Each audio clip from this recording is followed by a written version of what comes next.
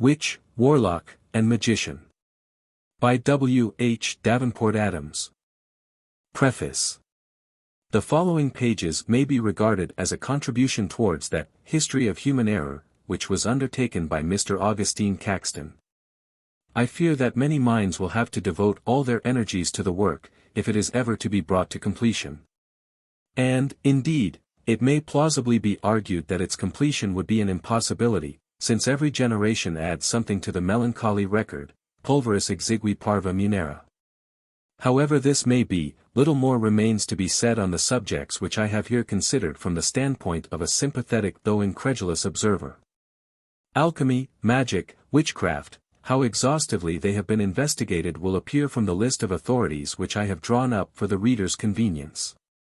They have been studied by adepts and by critics, as realities and as delusions. And almost the last word would seem to have been said by science, though not on the side of the adepts, who still continue to dream of the Hermetic philosophy, to lose themselves in fanciful pictures, theurgic and occult. And to write about the mysteries of magic with a simplicity of faith which we may wonder at, but are bound to respect. It has not been my purpose, in the present volume, to attempt a general history of magic and alchemy, or a scientific inquiry into their psychological aspects.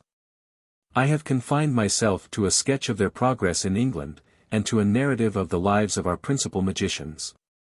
This occupies the first part. The second is devoted to an historical review of witchcraft in Great Britain, and an examination into the most remarkable witch trials, in which I have endeavored to bring out their peculiar features, presenting much of the evidence adduced. And in some cases the so-called confessions of the victims, in the original language. I believe that the details, notwithstanding the reticence imposed upon me by considerations of delicacy and decorum, will surprise the reader, and that he will readily admit the profound interest attaching to them, morally and intellectually. I have added a chapter on the Literature of Witchcraft, which, I hope, is tolerably exhaustive, and now offer the whole as an effort to present, in a popular and readable form. The result of careful and conscientious study extending over many years. W.H.D.A. How do you find this book? Any thoughts about the book or the author? Any suggestion for improvement?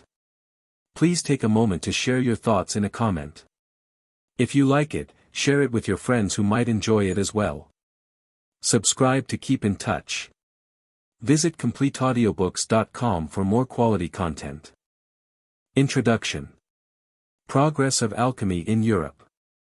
The word chi-eta mu epsilon iota alpha, from which we derive our English word chemistry, first occurs, it is said, in the lexicon of Suidas, a Greek writer who flourished in the 11th century. Here is his definition of it. Chemistry is the art of preparing gold and silver. The books concerning it were sought out and burnt by Diocletian, on account of the new plots directed against him by the Egyptians. He behaved towards them with great cruelty in his search after the treatises written by the ancients, his purpose being to prevent them from growing rich by a knowledge of this art, lest, emboldened by measureless wealth, they should be induced to resist the Roman supremacy.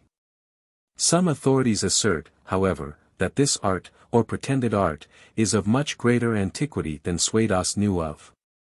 And Scaliger refers to a Greek manuscript by Zosimon, of the 5th century, which is entitled A Faithful Description of the Secret and Divine Art of Making Gold and Silver. We may assume that as soon as mankind had begun to set an artificial value upon these metals, and had acquired some knowledge of chemical elements, their combinations and permutations, they would entertain a desire to multiply them in measureless quantities. Dr. Shaw speaks of no fewer than 89 ancient manuscripts, scattered through the European libraries, which are all occupied with the chemical art, or the holy art, or, as it is sometimes called, the philosopher's stone. And a fair conclusion seems to be that, between the 5th century and the taking of Constantinople in the 15th, the Greeks believed in the possibility of making gold and silver, and called the supposed process, or processes, chemistry. The delusion was taken up by the Arabians when, under their Abbasid caliphs, they entered upon the cultivation of scientific knowledge. The Arabians conveyed it into Spain, whence its diffusion over Christendom was a simple work of time, sure if gradual. From the 11th to the 16th century, alchemy was more or less eagerly studied by the scholars of Germany, Italy, France, and England. And the volumes in which they recorded both their learning and their ignorance, the little they knew and the more they did not know, compose quite a considerable library. 122 are enumerated in the Bibliotheca Chemica Curiosa of Mangetus, a dry-as-dust kind of compilation, in 2 huge volumes, printed at Geneva in 1702. Any individual who has time and patience to expend ad libitum, cannot desire a fairer field of exercise than the Bibliotheca. One very natural result of all this vain research and profitless inquiry was a keen anxiety on the part of victims to dignify their labors by claiming for their sciences, falsely so-called, a venerable and mysterious origin. They accordingly asserted that the founder or creator was Hermes Trismegistus, whom some of them professed to identify with Shannon, the son of Ham, whose son Mizraim first occupied and peopled Egypt. Now, it is clear that any person might legitimately devote his nights and days to the pursuit of a science invented, or originally taught, by no less illustrious and ancient than Hermes Trismegistus. But to clothe it with the awe of a still greater antiquity, they affirmed that its principles had been discovered, engraved in Phoenician characters, on an emerald tablet which Alexander the Great exhumed from the philosopher's tomb. Unfortunately, as is always the case, the tablet was lost, but we are expected to believe that 2 Latin versions of the inscription had happily been preserved. One of these may be Englished as hereinunder. 1. I speak no frivolous things, but only what is true and most certain. 2. What is below resembles that which is above, and what is above resembles that which is below, to accomplish the one thing of all things most wonderful. 3. And as all things proceeded from the meditation of the one God, so were all things generated from this one thing by the disposition of nature. 4. Its father is Sol, its mother Luna. It was engendered in the womb by the air, and nourished by the earth. 5. It is the cause of all the perfection of things throughout the whole world. 6. It arrives at the highest perfection of powers if it be reduced into earth. 7. Separate the earth from the fire, the subtle from the gross, acting with great caution. 8. Ascend with the highest wisdom from earth to heaven, and thence descend again to earth, and bind together the powers of things superior and things inferior. So shall you compass the glory of the whole world, and divest yourself of the abjectness of humanity. 9. This thing has more fortitude than fortitude itself, since it will overcome everything subtle and penetrate everything solid. 10. All that the world contains was created by it. 11. Hence proceed things wonderful which in this wise were established. 12. For this reason the name of Hermes Trismegistus was bestowed upon me, because I am master of 3 parts of the philosophy of the whole world. 13. This is what I had to say concerning the most admirable process of the chemical art. These oracular utterances are so vague and obscure that an enthusiast may read into them almost any meaning he chooses, but there seems a general consensus of opinion that they refer to the universal medicine of the earlier alchemists. This, however, is of no great importance, since it is certain they were invented by some ingenious hand as late as the 15th century. Another forgery of a similar kind is the Tractatus Aureus de Lapidis Physicae Secretis, also attributed to Hermes. It professes to describe the process of making this universal medicine, or philosopher's stone, and the formulary is thus translated by Thomson. Cake of moisture an ounce and a half. Of meridional redness, that is, the soul of the sun, a 4th part, that is, half an ounce, of yellow sage likewise half an ounce, and of aura pigmentum half an ounce, making in all 3 ounces. Such a recipe does not seem to help forward an enthusiastic student to any material extent. The earlier alchemists. It is in the erudite writings of the great Arabian physician, Geber, that is, Abu Musa Jafar, surnamed al-Sofi, or the Wise, that the science of alchemy, or chemistry, at first the 2 were identical, first assumes a definite shape. Geber flourished in the early part of the 8th century, and wrote, it is said, upwards of 500 treatises on the philosopher's stone and the elixir of life. In reference to the latter mysterious potion, which possessed the wonderful power of conferring immortal youth on those who drank of it, one may remark that it was the necessary complement of the philosopher's stone. For what would be the use of an unlimited faculty of making gold and silver unless one could be sure of an immortality in which to enjoy its exercise? Geber's principal work, the Summi Perfectionis, containing instructions for students in search of the two great secrets, has been translated into several European languages. And an English version, by Richard Russell, The Alchemist, was published in 1686. Geber lays down, as a primary principle, that all metals are compounds of mercury and sulfur. They all labor under disease, he says, except gold, which is the one metal gifted with perfect health. Therefore, a preparation of it would dispel every ill which flesh is heir to, as well as the maladies of plants. We may excuse his extravagances, however, in consideration of the services he rendered to science by his discovery of corrosive sublimate, red oxide of mercury, white oxide of arsenic, nitric acid, oxide of copper, and nitrate of silver. All of which originally issued from Geber's laboratory. Briefly speaking, the hypothesis assumed by the alchemists was this: all the metals are compounds, and the baser contain the same elements as gold, contaminated, indeed, with various impurities, but capable, when these have been purged away, of assuming all its properties and characters. The substance which was to effect this purifying process they called the philosopher's stone, lapis philosophorum, though, as a matter of fact, it is always described as a powder red-colored, and smelling strongly. Few of the alchemists, however, venture on a distinct statement that they had discovered or possessed this substance. The arch-quack Paracelsus makes the assertion, of course, unblushing mendacity was part of his stock in trade. And he pretends even to define the methods by which it may be realized. Unfortunately, to ordinary mortals his description is absolutely unintelligible. Others there are who affirm that they had seen it, and seen it in operation, transmuting lead, quicksilver, and other of the inferior metals into ruddy gold. One wonders that they did not claim a share in a process which involved such boundless potentialities of wealth. Helvetius, the physician, though no believer in the magical art, tells the following wild story in his Vitulus Aureus. On December 26, 1666, a stranger called upon him, and, after discussing the supposed properties of the universal medicine, showed him a yellow powder, which he declared to be the lapis, and also 5 large plates of gold, which, he said, were the product of its action.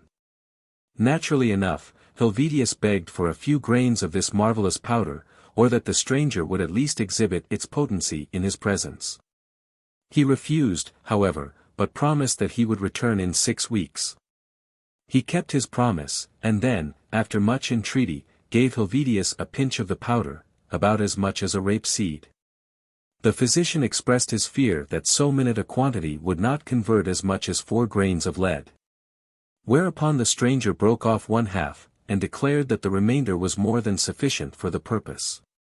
During their first conference, Helvetius had contrived to conceal a little of the powder beneath his thumbnail. This he dropped into some molten lead, but it was nearly all exhaled in smoke, and the residue was simply of a vitreous character. On mentioning this circumstance to his visitor, he explained that the powder should have been enclosed in wax before it was thrown into the molten lead, to prevent the fumes of the lead from affecting it. He added that he would come back next day, and show him how to make the projection. But as he failed to appear, Helvetius, in the presence of his wife and son, put 6 drams of lead into a crucible, and as soon as the lead was melted, flung into it the atoms of powder given to him by his mysterious visitor, having first rolled them up in a little ball of wax. At the end of a quarter of an hour he found the lead transmuted, so he avers, into gold. Its color at first was a deep green, but the mixture, when poured into a conical vessel, turned blood red, and, after cooling, acquired the true tint of gold.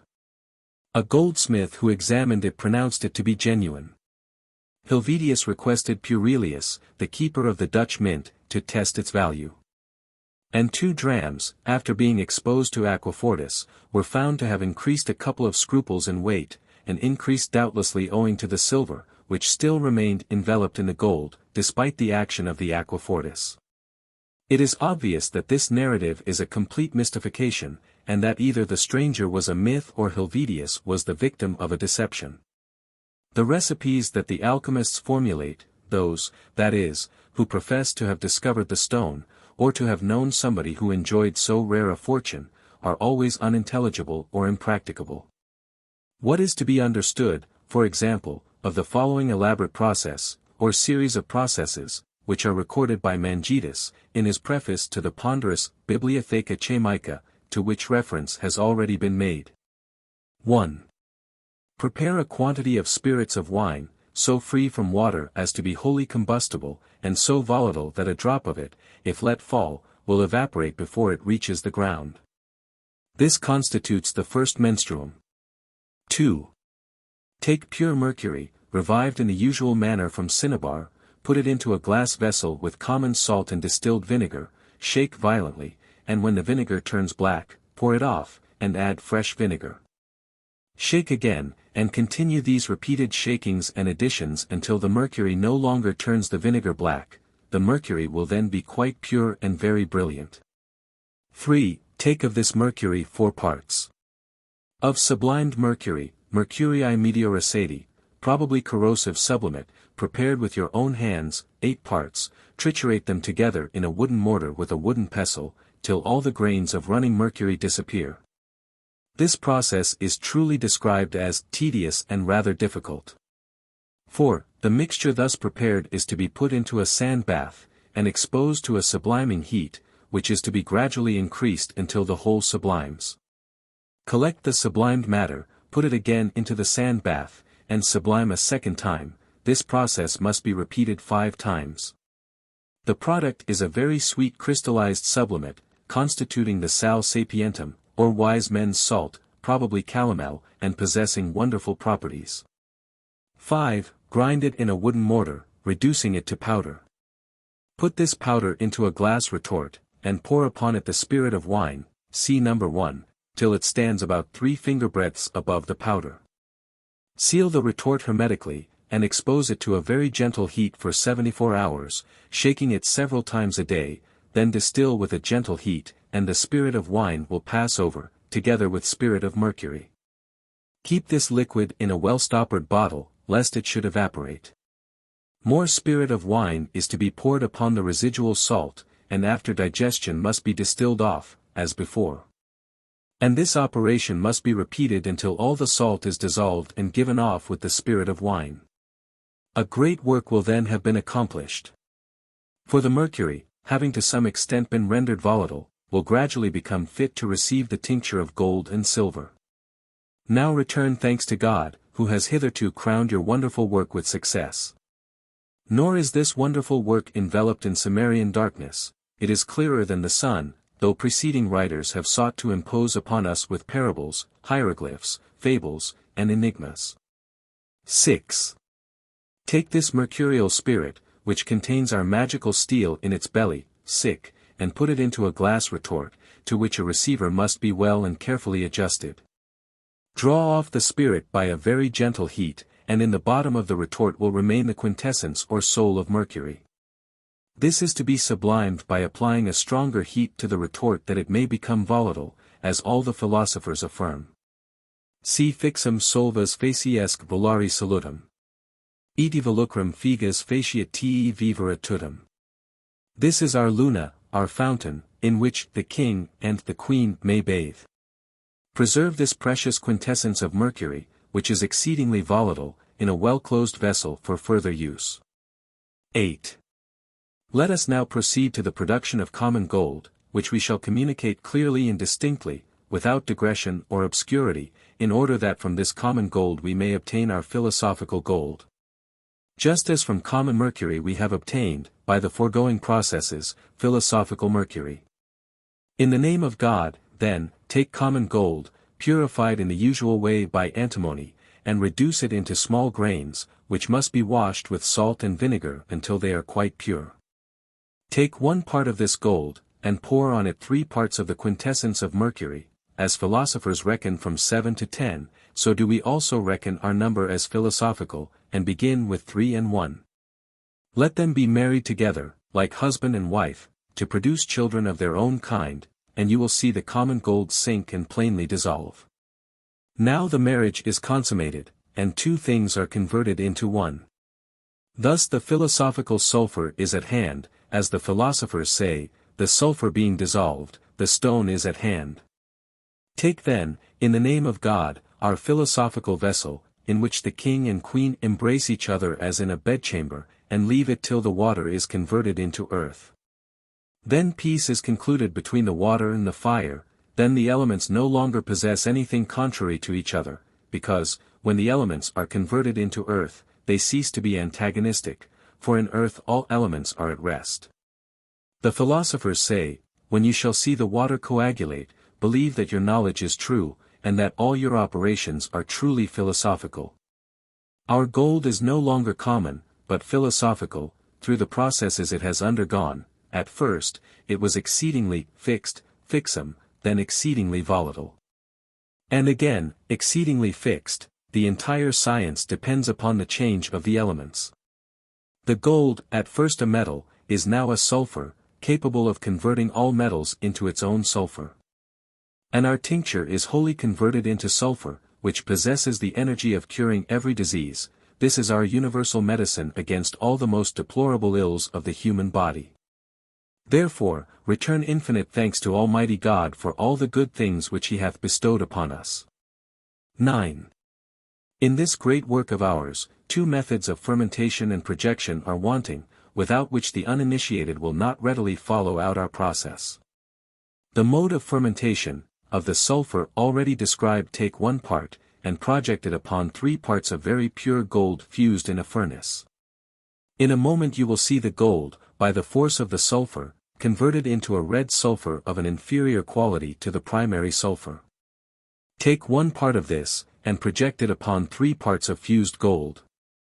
The whole will again be converted into a sulfur or a fixable mass. Mixing 1 part of this with 3 parts of gold, you will have a malleable and extensible metal. If you find it so, it is well. If not, add more sulfur, and it will again pass into a state of sulfur. Now our sulfur will sufficiently be fermented, or our medicine brought into a metallic nature. 10. The method of projection is this: take of the fermented sulfur 1 part, and project it upon 2 parts of mercury, heated in a crucible, and you will have a perfect metal. If its color be not sufficiently deep, fuse it again, and add more fermented sulfur, and thus it will gain color. If it become frangible, add a sufficient quantity of mercury, and it will be perfect. Thus, friend, you have a description of the universal medicine, not only for curing diseases and prolonging life, but also for transmuting all metals into gold. Give thanks, therefore, to Almighty God, who, taking pity on human calamities, hath at last revealed this inestimable treasure, and made it known for the common benefit of all. Such is the jargon with which these so-called philosophers imposed upon their dupes, and, to some extent perhaps, upon themselves. As Dr. Thomson points out, the philosopher's stone prepared by this elaborate process could hardly have been anything else than an amalgam of gold. Chloride of gold it could not have contained, because such a preparation, instead of acting medicinally, would have proved a most virulent poison.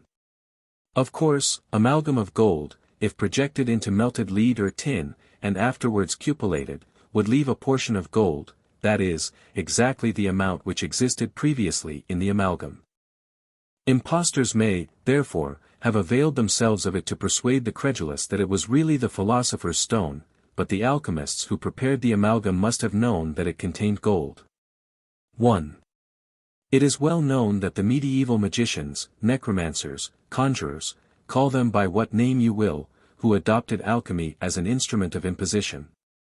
And by no means in the spirit of philosophical inquiry and research which had characterized their predecessors, resorted to various ingenious devices in order to maintain their hold upon their victims. Sometimes they made use of crucibles with false bottoms. At the real bottom they concealed a portion of oxide of gold or silver covered with powdered sulfur, which had been rendered adhesive by a little gummed water or wax. When heat was applied the false bottom melted away, and the oxide of gold or silver eventually appeared as the product of the operation at the bottom of the crucible. Sometimes they made a hole in a lump of charcoal, and filling it with oxide of gold or silver, stopped up the orifice with wax, or they soaked charcoal in a solution of these metals. Or they stirred the mixture in the crucible with hollow rods, containing oxide of gold or silver, closed up at the bottom with wax. A faithful representation of the stratagems to which the pseudo-alchemist resorted, that his dupes might not recover too soon from their delusion, is furnished by Ben Jonson in his comedy of The Alchemist. And his masque of Mercury Vindicated from the Alchemists. The dramatist was thoroughly conversant with the technicalities of the pretended science, and also with the deceptions of its professors. In the masque he puts into the mouth of Mercury an indignant protest. The mischief a secret any of them knows, above the consuming of coals and drawing of usquabag. Howsoever they may pretend, under the specious names of Geber, Arnold, Lully, or Bombast of Hohenheim, to commit miracles in art and treason against nature. As if the title of philosopher, that creature of glory, were to be fetched out of a furnace. But while the world is full of fools, it is too much to expect there shall be any lack of knaves to prey upon them. In the Middle Ages, the first of the great European alchemists I take to have been Albertus Magnus or Albertus Teutonicus, Frater Albertus de Colonia and Albertus Grotus, as he is also called. A man of remarkable intellectual energy and exceptional force of character, who has sometimes, and not without justice, been termed the founder of the schoolmen. Neither the place nor the date of his birth is authentically known, but he was still in his young manhood when, about 1222, he was appointed to the chair of theology at Padua, and became a member of the Dominican order. He did not long retain the professorship, and, departing from Padua, taught with great success in Ratisbon, Cologne, Strasbourg, and Paris, residing in the last-named city for 3 years, together with his illustrious disciple, Thomas Aquinas. In 1260 he was appointed to the see of Ratisbon, though he had not previously held any ecclesiastical dignity, but soon resigned, on the ground that its duties interfered vexatiously with his studies. 20 years later, at a ripe old age, he died, leaving behind him, as monuments of his persistent industry and intellectual subtlety, 120 ponderous folios, which include commentaries on Aristotle, on the Scriptures, and on Dionysius the Areopagite. Among his minor works occurs a treatise on alchemy, which seems to show that he was a devout believer in the science. From the marvelous stories of his thaumaturgic exploits which have come down to us, we may infer that he had attained a considerable amount of skill in experimental chemistry. The brazen statue which he animated, and the garrulity of which was so offensive that Thomas Aquinas one day seized a hammer, and, provoked beyond all endurance, smashed it to pieces, may be a reminiscence of his powers as a ventriloquist. And the following story may hint at an effective manipulation of the camera obscura. Count William of Holland and King of the Romans happening to pass through Cologne, Albertus invited him and his courtiers to his house to partake of refreshment. It was midwinter, but on arriving at the philosopher's residence they found the tables spread in the open garden, where snowdrifts lay several feet in depth. Indignant at so frugal a reception, they were on the point of leaving, when Albertus appeared, and by his courtesies induced them to remain. Immediately the scene was lighted up with the sunshine of summer, a warm and balmy air stole through the whispering boughs, the frost and snow vanished, the melodies of the lark dropped from the sky like golden rain. But as soon as the feast came to an end the sunshine faded, the birds ceased their song, clouds gathered darkling over the firmament, an icy blast shrieked through the gibbering branches, and the snow fell in blinding showers. So that the philosopher's guests were glad to fold their cloaks about them and retreat into the kitchen to grow warm before its blazing fire. Was this some clever scenic deception, or is the whole a fiction? A knowledge of the secret of the elixir vitae was possessed, it is said, by Alain de Lisle, or Alanus de Insulis. But either he did not avail himself of it, or failed to compound a sufficient quantity of the magic potion, for he died under the sacred roof of Citeaux, in 1298, at the advanced age of 110. Arnold de Villeneuve, who attained, in the 13th century, some distinction as a physician, an astronomer, an astrologer, and an alchemist, and was really a capable man of science. As science was then understood, formulates an elaborate recipe for rejuvenating oneself, which, however, does not seem to have been very successful in his own case, since he died before he was 70. Perhaps he was as disgusted with the compound as, in the well-known epitaph, the infant was with this mundane sphere, he liked it not, and died. I think there are many who would forfeit longevity rather than partake of it. Twice or thrice a week you must anoint your body thoroughly with the manna of Cassia. And every night, before going to bed, you must place over your heart a plaster, composed of a certain quantity, or, rather, uncertain, for definite and precise proportions are never particularized, of oriental saffron, red rose leaves, sandalwood, aloes, and amber, liquefied in oil of roses and the best white wax. During the day this must be kept in a leaden casket. You must next pen up in a court, where the water is sweet and the air pure, 16 chickens, if you are of a sanguine temperament, 25, if phlegmatic, and 30, if melancholic. Of these you are to eat one a day, after they have been fattened in such a manner as to have absorbed into their system the qualities which will ensure your longevity. For which purpose they are first to be kept without food until almost starved, and then gorged with a broth of serpents and vinegar, thickened with wheat and beans, for at least 2 months. When they are served at your table you will drink a moderate quantity of white wine or claret to assist digestion. I should think it would be needed. Among the alchemists must be included Pietro Diapono. He was an eminent physician. But, being accused of heresy, was thrown into prison and died there. His ecclesiastical persecutors, however, burned his bones rather than be entirely disappointed of their auto da fe. Like most of the medieval physicians, he indulged in alchemical and astrological speculations, but they proved to Pietro Diapono neither pleasurable nor profitable.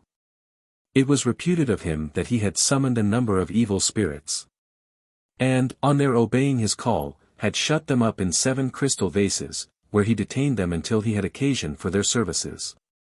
In his selection of them he seems to have displayed a commendably Catholic taste and love of knowledge. For one was an expert in poetry, another in painting, a third in philosophy, a fourth in physic, a fifth in astrology, a sixth in music, and a seventh in alchemy. So that when he required instruction in either of these arts or sciences, he simply tapped the proper crystal vase and laid on a spirit. The story seems to be a fanciful allusion to the various acquirements of Pietro Diapono. But if intended at first as a kind of allegory, it came in due time to be accepted literally. I pass on to the great Spanish alchemist and magician, Raymond Lully, or Lully, who was scarcely inferior in fame, or the qualities which merited fame, even to Albertus Magnus. He was a man, not only of wide, but of accurate scholarship. And the 200 or 300 treatises which proceeded from his pen traversed the entire circle of the learning of his age, dealing with almost every conceivable subject from medicine to morals, from astronomy to theology, and from alchemy to civil and canon law. His life had its romantic aspects, and his death, in 1315, was invested with something of the glory of martyrdom. For while he was preaching to the Moslems at Bona, the mob fell upon him with a storm of stones, and though he was still alive when rescued by some Genoese merchants, and conveyed on board their vessel, he died of the injuries he had received before it arrived in a Spanish port. There seems little reason to believe that Lully visited England about 1312, on the invitation of Edward II. Dickinson, in his work on The Quintessences of the Philosophers, asserts that his laboratory was established in Westminster Abbey, that is, in the cloisters, and that some time after his return to the continent a large quantity of gold dust was found in the cell he had occupied. Langlet du Fresnoy contends that it was through the intervention of John Kramer, Abbot of Westminster, a persevering seeker after the lapis philosophorum, that he came to England. Kramer having described him to King Edward as a man of extraordinary powers. Robert Constantine, in his Nomenclator Scriptorum Medicorum, 1515, professes to have discovered that Lully resided for some time in London, and made gold in the Tower, and that he had seen some gold pieces of his making, which were known in England as the Nobles of Raymond, or Rose Nobles. But the great objections to these very precise statements rests on two facts pointed out by Mr. Waite, that the rose noble, so called because a rose was stamped on each side of it, was first coined in 1465, in the reign of Edward IV. And that there never was an Abbot Cramer of Westminster. Jean de Meung is also included among the alchemists. But he bequeathed to posterity in his glorious poem of the Roman de la Rose something very much more precious than would have been any formula for making gold. In one sense he was indeed an alchemist, and possessed the secret of the universal medicine, for in his poem his genius has transmuted into purest gold the base ore of popular traditions and legends. Some of the stories which Langlet du Fresnoy tells of Nicholas Flamel were probably invented long after his death, or else we should have to brand him as a most audacious knave.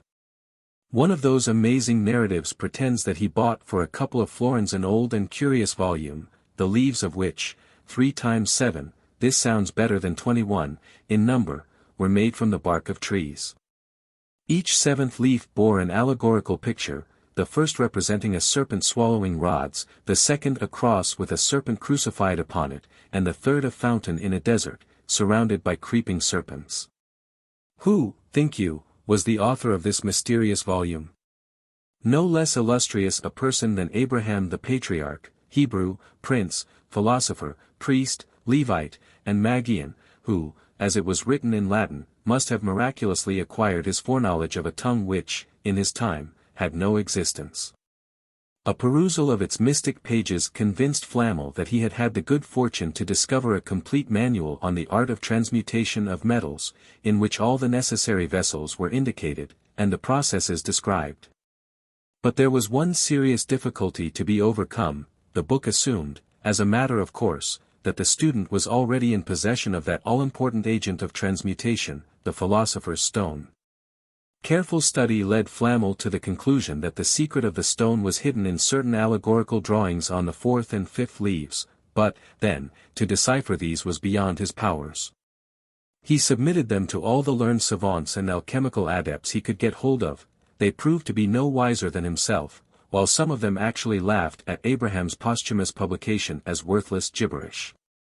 Flamel, however, clung fast to his conviction of the inestimable value of his find, and daily pondered over the 2 cryptic illustrations, which may thus be described. On the first page of the 4th leaf Mercury was contending with a figure, which might be either Saturn or Time, probably the latter, as he carried on his head the emblematical hourglass, and in his hand the not less emblematical scythe. On the second stage a flower upon a mountain-top presented the unusual combination of a blue stalk, with red and white blossoms, and leaves of pure gold. The wind appeared to blow it about very harshly, and a gruesome company of dragons and griffins encompassed it. Upon the study of these provokingly obscure designs Flamel fruitlessly expended the leisure time of thrice 7 years, after which, on the advice of his wife, he repaired to Spain to seek the assistance of some erudite Jewish rabbi. He had been wandering from place to place for a couple of years, when he met, somewhere in Lyon, a learned Hebrew physician, named Knaves, who agreed to return with him to Paris, and there examine Abraham's volume. Knaves was deeply versed in all the lore of the Kabbalah, and Flamel hung with delight on the words of wisdom that dropped from his eloquent lips. But at Orleans Knaves was taken ill with a malady of which he died, and Flamel found his way home, a sadder, if not a wiser, man. He resumed his study of the book, but for 2 more years could get no clue to its meaning. In the 3rd year, recalling some deliverance of his departed friend, the rabbi, he perceived that all his experiments had hitherto proceeded upon erroneous principles. He repeated them upon a different basis, and in a few months brought them to a successful issue. On January 13, 1382, he converted mercury into silver, and on April 25 into gold. Well might he cry in triumph, Eureka! The great secret, the sublime magistery was his. He had discovered the art of transmuting metals into gold and silver, and, so long as he kept it to himself, had at his command the source of inexhaustible wealth. At this time Nicholas Flamel, it is said, was about 80 years old. His admirers assert that he also discovered the elixir of immortal life. But, as he died in 1419, at the age, it is alleged, of 116, he must have been content with the merest sip of it. Why did he not reveal its ingredients for the general benefit of our afflicted humanity? His immense wealth he bequeathed to churches and hospitals, thus making a better use of it after death than he had made of it in his lifetime. For it is said that Flamel was a usurer, and that his philosopher's stone was cent per cent. It is true enough that he dabbled in alchemy, and probably he made his alchemical experiments useful in connection with his usurious transactions.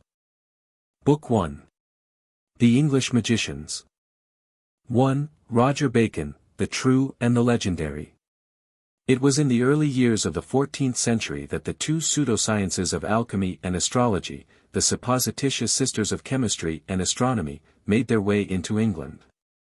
At first their progress was by no means so rapid as it had been on the continent, for in England, as yet, there was no educated class prepared to give their leisure to the work of experimental investigation.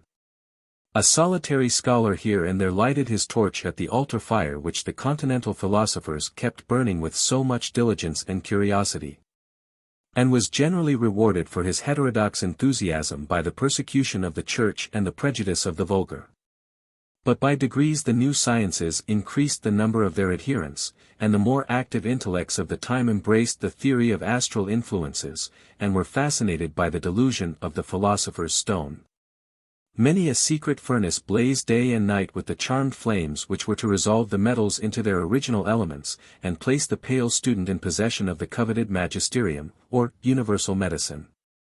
At length the alchemists became a sufficiently numerous and important body to draw the attention of the government, which regarded their proceedings with suspicion, from a fear that the result might injuriously affect the coinage. In 1434 the legislature enacted that the making of gold or silver should be treated as a felony. But the Parliament was influenced by a very different motive from that of the king and his council, its patriotic fears being awakened lest the executive, enabled by the new science to increase without limit the pecuniary resources of the crown, should be rendered independent of parliamentary control. In the course of a few years, however, broader and more enlightened views prevailed, and it came to be acknowledged that scientific research ought to be relieved from legislative interference. In 1455 Henry VI issued 4 patents in succession to certain knights, London citizens, chemists, monks, mass priests, and others, granting them leave and license to undertake the discovery of the philosopher's stone, to the great benefit of the realm, and the enabling the king to pay all the debts of the crown in real gold and silver. On the remarkable fact that these patents were issued to ecclesiastics as well as laymen, Prynne afterwards remarked, with true theological acridity, that they were so included because they were such good artists in transubstantiating bread and wine in the Eucharist, and were, therefore, the more likely to be able to effect the transmutation of base metals into better. Nothing came of the patents.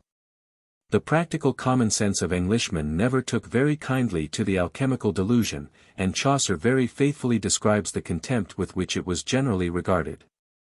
Enthusiasts there were, no doubt, who firmly believed in it, and knaves who made a profit out of it, and dupes who were preyed upon by the knaves, and so it languished on through the 16th and 17th centuries. It seems at one time to have amused the shrewd intellect of Queen Elizabeth, and at another to have caught the volatile fancy of the second Villiers, Duke of Buckingham.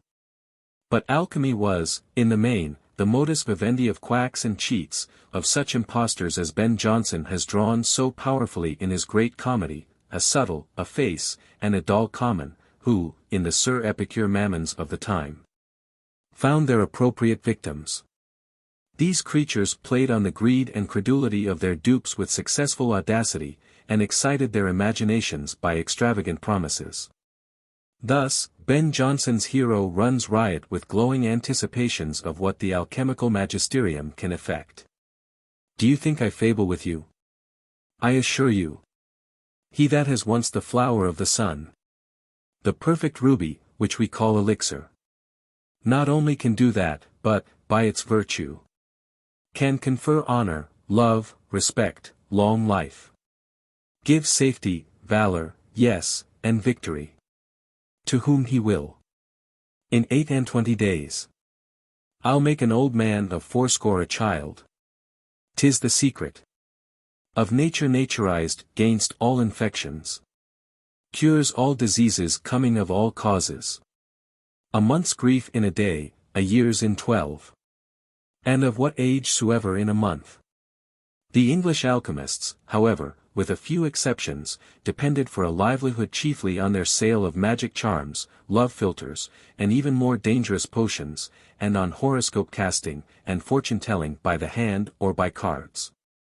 They acted, also, as agents in many a dark intrigue and unlawful project, being generally at the disposal of the highest bidder, and seldom shrinking from any crime. The earliest name of note on the roll of the English magicians, necromancers and alchemists is that of Roger Bacon.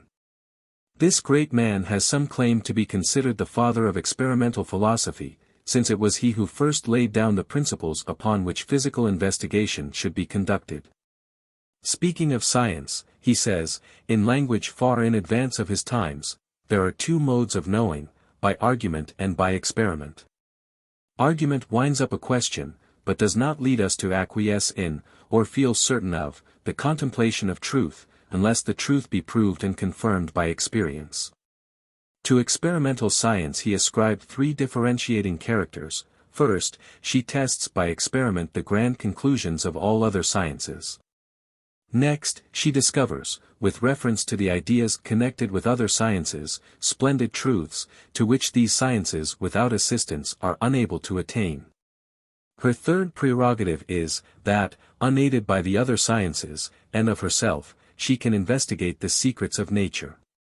These truths, now accepted as trite and self-evident, ranked, in Roger Bacon's day, as novel and important discoveries. He was born at Ilchester, in Somersetshire, in 1214. Of his lineage, parentage, and early education we know nothing, except that he must have been very young when he went to Oxford, for he took orders there before he was 20. Joining the Franciscan Brotherhood, he applied himself to the study of Greek, Latin, Hebrew, and Arabic. But his genius chiefly inclined towards the pursuit of the natural sciences, in which he obtained such a mastery that his contemporaries accorded to him the flattering title of the Admirable Doctor. His lectures gathered round him a crowd of admiring disciples, until the boldness of their speculations aroused the suspicion of the ecclesiastical authorities, and in 1257 they were prohibited by the general of his order. Then Pope Innocent IV interfered, interdicting him from the publication of his writings, and placing him under close supervision.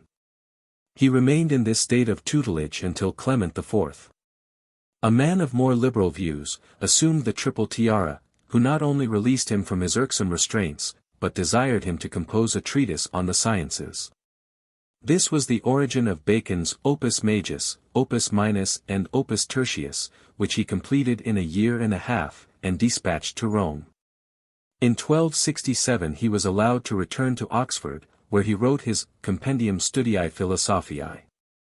His vigorous advocacy of new methods of scientific investigation, or, perhaps, his unsparing exposure of the ignorance and vices of the monks and the clergy, again brought down upon him the heavy arm of the ecclesiastical tyranny.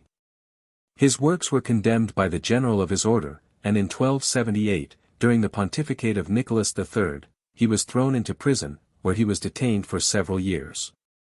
It is said that he was not released until 1292, the year in which he published his latest production, the Compendium Studii Theologiae. 2 years afterwards he died. In many respects Bacon was greatly in advance of his contemporaries, but his general repute ignores his real and important services to philosophy, and builds up a glittering fabric upon mechanical discoveries and inventions to which, it is to be feared, he cannot lay claim. As Professor Adamson puts it, he certainly describes a method of constructing a telescope, but not so as to justify the conclusion that he himself was in possession of that instrument. The invention of gunpowder has been attributed to him on the strength of a passage in one of his works, which, if fairly interpreted, disposes at once of the pretension. Besides, it was already known to the Arabs.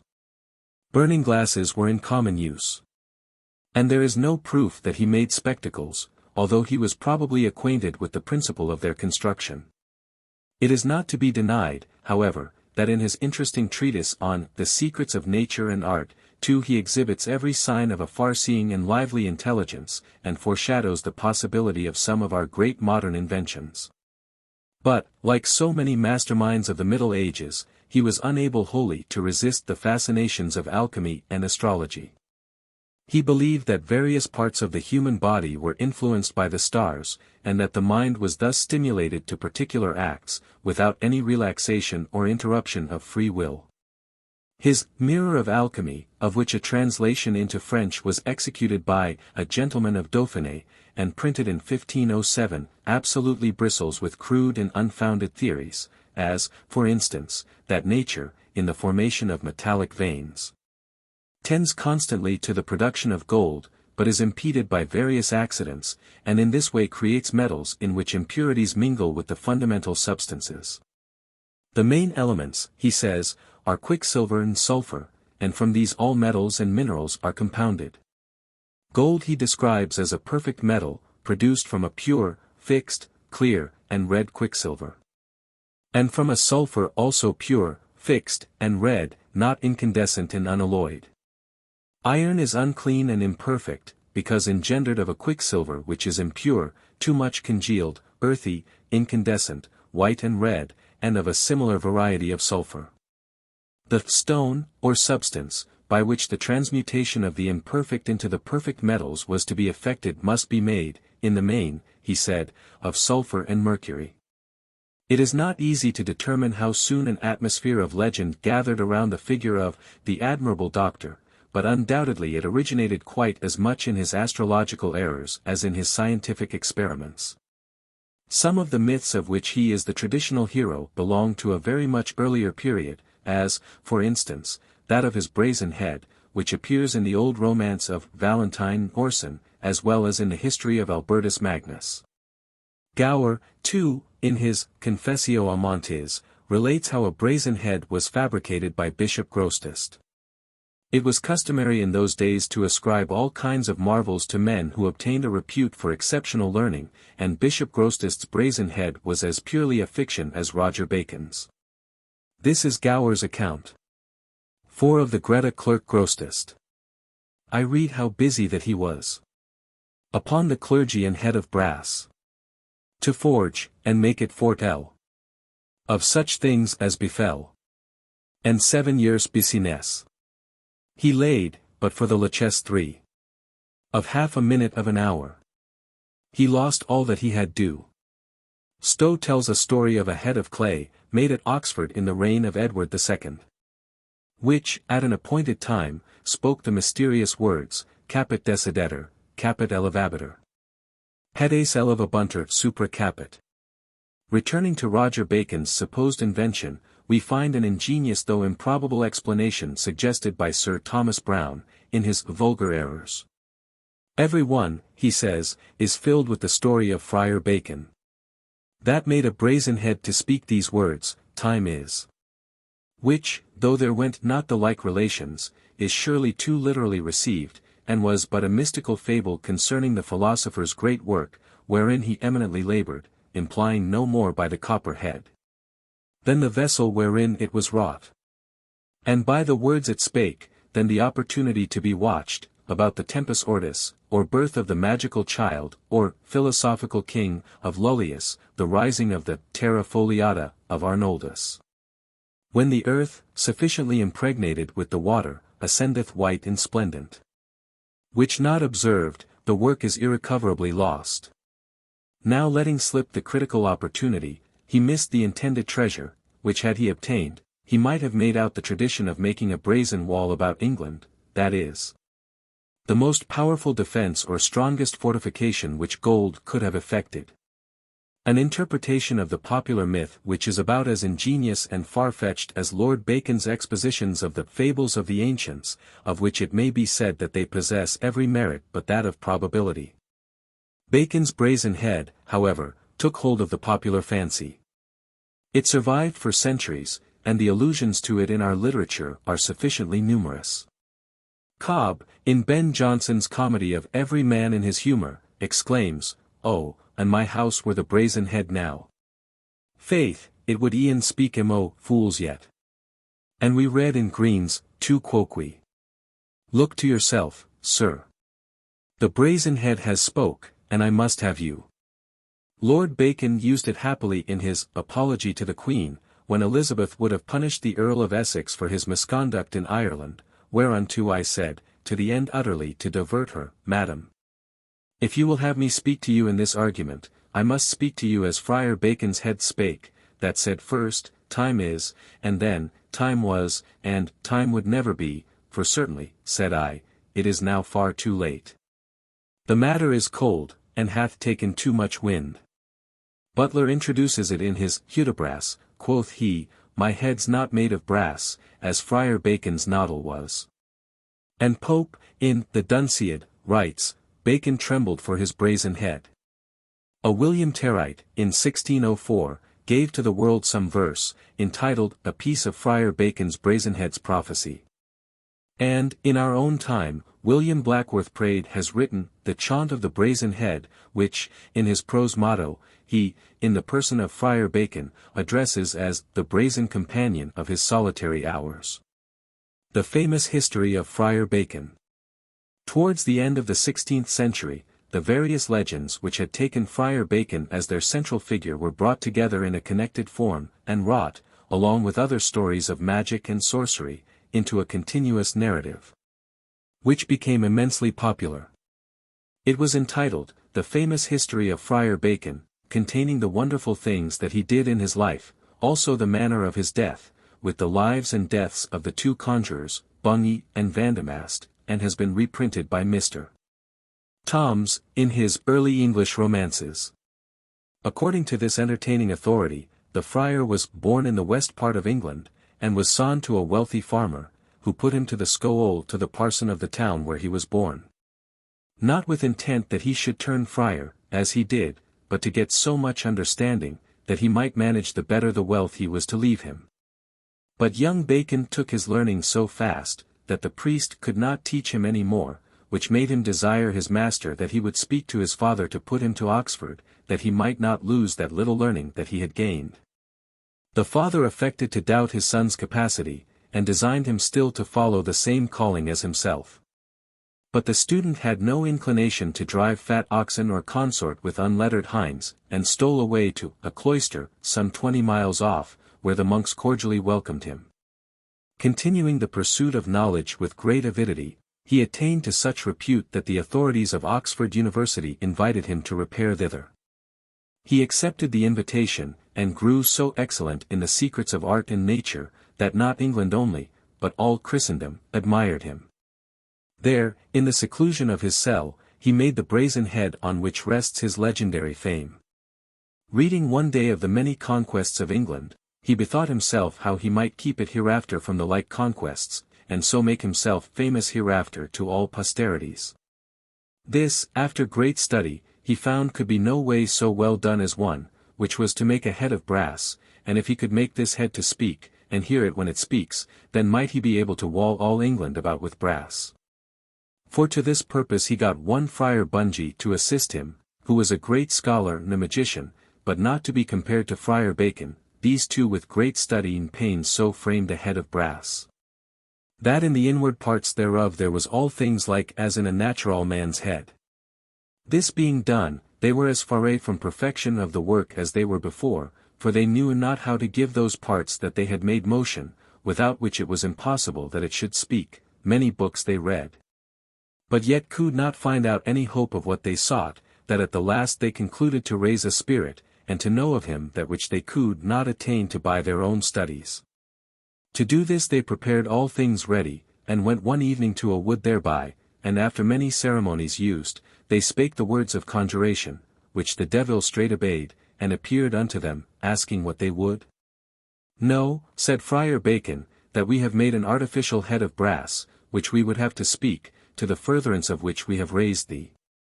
And being raised, we will here keep thee, unless thou tell to us the way and manner how to make this head to speak. The devil told him that he had not that power of himself. Beginner of lies, said Friar Bacon, I know that thou dost dissemble, and therefore tell it us quickly, or else we will here bind thee to remain during our pleasures. At these threatenings the devil consented to do it, and told them, that with a continual fume of the 6 hottest simples it should have motion, and in 1 month space speak. The time of the moneth or day he knew not, also he told them, that if they heard it not before it had done speaking, all their labor should be lost. They being satisfied, licensed the spirit for to depart. Then went these 2 learned friars home again, and prepared the simples ready, and made the fume, and with continual watching attended when this brazen head would speak. Thus watched they for 3 weeks without any rest, so that they were so weary and sleepy that they could not any longer refrain from rest. Then called Friar Bacon his man Miles, and told him that it was not unknown to him what pains Friar Bungay and himself had taken for 3 weeks' space, only to make and to hear the brazen head speak, which if they did not, then had they lost all their labor, and all England had a great loss thereby. Therefore he entreated Miles that he would watch whilst that they slept, and call them if the head speak. Fear not, good master, said Miles, I will not sleep, but hearken and attend upon the head, and if it do chance to speak, I will call you, therefore I pray take you both your rests and let me alone for watching this head. After Friar Bacon had given him a great charge the 2nd time, Friar Bungay, and he went to sleep, and Miles was left alone to watch the brazen head. Miles, to keep him from sleeping, got a tabor and pipe, and being merry disposed, with his own music kept from sleeping at last. After some noise the head spake these 2 words, time is. Miles, hearing it to speak no more, thought his master would be angry if he waked him for that, and therefore he let them both sleep, and began to mock the head in this manner, Thou brazen-faced head! Hath my master took all these pains about thee, and now dost thou requite him with 2 words, time is? Had he watched with a lawyer so long as he hath watched with thee, he would have given him more and better words than thou hast yet. If thou canst speak no wiser, they shall sleep till doomsday for me, time is. I know time is, and that you shall hear, goodman brazen face. Time is for some to eat. Time is for some to sleep. Time is for some to laugh. Time is for some to weep. Time is for some to sing. Time is for some to pray. Time is for some to creep. That have drunken all the day. Do you tell us, Coppernose, when time is? I hope we Scholars know our times, when to drink drunk, when to kiss our hostess, when to go on her score, and when to pay it, that time comes seldom. After half an hour had passed, the head did speak again, 2 words, which were these, time was. Miles respected these words as little as he did the former, and would not wake them, but still scoffed at the brazen head that it had learned no better words. And have such a tutor as his master, and in scorn of it sung this song. Time was when thou, a kettle, wert filled with better matter. But Friar Bacon did thee spoil, when he thy sides did batter. Time was when conscience dwelled with men of occupation. Time was when lawyers did not thrive so well by men's vexation. Time was when kings and beggars of one poor stuff had being. Time was when office kept no knaves. That time it was worth seeing. Time was a bowl of water, did give the face reflection. Time was when women knew no paint, which now they call complexion. Time was. I know that, brazen face, without your telling, I know time was, and I know what things there was when time was. And if you speak no wiser, no master shall be waked for me. Thus Miles talked and sung till another half hour was gone, then the brazen head spake again these words, time is past. And therewith fell down, and presently followed a terrible noise, with strange flashes of fire, so that Miles was half dead with fear. At this noise the 2 friars awaked, and wondered to see the whole room so full of smoke. But that being vanished, they might perceive the brazen head broken and lying on the ground. At this sight they grieved, and called Miles to know how this came. Miles, half dead with fear, said that it fell down of itself, and that with the noise and fire that followed he was almost fright out of his wits. Friar Bacon asked him if he did not speak. Yes, quoth Miles, it spake, but to no purpose, he have a parret speak better in that time that you have been teaching this brazen head. Out on thee, villain, said Friar Bacon. Thou hast undone us both, hadst thou but called us when it did speak, all England had been walled round about with brass, to its glory and our eternal fames. What were the words it spake? Very few, said Miles, and those were none of the wisest that I have heard neither. First he said, Time is. Hadst thou called us then, said Friar Bacon, we had been made for ever. Then, said Miles, half an hour after it spake again, and said, Time was. And wouldst thou not call us then, said Bungie. Alas! Said Miles, I thought he would have told me some long tale, and then I purposed to have called you. Then half an hour after he cried, Time is past, and made such a noise that he hath waked you himself, methinks. At this Friar Bacon was in such a rage that he would have beaten his man, but he was restrained by Bungie, but nevertheless, for his punishment, he with his art struck him dumb for 1 whole month's space. Thus the great work of these learned friars was overthrown, to their great griefs, by this simple fellow. The historian goes on to relate many instances of Friar Bacon's thaumaturgical powers. He captures a town which the king had besieged for 3 months without success. He puts to shame a German conjurer named Vandermast, and he performs wonders in love affairs. But at length a fatal result to one of his magical exploits induces him to break to pieces his wonderful glass and doff his conjurer's robe. Then, receiving intelligence of the deaths of Vandermast and Friar Bungie, he falls into a deep grief, so that for 3 days he refuses to partake of food, and keeps his chamber. In the time that Friar Bacon kept his chamber, he fell into divers meditations, sometimes into the vanity of arts and sciences, then would he condemn himself for studying of those things that were so contrary to his order soul's health. And would say, that magic made a man a devil, sometimes would he meditate on divinity. Then would he cry out upon himself for neglecting the study of it, and for studying magic, sometime would he meditate on the shortness of man's life, then would he condemn himself for spending a time so short. So ill as he had done his, so would he go from one thing to another, and in all condemn his former studies. And that the world should know how truly he did repent his wicked life, he caused to be made a great fire.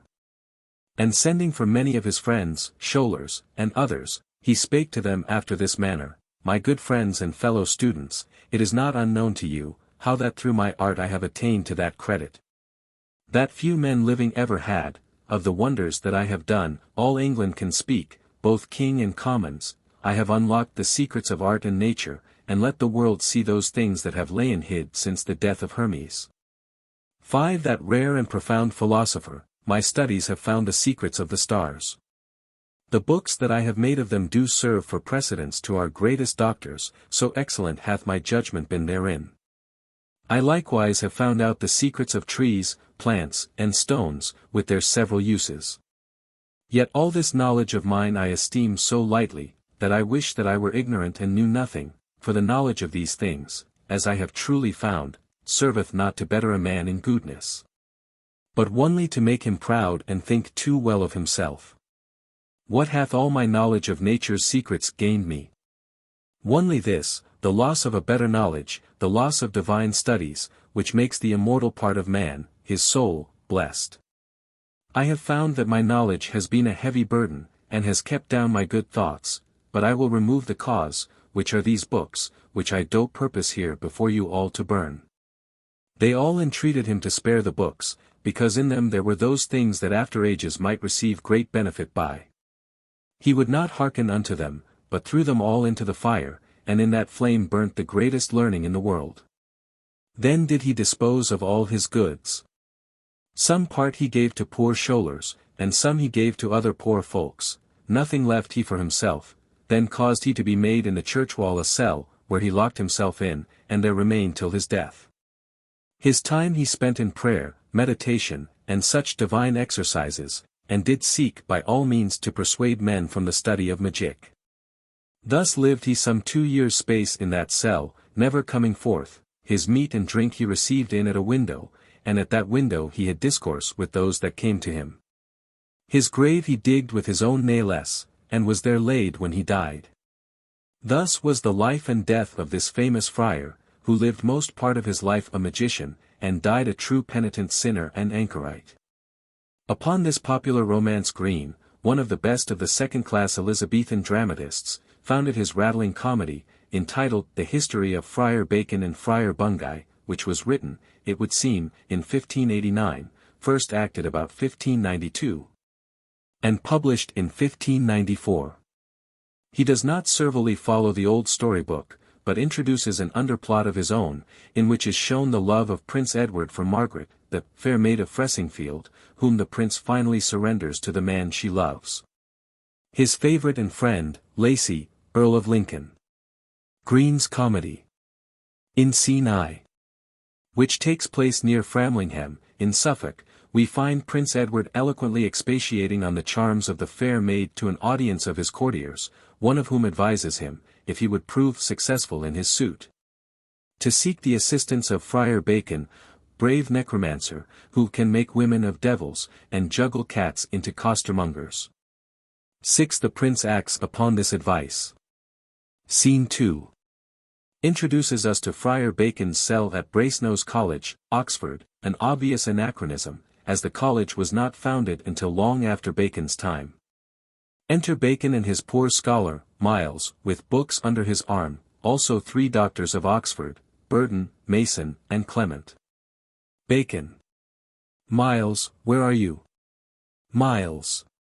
Hic sum, doctissim et reverendissime doctor. Here I am, most learned and reverend doctor. Bacon. Acelisti nostros libros meos de necromantia. Hast thou brought my books of necromancy? Miles. Ecce quam bonum et quam jucundum habitera libros in unum. See how good and how pleasant it is to dwell among books together. Bacon. Now, masters of our academic state, that rule in Oxford, viceroys in your place, whose heads contain maps of the liberal arts, spending your time in depths of learned skill, why flock you thus to Bacon's secret cell? A friar newly stalled and brazen nose? Say what's your mind, that I may make reply. Burden. Bacon, we hear that long we have suspect, that thou art read in magic's mystery, in pyromancy, 7 to divine by flames, to tell by hydromancy, ebbs and tides, by aeromancy to discover doubts, to plane out questions, as Apollo did. Bacon. Well, Master Burden, what of all this? Miles. Marry, sir, he doth but fulfill, by rehearsing of these names, the fable of the fox and the grapes, that which is above us pertains nothing to us. Bird. I tell thee, Bacon, Oxford makes report. Nay, England, and the court of Henry says, thou art making of a brazen head by art, which shall unfold strange doubts and aphorisms, and read a lecture in philosophy, and, by the help of devils and ghastly fiends, thou mean'st, ere many years or days be past, to compass England with a wall of brass. Bacon. And what of this? Miles. What of this, master? Why, he doth speak mystically, for he knows, if your skill fail to make a brazen head, yet Master Water's strong ale will fit his time to make him have a copper nose. Bacon. Seeing you come as friends unto the friar, resolve you, doctors, Bacon can by books make storming Boreas thunder from his cave, and dim fair Luna to a dark eclipse. The great arch-ruler, potentate of hell, tumbles when Bacon bids him, or his fiends, bow to the force of his Pentagron. 8. I have contrived and framed a head of brass. I made Belcephon hammer out the stuff, and that by art shall read philosophy. And I will strengthen England by my skill, that if 10 Caesars lived and reigned in Rome, with all the legions Europe doth contain, they should not touch a grass of English ground. The work that Ninus reared at Babylon, the brazen walls framed by Semiramis, carved out like to the portal of the sun, shall not be such as rings the English strand, from Dover to the marketplace of Rye. In this patriotic resolution of the potent friar the reader will trace the influence of the national enthusiasm awakened, only a few years before Green's comedy was written and produced, by the menace of the Spanish Armada. It is unnecessary to quote the remainder of this scene, in which Bacon proves his magical skill at the expense of the jealous Burton. Scene 3. Passes at Harleston Fair, and introduces Lacy, Earl of Lincoln, disguised as a rustic, and the comely Margaret. In Scene 4, at Hampton Court, Henry III. receives Eleanor of Castile, who is betrothed to his son, Prince Edward, and arranges with her father, the Emperor, a competition between the great German magician, Jacques Vandermast, and Friar Bacon, England's only flower. In Scene V. we pass on to Oxford, where some comic incidents occur between Prince Edward, in disguise, and his courtiers, and in Scene 6. To Friar Bacon's cell, where the friar shows the prince in his glass perspective, or magic mirror, the figures of Margaret, Friar Bungay, and Earl Lacy, and reveals the progress of Lacy's suit to the rustic beauty. Bacon summons Bungay to Oxford, straddling on a devil's back, and the scene then changes to the Regent House, and degenerates into the rudest farce. At Fressingfield, in Scene 8.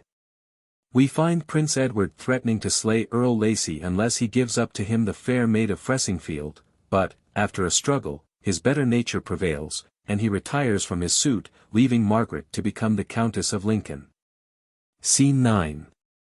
carries us back to Oxford, where Henry III, the Emperor, and a goodly company have assembled to witness the trial of skill between the English and the German magicians, the first international competition on record. In which, of course, Vandermast is put to ridicule. Passing over Scene X as unimportant, we return, in Scene 11. to Bacon's cell, where the great magician is lying on his bed, with a white wand in one hand, a book in the other, and beside him a lighted lamp. The brazen head is there, with Miles, armed, keeping watch over it. Here the dramatist closely follows the old story. The friar falls asleep, the head speaks once and twice, and Miles fails to wake his master. It speaks the third time. A lightning flashes forth, and a hand appears that breaks down the head with a hammer. Bacon awakes to lament over the ruin of his work, and load the careless Miles with unavailing reproaches. But the whole scene is characteristic enough to merit transcription. Scene 11. Friar Bacon's cell. Friar Bacon is discovered lying on a bed, with a white stick in one hand, a book in the other, and a lamp lighted beside him. And the brazen head, and Miles with weapons by him. Bacon. Miles, where are you? Miles. Here, sir. Bacon. How chance you tarry so long? Miles. Think you that the watching of the brazen head craves no furniture? I warrant you, sir, I have so armed myself that if all your devils come, I will not fear them an inch. Bacon. Miles. Thou know'st that I have dived into hell, and sought the darkest palaces of fiends. That with my magic spells great Belcephon hath left his lodge and kneeled at my cell. The rafters of the earth rent from the poles, and three-formed Luna hid her silver looks, tumbling upon her concave continent.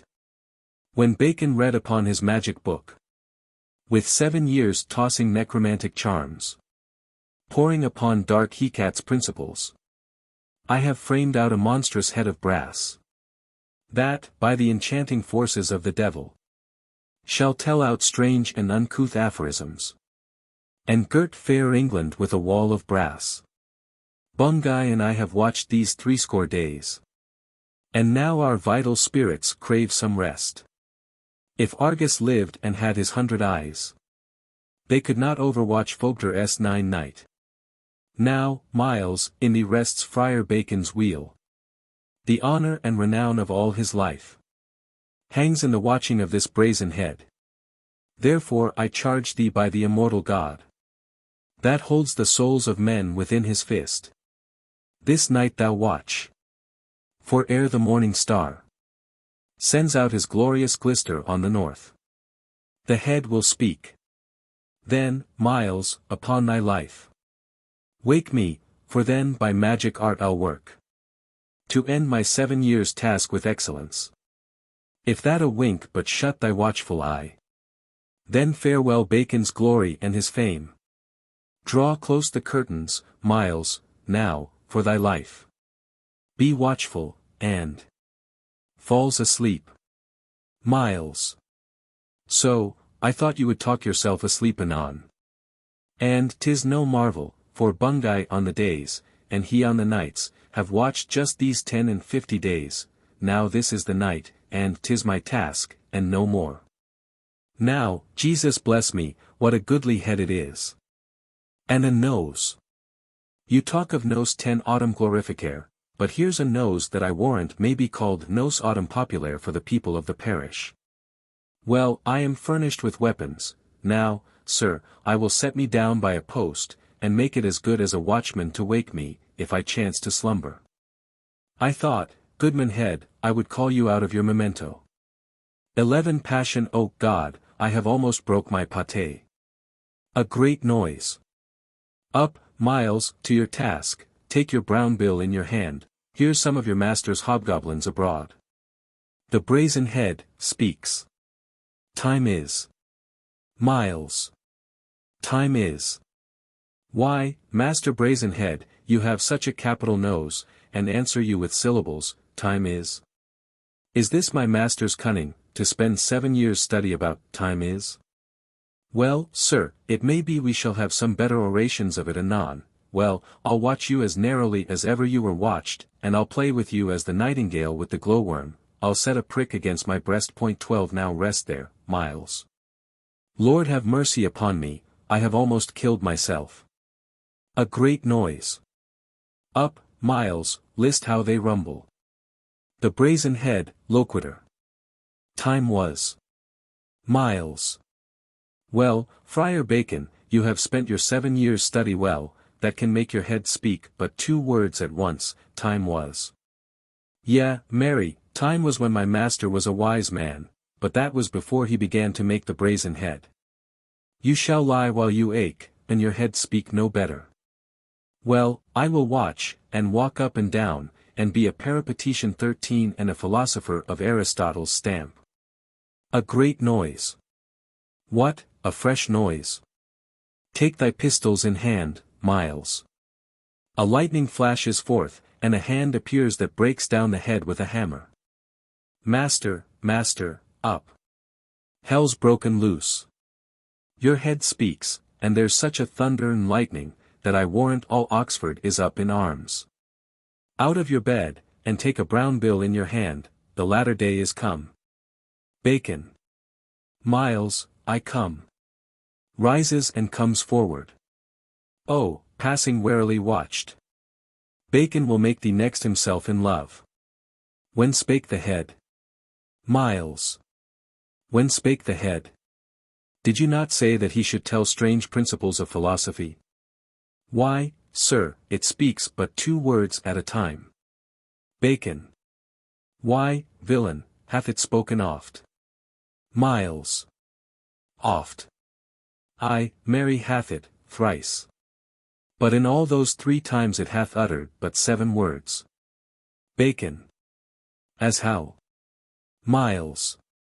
Mary, sir, the first time he said, time is, as if Fabius Commentator 14 should have pronounced a sentence, then he said, time was.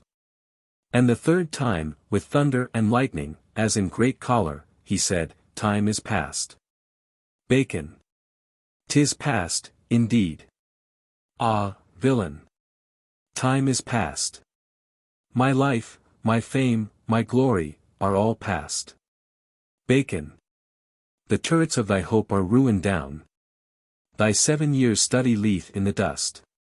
Thy brazen head lies broken through a slave. That watched, and would not when the head did will. What said the head first? Miles. Even, sir, time is. Bacon. Villain, if thou hadst called to Bacon then. If thou hadst watched, and waked the sleepy friar. The brazen head had uttered aphorisms. And England had been circled round with brass. But proud Asminoth, 15 ruler of the north. And Demogorgon, 16 master of the fates. Grudge that a mortal man should work so much. Hell trembled at my deep commanding spells. Fiends frowned to see a man their overmatch. Bacon might boast more than a man might boast. But now the brave 17 of Bacon have an end. Europe's conceit of Bacon hath an end. His 7 years' practice sorteth to ill end. And, villain, sith my glory hath an end, I will appoint thee to some fatal end. Point 18. Villain, avoid. Get thee from Bacon's sight. Vagrant, go, roam and range about the world. And perish as a vagabond on earth. Miles. Why, then, sir, you forbid me your service? Bacon. My service, villain, with a fatal curse. That direful plagues and mischief fall on thee. Miles. 'Tis no matter, I am against you with the old proverb, the more the fox is cursed, the better he fares. God be with you, sir, I'll take but a book in my hand, a wide-sleeved gown on my back, and a crowned cap 19 on my head, and see if I can merit promotion. Bacon. Some fiend or ghost haunt on thy weary steps. Until they do transport thee quick to hell. For Bacon shall have never any day to lose the fame and honor of his head.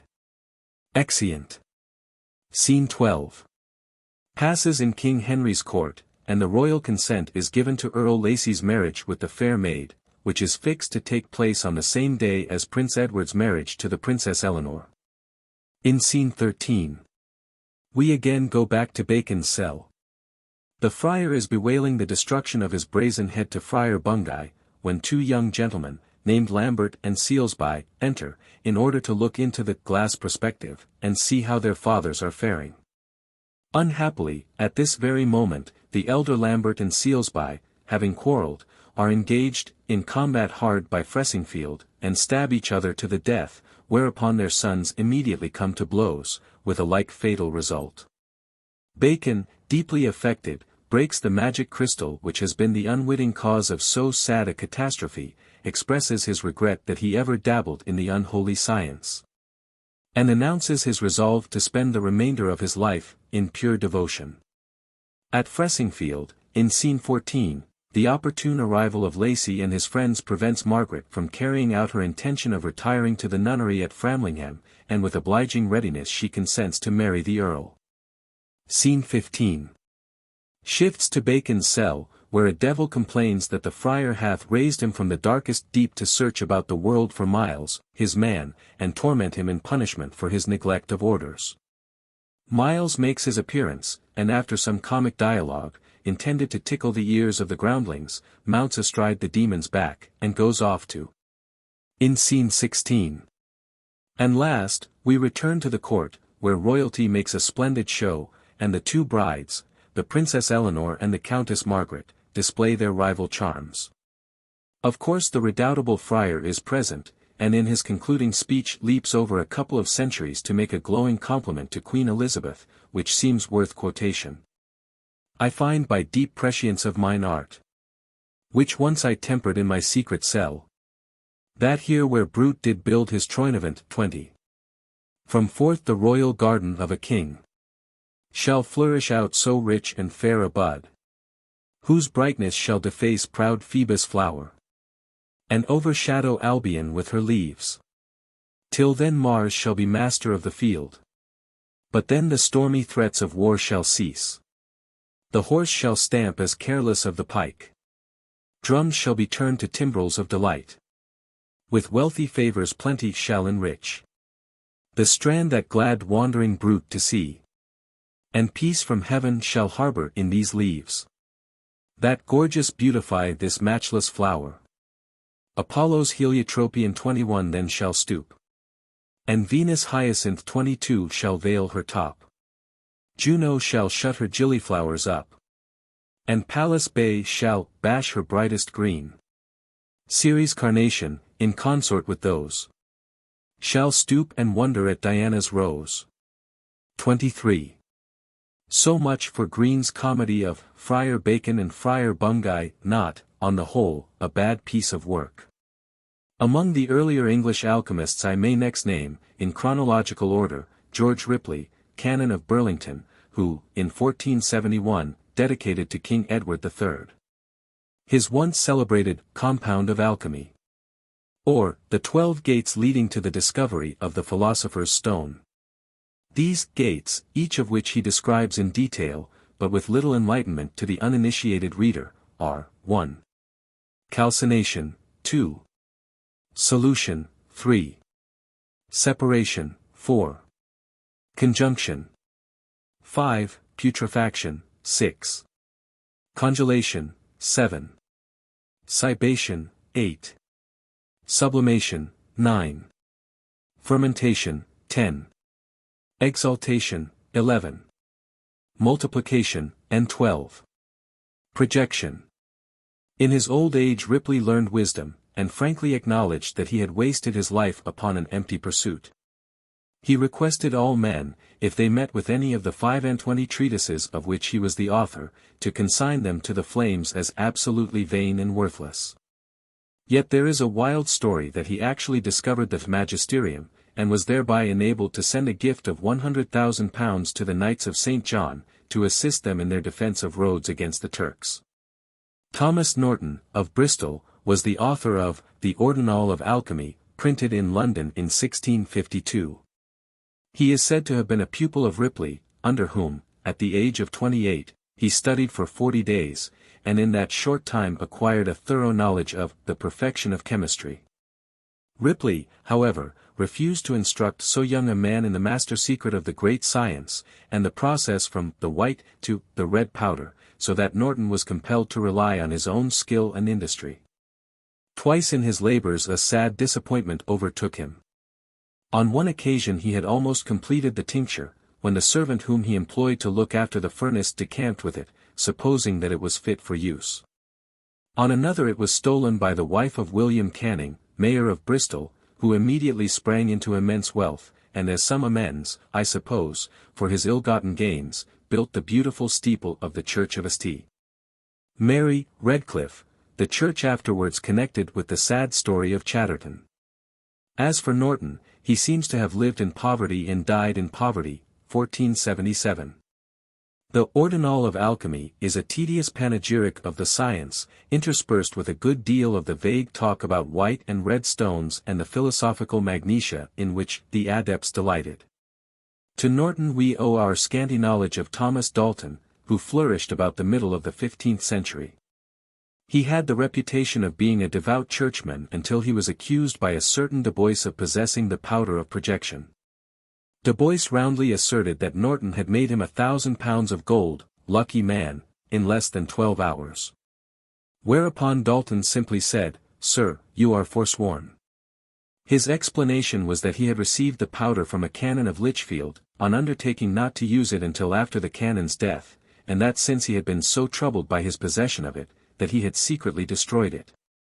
One Thomas Herbert, a squire of King Edward, waylaid the unfortunate man, and shut him up in the castle of Gloucester, putting heavy pressure upon him to make the coveted tincture. But this Dalton would not and could not do. And after a captivity of 4 years, Herbert ordered him to be brought out and executed in his presence.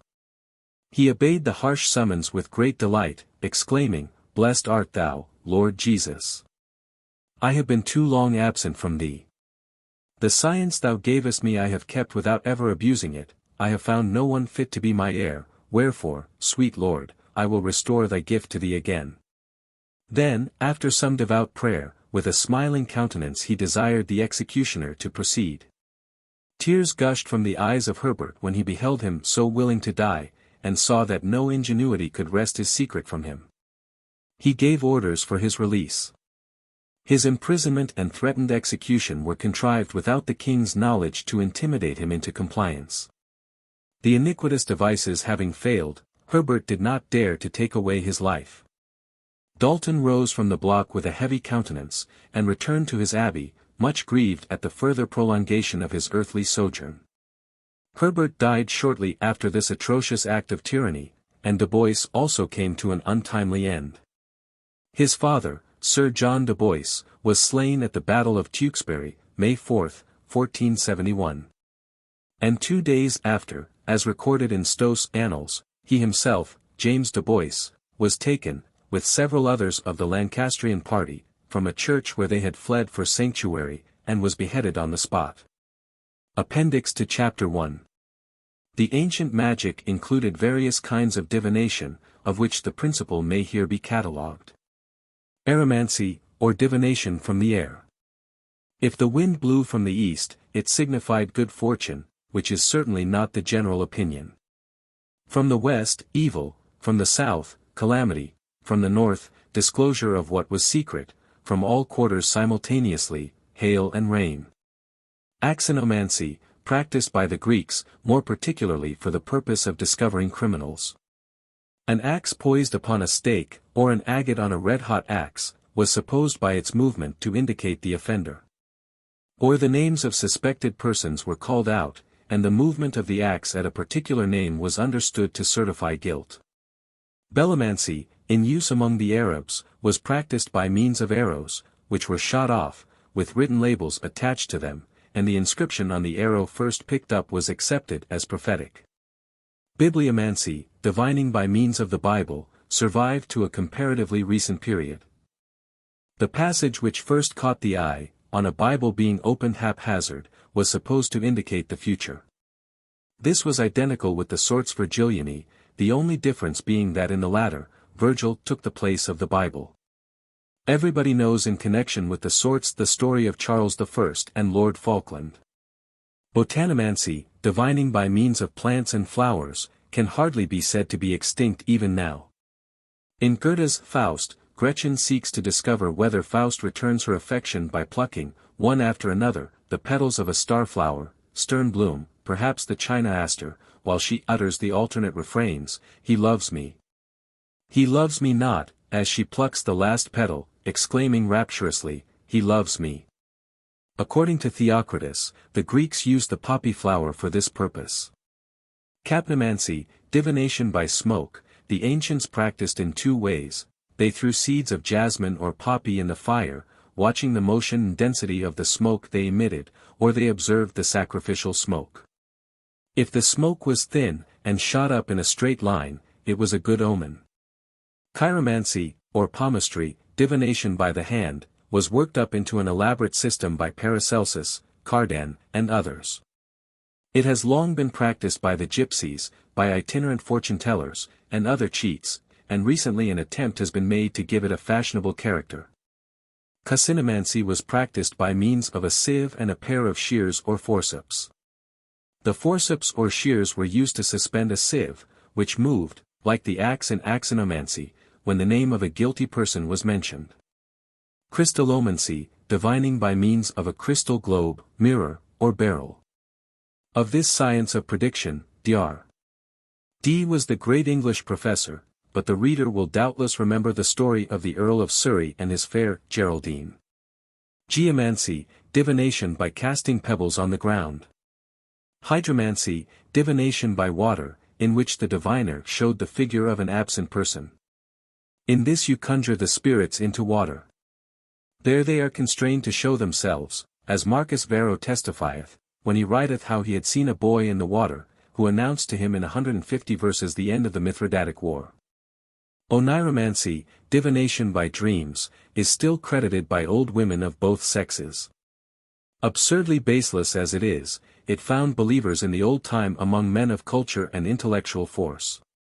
Archbishop Laud attached so much importance to his dreams that he frequently recorded them in his diary, and even Lord Bacon seems to have thought that a prophetic meaning was occasionally concealed in them. Onychomancy, or onomancy, divination by means of the nails of an unpolluted boy. Pyromancy, divination by fire. The wife of Cicero is said, when, after performing sacrifice, she saw a flame suddenly leap forth from the ashes, to have prophesied the consulship to her husband for the same year. Others resorted to the blaze of a torch of pitch, which was painted with certain colors. It was a good omen if the flame ran into a point, bad when it divided. A thin-tongued flame announced glory, if it went out, it signified danger. If it hissed, misfortune. Rhabdomancy, divination by the rod or wand, is mentioned by Ezekiel. The use of a hazel rod to trace the existence of water or of a seam of coal seems a survival of this practice. But enough of these follies. Necro-, pyro-, geo-, hydro-, chiro-, casinomancy. With other vain and superstitious sciences. Tomkes, Albumazer, 2. 3. 2. The story of Dr. John D. The world must always feel curious to know the exact moment when its great men first drew the breath of life, and it is satisfactory, therefore, to be able to state, on the weighty authority of Dr. Thomas Smith, that Dr. John D., the famous magician and philosopher, was born at 40 minutes past 4 o'clock on the morning of July 13, 1527. According to the picturesque practice of latter-day biographers, here I ought to describe a glorious summer sunrise, the golden light spreading over hill and pasture, the bland warm air stealing into the chamber where lay the mother and her infant. But I forbear, as, for all I know, this particular July morning may have been cloudy, cold, and wet. Besides, John, the son of Roland D., was born in London. From like want of information I refrain from comments on Master D.'s early bringing up and education. But it is reported that he gave proof of so exceptional a capacity, and of such a love of letters, that, at the early age of 15, he was sent to the University of Cambridge, to study the classics and the old scholastic philosophy.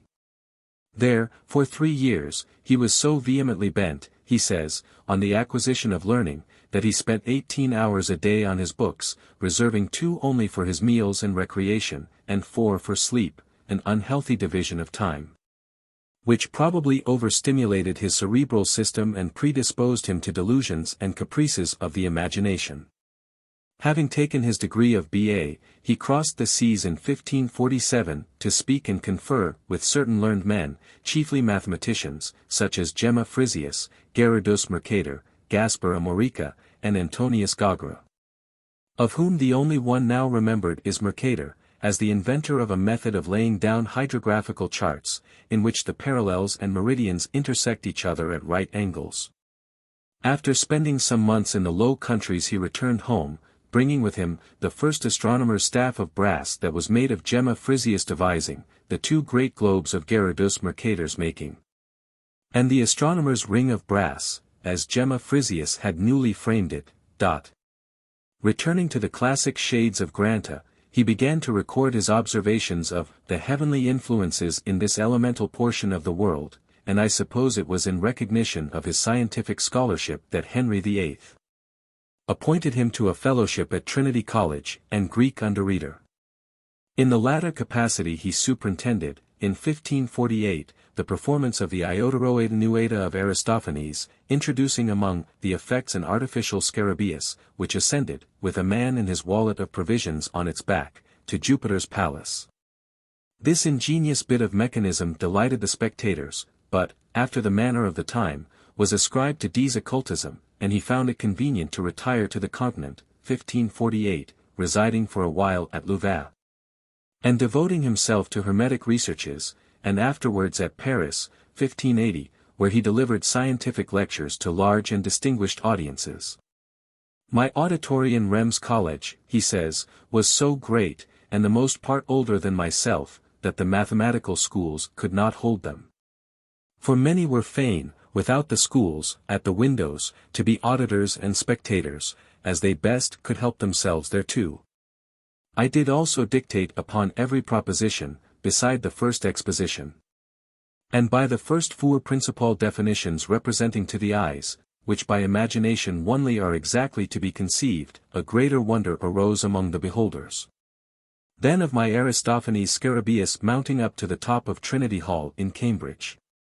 The accomplishments of this brilliant scientific mountebank being noised abroad over all Europe, the wonderful story reached the remote court of the Muscovite, who offered him, if he would take up his residence at Moscow, a stipend of £2,000 per annum, his diet also to be allowed to him free out of the emperor's own kitchen, and his place to be ranked amongst the highest sort of the nobility there, and of his privy councillors. Was ever scholar so tempted before or since? In those times, the Russian court seems to have held savants and scholars in as much esteem as nowadays it holds prima donnas and ballerines. Dee also received advantageous proposals from 4 successive emperors of Germany, Charles V, Ferdinand, Maximilian II, and Rudolph II, but the Muscovites outbade them all. A residence in the heart of Russia had no attraction, however, for the Oxford scholar, who, in 1551, returned to England with a halo of fame playing round his head, to speak figuratively, as Dee himself loved to do. Which recommended him to the celebrated Greek professor at Cambridge, Sir John Cheek. Cheek introduced him to Mr. Secretary Cecil, as well as to Edward VI, who bestowed upon him a pension of 100 crowns per annum, speedily exchanged, in 1553, for the rectory of Upton-upon-Severn. At first he met with favour from Queen Mary. But the close correspondence he maintained with the Princess Elizabeth, who appreciated his multifarious scholarship, exposed him to suspicion, and he was accused of practicing against the Queen's life by divers enchantments. Arrested and imprisoned, at Hampton Court, he was subjected to rigorous examinations, and as no charge of treason could be proved against him, was remitted to Bishop Bonner as a possible heretic. But his enemies failed again in their malicious intent, and in 1555 he received his liberty. Imprisonment and suffering had not quenched his activity of temper, and almost immediately upon his release he solicited the Queen's assent to a plan for the restoration and preservation of certain precious manuscripts of classical antiquity. He solicited in vain. When Elizabeth came to the throne, Dee, as a proficient in the occult arts, was consulted by Dudley, afterwards Earl of Leicester, as to the most suitable and auspicious day for her coronation.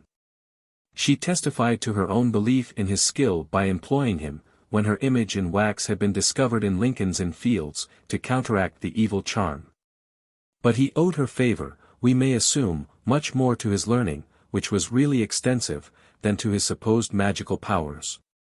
He tells us that, shortly before her coronation, she summoned him to Whitehall, remarking to his patrons, Dudley and the Earl of Pembroke, where my brother hath given him a crown, I will give him a noble.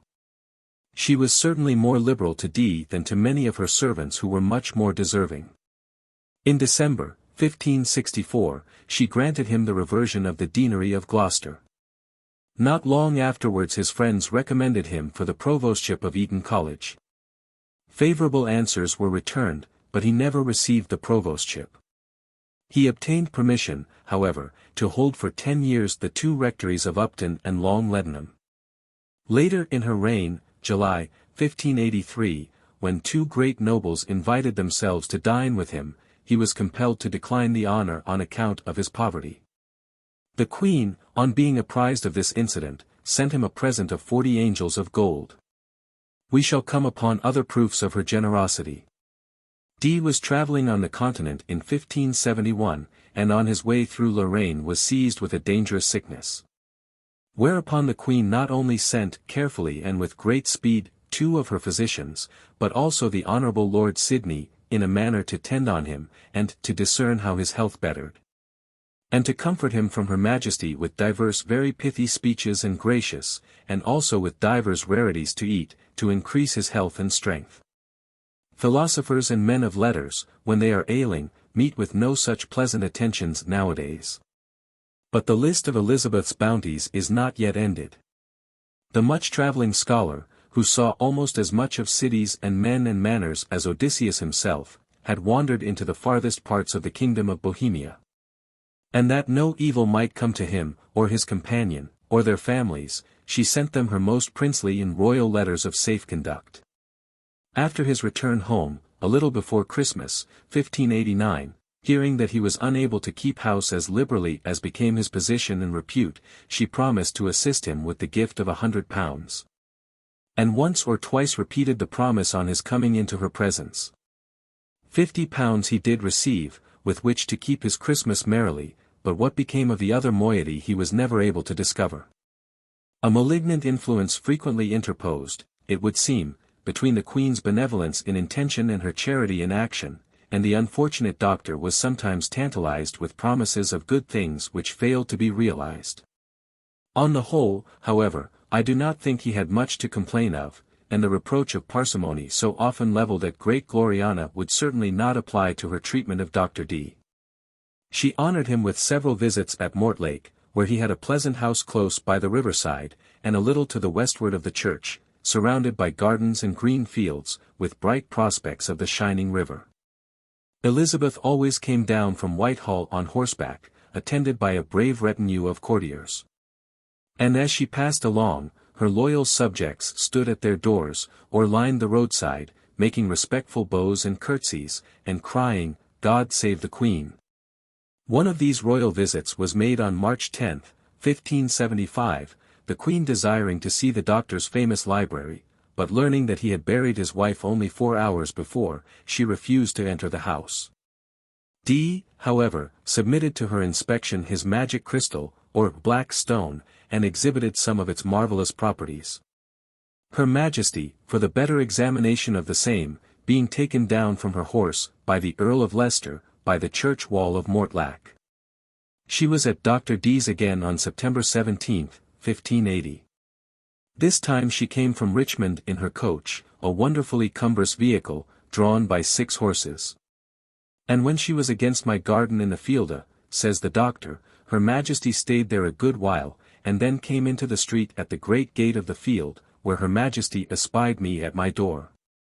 Making reverent and dutiful obeisance unto her, and with her hand Her Majesty beckoned for me to come to her, and I came to her coach side.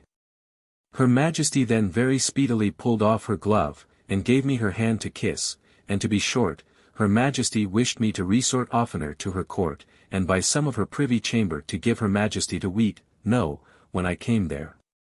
Another visit took place on October 10, 1580, the Queen's Majesty to my great comfort, Ora Quinta, came with her train from the court, and at my door graciously calling me unto her. On horseback exhorted me briefly to take my mother's death patiently. And withal told me, that the Lord Treasurer had greatly commended my doings for her title royal, which he had to examine. The which title in 2 rolls of vellum parchment his honour had some hours before brought home, and delivered to Mr. Hudson for me to receive at my coming from my mother's burial at church. Her Majesty remembered also then, how at my wife's burial it was her fortune likewise to call upon me at my house, as before is noted.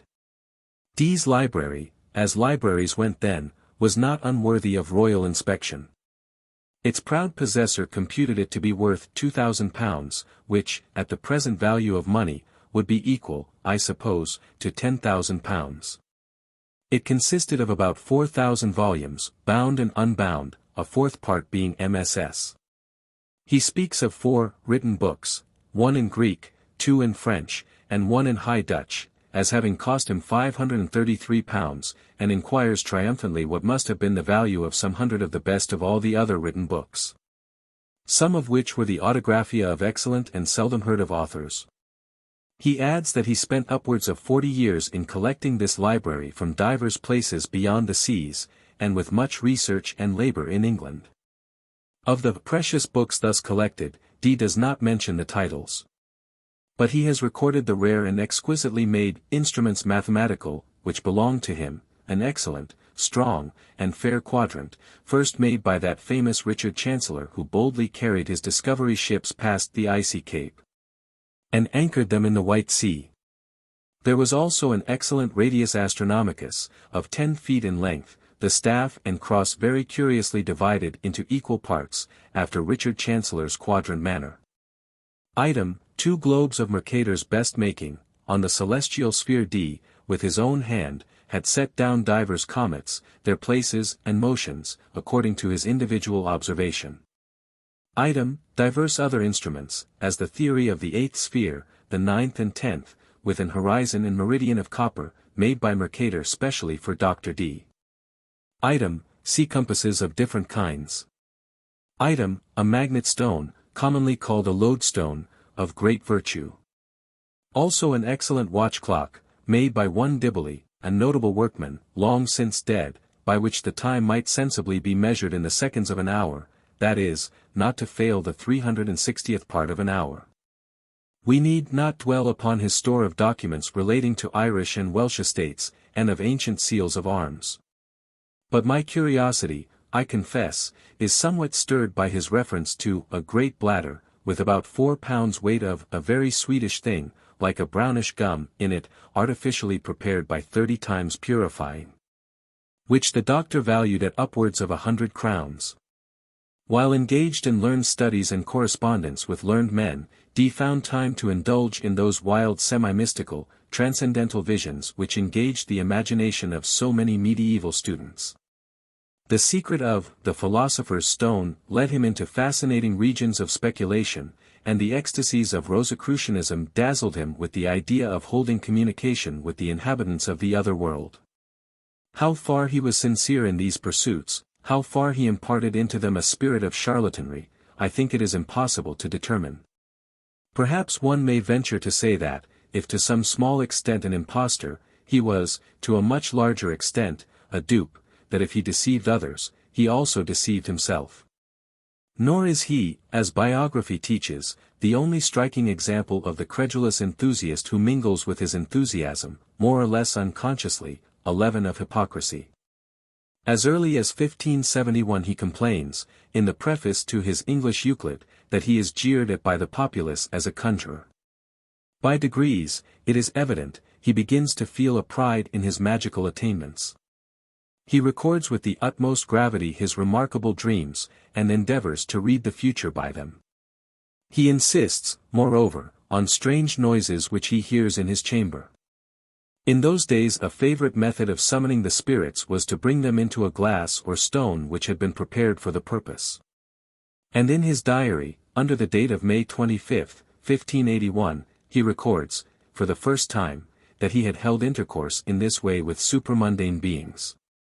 Combining with his hermetico-magical speculations religious exercises of great fervor, he was thus engaged, one day in November, 1582, when suddenly upon his startled vision rose the angel Uriel, at the west window of his laboratory, and presented him with a translucent stone, or crystal, of convex shape, possessing the wonderful property of introducing its owner to the closest possible communication with the world of spirits.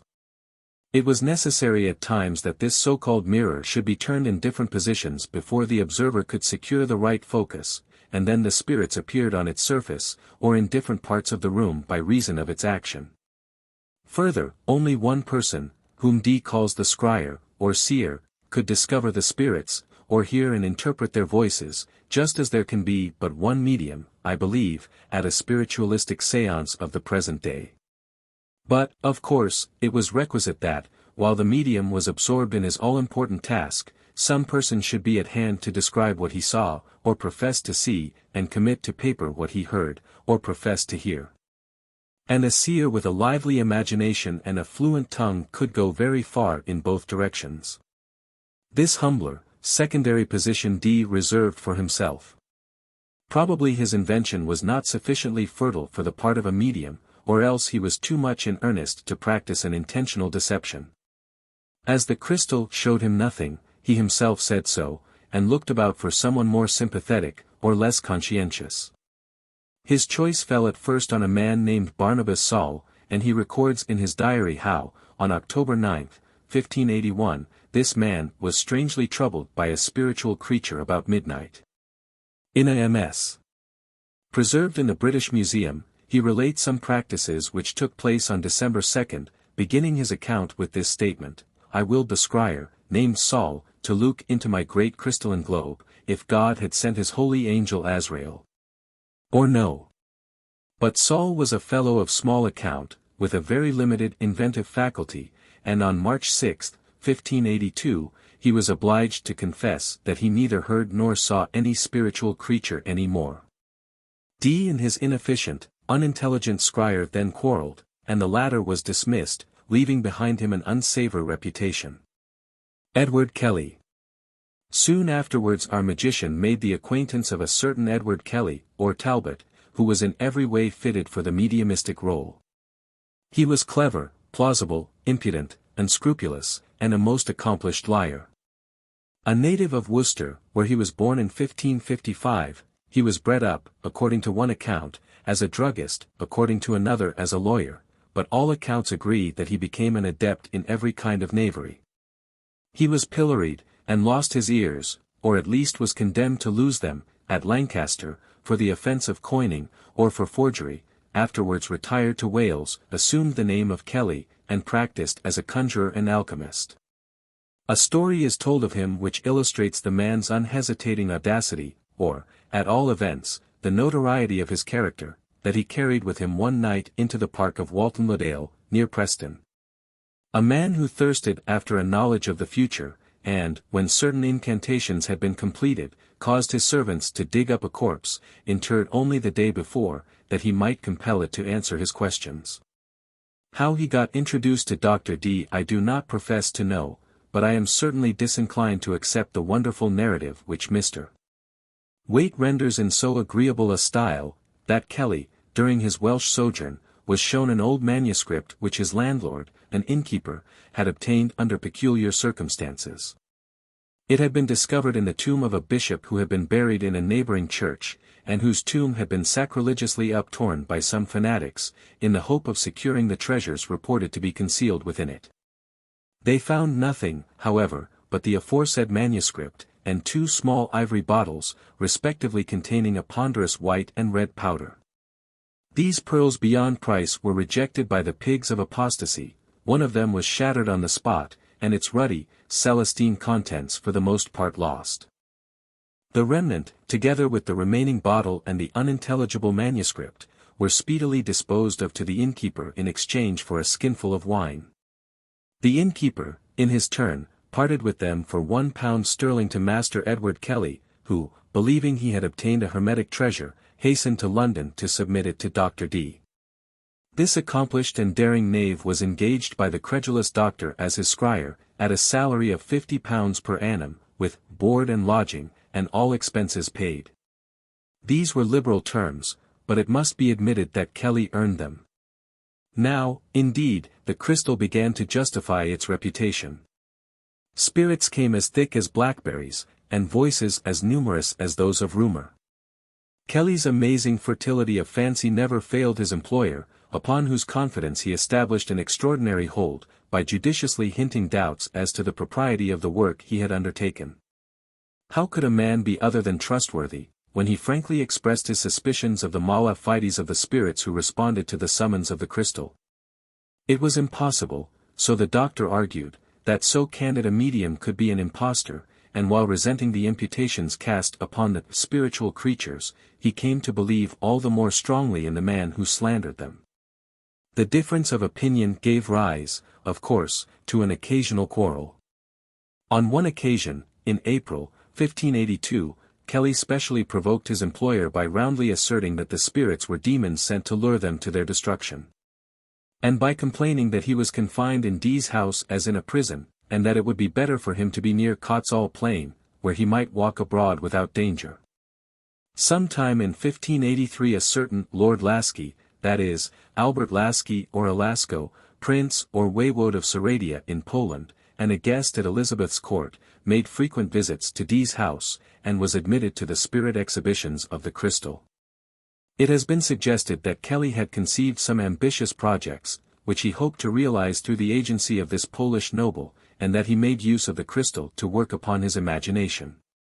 Thenceforward the spirits were continually hinting at great European revolutions, and uttering vague predictions of some extraordinary good fortune which was in preparation for Alasco.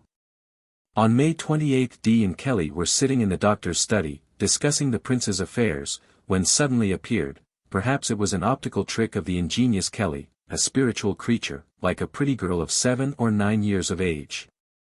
Attired on her head, with her hair rolled up before, and hanging down very long behind, with a gown of soy, changeable green and red, and with a train.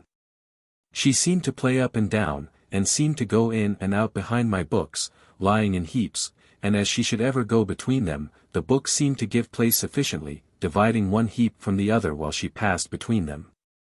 And so I considered, and heard the diverse reports which E.K. made unto this pretty maid, and I said, Whose maiden are you? Here follows the conversation, inane and purposeless enough, and yet deemed worthy of preservation by the credulous doctor. Dr. D's conversation with the spiritual creature. She. Whose man are you? D. I am the servant of God, both by my bound duty, and also, I hope, by his adoption. A voice. You shall be beaten if you tell. She. Am not I a fine maiden? Give me leave to play in your house, my mother told me she would come and dwell here. She went up and down with most lively gestures of a young girl playing by herself, and divers times another spake to her from the corner of my study by a great perspective glass, but none was seen beside herself.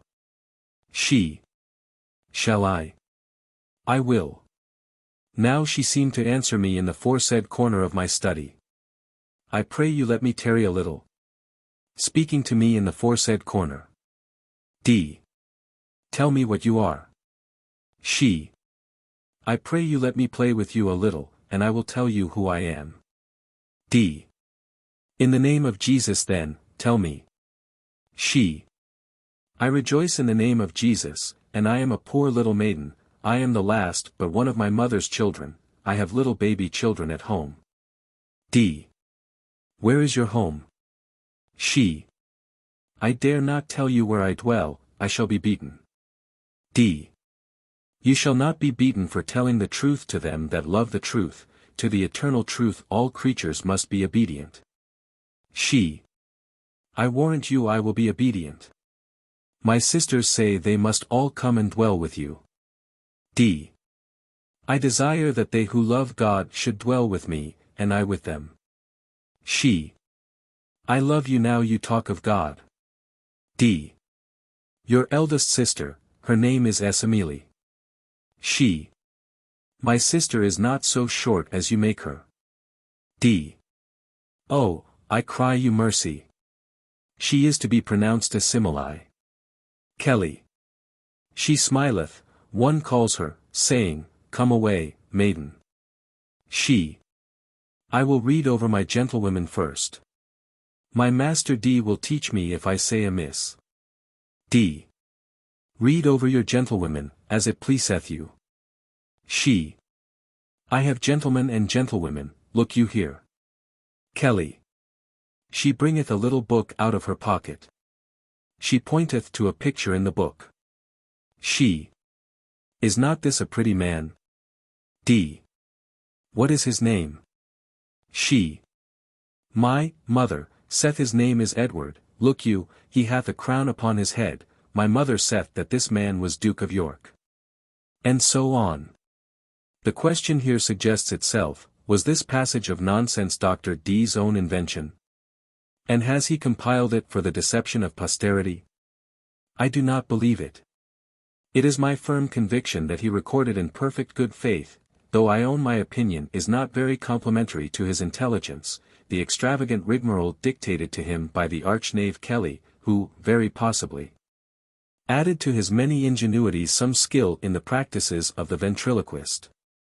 No great amount of artifice can have been necessary for successfully deceiving so admirable a subject for deception as the credulous D. It is probable that D may sometimes have suspected he was being imposed upon. But we may be sure he was very unwilling to admit it, and that he did his best to banish from his mind so unwelcome a suspicion.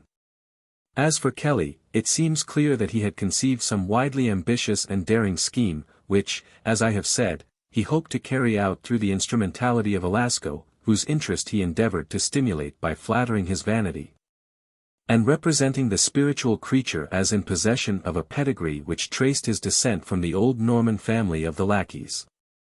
With an easy invention which would have done credit to the most prolific of romancists, he daily developed the characters of his pretended visions. 24 Consulting the crystal on June 2, he professed to see a spirit in the garb of a husbandman. And this spirit rhodomantated in mystical language about the great work Alasco was predestined to accomplish in the conversion and regeneration of the world. Before this invisible fictionist retired into his former obscurity, Dee petitioned him to use his influence on behalf of a woman who had committed suicide, and of another who had dreamed of a treasure hidden in a cellar. Other interviews succeeded, in the course of which much more was said about the coming purification of humanity, and it was announced that a new code of laws, moral and religious, would be entrusted to Dee and his companions. What a pity that this code was never forthcoming. A third spirit, a maiden named Galera, made her appearance, all whose revelations bore upon Alasco, and the greatness for which he was reserved. I say unto thee, his name is in the book of life. The sun shall not pass his course before he be a king. His counsel shall breed alteration of his state, yea, of the whole world. What wouldst thou know of him? If his kingdom shall be of Poland, answered Dee, in what land else? Of 2 kingdoms, answered Galera. Which? I beseech you. The one thou hast repeated, and the other he seeketh as his right. God grant him, exclaimed the pious doctor, sufficient direction to do all things so as may please the highest of his calling. He shall want no direction, replied Galera, in anything he desireth. Whether Kelly's invention began to fail him, or whether it was a desire to increase his influence over his dupe, I will not decide. But at this time he revived his pretended conscientious scruples against dealing with spirits, whom he calumniously declared to be ministers of Satan, and intimated his intention of departing from the unhallowed precincts of Mortlake. But the doctor could not bear with equanimity the loss of a scryer who rendered such valuable service, and watched his movements with the vigilance of alarm. It was towards the end of June, the month made memorable by such important revelations, that Kelly announced, one day, his design of riding from Mortlake to Islington, on some private business. The doctor's fears were at once awakened, and he fell into a condition of nervous excitement, which, no doubt, was exactly what Kelly had hoped to provoke. I asked him, says Dee, why he so hasted to ride thither, and I said if it were to ride to Mr. Henry Lee, I would go thither also, to be acquainted with him, seeing now I had so good leisure, being eased of the book writing. Then he said, that one told him, the other day, that the Duke, Alasco, did but flatter him, and told him other things, both against the Duke and me. I answered for the Duke and myself, and also said that if the £40 annuity which Mr. Lee did offer him was the chief cause of his men setting that way, contrary to many of his former promises to me, that then I would assure him of £50 yearly, and would do my best, by following of my suit, to bring it to pass as soon as I possibly could, and thereupon did make him promise upon the Bible. Then Edward Kelly again upon the same Bible did swear unto me constant friendship, and never to forsake me, and, moreover, said that unless this had so fallen out, he would have gone beyond the seas, taking ship at Newcastle within 8 days next. And so we plight our faith each to other, taking each other by the hand upon these points of brotherly and friendly fidelity during life, which covenant I beseech God to turn to his honor, glory, and service, and the comfort of our brethren, his children, here on earth. This concordat, however, was of brief duration. Kelly, who seems to have been in fear of arrest, 25 still threatened to quit Dee's service. And by adroit pressure of this kind, and by unlimited promises to Alasco, succeeded in persuading his 2 confederates to leave England clandestinely, and seek an asylum on Alasco's Polish estates. Dee took with him his second wife, Jane Froment, to whom he had been married in February, 1578, his son Arthur, then about 4 years old, and his children by his first wife. Kelly was also accompanied by his wife and family.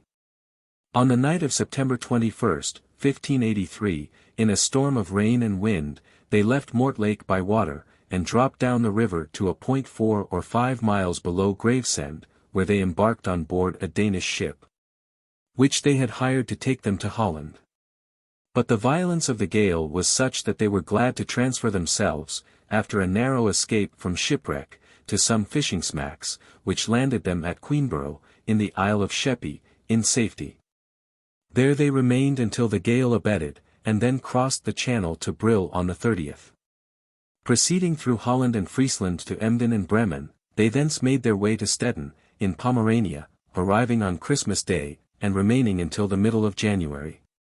Meanwhile, Kelly was careful not to intermit those revelations from the crystal which kept alive the flame of credulous hope in the bosom of his 2 dupes, and he was especially careful to stimulate the ambition of Alasco, whose impoverished finances could ill bear the burden imposed upon them of supporting so considerable a company.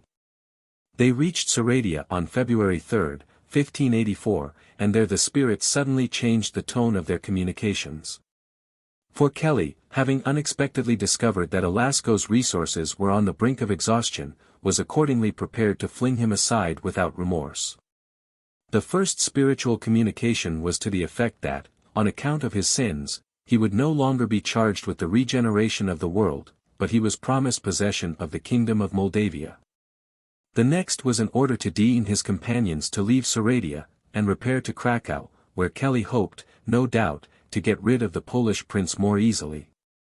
Then the spirits began to speak at shorter intervals, their messages varying greatly in tone and purport, according, I suppose, as Alasco's pecuniary supplies increased or diminished.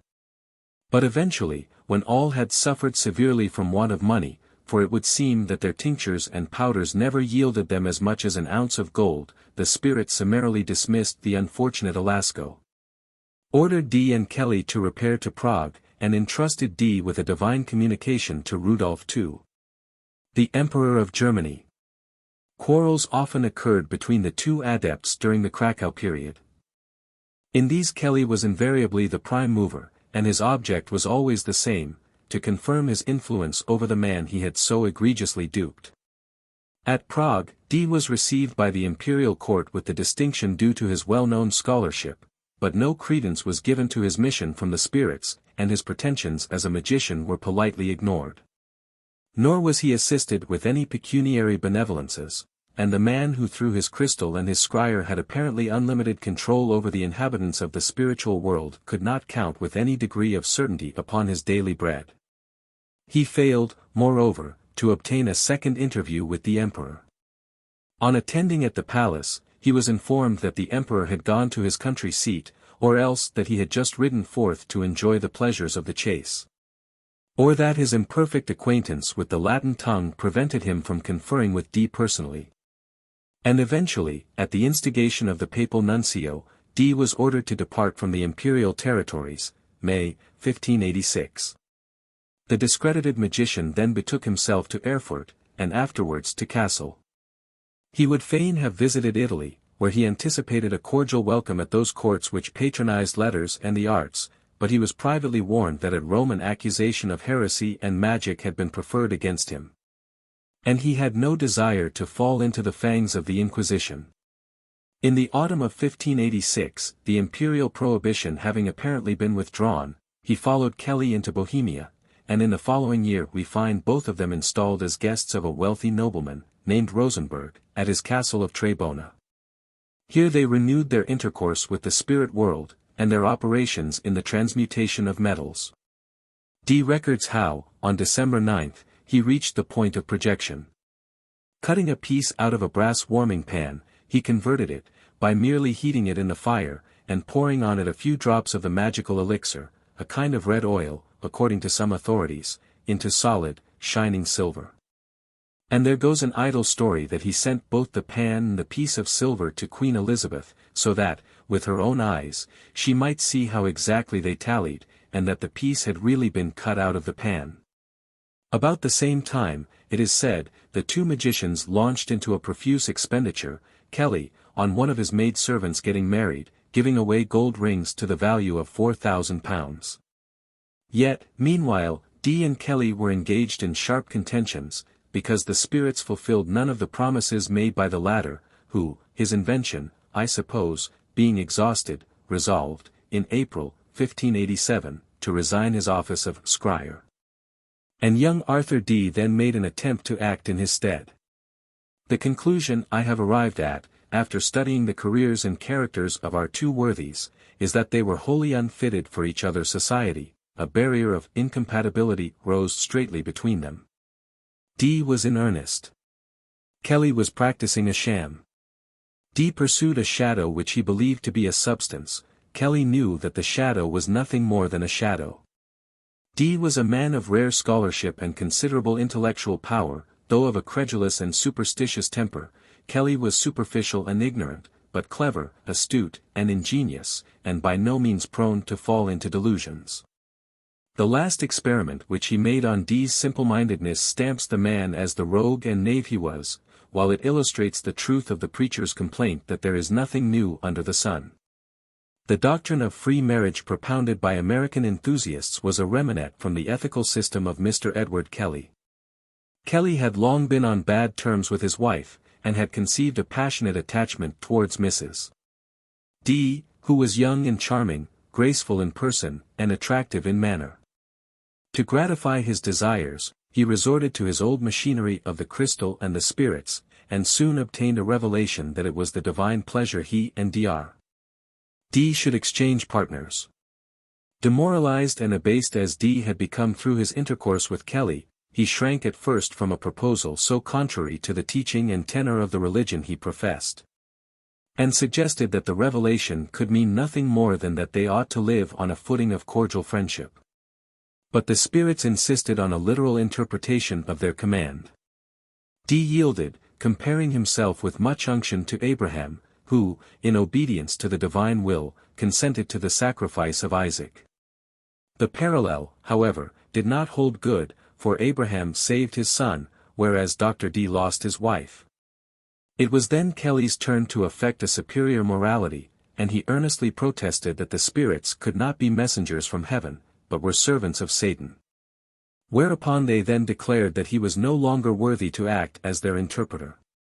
But why dwell longer on this unpleasant farce? By various means of cajolery and trickery, Kelly contrived to accomplish his design. This communistic arrangement, however, did not long work satisfactorily, at least, so far as the ladies were concerned, and one can easily understand that Mrs. D would object to the inferior position she occupied as Kelly's paramour. However this may be, D and Kelly parted company in January, 1589, the former, according to his own account, delivering up to the latter the mysterious elixir and other substances which they had made use of in the transmutation of metals. D had begun to turn his eyes wistfully towards his native country, and welcomed with unfeigned delight a gracious message from Queen Elizabeth, assuring him of a friendly reception. In the spring he took his departure from Trebona. And it is said that he travelled with a pomp and circumstance worthy of an ambassador, though it is difficult to reconcile this statement with his constant complaints of poverty. Perhaps, after all, his 3 coaches, with 4 horses to each coach, his 2 or 3 wagons loaded with baggage and stores, and his hired escort of 6 to 24 soldiers, whose business it was to protect him from the enemies he supposed to be lying in wait for him, existed only, like the philosopher's stone, in the imagination. He landed at Gravesend on December 2nd, was kindly received by the Queen at Richmond a day or 2 afterwards, and before the year had run out was once more quietly settled in his house, near the riverside, at Mortlake. Kelly, whom the Emperor Maximilian II had knighted and created Marshal of Bohemia, so strong a conviction of his hermetic abilities had he impressed on the imperial mind, remained in Germany. But the ingenious, plausible rogue was kept under such rigid restraint, in order that he might prepare an adequate quantity of the transmuting stone or powder, that he wearied of it, and one night endeavored to escape. Tearing up the sheets of his bed, he twisted them into a rope, with which to lower himself from the tower where he was confined. But he was a man of some bulk. The rope gave way beneath his weight, and falling to the ground, he received such severe injuries that in a few days he expired, 1593. Dee's later life was, as Godwin remarks, bound in shallows and miseries.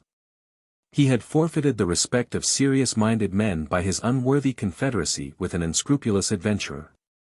The Queen still treated him with some degree of consideration, though she had lost all faith in his magical powers, and occasionally sent him assistance. The unfortunate man never ceased to weary her with the repetition of his trials and troubles, and strongly complained that he had been deprived of the income of his 2 small benefices during his 6 years' residence on the continent. He related the sad tale of the destruction of his library and apparatus by an ignorant mob, which had broken into his house immediately after his departure from England, excited by the rumors of his strange magical practices. He enumerated the expenses of his homeward journey, arguing that, as it had been undertaken by the Queen's command, she ought to reimburse him. At last, in 1592, the Queen appointed 2 members of her Privy Council to inquire into the particulars of his allegations. These particulars he accordingly put together in a curious narrative, which bore the long-winded title of The Compendious Rehearsal of John Dee, his dutiful declaration and proof of the course and race of his studious life. For the space of 100 years, now, by God's favour and help, fully spent, and of the very great injuries, damages, and indignities, which for those last 9 years he hath in England sustained, contrary to her Majesty's very gracious will and express commandment, made unto the 2 honourable commissioners, by her most excellent Majesty thereto assigned. According to the intent of the most humble supplication of the said John, exhibited to her most gracious Majesty at Hampton Court, Anno 1592, November 9th. It has been remarked that in this compendious rehearsal, he alludes neither to his magic crystal, with its spiritualistic properties, nor to the wonderful powder or elixir of transmutation. He founds his claim to the Queen's patronage solely upon his intellectual eminence and acknowledged scholarship. Nor does he allude to his continental experiences, except so far as relates to his homeward journey. But he is careful to recapitulate all his services, and the encomiastic notices they had drawn from various quarters, while he details his losses with the most elaborate minuteness. The quaintest part of his lamentable and most fervent petition is, however, its conclusion. Having shown that he has tried and exhausted every means of raising money for the support of his family, he concludes. Therefore, seeing the blinded lady, Fortune, doth not govern in this commonwealth, but Justitia and Prudentia. And that in better order than in Tully's Republica, or books of offices, they are laid forth to be followed and performed, most reverently and earnestly, yea, in manner with bloody tears of heart, I and my wife, our 7 children. And our servants, 17 of us in all, do this day make our petition unto your honours, that upon all godly, charitable, and just respects had of all that, which this day you have seen, heard, and perceived, you will make such report unto her most excellent Majesty, with humble request for speedy reliefs, that we be not constrained to do or suffer otherwise than becometh Christians, and true, and faithful, and obedient subjects to do or suffer. And all for want of due maintenance. The main object Dee had in view was the mastership of St. Cross's Hospital, which Elizabeth had formerly promised him. This he never received. But in December, 1594, he was appointed to the Chancellorship of St. Paul's Cathedral, which in the following year he exchanged for the wardenship of the college at Manchester. He still continued his researches into supernatural mysteries, employing several persons in succession as scryers. But he found no one so fertile in invention as Kelly, and the crystal uttered nothing more oracular than answers to questions about lovers' quarrels, hidden treasures, and petty thefts, the common stock in trade of the conjurer. In 1602 or 1604, he retired from his Manchester appointment, and sought the quiet and seclusion of his favourite Mortlake. His renown as a magician had greatly increased, not a little, it would seem, to his annoyance. For on June 5, 1604, we find that he presented a petition to James I. At Greenwich, soliciting his royal protection against the wrong done to him by enemies who mocked him as a conjurer, or caller, or invocator of devils. And solemnly asserting that of all the great number of the very strange and frivolous fables or histories reported and told of him, as to have been of his doing, none were true. It is said that the treatment Dee experienced at this time was the primary cause of the Act passed against personal slander, 1604, a proof of legislative wisdom which drew from Dee a versified expression of gratitude, in which, let us hope, the sincerity of the gratitude is not to be measured by the quality of the verse. It is addressed to the honourable members of the Commons in the present Parliament, and here is a specimen of it, which will show that, though Dee's crystal might summon the spirits, it had no control over the muses. The honour, due unto you all, and reverence, to you each one, I do first yield most specio. Grant me this time to hear my moan. Now, if you will, full well you may. Foul squandrous tongues forever tame, and help the truth to bear some sway, in just defence of a good name. Thenceforward D sinks into almost total obscurity. His last years were probably spent in great tribulation, and the man who had dreamed of converting, Midas-like, all he touched into gold, seems frequently to have wanted bread. It was a melancholy ending to a career which might have been both useful and brilliant, if his various scholarship and mental energy had not been expended upon a delusion. Unfortunately for himself, D, with all his excellent gifts, wanted that greatest gift of all, a sound judgment. His excitable fancy and credulous temper made him the dupe of his own wishes, and eventually the tool of a knave far inferior to himself in intellectual power, but surpassing him in strength of will, in force of character, in audacity and inventiveness. Both knave and dupe made but sorry work of their lives. Kelly, as we have seen, broke his neck in attempting to escape from a German prison, and D expired in want and dishonor, without a friend to receive his last sigh.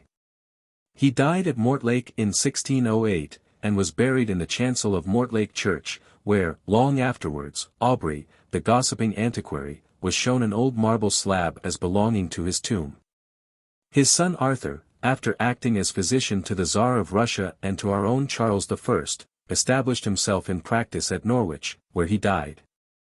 Anthony Wood solemnly records that this Arthur, in his boyhood, had frequently played with quoits of gold, which his father had cast at Prague by means of his stone philosophical. How often D must have longed for some of those quoits in his last sad days at Mortlake, when he sold his books, one by one, to keep himself from starvation. After D's death, his fame as a magician underwent an extraordinary revival. And in 1659, when the country was looking forward to the immediate restoration of its Stuart line of kings, the learned Dr. Merrick Casaubon thought proper to publish, in a formidable folio volume, the doctor's elaborate report of his, or rather Kelly's, supposed conferences with the spirits, a notable book, as being the initial product of spiritualism in English literature. In his preface Casaubon remarks that, though D's carriage in certain respects seemed to lay in works of darkness, yet all was tendered by him to kings and princes. And by all, England alone excepted, was listened to for a good while with good respect, and by some for a long time embraced and entertained. And he adds that, the fame of it made the Pope bestir himself, and filled all, both learned and unlearned, with great wonder and astonishment. As a whole, it is undoubtedly not to be paralleled in its kind in any age or country. Note. In the curious Apologia, published by D. in 1595, in the form of a letter to the Archbishop of Canterbury, containing a most brief discourse apologetical, with a plain demonstration and formal protestation, for the lawful, sincere, very faithful and Christian course of the philosophical studies and exercises of a certain studious gentleman, an ancient servant to her most excellent Majesty Royal. He furnishes a list of sundry books and treatises of which he was the author. The best known of his printed works is the Monas Hieroglyphica, Mathematis, Anagogus K. Explicata, 1564, dedicated to the Emperor Maximilian. Then there are Propi Dumita Aphoristica. The British monarchy, otherwise called the Petty Navy Royal, for the politique security, abundant wealth, and the triumphant state of this kingdom, with God's favour, procuring, 1576. And, Parallaticae Commentationes, Praxcosque Nucleus Quidem, 1573. His unpublished manuscripts range over a wide field of astronomical, philosophical, and logical inquiry. The most important seem to be, the first great volume of famous and rich discoveries, containing a good deal of speculation about Solomon in his Ophirian voyage, Prester John, and the first great Cham. The British complement of the perfect art of navigation, the art of logic, in English, and De Hominis Corpori, Spiritu, et Anima, Sive Microcosmicum Totius Philosophiae Naturalis Compendium. The character drawn of Dr. D by his learned biographer, Dr. Thomas Smith, by no means confirms the traditional notion of him as a crafty and credulous practicer in the black art. It is, on the contrary, the portrait of a just and upright man, grave in his demeanor, modest in his manners, abstemious in his habits, a man of studious disposition and benevolent temper. A man held in such high esteem by his neighbors that he was called upon to arbitrate when any differences arose between them, a fervent Christian, attentive to all the offices of the Church, and zealous in the defense of her faith. Here is the original: Si mores exteriorem vitae cultum contemplamur, non quicquam ipsi in probum et ignominium verdi possit. Uti pot sobrius, probus, affectibus sedatus, compositisque moribus, ab omni luciu edi gula liber, justi edi equi studiosissimus, erga paupers beneficus, vicinis facilis et benignus, quorum lights. Atrisque partibus contendentium ad illum tanquam ad sapientem arbitrum appellantibus, moderari et desider solbat, in publicis sacris coetibus et in orationibus frequens, articulorum Christiani fidei, in cabus omnes orthodoxi convenient. Strenuus assertor, zelo in heresies, a primitiva ecclesia damnatas, flagrans, inqui pecorum, ca virginitatem b.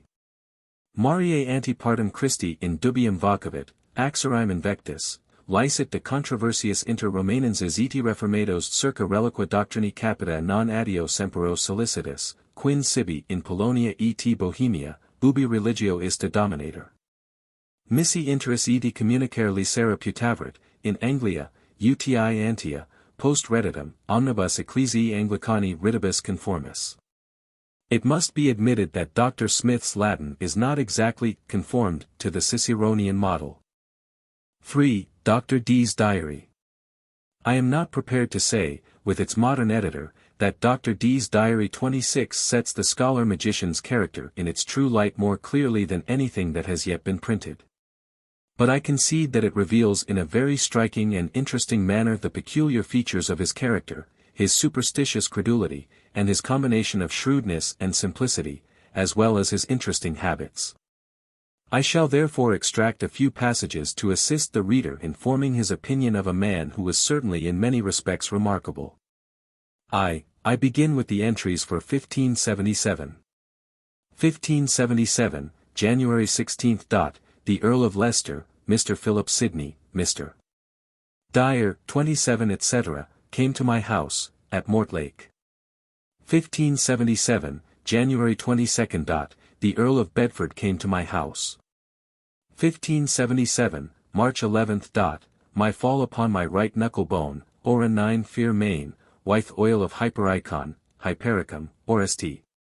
John's word, in 24 hours eased above all hope. God be thanked for such his goodness of, to his creatures. 1577, March 24th. Alexander Simon, the Ninevite, came to me, and promised me his service into Persia. 1577, May 1st. I received from Mr. William Harbut of St. Gillian his notes upon my Monas, 28.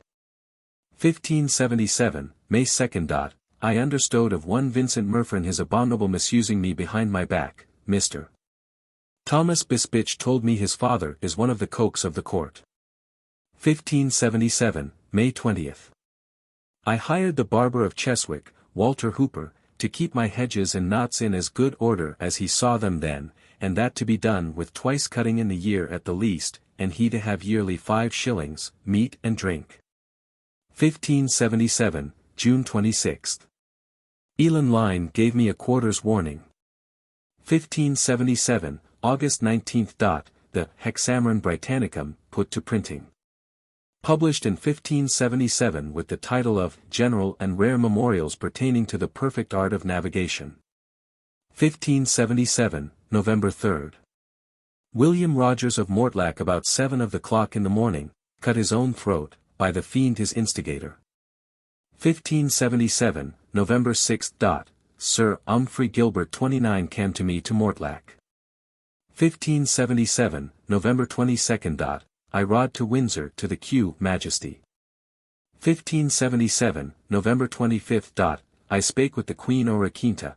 I spoke with Mr. Secretary Walsingham. 30 I declared to the Queen her title to Greenland, Estodeland, and Friesland.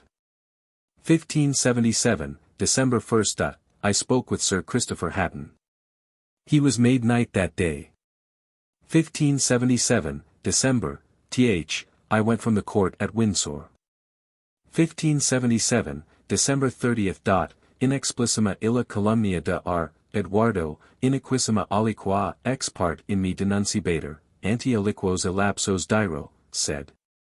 Sua sapientia me innocentem.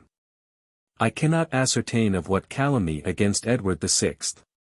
D had been accused, but it is to be hoped that his wish was fulfilled, and that he was acquitted of it before many days had elapsed. I have omitted some items relating to moneys borrowed. It is sufficiently plain, however, that D never intended his diary for the curious eyes of the public, and that it mainly consists of such memoranda as a man jots down for his private and personal use. Assuredly, many of these would never have been recorded if D had known or conjectured that an inquisitive antiquarian, some 3 centuries later, would exhume the confidential pages, print them in imperishable type, and expose them to the world's cold gaze. It seems rather hard upon Dr. D that his private affairs should thus have become everybody's property. Perhaps, after all, the best thing a man can do who keeps a diary is to commit it to the flames before he shuffles off his mortal coil, lest some laborious editor should eventually lay hands upon it, and publish it to the housetops with all its sins upon it. But as in Dr. D's case the offense has been committed, I will not debar my readers from profiting by it. 2. 1578 to 1581. 1578, June 30th. I told Mr. Daniel Rogers, Mr. Hakluyt of the Middle Temple being by, that Kwenji Arthur and King Matti, both of them, did conquer Gel India, lately called Friesland, which he so noted presently in his written copy of Mon, Thensis, for he had no printed book thereof. What a pity Dr. D has not recorded his authority for King Arthur's northern conquests. The Mr. Hakluyt here mentioned is the industrious compiler of the well-known collection of early voyages. Occasionally D relates his dreams, as on September 10, 1579, my dream of being naked, and my skyn all overwrought with work, like some kind of tuft mockadoo, with crosses blue and red. And on my left arm, about the arm, in a wreath, this word I read, sign me nihil potestis facere. Sometimes he resorts to Greek characters while using English words. 1579, December 9th. Theta iota nu iota gamma tau mu iota upsilon iota phi delta rho epsilon mu iota delta theta alpha tau omicron nu epsilon kappa alpha mu tau omicron epsilon rho alpha nu delta tau omicron upsilon chi epsilon delta epsilon rho sigma alpha iota nu gamma mu iota sigma tau rho delta epsilon epsilon gamma omicron upsilon alpha rho kappa omicron nu kappa epsilon iota nu epsilon delta omicron phi chi iota lambda delta omicron nu alpha mu epsilon sigma tau beta epsilon zeta alpha chi alpha rho iota alpha beta epsilon omicron phi gamma omicron delta chi epsilon rho epsilon sigma alpha lambda delta omicron upsilon epsilon lambda alpha theta iota delta omicron theta. 1579, December 28th. I reveled to Roger Koch the great secret of the elixir of the salt omicron phi alpha kappa epsilon tau epsilon lambda, omicron nu epsilon pi omicron nu alpha upsilon nu delta rho epsilon delta. Other entries refer to this Mr. Roger Koch, or Cook, who seems to have been D's pupil or apprentice, and at one time to have enjoyed his confidence. They quarrelled seriously in 1581. 1581, September 5th. Roger Cook, who had byn with me from his 14 years of age till 28, of a melancholic nature, picking and devising occasions of just cause to depart on the Suddane, about 4 of the clock in the afternoon requested of me license to depart. Whereupon rose what words between us. And he, imagining with himself that he had, the 12th of July, deserved my great displeasure, and finding himself barred from view of my philosophical dealing with Mr. Henrik, thought that he was utterly recast from intended goodness toward him. Notwithstanding Roger Cook his unseemly dealing, I promised him, if he used himself toward me now in his absence, £100 as soon as of my own clean ability I myght spare so much. And moreover, if he used himself well in life toward God and the world, I promised him some pretty alchemical experiments, whereupon he might honestly live. 1581, September 7th. Roger Cook went for altogether from me. In February, 1601, however, this quarrel was made up. 3. Of the learned doctor's colossal credulity the diary supplies some curious proofs.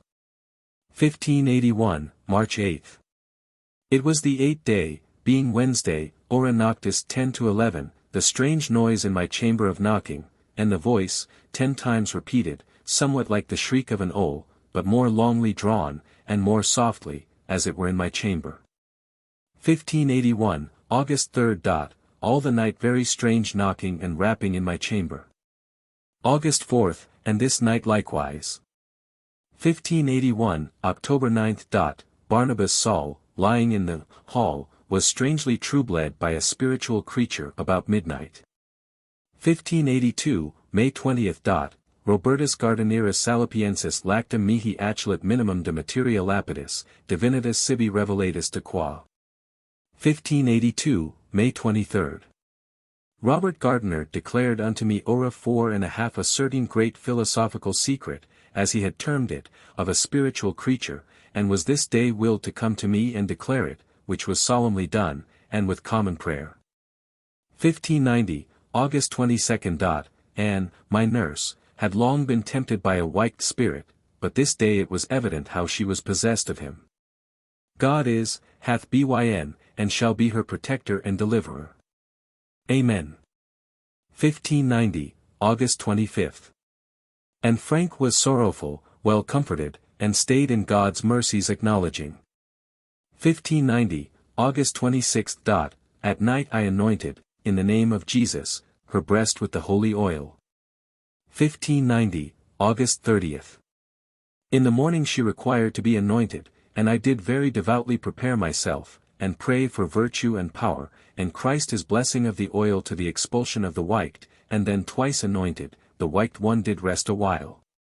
The holy oil, however, proved of no effect. The poor creature was insane. On September 8 she made an attempt to drown herself, but was prevented. On the 29th she eluded the dexterity of her keeper, and cut her throat. 4. Occasionally we meet with references to historic events and names, but, unfortunately, they are few. 1581, February 23. I made acquaintance with Jonas Bedonius, in the Chamber of Presence at Westminster, the ambassador being by from Monsieur. Bedonius, or Bodin, was the well-known writer upon witchcraft. 1581, March 23. At Mortlach came to me Hugh Smith, who had returned from Magellan Straits and Vegats. 1581, July 12. The Earl of Leicester fell foully out with the Earl of Sussex, Lord Chamberlain, calling each other traitor, whereupon both were commanded to keep their chamber at Greenwich, where the court was. This was the historic quarrel, of which Sir Walter Scott has made such effective use in his Kenilworth. 1583, January 13. On Sunday, the stage at Paris Garden fell down all at once, being full of people beholding the bear baiting. Many being killed thereby, more hurt, and all almost. The godly expound it as a due plage of God for the wickedness they used, and the Sabbath day so profanely spent. This popular Sabbatarian argument, which occasionally crops up even in our own days, had been humorously anticipated, half a century before, by Sir Thomas More, in his Dialogue, 1529 at Beverley Late. Much of the people being at a bear baiting, the church fell suddenly down at evening time, and overwhelmed some that were in it. A good fellow that after heard the tale told, so, quoth he, now you may see what it is to be at evening prayers when you should be at the bear baiting. The Paris Garden Theatre at Bankside had been erected expressly for exhibitions of bear baiting. The charge for admission was a penny at the gate, a penny at the entry of the scaffold or platform, and a penny for quiet standing. During the Commonwealth this cruel sport was prohibited, but it was revived at the Restoration, and not finally suppressed until 1835. 1583, January 23. The Ryght Honourable Mr. Secretary Walsingham came to my house, where by good luck he found Mr. Adrian Gilbert, of the famous Devonshire family of seamen, and so talk was begun of North West Straits discovery. 1583, February 11. The Queen lying at Richmond went to Mr. Secretary Walsingham to dinner, she coming by my door, graciously called me to her, and so I went by her horse side, as far as where Mr. Hudson dwelt. Epsilon rho mu alpha iota epsilon sigma tau iota alpha xi epsilon delta mu epsilon omicron beta upsilon sigma kappa upsilon rho epsilon lambda iota omicron phi mu omicron upsilon nu sigma iota epsilon upsilon rho sigma tau epsilon delta iota xi beta iota sigma theta alpha nu alpha tau omicron epsilon rho iota tau. 1583, March 6. I, and Mr. Adrian Gilbert and John Davis, the Arctic discoverer, did meet with Mr. Alderman Barnes, Mr. Townsend, Mr. Young and Mr. Hudson, about the N.W. voyage. 1583, April 18. The Queen went from Richmond toward Greenwich, and at her going on horseback, being new up, she called for me by Mr. Raleigh, Sir Walter Raleigh, his putting her in mind, and she said, quod deferter non offerter, and gave me her right hand to kiss. 1590, May 18. The two gentlemen, the uncle Mr. Richard Cavendish, and his nephew, the most famous Mr. Thomas Candish, who had sailed round about the world, did visit me at Mortlake. 1590, December 4. The Queen's Majesty called for me at my door, circa 3½ Merity as she passed by, and I met her at Est Shen Gate, where she graciously, putting down her mask, did say with merry share, I thank thee, D. There was never promise made, but it was broken or kept. I understood her Majesty to mean of the 100 angels she promised to have sent me this day, as she yesternight told Mr. Richard Candish. 1595, October 9. I dined with Sir Walter Raleigh at Durham House. V. Some of the entries which refer to D's connection with Lascaux and Kelly are interesting. 1583, March 18.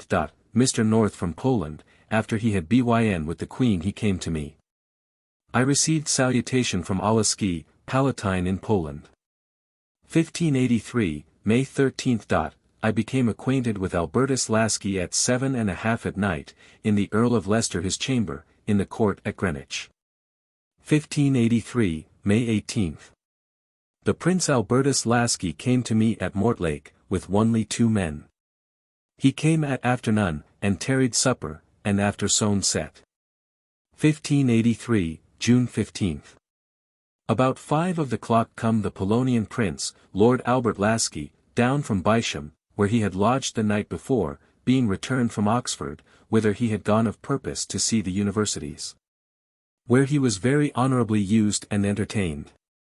He had in his company Lord Russell, Sir Philip Sidney, and other gentlemen. He was rowed by the Queen's men, he had the barge covered with the Queen's cloth, the Queen's trumpeters, etc. He came of purpose to do me honour, for which God be praised. 1583, September 21. We went from Mortlake, and so the Lord Albert Lasky, I, Mr. E. Kelly, our wives, my children and family, we went toward our 2 ships attending for us, 7 or 8 mile below Gravesend. 1586, September 14. Trebonum venemus. 1586, October 18. E.K. recessit a tre bona versus pregum cura dilatus, mansit hic per tres hebdomadas. 1586, December 19. Ad gratificandum Domino Eduardo Garlando, e Francisco Soa fratri, ca Eduardus Nuncius mihi missus erat ab imperator Muscorii ut ad illum venerum, e.k. Facit prolielum, lapidus in proportion unius, gravia rini super quat vulgaris ounce. E1/2 et producta est optimi ori ounce fear, quat orum post distribimus a crucibulo una dedimus Eduardo. 1587, January 18. Redite E.K. a Praga. E.K. brought with him from the Lord Rosenberg to my wife a chain and jewel estimed at 300 ducats, 200 the jewel stones, and 100 the gold. 1587, September 28. I delivered to Mr. Ed. Kelly, earnestly requiring it as his part, the half of all the animal which was made. It is to weigh 20 ounces, he weighed it himself in my chamber, he bowed his weights purposely for it. My lord had spoken to me before for some, but Mr. Kelly had not spoken. 1587, October 28 and 29. John Carp did begin to make furnaces over the gate, and he used of my roan bricks, and for the iron pot was contented now to use the lesser bricks, 60 to make a furnace. 1587, November 8. E. Que terribilis expostulatio, accusatio, etc., ora tertia a meriti. 1587, December 12. Afternoon somewhat, Mr. Ed. Kelly, did, his lamp overthrow, the spirit of wine long spent to near, and the glass being not stayed with books about it, as it was wont to be. And the same glass so flitting on one side, the spirit was spilled out, and burnt all that was on the table where it stowed, linen and written books, as the book of Zacharias, with the alcaner, that I translated out of French, for some by, boy. Spiritual could not, Rowlaski, his third book of Waters Philosophical, the book called Angelicum Opus, all in pictures of the work from the beginning to the end, the copy of the Man of Badwise, Conclusions for the Transmutation of Metals. And 40 leaves in 4 entitled Extractions Dunstat, which he himself extracted and noted out of Dunstan his book, and the very book of Dunstan was but cast on the bed hard by from the table. This so-called Book of St. Dunstan was one which Kelly professed to have bought from a Welsh innkeeper, who, it was alleged, had found it among the ruins of Glastonbury. 1588, February 8. Mr. E. K. At 9 of the clock, afternoon, sent for me to his laboratory over the gate to see how he distilled Saricon, according as in time past and of late he heard of me out of Ripley. God lend his heart to all charity and virtue. 1588, August 24. Vidi divinum aquam demonstration magnifici domini et amici me incomparabilis d. Omni, ed. Kelly ante meridiem tertia ora. 1588, December 7. Gamma rho epsilon alpha tau phi rho epsilon nu delta kappa iota rho pi rho omicron mu iota sigma iota delta phi omicron rho mu alpha nu delta tau upsilon omicron upsilon nu kappa epsilon phi omicron rho theta iota nu gamma. 31. 4. Magic and Imposture, a couple of knaves. The secrecy, the mystery, and the supernatural pretensions associated with the so-called occult sciences necessarily recommended them to the knave and the cheat as instruments of imposition. If some of the earlier professors of Hermeticism, the first seekers after the philosophical stone, were sincere in their convictions, and actuated by pure and lofty motives, it is certain that their successors were mostly dishonest adventurers, bent upon turning to their personal advantage the credulous weakness of their fellow creatures. With some of these the chief object was money, others may have craved distinction and influence, others may have sought the gratification of passions more degrading even than avarice or ambition.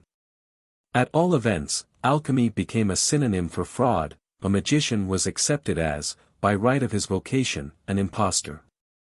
And the poet and the dramatist pursued him with the whips of satire, invective, and ridicule, while the law prepared for him the penalties usually inflicted upon criminals. These penalties, it is true, he very frequently contrived to elude.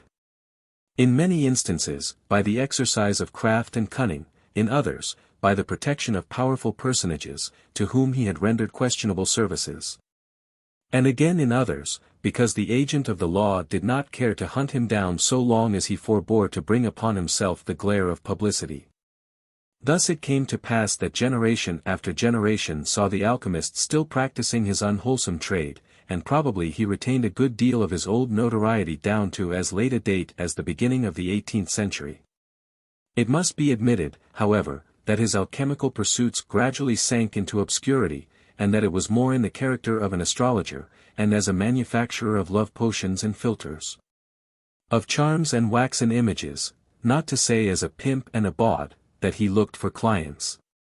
In The Spectator, for instance, that admirable mirror of English social life in the early part of the 18th century, you will find no reference to alchemy or the alchemist. But in The Guardian Addison's light humor plays readily enough round the delusions or deceptions of the astrologer. The reader will remember the letter which Addison pretends to have received with great satisfaction from an astrologer in Moorfields. And in contemporary literature generally, it will be found that the august inquirer into the secrets of nature, who aimed at the transmutation of metals, and the possession of immortal youth, had by this time been succeeded by an obscure and vulgar cheat, who beguiled the ignorant and weak by his jargon about planetary bodies, and his cheap stock-in-trade of a wig and a gown, a wand, a horoscope or two, and a few colored vials. This modern magician is, indeed, a common character in 18th-century fiction.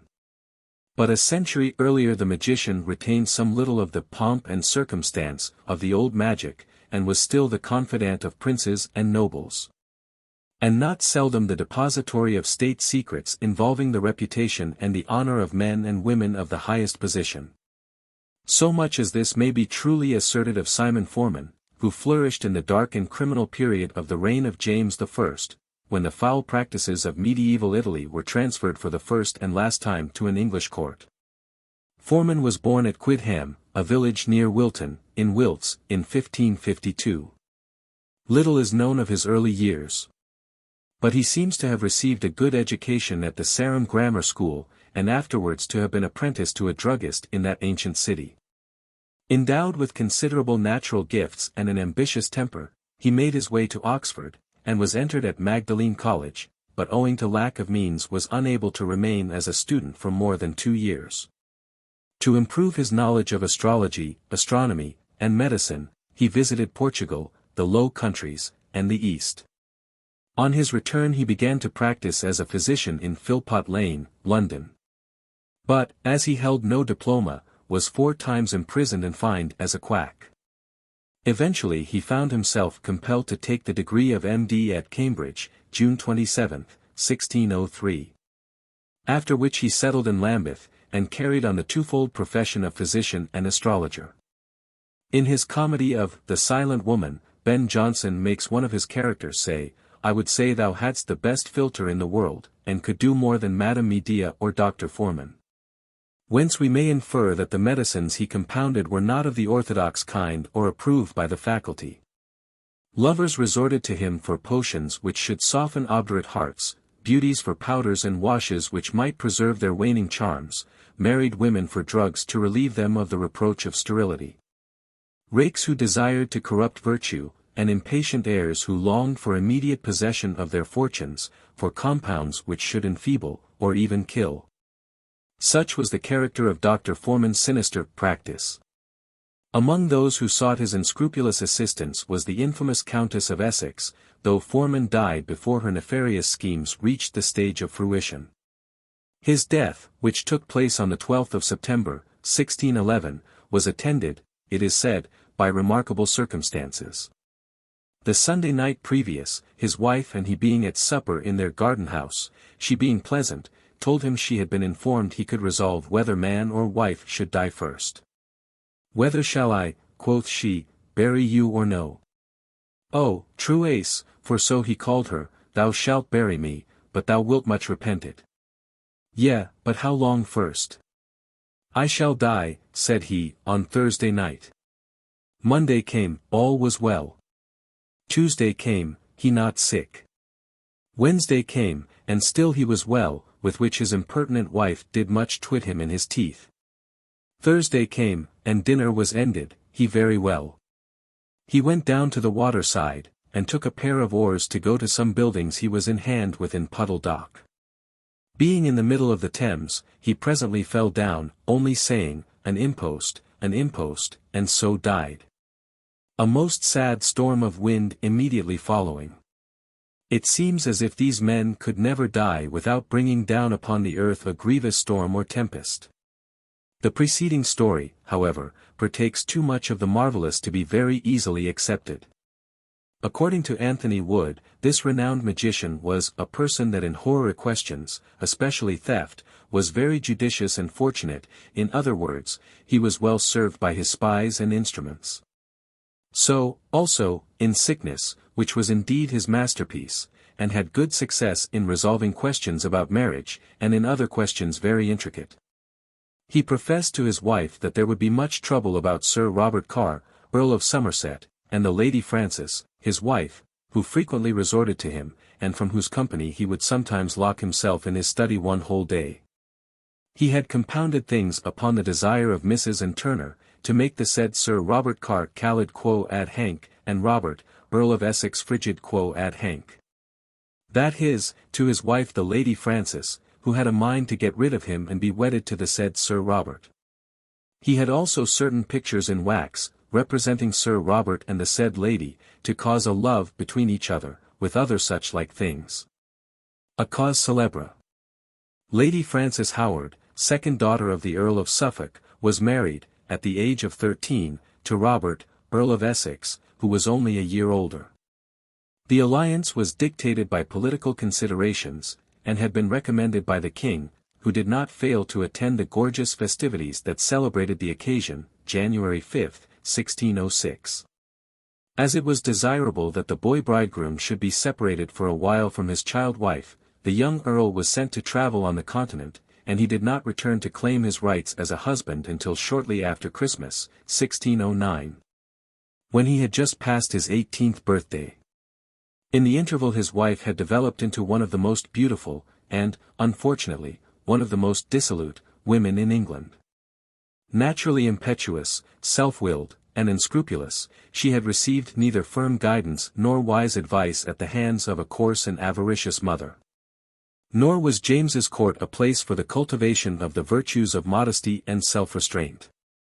The young countess, therefore, placed no control upon her passions, and had already become notorious for her disregard of those obligations which her sex usually esteem as sacred. At one time she intrigued with Prince Henry, but he dismissed her in angry disgust at her numerous infidelities. Finally, she crossed the path of the king's handsome favourite, Sir Robert Carr, and a guilty passion sprang up between them. It is painful to record that it was encouraged by her great-uncle, Lord Northampton, who hoped through Carr's influence to better his position at court. And it was probably at his mansion in the Strand that the plot was framed of which I am about to tell the issue. But the meetings between the two lovers sometimes took place at the house of one of Carr's agents, a man named Coppinger. At first, when Essex returned, the countess refused to live with him, but her parents ultimately compelled her to treat him as her husband, and even to accompany him to his country seat at Chartley. There she remained for 3 years, wretched with an inconceivable wretchedness, and animated with wild dreams of escape from the husband she hated to the paramour she loved. For this purpose she sought the assistance of Mrs. and Turner, the widow of a respectable physician, and a woman of considerable personal charms, who had become the mistress of Sir Arthur Mainwaring. 32 Mrs. Turner introduced her to Dr. Simon Forman, and an agreement was made that Forman should exercise his magical powers to fix young Carr's affections irrevocably upon the countess. The intercourse between the astrologer and the ladies became very frequent, and the former exercised all his skill to carry out their desires. At a later period, Mrs. Forman deposed in court that Mrs. Turner and her husband would sometimes be locked up in his study for 3 or 4 hours together, and the countess learned to speak of him as her sweet father. The countess next conceived the most flagitious designs against her husband's health. And, to carry them out, again sought the assistance of her unscrupulous quack, who accordingly set to work, made waxen images, invented new charms, supplied drugs to be administered in the earl's drinks, and washes in which his linen was to be steeped. These measures, however, did not prove effectual, and letters addressed by the countess at this time to Mrs. Turner and Dr.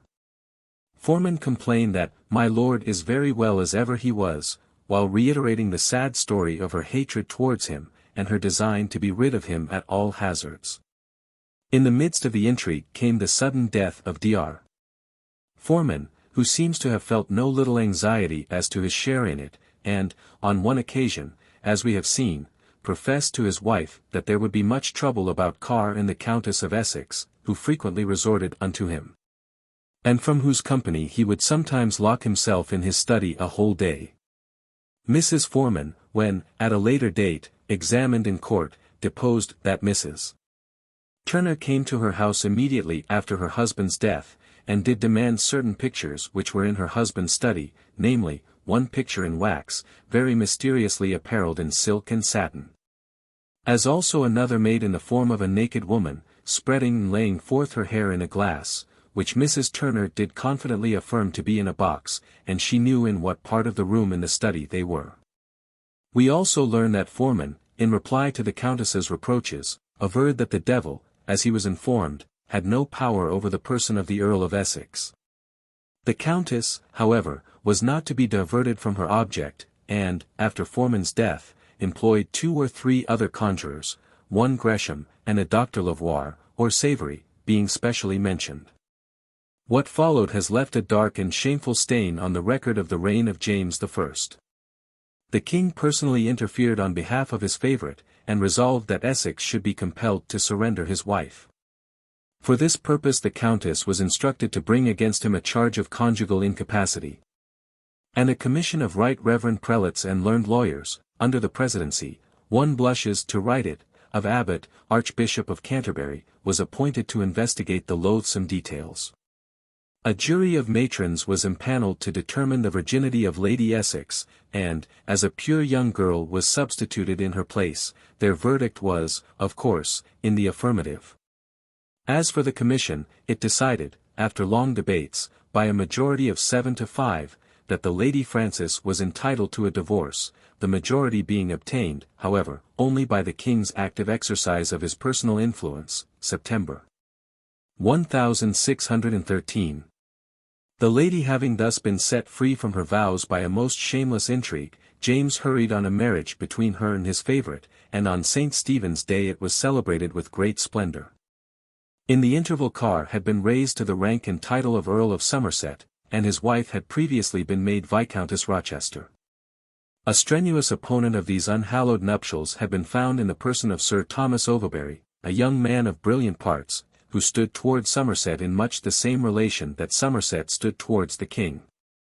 At the outset he had looked with no disfavour on his patron's intrigue with Lady Frances, but had actually composed the love letters which went to her in the Earl's name. But, for reasons not clearly understood, he assumed a hostile attitude when the marriage was proposed. As he had acquired a knowledge of secrets which would have made him a dangerous witness before the divorce commission, the intriguers felt the necessity of getting him out of the way. Accordingly, the king pressed upon him a diplomatic appointment on the continent, and when this was refused, committed him to the Tower. There he lingered for some months in failing health until a dose of poison terminated his sufferings on September 13, 1613, rather more than 3 months before the completion of the marriage he had striven ineffectually to prevent. This poison was unquestionably administered at the instigation of Lady Essex, though under what circumstances it is not easy to determine. The most probable supposition seems to be that an assistant of Lobel, a French apothecary who attended Overbury, was bribed to administer the fatal drug. For 2 years the murder thus foully committed remained unknown, but in the summer of 1615, when James's affection for Somerset was rapidly declining, and a new and more splendid favourite had risen in the person of George Villiers. Some information of the crime was conveyed to the king by his secretary, Winwood. How Winwood obtained this information is still a mystery, but we may, perhaps, conjecture that he received it from the apothecary's boy, who, being taken ill at Flushing, may have sought to relieve his conscience by confession. A few weeks afterwards, Helwys, the lieutenant of the Tower, under an impression that the whole matter had been discovered, acknowledged that frequent attempts had been made to poison Overbury in his food, but that he had succeeded in defeating them until the apothecary's boy eluded his vigilance. Who sent the poison he did not know. The only person whose name he had heard in connection with it was Mrs. Turner, and the agent employed to convey it was, he said, a certain Richard Weston, a former servant of Mrs. Turner, who had been admitted into the Tower as a keeper, and entrusted with the immediate charge of Overbury. On being examined, Weston at first denied all knowledge of the affair. But eventually he confessed that, having been rebuked by Helwys, he had thrown away the medicaments with which he had been entrusted. And next he accused Lady Somerset of instigating him to administer to Overbury a poison, which would be forwarded to him for that purpose. Then one Rawlins, a servant of the Earl, gave information that he had been similarly employed. As soon as Somerset heard that he was implicated, he wrote to the king protesting his innocence, and declaring that a conspiracy had been hatched against him. But many suspicious particulars being discovered, he was committed to the custody of Sir Oliver St. John. While Weston, on October 23, was put on his trial for the murder of Overbury, and found guilty, though no evidence was adduced against him which would have satisfied a modern jury. On November 7 Mrs. Turner was brought before the court. Her trial excited the most profound curiosity, and Westminster Hall was crowded by an eager multitude, who shuddered with superstitious emotion when the instruments employed by Forman in his magical rites were exposed to view. 33 It would seem that Mrs. Turner, when arrested, immediately sent her maid to Forman's widow, to urge her to burn, before the Privy Council sent to search her house, any of her husband's papers that might contain dangerous secrets. She acted on the advice, but overlooked a few documents of great importance, including a couple of letters written by Lady Essex to Mrs. Turner and Forman. The various articles seized in Forman's house referred, however, not to the murder of Overbury, but to the conjurations employed against the Earls of Somerset and Essex. There was shewed in court, says a contemporary report, certain pictures of a man and a woman made in lead, and also a mould of brass wherein they were cast, a black scarf also full of white crosses, which Mrs. Turner had in her custody, besides enchanted paps and other pictures. There was also a parcel of Forman's written charms and incantations. In some of those parchments the devil had particular names, who were conjured to torment the Lord Somerset and Sir Arthur Mannering, if the ire loves should not continue, the one to the Countess, the other to Mrs. Turner.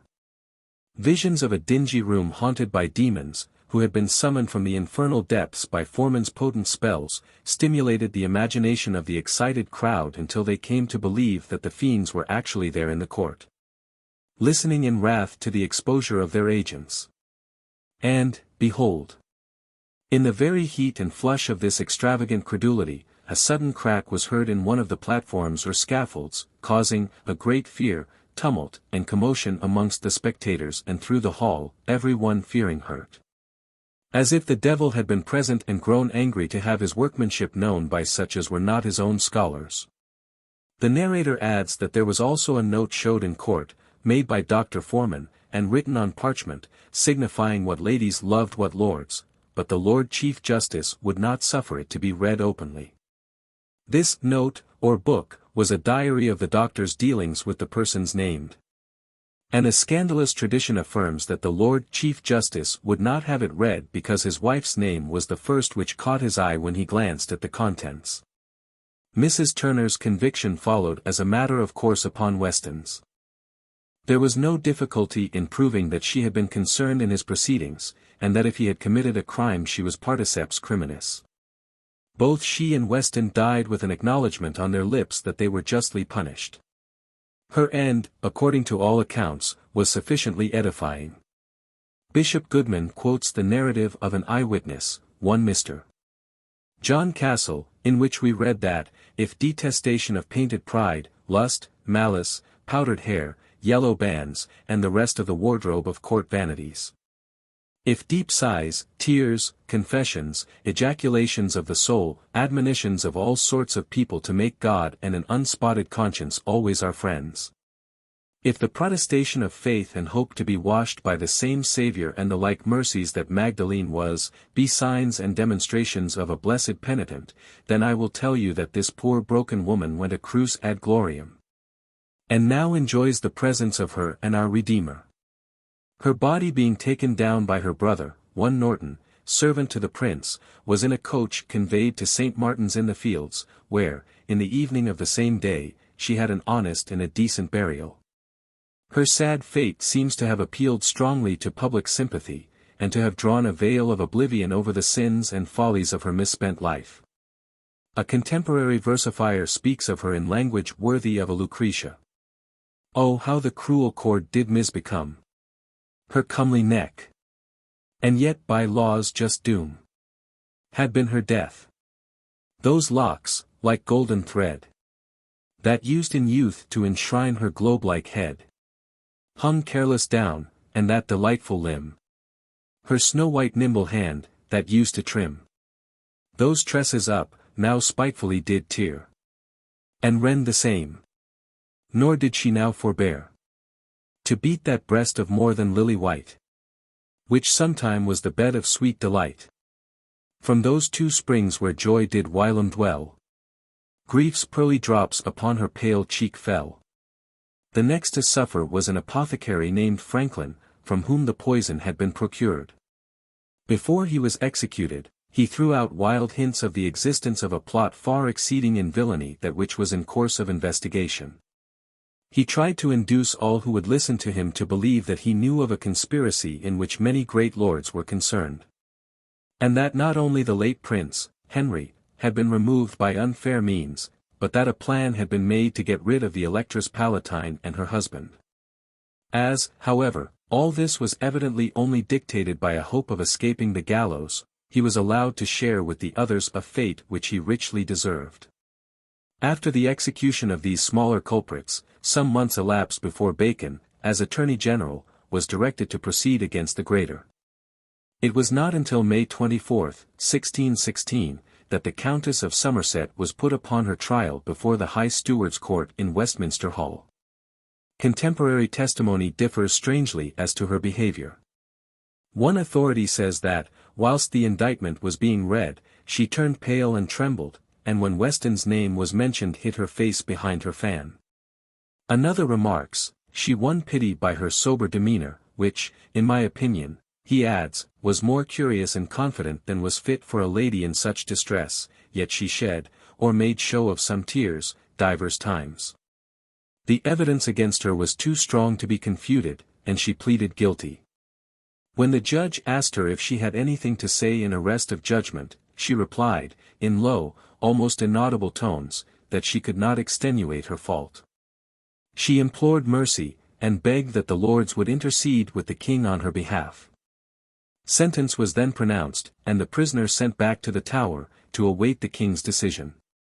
On the following day the Earl was tried. Bacon again acted as prosecutor, and in his opening speech he said that the evidence to be brought forward by the government would prove 4 points: 1. That Somerset bore malice against Overbury before the latter's imprisonment; 2. That he devised the plan by which that imprisonment was effected; 3. That he actually sent poisons to the Tower; 4. That he had made strenuous efforts to conceal the proofs of his guilt. He added that he himself would undertake the management of the case on the first 2 points, leaving his subordinates, Montague and Crewe, to deal with the third and fourth. Bacon had chosen for himself a comparatively easy task. The ill feeling that had existed between Overbury and his patron was beyond doubt.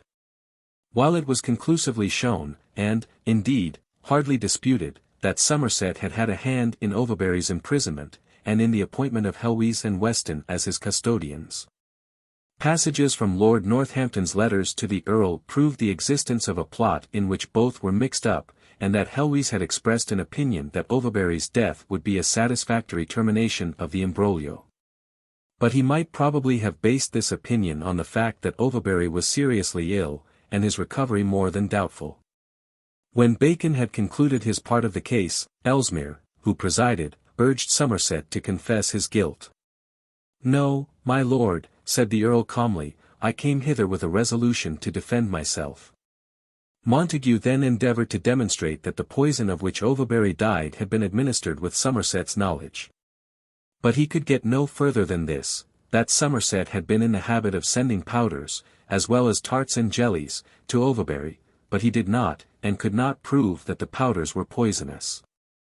Nor was Sergeant Crewe able to advance the case beyond the point reached by Bacon. He could argue only on the assumption of Somerset's guilt, which his colleagues had failed to establish.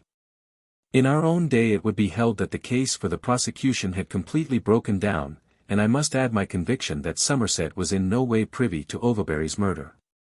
He had assented to his imprisonment, because he was weary of his importunity, but he still retained a kindly feeling towards him, and was evidently grieved at the serious nature of his illness. As a matter of fact, it was not proved even that Overbury died of poison, though I admit that this is put beyond doubt by collateral circumstances. Somerset's position, however, before judges who were more or less hostilely disposed, with the agents of the Crown bent on obtaining his conviction, and he himself without legal advisers, was both difficult and dangerous. He was embarrassed by the necessity of keeping back part of his case. He was unable to tell the whole truth about Overbury's imprisonment. He could not make known all that had passed between Lady Essex and himself before marriage. Or that Overbury had been committed to the Tower to prevent him from giving evidence which would have certainly quashed Lady Essex's proceedings for a divorce. And, in truth, if he mustered up courage to tell this tale of shame, he could not hope that the peers, most of whom were his enemies, would give credence to it, or that, if they believed it, they would refrain from delivering an adverse verdict. Yet he bore himself with courage and ability, when, by the flickering light of torches, for the day had gone down, he rose to make his defense. Acknowledging that he had consented to Overbury's imprisonment in order that he might throw no obstacles in the way of his marriage with Lady Essex, he firmly denied that he had known anything of attempts to poison him. The tarts he had sent were wholesome, and of a kind to which Overbury was partial. If any had been tampered with, he was unaware of it. The powders he had received from Sir Robert Killigrew, and simply sent them on. And Overbury had admitted, in a letter which was before the court, that they had done him no mischief. Here Crewe interrupted. The 3 powders from Killigrew had been duly accounted for. But there was a 4th powder, which had not been accounted for, and had, it was assumed, contained poison. Now, it was improbable that the Earl could remember the exact history of every powder sent to Overbury 2 years before, and, besides, it was a mere assumption on the part of the prosecution that this 4th powder was poison. But Somerset's inability to meet this point was made the most of, and gave the peers a sufficient pretext for declaring him guilty. The Earl received his sentence with the composure he had exhibited throughout the arduous day, which had shown how a nature enervated by luxury and indulgence can be braced up by the chill air of adversity.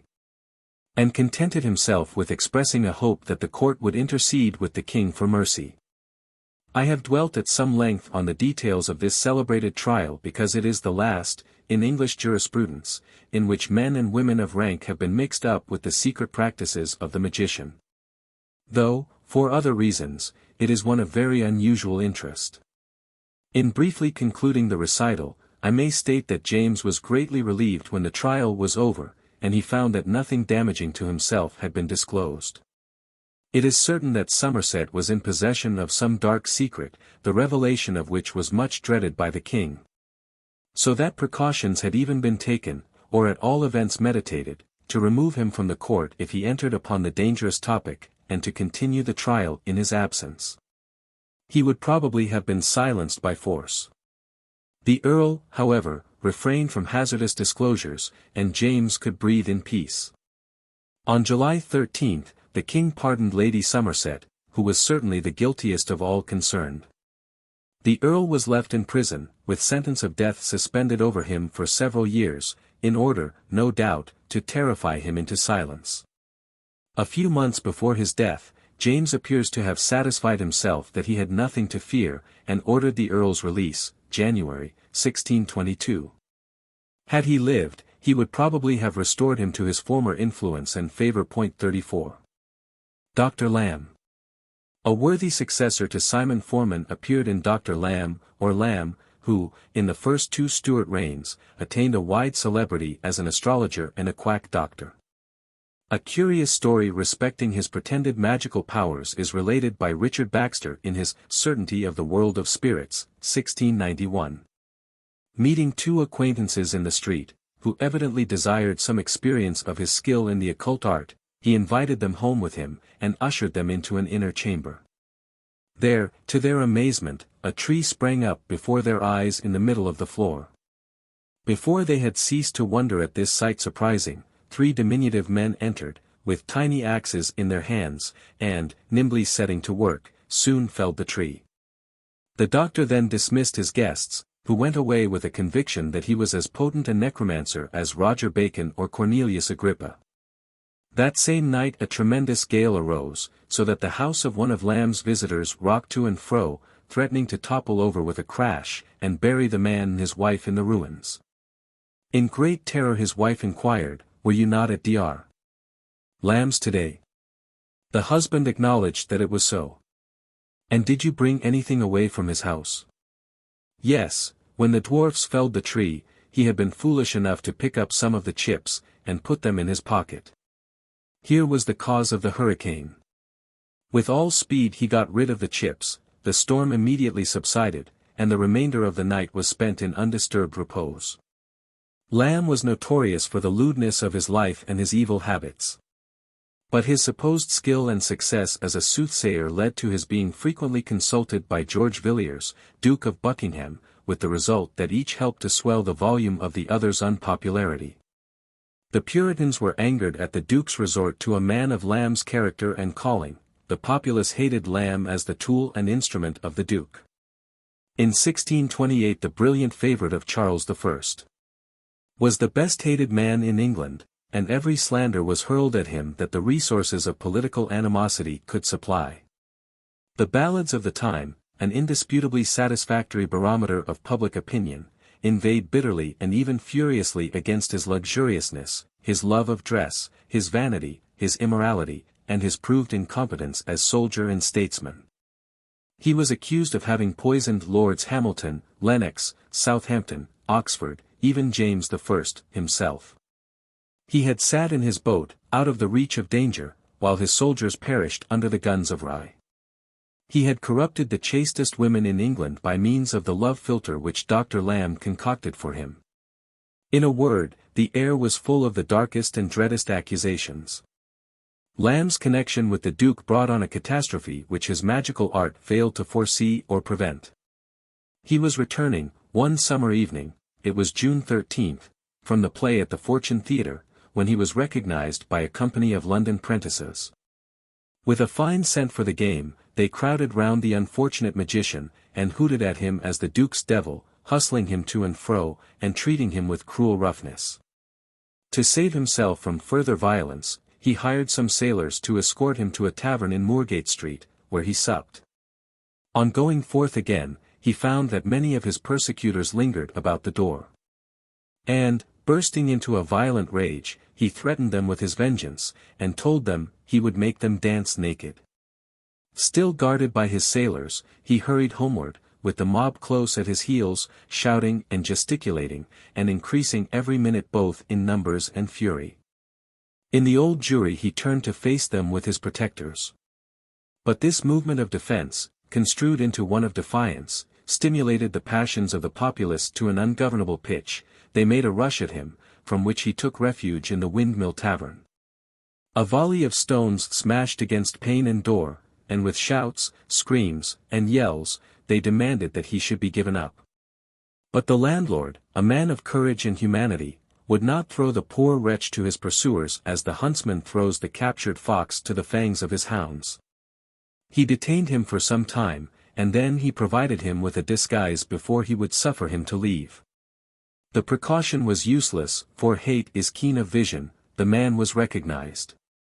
The pursuit was resumed, and he was hunted through the streets, pale and trembling with terror, his dress disordered and soiled, until he again sought an asylum. The master of this house, however, fell into a paroxysm of alarm, and dismissed him hastily, with 4 constables as a bodyguard.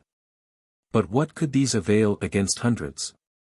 They were swept aside. The doctor, bleeding and exhausted, was flung to the ground, and sticks and stones rained blows upon him until he was no longer able to ask for mercy. One of his eyes was beaten out of its socket. And when he was rescued at length by a posse of constables and soldiers, and conveyed to the Compter prison, it was a dying man who was borne unconscious across its threshold. Such was the miserable ending of Dr. Lamb. Charles I was much affected when he heard of it, for he saw that it was a terrible indication of the popular hostility against Lamb's patron. The murderers had not scrupled to say that if the Duke had been there they would have handled him worse. They would have minced his flesh, so that every one of them might have had a piece. Summoning to his presence the Lord Mayor and Aldermen, the king bade them discover the offenders. And when they failed in what was an impossible task, he imposed a heavy fine upon the city. The ballad writers of the day found in the magician's fate an occasion for attacking Buckingham. One of them, commenting on his supposed contempt for Parliament, puts the following arrogant defiance into his mouth. Meddle with common matters. Common wrongs. To th House of Commons common things belong. Leave him the oar that best knows how to row. And state to him that the best state doth know. Though Lamb be dead, I'll stand, and you shall see. I'll smile at them that can but bark at me. 5. The last of the English magicians, William Lilly. Lilly was a prominent, and, in the opinion of many of his contemporaries, a very important personage in the most eventful period of English history.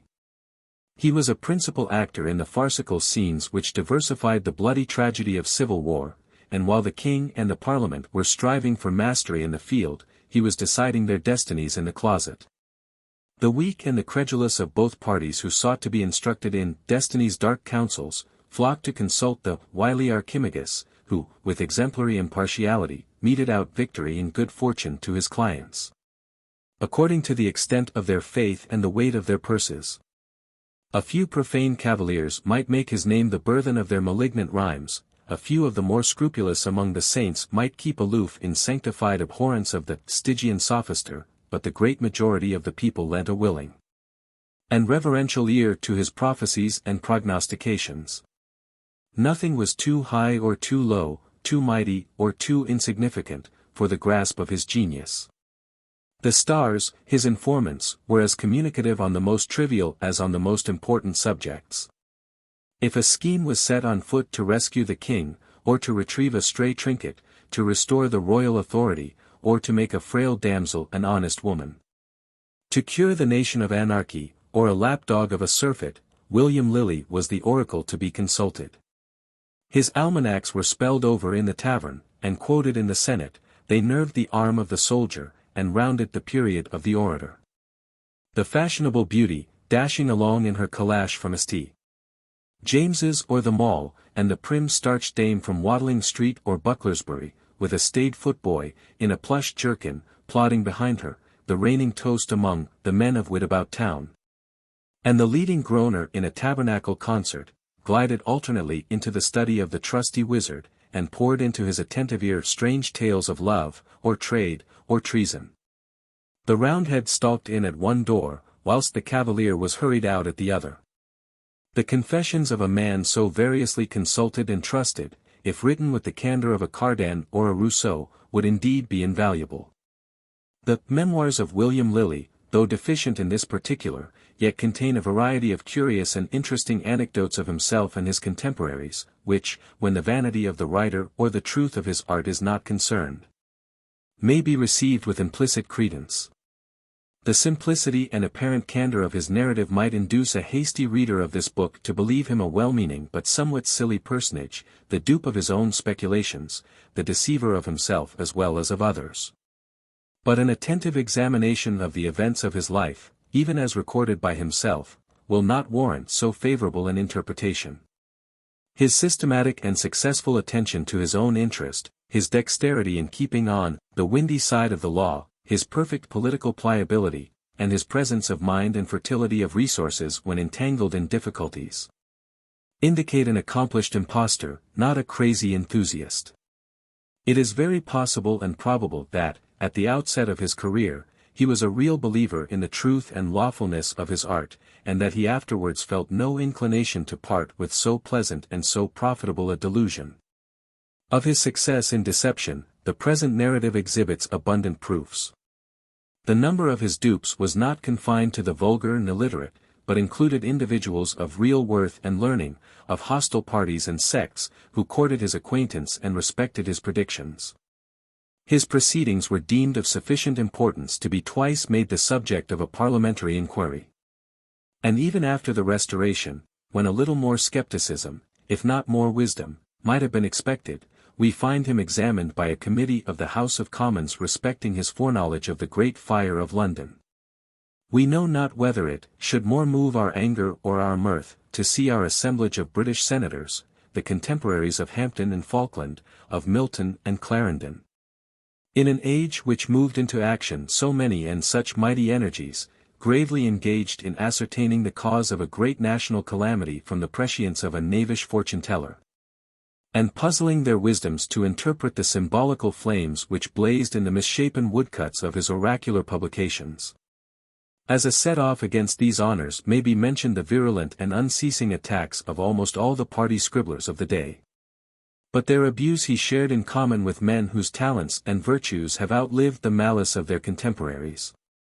Retrospective Review. William Lilly was born at Diceworth, in Leicestershire, on May 1, 1602. He came of an old and reputable family of the yeoman class, and his father was at one time a man of substance, though, from causes unexplained, he fell into a state of great impoverishment. William from the first was intended to be a scholar, and at the age of 11 was sent to the grammar school at Ashby-de-la-Zouch, where he made a fair progress in his classical studies. In his 16th year he began to be much troubled in his dreams regarding his chances of future salvation, and felt a large concern for the spiritual welfare of his parents. He frequently spent the night in weeping and praying, and in an agony of fear lest his sins should offend God. That in this exhibition of early piety he was already preparing for his career of self-hypocrisy and deception, I will not be censorious enough to assert. But in afterlife his conscience was certainly much less sensitive, and he ceased to trouble himself about the souls of any of his kith and kin. He was about 18 when the collapse of his father's circumstances compelled him to leave school. He had used his time and opportunities so well that he had gained the highest form, and the highest place on that form. He spoke Latin as readily as his native tongue. Could improvise verses upon any theme, all kinds of verses, hexameter, pentameter, Valenciac, iambic, saphic, so that if any ingenious youth came from remote schools to hold public disputations, Lilly was always selected as the Ashby-de-la-Zouch champion, and in that capacity invariably won distinction. If any minister came to examine us, he said, I was brought forth against him, nor would I argue with him unless in the Latin tongue, which I found few could well speak without breaking Priscian's head. Which, if once they did, I would complain to my master, non bene intelligit linguae Latinum, nec prorsus loquitur. In the derivation of words, I found most of them defective, nor, indeed, were any of them good grammarians. All and every of those scholars who were of my form and standing went to Cambridge, and proved excellent divines, only I, poor William Lilly, was not so happy. Fortune then frowning upon my father's present condition, he not in any capacity to maintain me at the university. The res angusti domi pressing heavily upon the quick-witted, ingenious, and active young fellow, he set forth, as so many Dick Whittingtons have done before and since, to make his fortune in London City.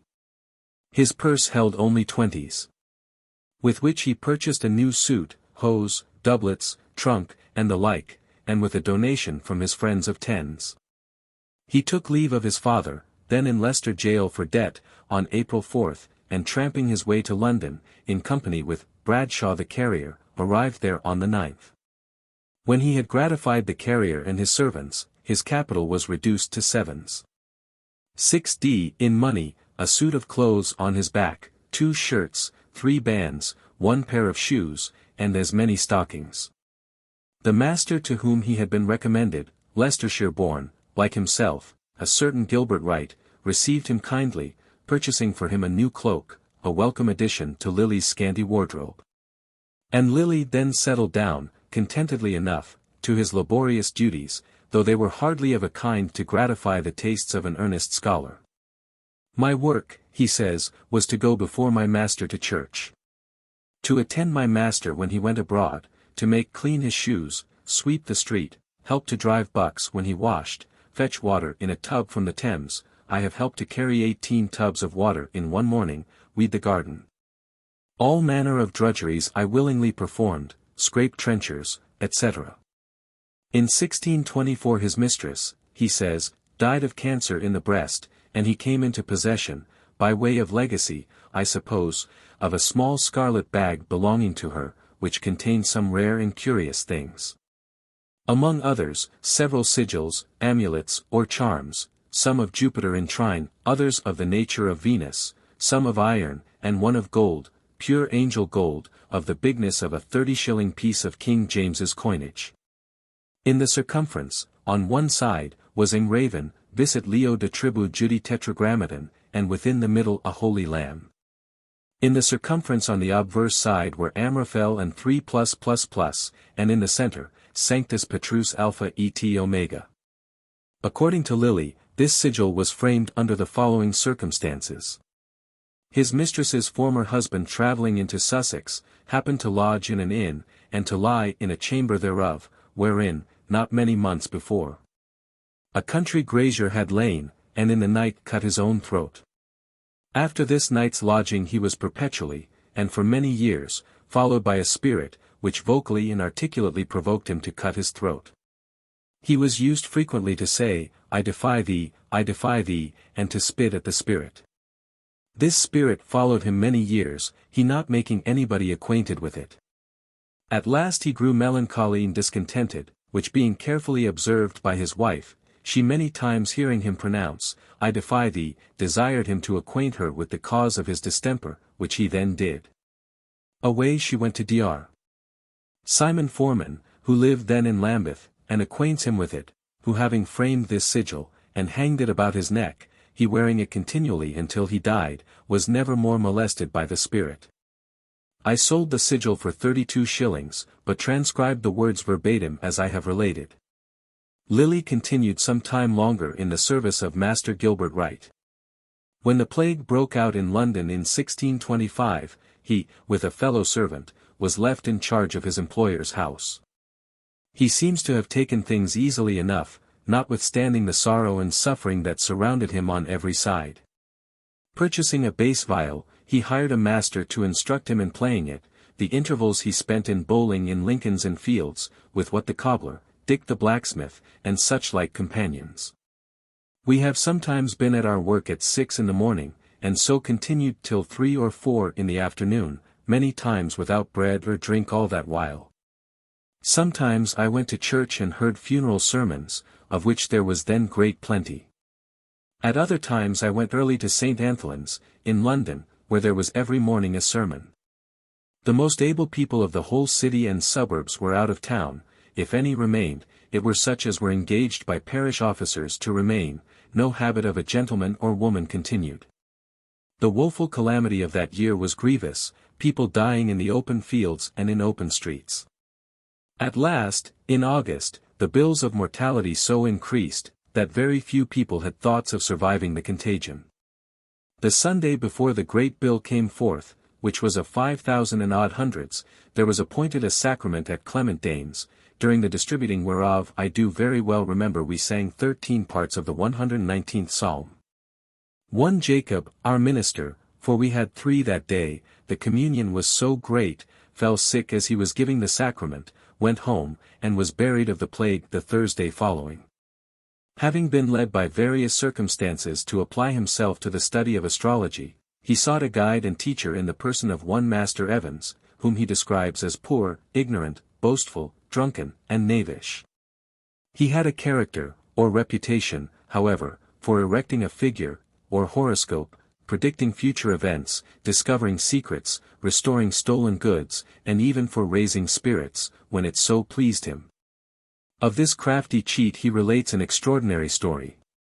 Some time before Lilly became acquainted with him, Lord Bothwell and Sir Kenelm Digby visited him at his lodgings in the Minories, in order that they might enjoy what is nowadays called a spiritualistic séance.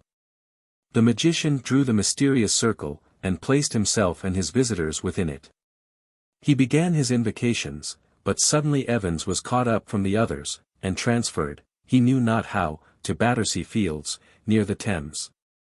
Next morning a countryman discovered him there, fast asleep, and, having roused him, informed him, in answer to his inquiries, where he was. Evans in the afternoon sent a messenger to his wife, to acquaint her with his safety, and dispel the apprehensions she might reasonably entertain. Just as the messenger arrived, Sir Kenelm Digby also arrived, not unnaturally curious to learn the issue of the preceding day's adventure.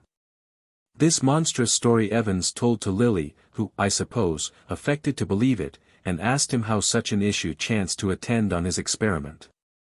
Because, the knave replied, in performing the invocation rites, he had carelessly omitted the necessary suffumigation, and at this omission the spirit had taken offense. It is evident that the spirits insist on being treated with due regard to etiquette. Lilly, by the way, records some quaint biographical particulars respecting the astrologers of his time. They are not of a nature, however, to elevate our ideas of the profession. One would almost suppose that free intercourse with the inhabitants of the unseen world had an exceptionally bad effect on the morals and manners of the mortals who enjoyed it, or else the spirits must have had a penchant for low society. Lilly speaks of one William Poole, who was a nibbler at astrological science, and, in addition, a gardener, an apparator, a drawer of lime, a plasterer, a bricklayer. In fact, he bragged of knowing no fewer than 17 trades, such was the versatility of his genius. It is pleasant to know that this wonderfully clever fellow could condescend to drolling, and even to writing poetry, heaven save the mark. Of which Lilly, in his desire to astonish posterity, has preserved a specimen. Master Poole's rhymes, however, are much too offensively coarse to be transferred to these pages. This man of many callings died about 1651 or 1652, at St. Mary Overies, in Southwark, and Lilly quotes a portion of his last will and testament.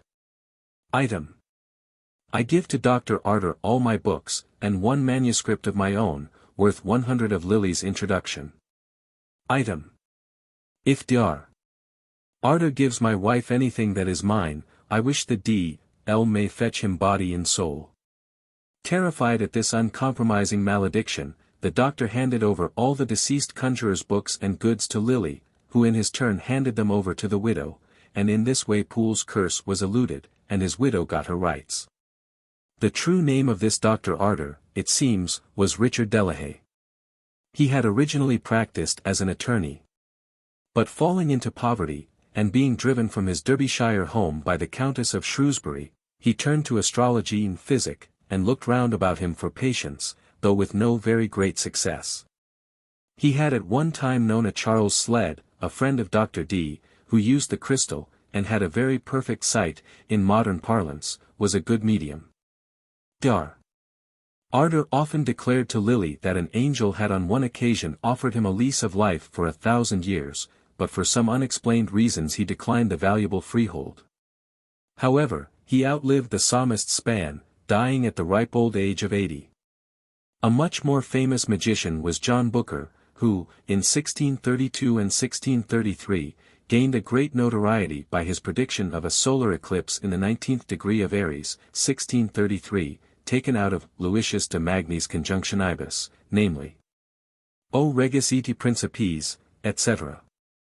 Both the King of Bohemia and Gustavus, King of Sweden, dying during the effects of that eclipse. John Booker was born at Manchester, of good parentage, in 1601. In his youth he attained a very considerable proficiency in the Latin tongue. From his early years we may take it that he was destined to become an astrologer. He showed so great a fancy, otherwise inexplicable, for poring over old almanacs. In his teens he was dispatched to London to serve his apprenticeship to a haberdasher in Lawrence Lane. But whether he contracted a distaste for the trade, or lacked the capital to start on his own account, he abandoned it on reaching manhood, and started as a writing master at Hadley, in Middlesex. It is said that he wrote singularly well, both secretary and Roman.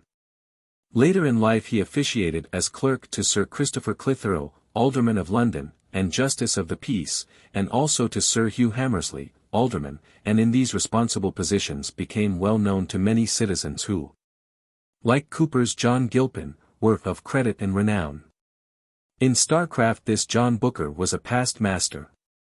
His verses upon the months, framed according to their different astrological significations, being blessed with success, according to his predictions, made him known all over England. He was a man of great honesty, abhorring any deceit in the art he loved and studied. So says Lilly, but it is certain that if an astrologer be in earnest, he must deceive himself, if he do not deceive others. This Booker had much good fortune in detecting thefts, and was not less an adept in resolving love questions. His knowledge of astronomy was by no means limited, he understood a good deal of physic.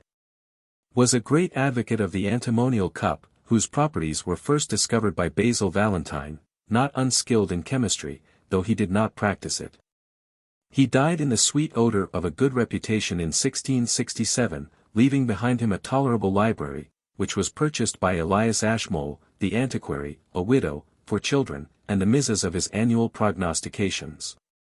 During the long Parliament period he published his Bellum Hibernicale, which is described as a very sober and judicious book, and, not long before his death, a small treatise on Easter Day, wherein he displayed a laudable erudition.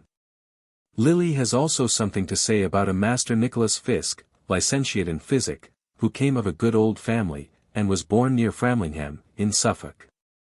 He was educated for the university, but preferred staying at home, and studying astrology and medicine, which he afterwards practiced at Colchester, and at several places in London.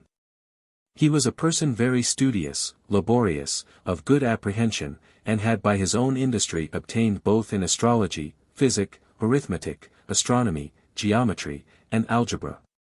Singular judgment, he would in astrology resolve horary questions very soundly, but was ever diffident of his own abilities.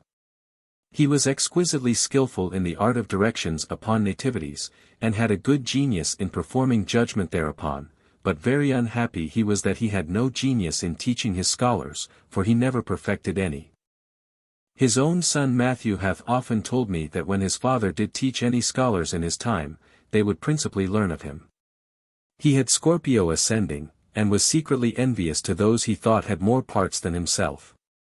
However, I must be ingenuous, and do affirm that by frequent conversation with him I came to know which were the best authors, and much to enlarge my judgment. Especially in the art of directions, he visited me most days once after I became acquainted with him, and would communicate his most doubtful questions unto me, and accept of my judgment therein rather than his own. Resuming his own life story, Lilly records an important purchase which he made in 1634, the great astrological treatise, the Ars Notaria, a large parchment volume. Enriched with the names and pictures of those angels which are thought and believed by wise men to teach and instruct in all the several liberal sciences, as if heaven were a scientific academy. With the angels giving lectures as professors of astrology, medicine, mathematics, and the like. Next he describes how he sought to extend his fame as a magician by attempting the discovery of a quantity of treasure alleged to have been concealed in the cloister of Westminster Abbey. And having obtained permission from the authorities, he repaired thither, one winter night, accompanied by several gentlemen, and by one John Scott, a supposed expert in the use of the massical or divining rods. The hazel rods were duly played round about the cloister, and on the west side turned one over the other, a proof that the treasure lay there. The laborers, after digging to a depth of 6 feet, came upon a coffin. But as it was not heavy, Lilly refrained from opening it, an omission which he afterwards regretted. From the cloister they proceeded to the abbey church, where, upon a sudden, so fierce, so high, so blustering and loud a wind burst forth, that they feared the west end of the church would fall upon them. Their rods would not move at all. The candles and torches, all but one, were extinguished, or burned very dimly. John Scott, Lilly's partner, was amazed, turned pale, and knew not what to think or do, until Lilly gave command to dismiss the demons. This being done, all was quiet again, and the party returned home about midnight. I could never since be induced, says Master Lilly, with sublime impertinence, to join with any in such like actions. The true miscarriage of the business, he adds, was by reason of so many people being present at the operation. For there were about 30, some laughing, others deriding, so that if we had not dismissed the demons, I believe most part of the abbey church had been blown down. Secrecy and intelligent operators, he adds, with a strong confidence and knowledge of what they are doing, are best for this work. They are, at all events, for conspiracy and collusion. In reading a narrative like this, one finds it not easy to satisfy oneself how far it has been written in good faith, or how far it is compounded of credulity or of conscious deception, how far the writer has unwittingly imposed upon himself, or is knowingly imposing upon the reader. That Lilly should gravely transmit to posterity such a record, if aware that it was an audacious invention, seems hardly credible. And yet it is still less credible that a man so shrewd and keen-witted should believe in the operations of demons, and in their directing a blast of wind against the abbey church because they resented his search for a hidden treasure, to which they at least could have no claim. As great wit to madness nearly is allied, so is there a dangerous proximity between credulity and imposture, and the man who begins by being a dupe often ends by becoming a knave. Perhaps there are times when the axiom should be reversed. Lilly's astrological pursuits appear to have affected his health. He grew lean and haggard, and suffered much from hypochondria. So that, at length, he resolved to try the curative effects of country air, and removed, in the spring of 1636, to Hersham, a quiet and picturesque hamlet, near Walton-on-the-Thames. He did not give up his London house, however, until 30 years later, 1665, when he finally settled at Hersham as a country gentleman, and a person of no small consideration. Having recovered his health in his rural quarters, our great magician returned to London, and practiced openly his favourite art. But a secret intelligence apprising him that he was not sufficiently an adept, he again withdrew into the country, where he remained for a couple of years, immersed, I suppose, in occult studies. We may take it that he really entered on a professional career in 1644, when a happy thought inspired him to bring out the first yearly issue of his prophetical almanac, or Merlinus Anglicus Jr. In his usual abrupt and disjointed style he gives the following account of his publication: I had given, one day, the copy thereof unto the then Mr., afterwards Sir Bulstrode, Whitlock, who by accident was reading thereof in the House of Commons. Ere the speaker took the chair, one looked upon it, and so did many, and got copies thereof, which, when I heard, I applied myself to John Booker to license it, for then he was licenser of all mathematical books. He wondered at the book, made many impertinent obliterations, formed many objections, swore it was not possible to distinguish betwixt king and parliament, O shrewd John Booker! At last licensed it according to his own fancy. I delivered it unto the printer, who being an arch-Presbyterian, had 5 of the ministry to inspect it, who could make nothing of it, but said that it might be printed. For in that I meddled not with their Dagon.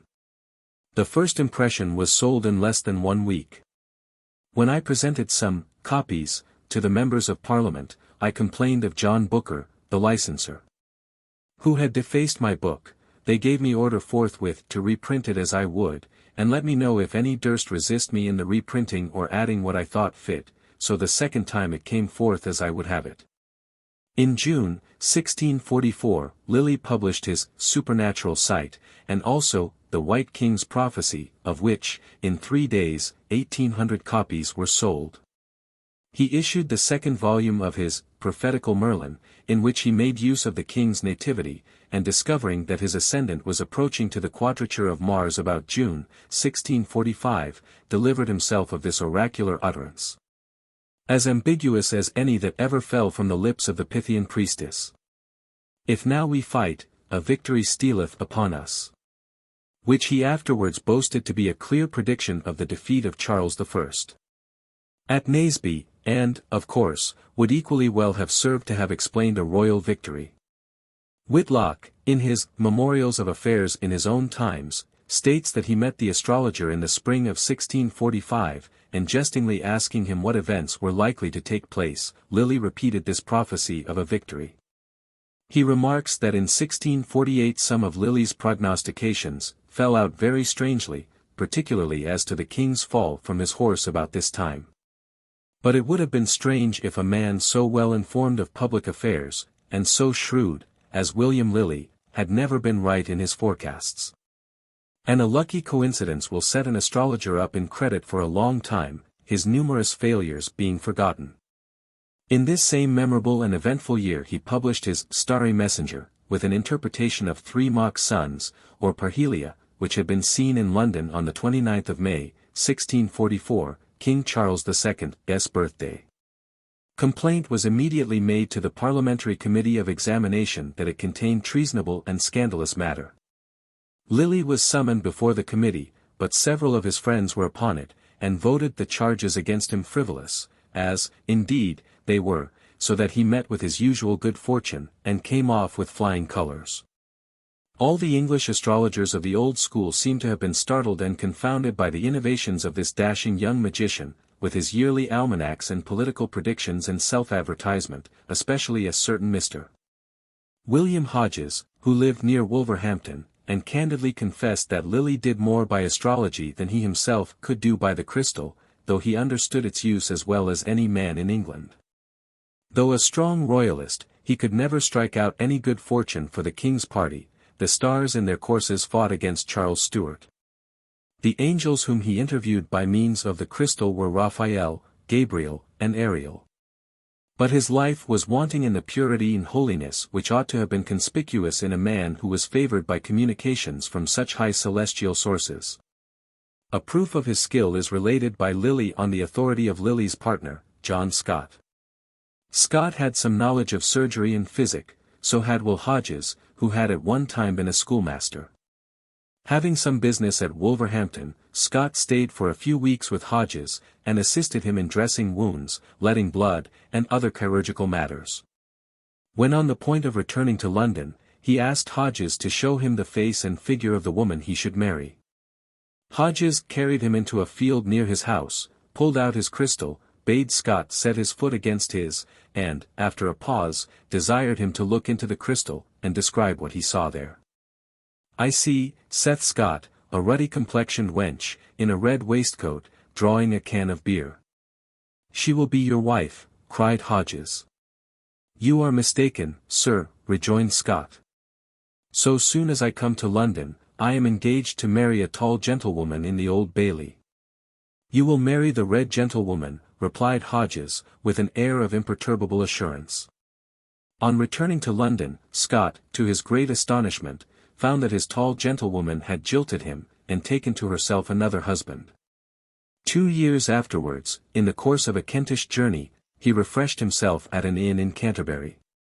Fell in love with its ruddy-complexioned barmaid, and, when he married her, remembered her red waistcoat, her avocation, and Mr. Hodges, his crystal.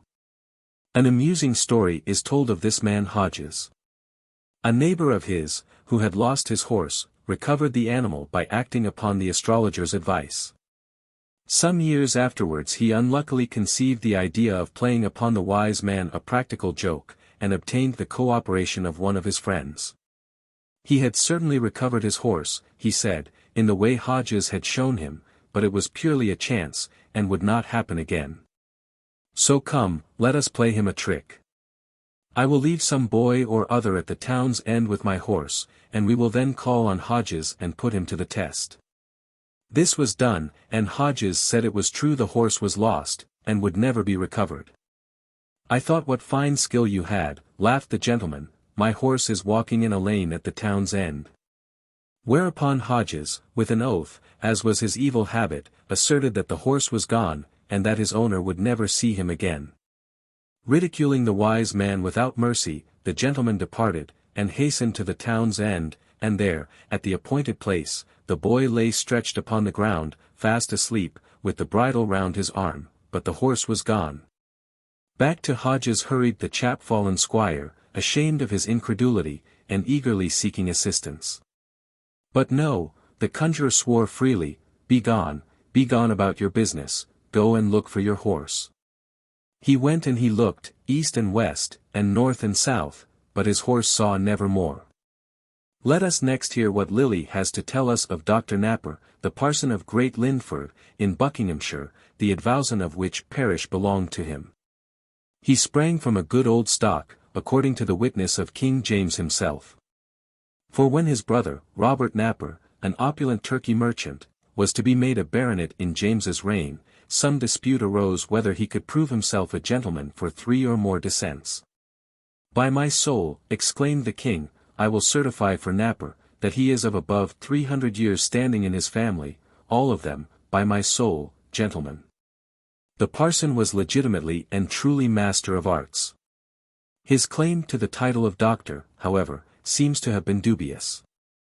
Miscarrying one day in the pulpit, he never after ventured into it, but all his lifetime kept in his house some excellent scholar to officiate for him, allowing him a good salary. Lilly speaks highly of his sanctity of life and knowledge of medicine, and avers that he cured the falling sickness by constellated rings, and other diseases by amulets. The parents of a maid who suffered severely from the falling sickness applied to him, on one occasion, for a cure. He fashioned for her a constellated ring, upon wearing of which she completely recovered. Her parents chanced to make known the cure to some scrupulous divines, who immediately protested that it was done by enchantment. "Cast away the ring," they said, "it's diabolical. God cannot bless you, if you do not cast it away. The ring was thrown into a well, and the maid was again afflicted with her epilepsy, enduring the old pain and misery for a weary time. At last the parents caused the well to be emptied, and regained the ring, which the maid again made use of, and recovered from her fits. Thus things went on for a year or two, until the Puritan divines, hearing that she had resumed the ring, insisted with her parents until they threw the ring away altogether. Whereupon the fits returned with such violence that they betook themselves to the doctor, told their story, acknowledged their fault, and once more besought his assistance. But he could not be persuaded to render it, observing that those who despised God's mercies were not capable or not worthy of enjoying them. We do not dismiss this story as entirely apocryphal, knowing that, in the cure or mitigation of nervous diseases, the imagination exercises a wonderful influence. There are well-authenticated instances of faith healing, not a whit less extraordinary than this case described by Lilly of the maiden and the ring. It would be trivial, perhaps, to hint that a good many maidens have been cured of some, at least, of their ailments by a ring.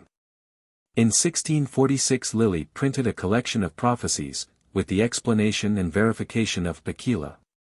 Or, the White King's prophecy, as also the nativities of Archbishop Laud and the Earl of Strafford, and a learned speech, which the latter intended to have spoken on the scaffold. In the following year he completed his Introduction unto Astrology, or Christian Astrology, and was summoned, along with John Booker, to the headquarters of Fairfax, at Windsor. They were conveyed thither in great pomp and circumstance, with a coach and 4 horses, welcomed in hearty fashion, and feasted in a garden where General Fairfax lodged. In the course of their interview with the general he said to them, that God had blessed the army with many signal victories, and yet their work was not finished.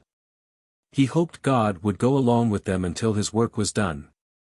They sought not themselves, but the welfare and tranquility of the good people and whole nation, and, for that end, were resolved to sacrifice both their lives and their own fortunes. As for the art that Lilly and Booker studied, he hoped it was lawful and agreeable to God's word. He himself understood it not, but doubted not they both feared God, and therefore had a good opinion of them both. Lilly replied, My lord, I am glad to see you here at this time. Certainly, both the people of God, and all others of this nation, are very sensible of God's mercy, love, and favor unto them, in directing the Parliament to nominate and elect you general of their armies, a person so religious, so valiant. The several unexpected victories obtained under your Excellency's conduct will eternize the same unto all posterity. We are confident of God's going along with you and your army until the great work, for which he ordained you both, is fully perfected, which we hope will be the conquering and subversion of your and the Parliament's enemies. And then a quiet settlement and firm peace over all the nation unto God's glory, and full satisfaction of tender consciences. Sir, as for ourselves, we trust in God, and, as Christians, we believe in him. We do not study any art but what is lawful and consonant to the Scriptures, Fathers, and antiquity, which we humbly desire you to believe. They afterwards paid a visit to Hugh Peters, the famous Puritan ecclesiastic, who had lodgings in the castle. They found him reading an idle pamphlet, which he had received from London that morning. Lilly, thou art herein, he exclaimed. Are not you there also? Yes, that I am, he answered. The stanza relating to Lilly ran as follows.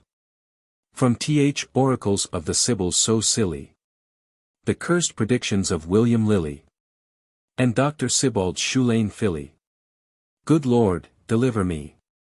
After much conference with Hugh Peters, and some private discourse betwixt the two, not to be divulged, they parted, and Master Lilly returned to London. In 1647 he published The World's Catastrophe, the prophecies of Ambrose Merlin, both of which were translated by Elias Ashmole, and Trithemius of the Government of the World, by the Presiding Angels, all 3 tracts in 1 volume.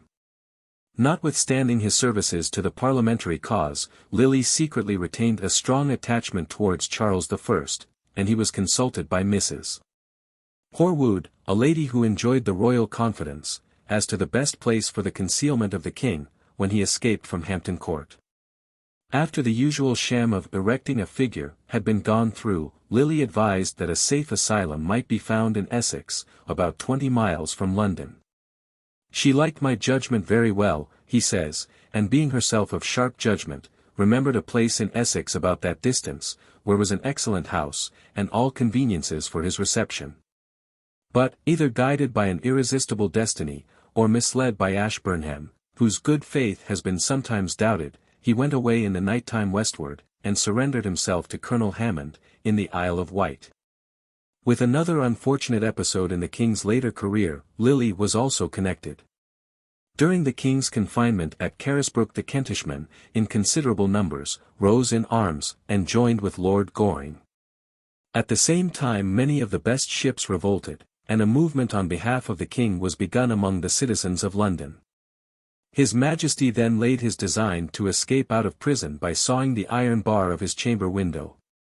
A small ship was provided, and anchored not far from the castle, to bring him into Sussex. Horses were provided ready to carry him through Sussex into Kent, so that he might be at the head of the army in Kent, and from thence to march immediately to London, where thousands then would have armed for him. Lilly was brought acquainted with the plot, and employed a locksmith in Bow Lane to make a saw for cutting asunder the iron bar, and also procured a supply of aqua fortis. But, as everybody knows, the king was unable to force his body through the narrow casement, even after the removal of the bar, and the plot failed.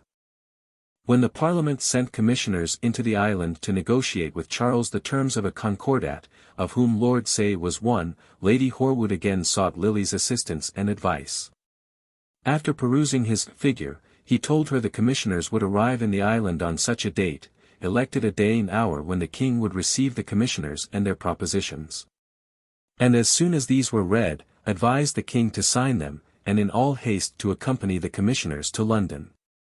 The army being then far removed from the capital, and the citizens stoutly enraged against the parliamentary leaders, Charles promised he would do so. But, unfortunately, he allowed Lord Say to dissuade him from signing the propositions, on the assurance that he had a powerful party both in the House of Lords and the House of Commons, who would see that he obtained more favourable conditions. Thus was lost almost his last chance of retaining his crown, and baffling the designs of his enemies. Whilst the king, in his last days, was at Windsor Castle, on one occasion, when he was taking the air upon the leads, he looked through Captain Wharton's almanac. "My book," saith he, "speaks well as to the weather." A Master William Allen, who was standing by, inquired, "What saith his antagonist, Mr. Lilly?" "I do not care for Lilly," remarked his Majesty, "he has always been against me," infusing some bitterness into his expressions. "Sir," observed Allen, "the man is an honest man, and writes but what his art informs him." "I believe it," said his Majesty, "and that Lilly understands astrology as well as any man in Europe."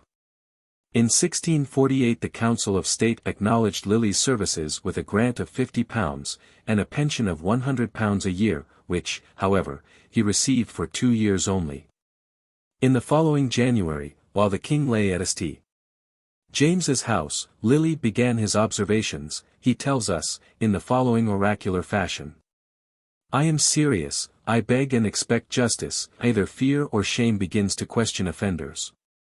The lofty cedars begin to divine a thundering hurricane is at hand, God elevates man contemptible. Our demigods are sensible, we begin to dislike their actions very much in London, more in the country. Blessed be God, who encourages his servants, makes them valiant, and of undaunted spirit to go on with his decrees. Upon a sudden, great expectations arise, and men generally believe a quiet and calm time draws nigh. Our garrulous and egotistical conjurer, who seems really to have believed that he exercised a considerable influence upon the course of events, though his position was no more important than that of the fly upon the wheel, evidently wished to connect these commonplaces with the execution of Charles I. In Christmas holidays, he writes, the Lord Grey of Groby, and Hugh Peters, sent for me to Somerset House, with directions to bring them 2 of my almanacs. I did so. Peters and he read January's observations. If we are not fools and knaves, saith he, we shall do justice. Then they whispered. I understood not their meaning until his majesty was beheaded. They applied what I wrote of justice to be understood of his majesty, which was contrary to my intention, for Jupiter, the first day of January, became direct, and Libra is a sign signifying justice. I implored for justice generally upon such as had cheated in their places, being treasurers and such like officers. I had not then heard the least intimation of bringing the king unto trial, and yet the first day thereof I was casually there, it being upon a Saturday. For going to Westminster every Saturday in the afternoon, in these times, at Whitehall I casually met Peters. "Come, Lilly, wilt thou go hear the king tried?" "When," said I, "now, just now, go with me." I did so, and was permitted by the guard of soldiers to pass up to the king's bench. Within 1/4 of an hour came the judges, presently his majesty, who spoke excellently well, and majestically, without impediment in the least when he spoke.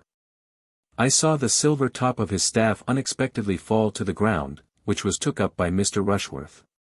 And then I heard Bradshaw, the judge, say to his majesty, "Sir, instead of answering the court, you interrogate their power, which becomes not one in your condition." These words pierced my heart and soul, to hear a subject thus audaciously to reprehend his sovereign, who ever and anon replied with great magnanimity and prudence. Lilly tells us that during the siege of Colchester he and his fellow astrologer, Booker, were sent for, to encourage the soldiers by their vaticinations, and in this they succeeded. As they assured them the town would soon be surrendered, which was actually the case. Our prophet, however, if he could have obtained leave to enter the town, would have carried all his sympathies, and all his knowledge of the condition of affairs in the Parliament's army, to Sir Charles Lucas, the royalist governor. He had a narrow escape with his life during his sojourn in the camp of the besiegers. A couple of guns had been placed so as to command St. Mary's Church, and had done great injury to it. One afternoon he was standing in the redoubt and talking with the cannoneer, when the latter cried out for everybody to look to himself, as he could see through his glass that there was a piece in the castle loaded and directed against his work, and ready to be discharged. Lilly ran in hot haste under an old ash tree, and immediately the cannon shot came hissing over their heads. "No danger now," said the gunner, "but begone, for there are 5 more loading." And so it was. 2 hours later those cannon were fired, and unluckily killed the cannoneer who had given Lilly a timely warning. The practice of astrology must have been exceedingly lucrative, for Lilly is known to have acquired a considerable fortune. In 1651 he expended £1,030 in the purchase of fee farm rents, equal in value to £120 per annum. And in the following year he bought his house at Hersham, with some lands and buildings, for £950. In the same year he published his Annus Tenebrosus, a title which he chose not because of the great obscurity of the solar eclipse, but in allusion to those underhand and clandestine councils held in England by the soldiery, of which he would never, except in generals, give information to any Parliament man. Unfortunately, Lilly's knowledge was always embodied in generals, and the misty vagueness of his vaticinations renders it impossible for the reader to pin them down to any definite meaning. You may apply them to all events, or to none. Their elastic indications of things good and evil may be made to suit the events of the 19th century almost as well as those of the 17th. Many characters Mr. William Lilly must be owned to have represented with great success. But that all-essential one, if we desire to secure the confidence of our contemporaries, and the respect of posterity, of an honest man, I fear he was never able to personate successfully. Of the craft and cunning he could at times display he records a striking illustration, evidently with entire satisfaction to himself, and apparently never suspecting that it might not be so favorably regarded by others. And especially by those plain, commonplace people who make no pretensions to hermetic learning or occult knowledge, but have certain unsophisticated ideas as to the laws of morality and fair dealing. In his 1651 Almanac, he asserted that the Parliament stood upon tottering foundations, and that the soldiery and commonalty would combine against it, a conclusion at which every intelligent onlooker must by that time have arrived, without erecting a figure or consulting the starry heavens. This previous attempt at forecasting the future lay for a whole week, says its author, in the Parliament House, much criticized by the Presbyterians, one disliking this sentence, another that, and others disliking the whole. In the end a motion was made that it should be examined by a committee of the House, with instructions to report concerning its errors. A messenger attached me by a warrant from that committee. I had private notice ere the messenger came, and hasted unto Mr. Speaker Lenthall, ever my friend. He was exceeding glad to see me, told me what was done, called for Anglicus, marked the passages which tormented the Presbyterians so highly.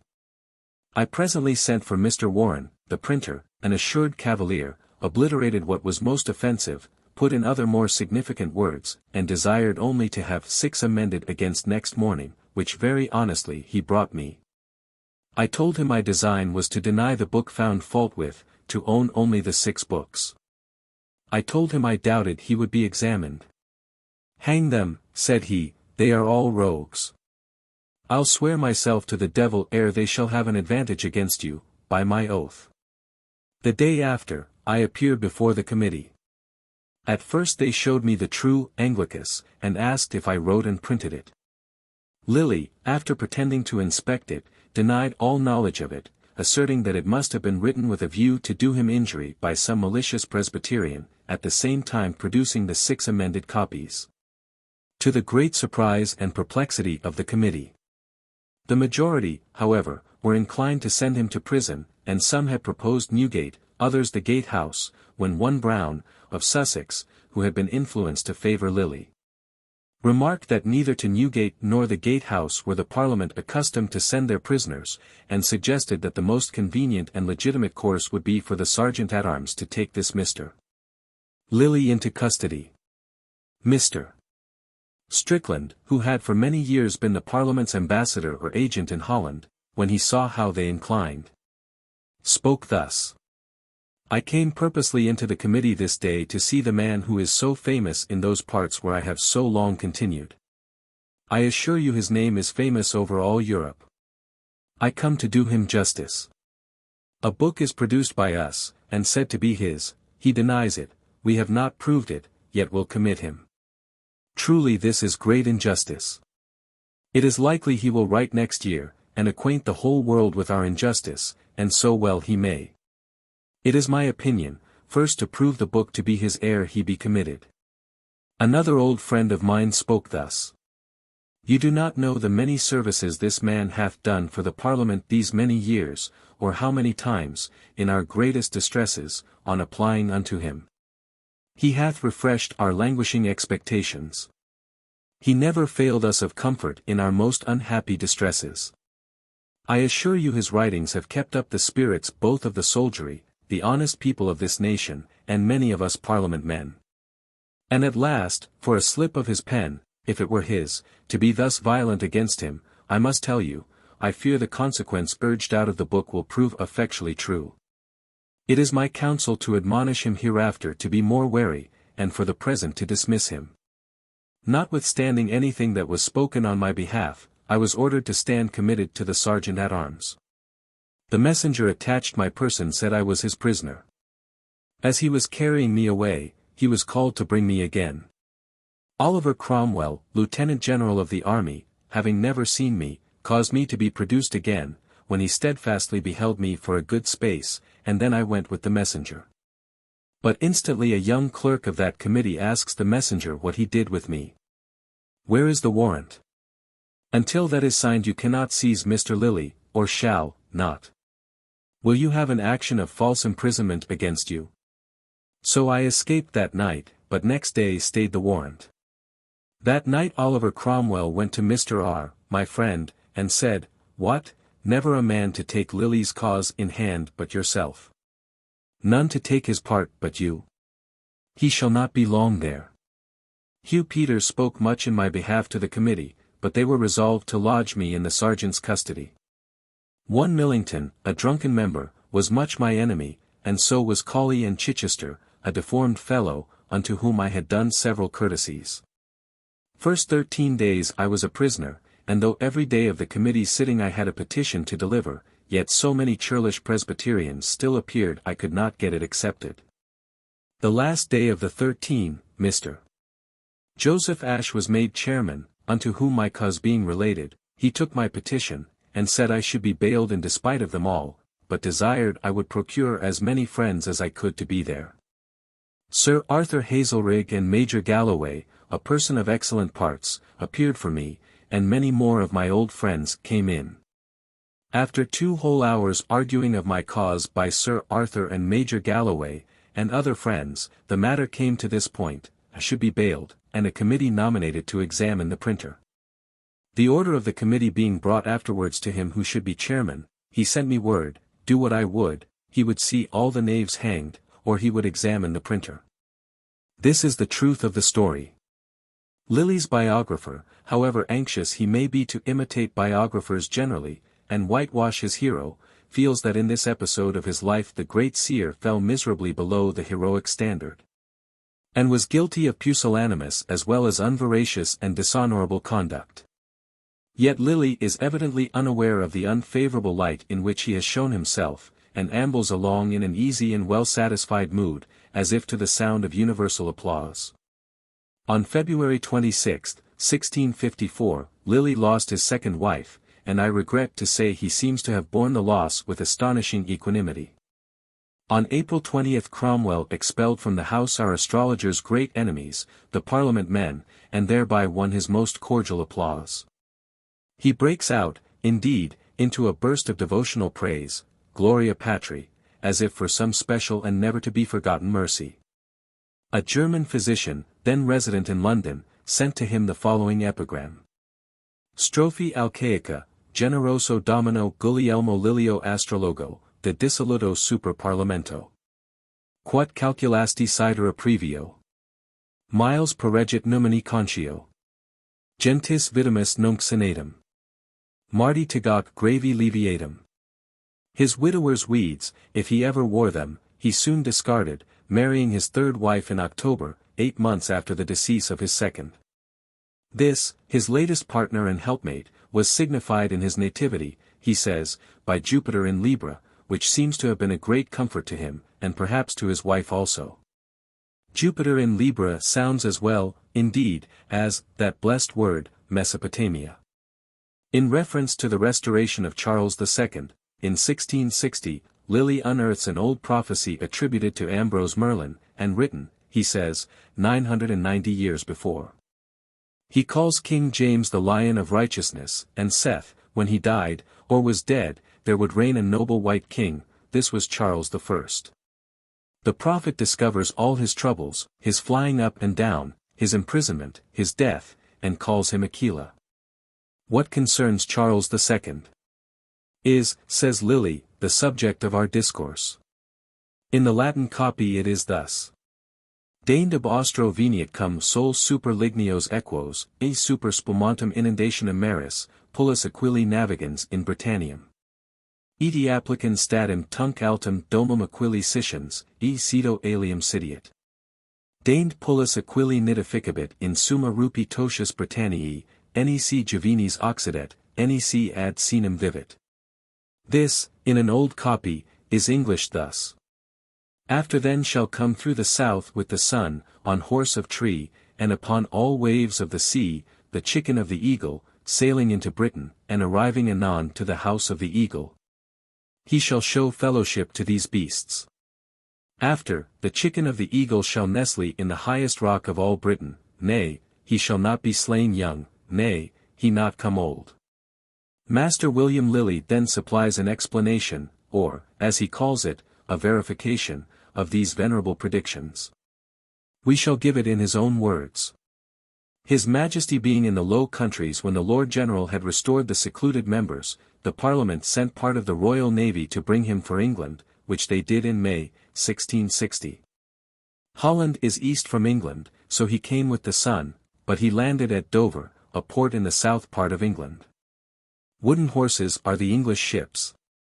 Tunc nidificabit in summo rupium.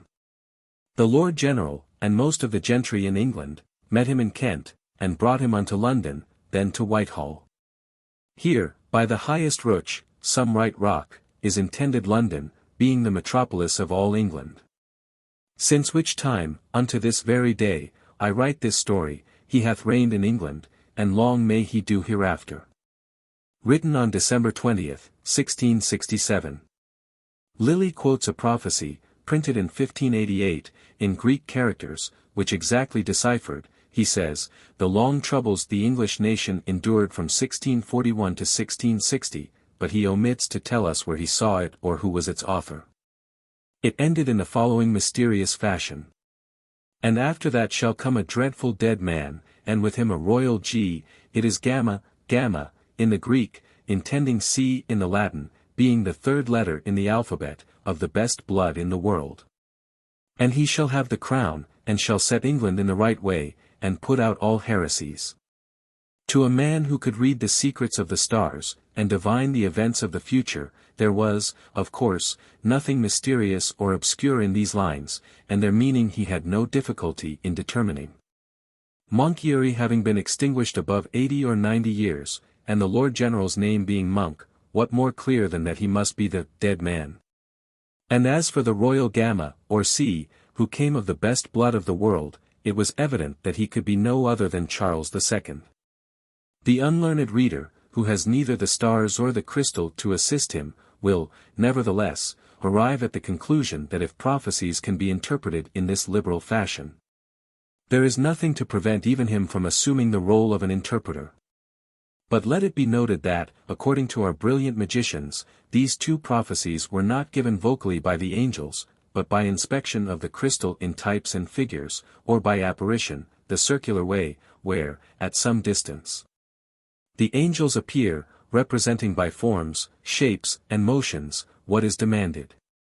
It is very rare, yea, even in our days, for any operator or master to have the angels speak articulately. When they do speak, it is like the Irish, much in the throat. In June, 1660, Lilly was summoned before a committee of the House of Commons to answer to an inquiry concerning the executioner employed to behead Charles I. Here is his account of the examination.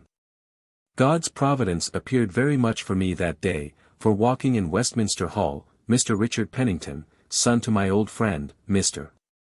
William Pennington, met me, and inquiring the cause of my being there, said no more, but walked up and down the hall, and related my kindness to his father unto very many Parliament men of Cheshire and Lancashire, Yorkshire, Cumberland, and those northern counties, who numerously came up into the Speaker's chamber, and bade me be of good comfort. At last he meets Mr. Weston, one of the three, the two others were Mr. Prynne and Colonel King, unto whom my matter was referred for examination, who told Mr. Pennington that he came purposely to punish me, and would be bitter against me. But hearing it related, namely, my singular kindness and preservation of old Mr. Pennington's estate, to the value of £6,000 or £7,000, I will do him all the good I can, says he. I thought he had never done any good. Let me see him, and let him stand behind me where I sit. I did so. At my first appearance, many of the young members affronted me highly, and demanded several scurrilous questions. Mr. Weston held a paper before his mouth. Bade me answer nobody but Mr. Prynne. I obeyed his command, and saved myself much trouble thereby, and when Mr. Prynne put any difficult or doubtful query unto me, Mr. Weston prompted me with a fit answer. At last, after almost 1 hour's tugging, I desired to be fully heard what I could say as to the person who cut Charles I.'s head off. Liberty being given me to speak, I related what follows, viz. That the next Sunday but one after Charles I. was beheaded, Robert Spavin, secretary unto Lieutenant General Cromwell at that time, invited himself to dine with me, and brought Anthony Pearson and several others along with him to dinner, that their principal discourse all dinner time was only who it was that beheaded the king. One said it was the common hangman, another, Hugh Peters, others also were nominated, but none concluded. Robert Spavin, so soon as dinner was done, took me by the hand, and carried me to the south window. Saith he, these are all mistaken, they have not named the man that did the fact, it was Lieutenant Colonel Joyce. I was in the room when he fitted himself for the work, stood behind him when he did it, when done, went in again with him. There is no man knows this but my master, namely, Cromwell, Commissary Ireton, and myself. Doth not Mr. Rushworth know it? Said I, No, he doth not know it, saith Spavin. The same thing Spavin since had often related unto me when we were alone. Mr. Prynne did, with much civility, make a report hereof in the house. Yet Norfolk, the sergeant, after my discharge, kept me 2 days longer in arrest, purposely to get money of me. He had £6, and his messenger 40 shillings. And yet I was attached but upon Sunday, examined on Tuesday, and then discharged, though the covetous sergeant detained me until Thursday.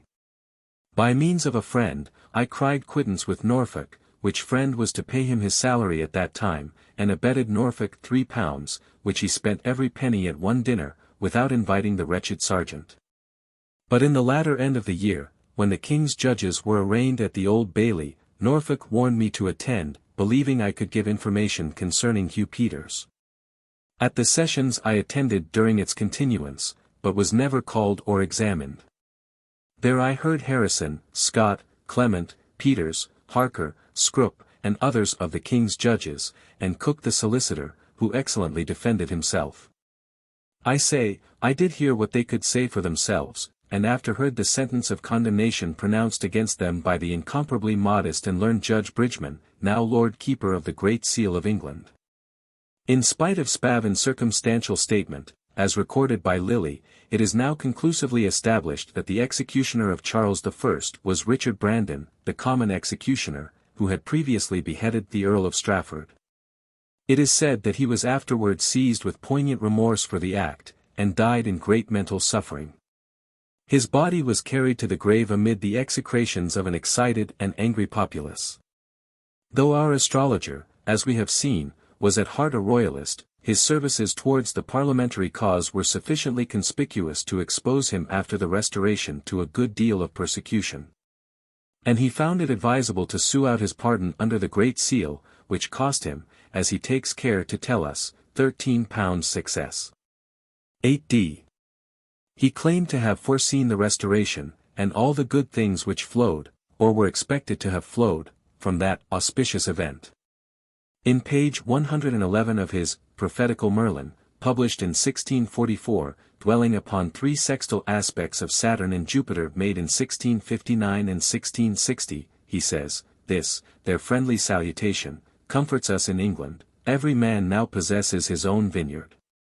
Our young youth grow up unto man's estate, and our old men live their full years, our nobles and gentlemen rest again, our yeomanry, many years disconsolate, now take pleasure in their husbandry. The merchant sends out ships, and hath prosperous returns, the mechanic hath quick trading, here is almost a new world, new laws, new lords. Now any county of England shall shed no more tears, but rejoice with and in the many blessings God gives or affords her annually. He also wrote, he says, to Sir Edward Walker, Garter King-at-Arms in 1659, when, by the way, the Restoration of Charles II was an event that loomed in the near future, and was anticipated by every man of ordinary political sagacity. 2. Dominusque Vester Vitabitis on Liam, infra duos annis, you and your lord shall see England within 2 years. For in 1662, adds the arch-impostor, in his strange astrological jargon, his moon came by direction to the body of the sun. But he came in upon the ascendant directed unto the trine of Sol and anti-scion of Jupiter. No doubt he did. Who would presume to contradict our English Merlin? In 1663 and 1664 he served as churchwarden, surely the first and last astrologer who filled that respectable office, of Walton upon Thames, settling as well as he could the affairs of that distracted parish upon his own charges. An absurdly frivolous accusation was brought against him in the year 1666. He was once more summoned before a committee of the House of Commons, because in his book, Monarchy or No Monarchy, published in 1651, he had introduced 16 plates, of which the 8th represented persons digging graves, with coffins and other emblems of mortality, and the 13th a city in flames. Hence it was inferred that he must have had something to do with the great fire which had destroyed so large a part of London, if not with the plague, which had almost depopulated it. The chairman, Sir Robert Burke, on his coming into the committee's presence, addressed him thus. Mr. Lilly, this committee thought fit to summon you to appear before them this day, to know if you can say anything as to the cause of the late fire, or whether there might be any design therein. You are called the rather hither, because in a book of yours, long since printed, you hinted some such thing by one of your hieroglyphics. Whereto Mr. Lilly replied, with a firm assumption of superior wisdom and oracular knowledge. May it please your honours, after the beheading of the late king. Considering that in the 3 subsequent years the Parliament acted nothing which concerned the settlement of the nation in peace. And seeing the generality of people dissatisfied, the citizens of London discontented, the soldiery prone to mutiny, I was desirous, according to the best knowledge God had given me, to make inquiry by the art I studied. What might from that time happen unto the Parliament and nation in general. At last, having satisfied myself as well as I could, and perfected my judgment therein, I thought it most convenient to signify my intentions and conceptions thereof in forms, shapes, types, hieroglyphics, etc. Without any commentary, that so my judgment might be concealed from the vulgar, and made manifest only unto the wise.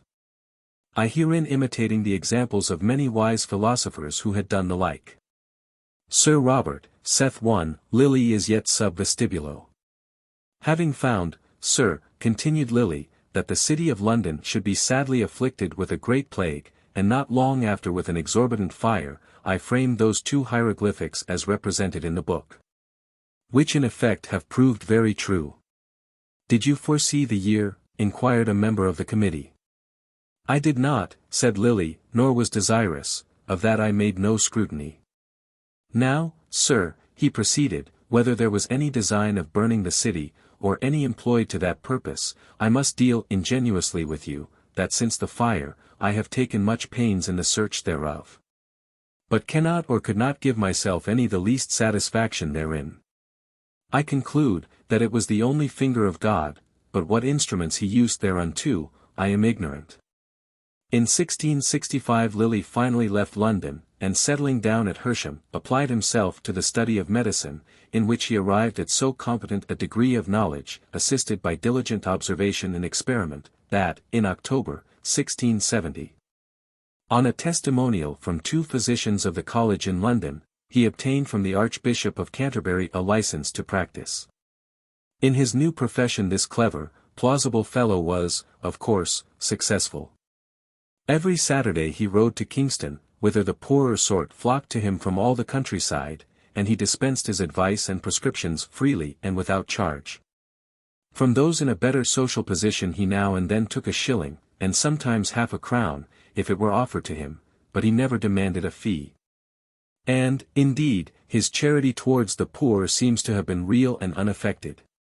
He displayed the greatest care in considering and weighing their particular cases, and in applying proper remedies for their infirmities, a line of conduct which gained him deserved popularity. Gifted with a robust constitution, he enjoyed good health far on into old age. He seems to have had no serious illness until he was past his 72nd birthday, and from this attack he recovered completely. In November, 1675, he was less fortunate, a severe attack of fever reducing him to a condition of great physical weakness, and so affecting his eyesight that thenceforward he was compelled to employ the services of an amanuensis in drawing up his annual astrological budget. After an attack of dysentery, in the spring of 1681, he became totally blind. A few weeks later he was seized with paralysis, and on June 9 he passed away, without any show of trouble or pangs. He was buried, on the following evening, in the chancel of Walton Church, where Elias Ashmole, a month later, placed a slab of fair black marble, which cost him £6 4 shillings and sixpence, with the following epitaph. In honor of his departed friend, ne oblivion conteriter anna Guglielmi Lilii, astrologi paritissimi ca fatis cessit, quinto idus Junii, anno Christi Juliano, MDCLXXXI, hoc illi posuit amoris monumentum Elias Ashmole, armature. There is a pagan flavor about the phrases, ca fatis cessit, and quinto idus Junii, and they read oddly enough within the walls of a Christian church. There are two sides to every shield. As regards our astrologer, the last of the English magicians who held a position of influence, let us first take the silver side, as presented in the eulogistic verse of Master George Smallridge, scholar at Westminster. Thus it is that he describes his hero's capacity and potentiality. "Our prophet's gone," he exclaims in lugubrious tones. "No longer may our ears be charmed with music of harmonious spheres. Let sun and moon withdraw, leave gloomy night, to show their nuncio's fate, who gave more light to erring world than all the feeble rays of sun or moon taught us to know those days. Bright Titan makes, followed the hasty sun through all his circuits, knew the unconstant moon, and more constant ebbings of the flood. And what is most uncertain, factious brood, flowing in civil broils, by the heavens could date the flux and reflux of our dubious state. He saw the eclipse of sun, and change of moon. He saw, but seeing would not shun his own. Eclipsed he was, that he might shine more bright, and only changed to give a fuller light. He having viewed the sky, and glorious train of gilded stars, scorned longer to remain in earthly prisons, could he a village love, whom the 12 houses waited for above.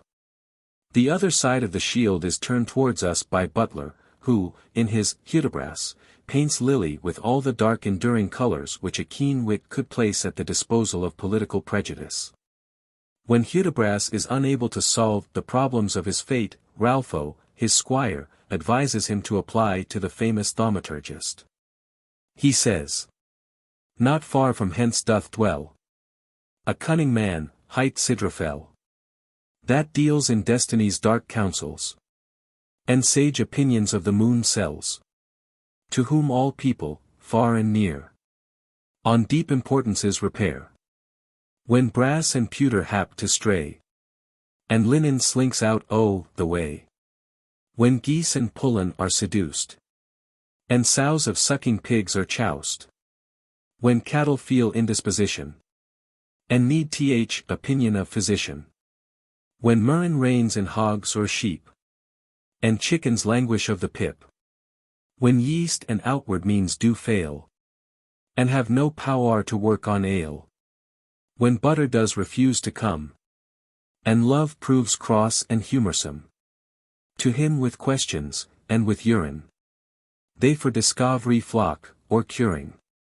After this humorous reductio ad absurdum of Lilly's pretensions as an astrologer, the satirist proceeds to allude to his dealings with the Puritan party. "Do not our great reformers use this Sidrafel to forebode news, to write of victories next year, and castles taken, yet bear of battles fought at sea, and ships sunk, 2 years hence, the last eclipse?" The satirist then devotes himself to a minute exposure of Lilly's pretensions. He had been long towards mathematics, optics, philosophy, and statics, magic, horoscopy, astrology, and was old dog at physiology.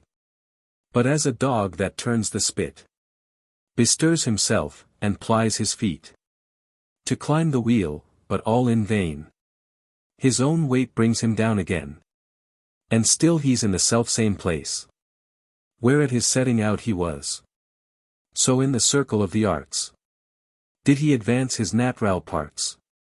Whatever he labored to appear, his understanding still was clear.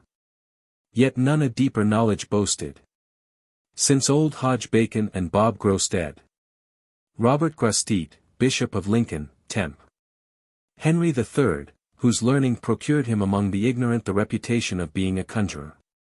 He had read Dee's prefaces before the Devil and Euclid o'er, and all intrigues twixt him and Kelly, Lascus, and Emperor, would tell ye. But with the moon was more familiar than e'er was Almanac Wellwiller. Her secrets understood so clear, that some believed he had been there, knew when she was in fittest mood for cutting corns or letting blood. Continuing his enumeration of the conjurer's various and versatile achievements, the poet says he can cure warts and corns with application of medicines to th imagination, fright agues into dogs, and scare with rhymes the toothache and catarrh, chase evil spirits away by dint of sickle, horseshoe, hollow flint, spit fire out of a walnut shell, which made the Roman slaves rebel, and fire a mine in China here with sympathetic gunpowder. He knew what severs to be known, but much more than he knew would own.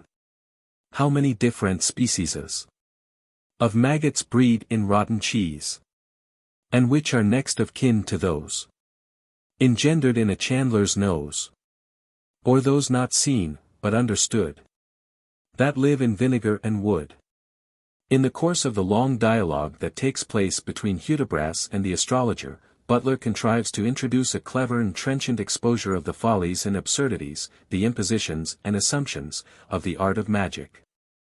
With reference to the pretensions of astrologers, he observes that there's but the twinkling of a star between a man of peace and war, a thief and justice, fool and knave, a huffing officer and a slave, a crafty lawyer and pickpocket, a great philosopher and a blockhead, a formal preacher and a player, a learned physician and manslayer, as if men from the stars did suck old age, diseases, and ill luck, wit, folly, honor, virtue, vice, trade, travel, women, claps, and dice, and draw, with the first air they breathe, battle and murder, sudden death.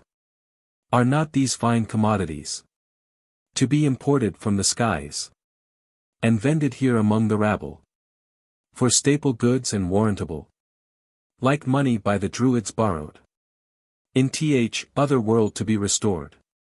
The character of Lilly is to some extent a problem, and I confess it is not one of easy or direct solution. As I have already hinted, it is always difficult to draw the line between conscious and unconscious imposture, to determine when a man who has imposed upon himself begins to impose upon others. But was Lilly self-deceived? Or was he openly and knowingly a fraud and a cheat? For myself, I cannot answer either question in the affirmative. I do not think he was entirely innocent of deception, but I also believe that he was not wholly a rogue. I think he had a lingering confidence in the reality of his horoscopes, his figures, his stellar prophecies. Though at the same time he did not scruple to trade on the credulity of his contemporaries by assuming to himself a power and a capacity which he did not possess, and knew that he did not possess. Despite his vocation, he seems to have lived decently, and in good repute. The activity of his enemies failed to bring against him any serious charges, and we know that he enjoyed the support of men of light and leading, who would have stood aloof from a common charlatan or a vulgar knave. He was, it is certain, a very shrewd and quick observer, with a keen eye for the signs of the times, and a wide knowledge of human nature. And his success in his peculiar craft was largely due to this alertness of vision, this practical knowledge, and to the ingenuity and readiness with which he made use of all the resources at his command. Note. Dr. D's magic crystal. Horace Walpole gives an amusing account of Kelly's famous crystal, and of the useful part it played in a burglary committed at his house in Arlington Street in the spring of 1771. At the time, he was taking his ease at his Strawberry Hill villa, near Teddington, when a courier brought him news of what had occurred.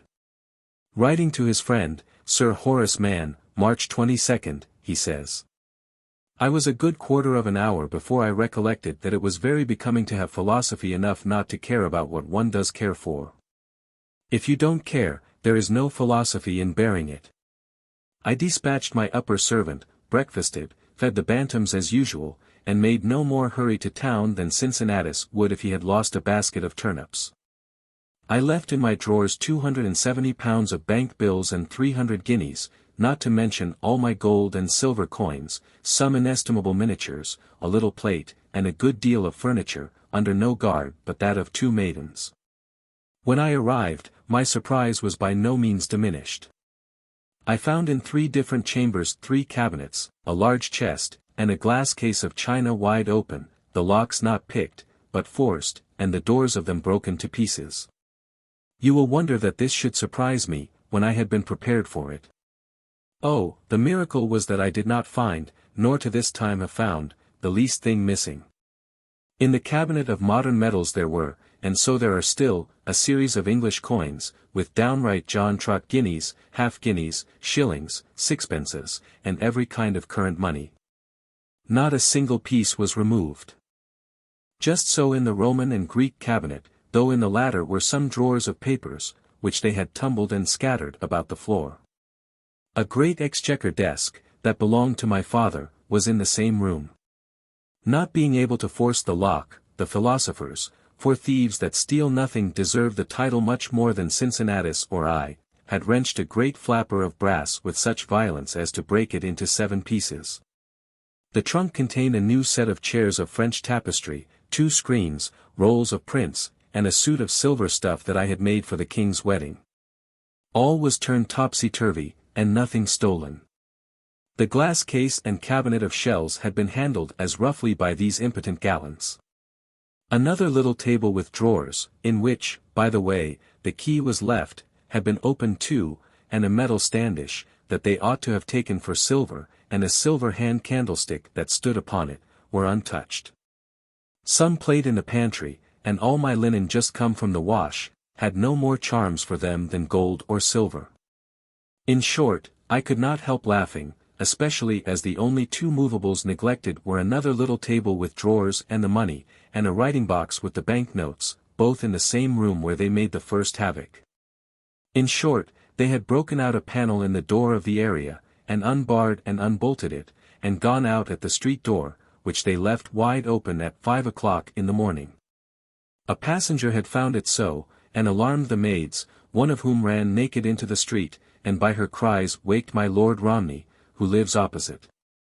The poor creature was in fits for 2 days, but at first, finding my coachmaker's apprentice in the street, had sent him to Mr. Conway, who immediately dispatched him to me before he knew how little damage I had received, the whole of which consists in repairing the doors and locks of my cabinets and coffers. All London is reasoning on this marvellous adventure, and not one argument presents itself that some other does not contradict. I insist that I have a talisman.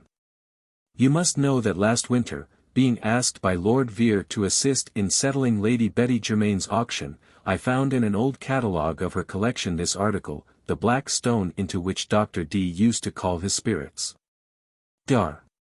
D, you must know, was a great conjurer in the days of Queen Elizabeth, and has written a folio of the dialogues he held with his imps. I asked eagerly for this stone. Lord Vere said he knew of no such thing, but if found, it should certainly be at my service. Alas, the stone was gone. This winter I was again employed by Lord Frederick Campbell, for I am an absolute auctioneer, to do him the same service about his father's, the Duke of Argyll's, collection. Among other odd things, he produced a round piece of shining black marble in a leathern case as big as the crown of a hat, and asked me what that possibly could be. I screamed out, "Oh, Lord! I am the only man in England that can tell you. It is Dr. D's black stone." It certainly is. Lady Betty had formerly given away or sold, time out of mind, for she was 1,000 years old, that part of the Peterborough collection which contained natural philosophy. So, or since, the black stone had wandered into an auction, for the lotted paper was still on it. The Duke of Argyll, who bought everything, bought it. Lord Frederick Campbell gave it to me. And if it was not this magical stone, which is only of high polished coal, that preserved my chattels, in truth I cannot guess what did. 35. At the great Strawberry Hill sale, in 1842, which dispersed the Walpole collection, it was described in the catalogue as a singularly interesting and curious relic of the superstition of our ancestors, the celebrated speculum of Kennel coal. Highly polished, in a leathern case. It is remarkable for having been used to deceive the mob, by the celebrated Dr. D, the conjurer, in the reign of Queen Elizabeth, etc. The authorities of the British Museum purchased this relic of the superstition of our ancestors for the sum of 12 guineas. It is neither more nor less than what it has been described, a polished piece of cannel coal, and thus explains the allusion in Butler's Hudibras. Kelly did all his feats upon the devil's looking-glass, a stone. 6. English Rosicrucians. It is not very easy to trace the origin of the Rosicrucian Brotherhood. It is not easy, indeed, to get at the true derivation of the name Rosicrucian. Some authorities refer it to that of the ostensible founder of the society, the mysterious Christian Rosicrucians, but who can prove that such an individual ever existed? Others borrow it from the Latin word ros, dew, and crux, a cross, and explain it thus: dew, of all natural bodies, was esteemed the most powerful solvent of gold. And the cross, in the old chemical language, signified light, because the figure of a cross exhibits at the same time the three letters which form the word lux. Now, lux is called the seed, or menstruum, of the red dragon. Or, in other words, that gross and corporeal light, which, when properly digested and modified, produces gold. So that, according to this derivation, a Rosicrucian is one who by the intervention and assistance of the dew seeks forth light, that is, the philosopher's stone. But such an etymology is evidently too fanciful, and assumes too much to be readily accepted, and we try a third derivation, namely, from rosa and crux. In support of which may be adduced the oldest official documents of the Brotherhood, which style it the Bruderschaft der Rosenkreuzes, or Rosicrucians, or Fratres Rosati Crucis, while the symbol of the order is a red rose on a cross. Both the rose and the cross possess a copious emblematic history, and their choice by a secret society, which clothed its beliefs and fancies in allegorical language, is by no means difficult to understand. The rose, says Eliphas Levi, in his Histoire de la Magie, which from time immemorial has been the symbol of beauty and life, of love and pleasure, expressed in a mystical manner all the protestations of the Renaissance. It was the flesh revolting against the oppression of the spirit, it was nature declaring herself to be, like grace, the daughter of God, it was love refusing to be stifled by celibacy, it was life desiring to be no longer barren. It was humanity aspiring to a natural religion, full of love and reason, founded on the revelation of the harmonies of existence of which the rose was for initiates the living and blooming symbol. The reunion of the rose and the cross, such was the problem proposed by supreme initiation, and, in effect, occult philosophy, being the universal synthesis, should take into account all the phenomena of being. It may be doubted, however, whether this ingenious symbolism has anything at all to do with Rosicrucianism, but it is not the less a fact that the rose and the cross were chosen because they were recognized emblems. And probably because the rose typified secrecy, while the cross was a protest against the tyranny and superstition of the papacy. We hear nothing of Rosicrucianism until the beginning of the 17th century. The earlier alchemists knew nothing of its theosophic doctrines, and the earlier Rosicrucians did not dabble in alchemy. The connection between the two was established at a later date. When the quest of the elixir of life and the philosopher's stone was grafted upon the mysticism which had taken up the ancient teaching of the Alexandrian Platonists, combining with it much of the allegorical jargon of Paracelsus, and something of the theology of Luther and the German reformers. The antiquity claimed for the brotherhood in the Fama Fraternitatis is purely a myth. For my own part, I must regard as its virtual founder, though he may not have been its actual initiator, the celebrated Johann Valentine Andreas, who with wide and profound learning united a lively imagination, and was, moreover, a man of pure and lofty purpose. The regeneration of humanity, the extirpation of the vices and follies which had sprung up in the dark shadow of the medieval church, was the dream of his life. And it is beyond doubt that he hoped to realize it by secret societies bound together for the purpose of reforming the morals of the age and inspiring men with a love of wisdom. This is proved by three of his acknowledged works, namely, Rea Publici Christianopolitani Descriptio, Turis Babel, Civ Judiciarum de Fraternitate Rosaceae Crucis Chaos, and Christiani Societatis Idea, and I venture to think, though Mr.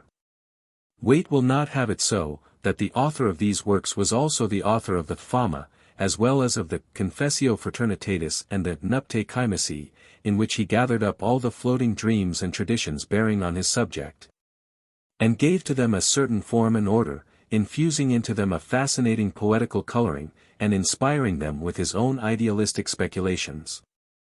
Akin to the school of the ancient fire believers, says Ennemoser, and of the magnetists of a later period, of the same caste as those speculators and searchers into the mysteries of nature, drawing from the same well, are the theosophists of the 16th and 17th centuries.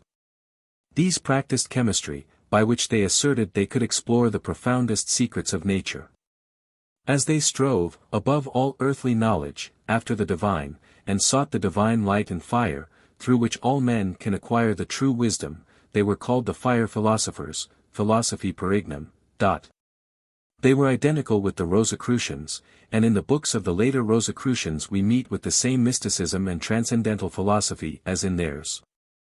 Whether we agree in accepting Andreas as the founder of the order, or as simply its hierophant, we must admit that the rise of Rosicrucianism dates from the publication of the Fama and the Confessio Fraternitatis. They produced an immense sensation, passed through several editions, and were devoured by multitudes of eager readers. In the library at Göttingen, says De Quincey, adapting from Professor Bull, there is a body of letters addressed to the imaginary order of Father Rosicrucians, from 1614 to 1617, by persons offering themselves as members. As certificates of their qualifications, most of the candidates have enclosed specimens of their skill in alchemy and Kabbalism. Many other literary persons there were at that day who forbore to write letters to the society, but threw out small pamphlets containing their opinions of the order, and of its place of residence. It is not my business, however, to write a history of Rosicrucianism.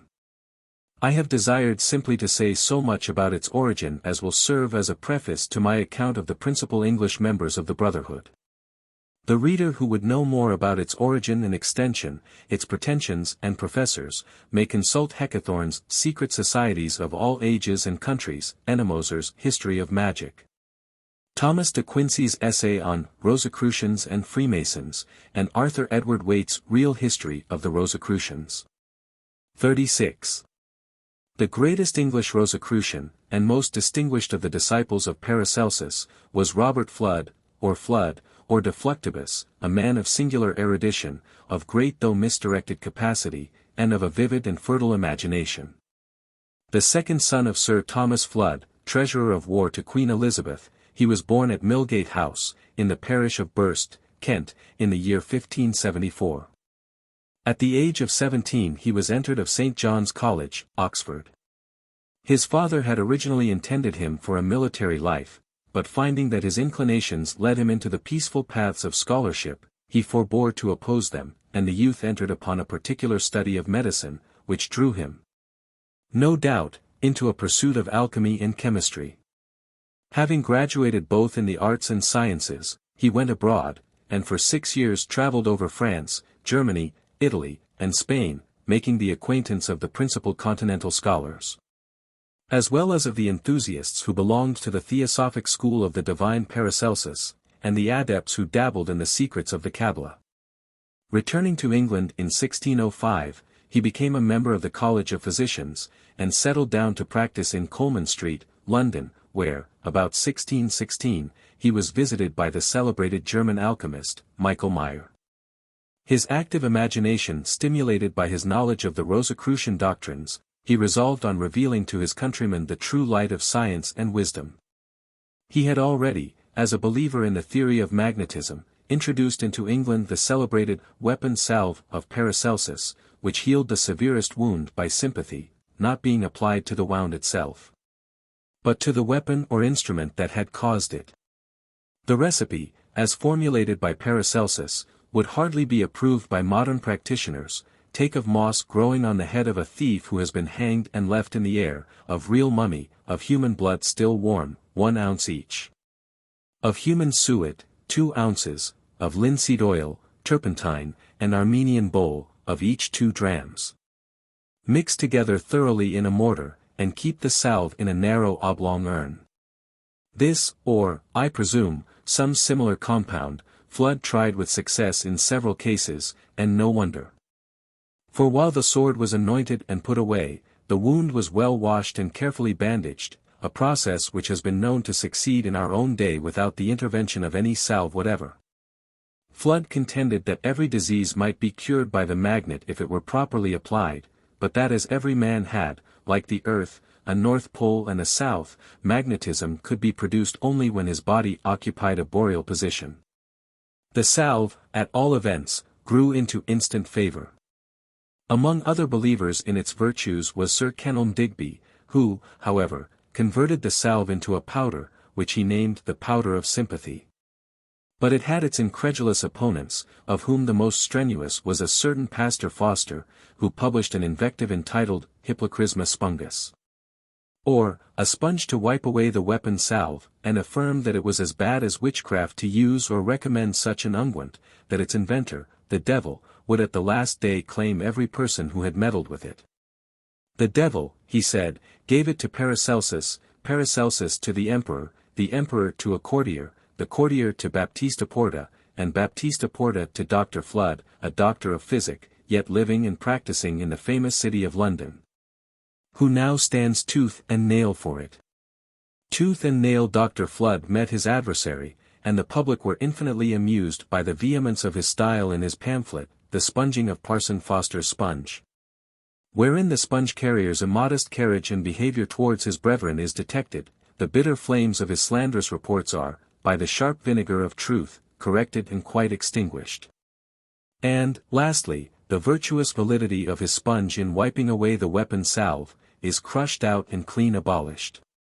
In all the dreams of the medieval philosophy, in the philosopher's stone and the stone philosophic, in the universal alcest, in the magical elixir vitae, Dr. Flood was a serious believer. It was a favorite hypothesis of his that all things depended on two principles, condensation, or the boreal principle, and rarefaction, the southern or austral. The human body, he averred, was governed by a number of demons, whom he distributed over a rhomboidal figure. Further, he taught that every disease had its own particular demon, the evil influence of which could be neutralized only by the assistance of the demon placed opposite to it in the rhomboid.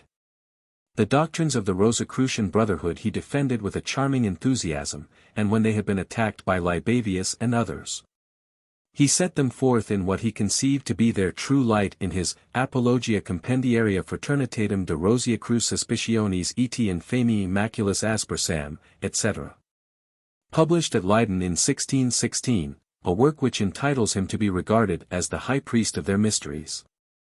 It was severely criticized, however, by contemporary men of science, as by Kepler, Gassendi, in his Epistolica Exercitatio, and Mersenne, whose searching analysis of the pretensions of the fraternity provoked from Flood an elaborate reply. Entitled Summum Bonum, Quat est Magii, Cabali, Alchemiae, Fratrum Rosicrucis Verorum, eti adversus Mersenium calumniatorum. 37. In addition to the foregoing works, Flood gave to the world 1. Utrius Cosmi, Majores et Minores, Technica Historia, 2 volumes, folio, Oppenheim, 1616, 2. Tractatus Apologeticus Integritatem Societatis de Rosicruce Defendens, Leiden, 1617, 3. Monachordon Mundi Symphoniacum, Seu Replicatio ad Apologiam Johannis Kepleri, Frankfurt, 1620, 4. Anatomiae Amphitheatrum Effigie Triplici Designatum, Frankfurt, 1623, 5. Philosophia Sacra et Vir Christiana, Seu Meteorologica Cosmica, Frankfurt, 1626, 6. Medicina Catholica, Seu Mysterium Artis Medicandi Sacrarium, Frankfurt, 1631, 7. Integrum Morborum Mysterium, Frankfurt, 1631, 8. Clavis Philosophiae et Alchemiae, Frankfurt, 1633, 9. Philosophia Masaica, Gaudac, 1638, and 10. Pathologia Demoniaca, Gaudac, 1640. The last two treatises were posthumous publications. Flood died in London in 1637, and was buried in Burst Church, where an imposing monument perpetuates his memory. It represents him seated, with his hand on a book, from the perusal of which his head has just been lifted. Just below are 2 volumes, there were 8 originally, in marble, inscribed respectively, Mysterium Cabalisticum and Philosophia Sacra. The epitaph runs as follows: 8. Die mensis 7. Aodni, m.d.c.xvi. Oderibs vana vaporat crypta tigit seniors ne speciosa tros quod mortale mims tibi. Te committims vnvm ingenii vivant hic mondmenti tvi non tibi qui simili scribit moritverc sepulchrum pro toda aeternum posteritate facit. Hoc mondmentum Thomas Flood gor cordi in corum apud Cantianos armiger infoelicissimum in carissimi patrivi sva memoriam erexit die mensis avvesti, m.d.c.xvi. I shall not weary the reader with an analysis of any of Flood's elaborately mystical productions. They are as dead as anything can be, and no power that I know of could breathe into them the breath of life.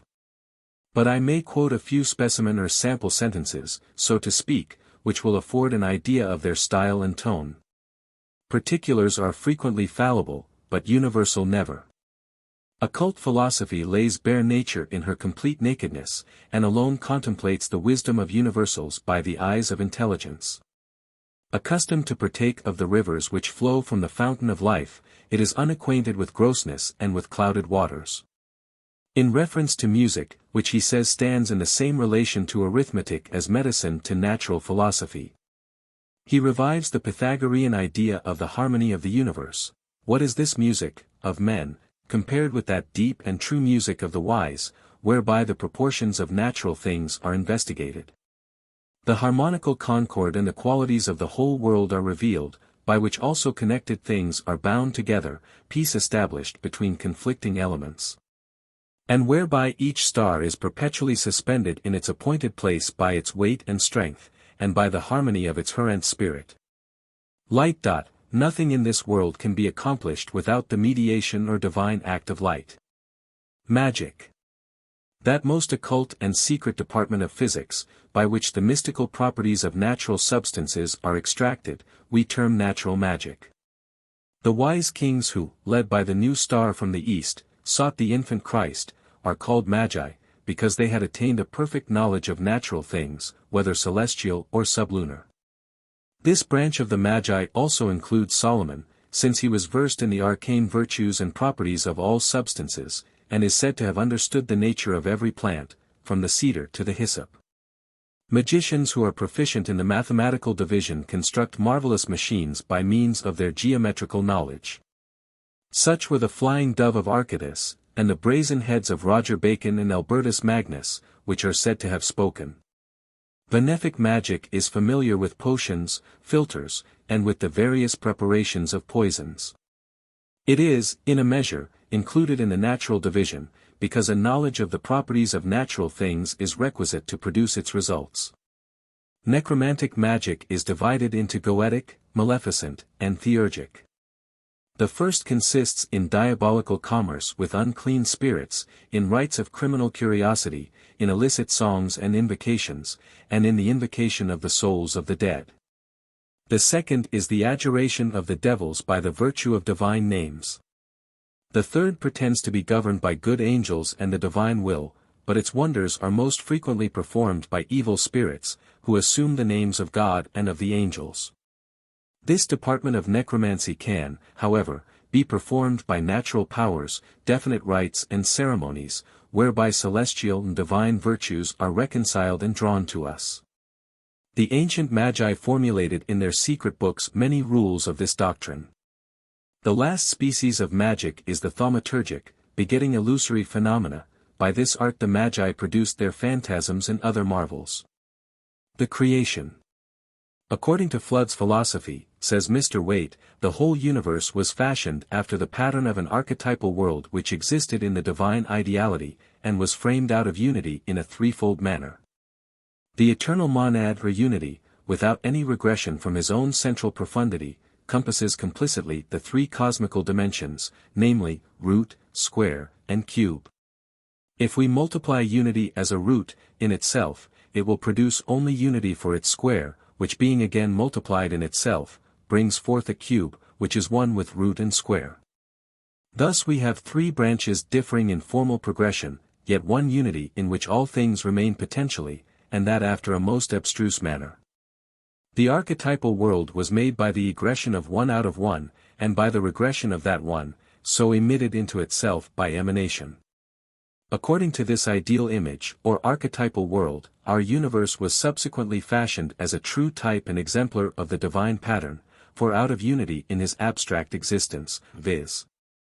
As it was hidden in the dark chaos, or potential mass, the bright flame of all formal being did shine forth, and the spirit of wisdom, proceeding from them both, conjoined the formal emanation with the potential matter. So that by the union of the divine emanation of light, and the substantial darkness, which was water, the heavens were made of old, and the whole world. 38. Thomas Vaughan. Another English Rosicrucian to whom allusion must briefly be made is Thomas Vaughan, who in his writings assumes the more classical appellation of Eugenius Philalethes, truth-lover, and in his travels was known as Carnobius in Holland, and Dr. Zeil in America. He was born about 1612, was educated at Oxford, wandered afterwards through many countries, embraced the delusions of alchemy and the Rosy Cross, accreted round his personality a number of wild and extravagant stories, and finally disappeared into such complete oblivion that the time and place of his death are alike unknown.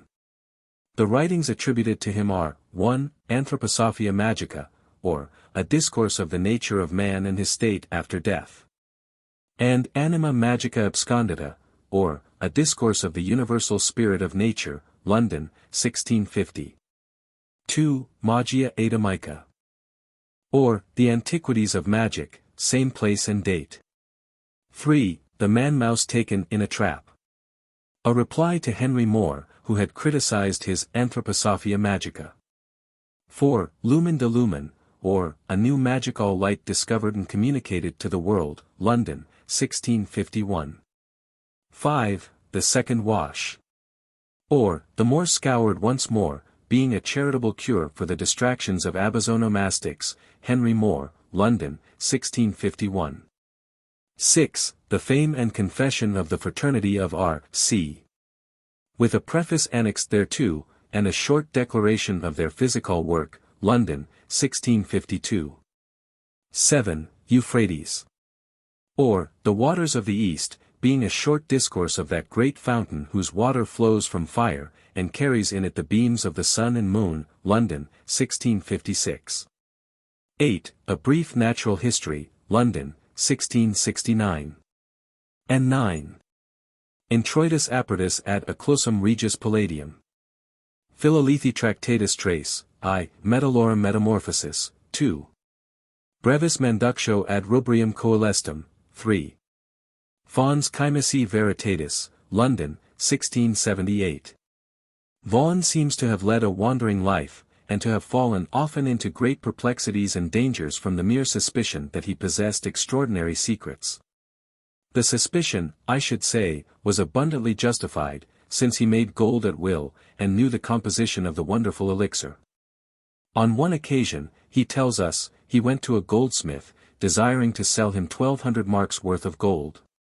But the goldsmith at first sight pronounced that it had never come out of any mine, but was the production of art, seeing that it was not of the standard of any known kingdom.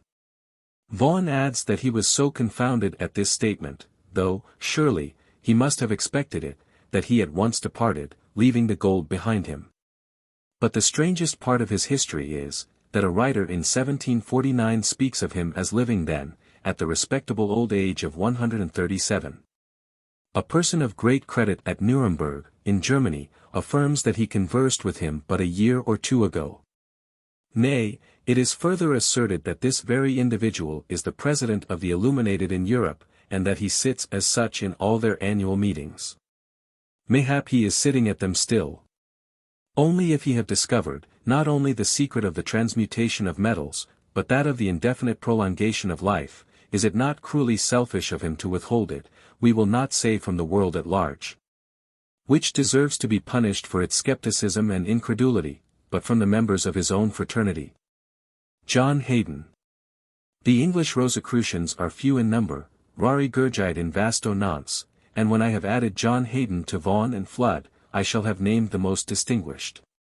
Haydon was the author of The Wise Man's Crown, or The Glory of the Rosy Cross, 1664, The Holy Guide, leading the way to unite art and nature, with the Rosy Cross uncovered, 1662, and A New Method of Rosicrucian Physic. By John Haydon, the Servant of God and the Secretary of Nature, 1658.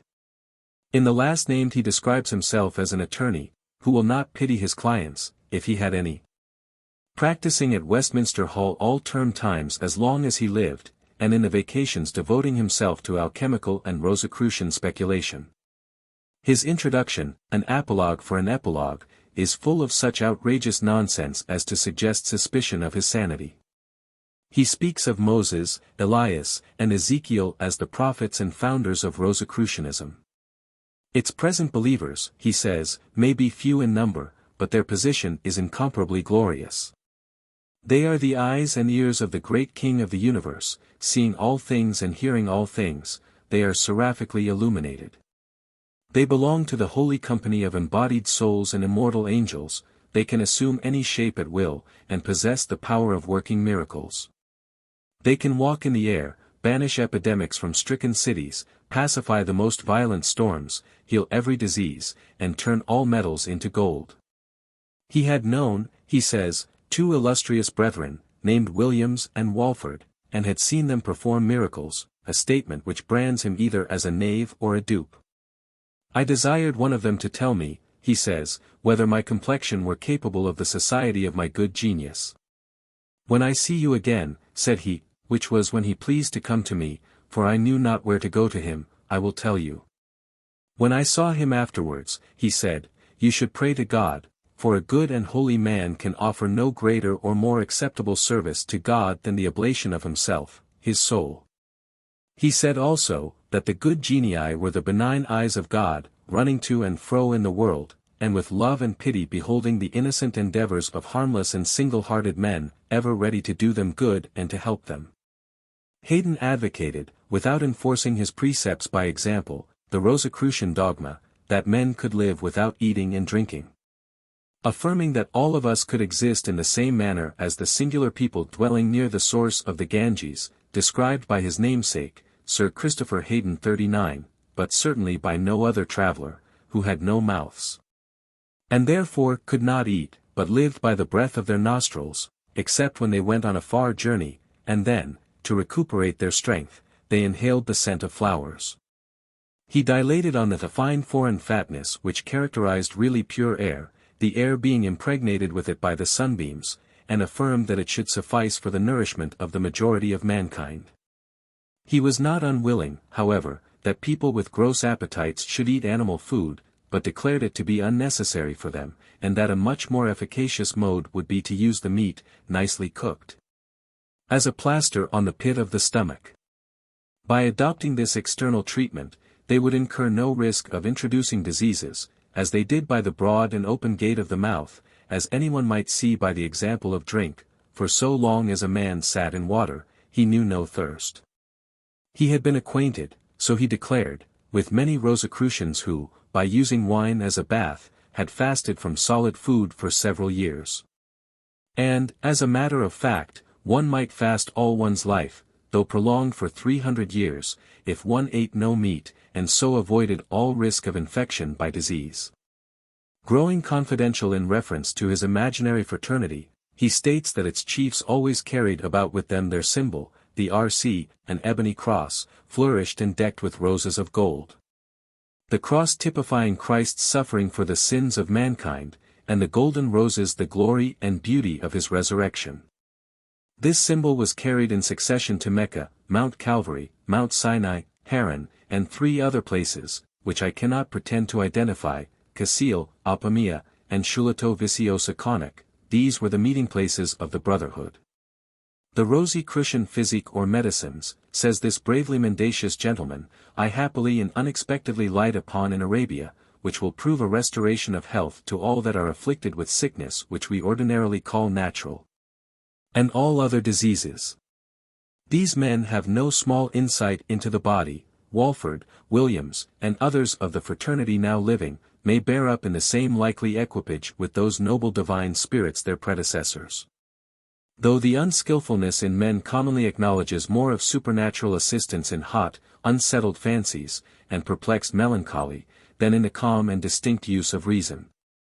Yet, for mine own part, I look upon these Rosicrucians above all men truly inspired, and more than any that professed themselves so this 1600 years. And I am ravished with admiration of their miracles and transcendent mechanical inventions, for the solving the phenomenon of the world. I may, without offense, therefore, compare them with Bezaleel, Aholiab, those skillful workers of the tabernacle, who, as Moses testifies, were filled with the Spirit of God. And therefore were of an excellent understanding to find out all manner of curious work. The plain fact is that Haydn's books are fictions, purely imaginative work, based on some rough and ready knowledge of the old alchemy and the new magic. Partly allegorical and mystical, such as a quick invention might readily conceive under the influence of theosophic study, and partly borrowed from Henry Moore, and other writers of the same stamp. The island inhabited by Rosicrucians, which he describes in the introduction to The Holy Guide, was evidently suggested by Sir Thomas More's Utopia, and Bacon's New Atlantis. It would be easy to point out his obligations elsewhere. I may add, in bringing this chapter to a close, that Dr. Edmund Dickinson, one of Charles II's physicians, professed to be a member of the Brotherhood, and wrote a book upon one of their supposed doctrines, entitled De Quinta Essentia Philosophorum, which was printed at Oxford in 1686. Whatever may be our opinion of Rosicrucianism, which, I believe, still finds some believers and adepts in this country, we must acknowledge that the literature of poetry and fiction is indebted to it considerably. The machinery of Pope's exquisite poem, The Rape of the Lock, was borrowed from Paracelsus and Jacob Bowman, not directly, it is true, but through the medium of the Abbé de Villers' sparkling romance, Le Conte de Gabalis.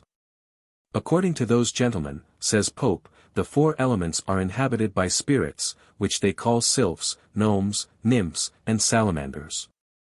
The Rosicrucian water nymph supplied La Motte Fouque with the idea of that graceful and lovely creation, Undine, and Sir Walter Scott has invested his White Lady of Avenel with some of her attributes. William Godwin's romance of St. Leon turns on the Rosicrucian fancy of immortal life, while Lord Lytton's Zanoni is practically a Rosicrucian fiction. The influence of the Rosicrucian writers is also apparent in the same author's A Strange Story. Book 2. Witches and Witchcraft. 1. Early History of Witchcraft in England. To various conspicuous and easily intelligible causes the witch and the warlock, like the necromancer and the astrologer, owed their power with the multitude. First, there was the eager desire which humanity not unnaturally feels to tear aside the veil of Isis, and obtain some knowledge of that other world which is hidden so completely from it. Next must be taken into account man's greed for temporal advantages, his anxiety to direct the course of events to his personal benefit, and, lastly, his malice against his fellows. Thus we see that the influence enjoyed by the sorcerer and the magician had its origin in the unlawful passions of humanity, in whose history the pages that treat of witches and witchcraft are painful and humiliating reading. To define the limit between the special functions of the magician and the witch is somewhat difficult, more especially as the position of the witch gradually decreased in reputation and importance. There is a great gulf between the witch of Endor, or the witch of classical antiquity, or the witch of the Norse sagas, or the witch of the Saxons, and the English or Scottish witch of the 16th and 17th centuries. The former were surrounded with an atmosphere of dread and mystery, the latter was the creature of vulgar and commonplace traditions. In the early age of witchcraft, the witch, like the magician, summoned spirits from the vasty deep, discovered the hiding places of concealed treasures, struck down men or beasts by her spells, or covered the heavens with clouds and let loose the winds of destruction and desolation. Both could blight the promise of the harvest, baffle the plans of their enemies, or wither the health of their victims. But while the magician was frequently a man of ability and learning, and belonged to the cultured classes, the witch was almost always a woman of the lower orders, ignorant and uneducated, though occasionally ladies of high rank. And even ecclesiastics have been accused of practicing witchcraft. While witchcraft was a power in the land, the witch, or warlock, was popularly supposed to be the direct instrument, and, indeed, the bond-slave, of the evil one, fulfilling his behests in virtue of a compact, written in letters of blood, by which the witch made over her soul to the infernal power in return for the enjoyment of supernatural prerogatives for a fixed period. This treaty having been concluded, the witch received a mark on some part of the body, which was thenceforward insensible of pain, the stigma or devil's mark, by which he might know his own again. A familiar imp or spirit was assigned to her, generally in the form of an animal, and more particularly in that of a black cat or dog. Round this general idea were gathered a number of horrible and unclean conceptions, on which, happily, it will not be necessary to enlarge. The devil, it was said, resorted to carnal communication with his servants, being denominated succubus when the favorite was a female, and incubus when a male was chosen. It was alleged, too, that on certain occasions the devil, with his familiars, and the great company of witches and warlocks whose souls he had bought, assembled in the dead of night in some remote and savage wilderness, to hold that frightful carnival of the witches' Sabbat which Goethe has depicted so powerfully in the second part of Faust. The human imagination has not invented, I think, any scene more horrible, more degrading, or more bestial. We may suppose, however, that it was not conceived by any single mind, or even people, or in any single generation, but that it gradually took up additional details from different nations, at different times, until it was developed into the terrible whole presented by the medieval writers. This wild and awful revel was called the Sabbath because it took place after midnight on Friday, that is, on the Jewish Sabbath, a curious illustration of the popular antipathy against the Jews. The spot where it was held never bloomed again with flower or herb, the burning feet of the demons blighted it forever. Witch or warlock who failed to obey the summons of the master was lashed by devils with rods made of scorpions or serpents, in chastisement of his or her contumacy. The guests repaired thither, according to the belief entertained in France and England, upon broomsticks. But in Spain and Italy it was thought that the devil himself, in the shape of a goat, conveyed them on his back, which he contracted or elongated according to the number he carried. The witch, when starting on her aerial journey, would not quit her house by door or window, but astride on her broomstick made her exit by the chimney. During her absence, to prevent the suspicions of her neighbors from being aroused, an inferior demon assumed the semblance of her person, and lay in her bed, pretending to be ill or asleep. A curious story may here be introduced. In April, 1611, a Provençal cure, named Gorifity, was accused of sorcery before the Parliament of Aix. In the course of trial much was said in proof of the power of the demons. Several witnesses asserted that Gorifity, after rubbing himself with a magic oil, repaired to the Sabbat, and afterwards returned to his chamber down the chimney. One day, when this sort of thing was exciting the imagination of the judges, an extraordinary noise was heard in the chimney of the hall, terminating suddenly in the apparition of a tall black man, who shook his head vigorously. The judges, thinking the devil had come in person to the rescue of his servant, took to their heels, with the exception of one Thorn, the reporter, who was so hemmed in by his desk that he was unable to move. Terror-stricken at the sight before him, with his body all of a tremble, and his eyes starting from his head, he made repeated signs of the cross, until the supposed fiend was equally alarmed, since he could not understand the cause of the reporter's evident perturbation. On recovering from his embarrassment he made himself known. He was a sweep, who had been operating on a chimney on the roof above, but, when ready to return, had mistaken the entrance, and thus unwillingly intruded himself into the chamber of the Parliament. The unclean ceremonies of the witches' Sabbat were inaugurated by Satan, who, in his favorite assumption of a huge he-goat, a suggestion, no doubt, from biblical imagery, with one face in front, and another between his haunches, took his place upon his throne. After all present had done homage by kissing him on the posterior face, he appointed a master of the ceremonies, and, attended by him, made a personal examination of any guest to ascertain if he or she bore the stigma, which indicated his right of ownership.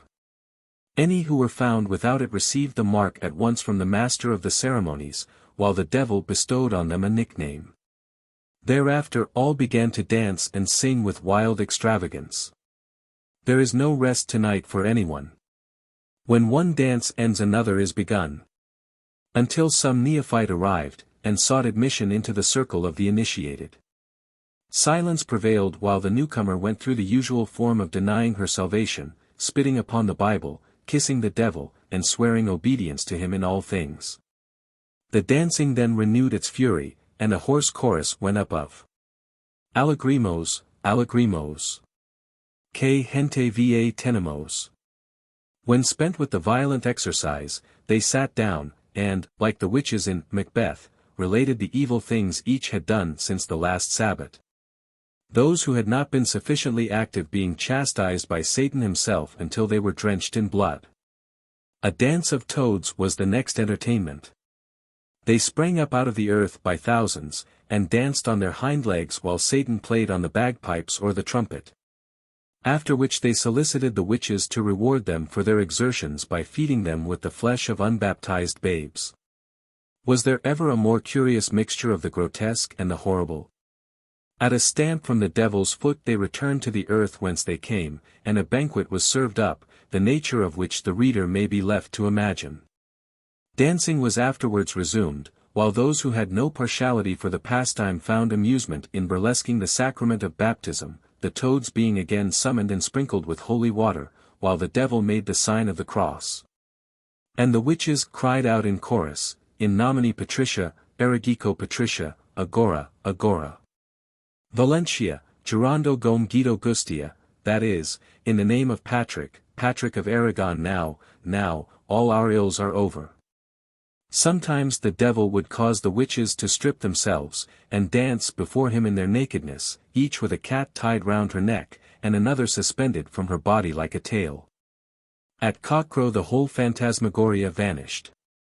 One cannot help wondering who first conceived the idea of these horrid saturnalia. Did it spring from the diseased imagination of some half-mad monk, brooding in the solitude of his silent cell, who gathered up all these unclean and grim images and worked them into so ghastly a picture? They are partly heathen, partly Christian. Partly classical, partly Teutonic, a strange and unwholesome compound, as thick and slab as the hellbroth mixed by the hags on the blasted heath. In these pages I am concerned only with our own tight little island, into which the superstition was most certainly introduced by the northern invaders. It would derive strength and consistency from the teaching of the Old Testament, which distinctly recognizes the existence of witchcraft. Let not a witch live, is the command given in Exodus, chapter 22. And similar threats against witches, wizards, and the like frequently occur in the books of Leviticus and Deuteronomy. Says Sir William Blackstone, to deny the possibility, nay, the actual existence of witchcraft and sorcery, is at once flatly to contradict the revealed word of God in various passages of the Old and New Testaments, and the thing itself is a truth to which every nation in the world hath, in its turn, borne testimony.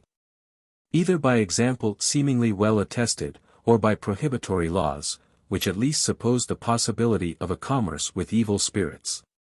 The Church at a very early period admitted its existence, and fulminated against all who practiced it. The fourth canon of the Council of Auxerre, in 525, stringently prohibited all resort to sorcerers, diviners, augurs, and the like.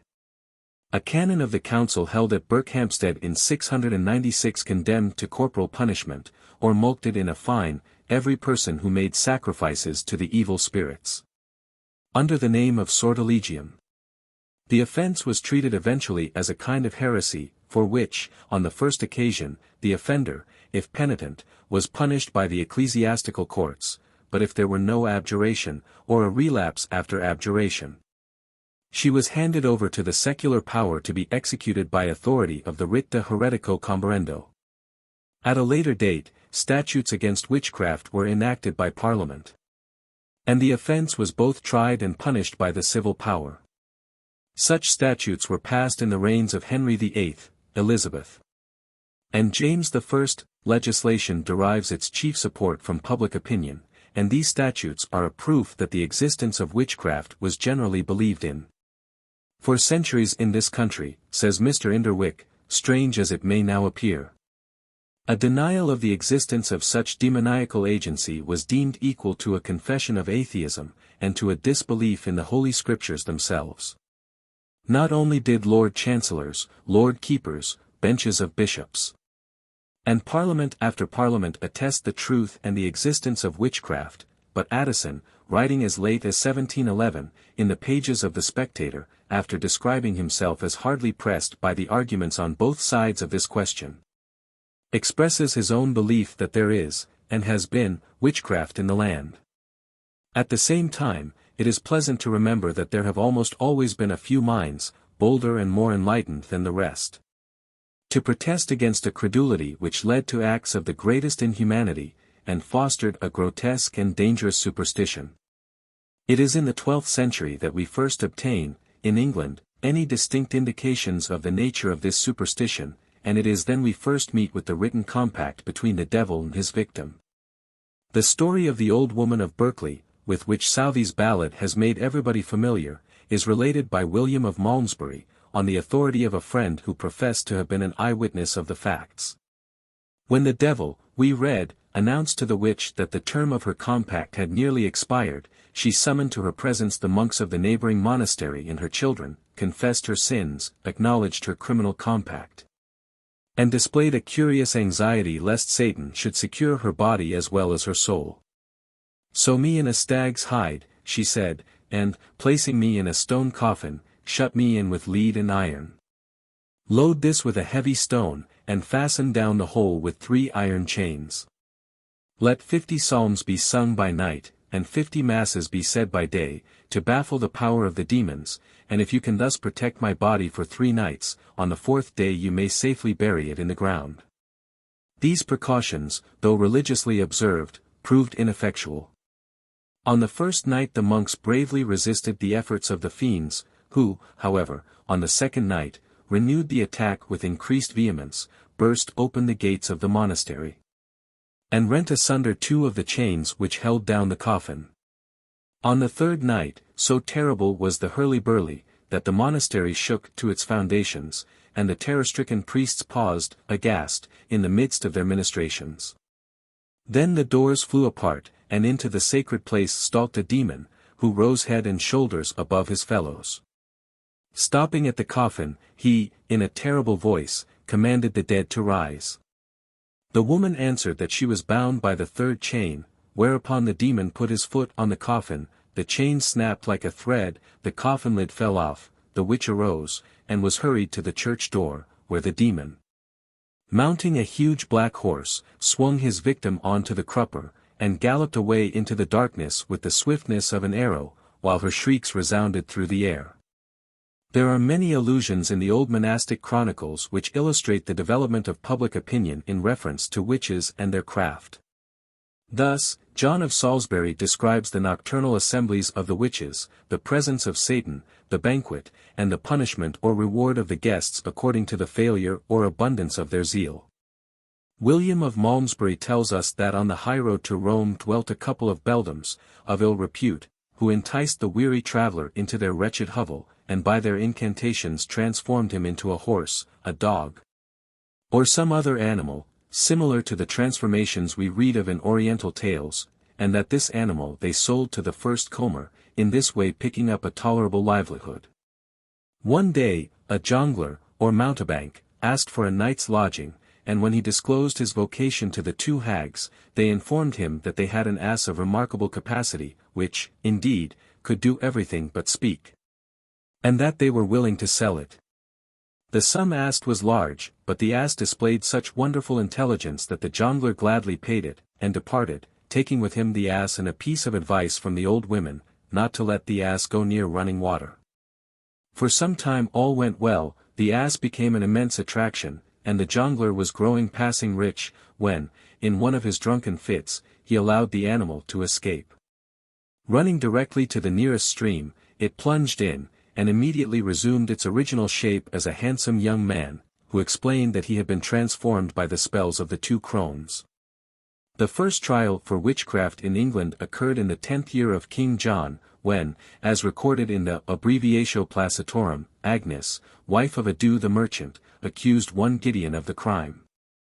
But he proved his innocence by the ordeal of red-hot iron. The first trial which has been reported with any degree of particularity belongs to the year 1324. Some citizens of Coventry, it would appear, had suffered severely at the hands of the prior, who had been supported in his exactions by the two dispensers, Edward II's unworthy favourites. In revenge, they plotted the death of the prior, the favourites, and the king. For this purpose they sought the assistance of a famous magician of Coventry, named Master John of Nottingham, and his man, Robert Marshall of Leicester. The conspiracy was revealed by the said Robert Marshall, probably because his pecuniary reward was unsatisfactory, and he averred that John of Nottingham and himself, having agreed to carry out the desire of the citizens, the latter, on Sunday, March 13th, brought an instalment of the stipulated fee, together with 7 pounds of wax and 2 yards of canvas.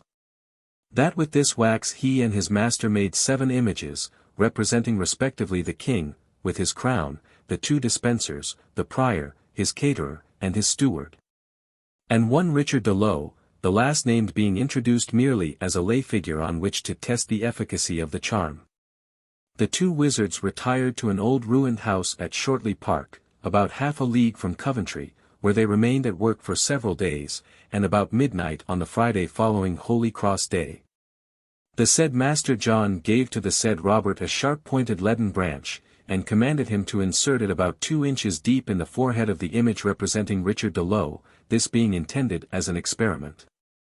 It was done, and next morning Master John sent his servant to Lowe's house to inquire after his condition, who found him screaming and crying, "Harrow."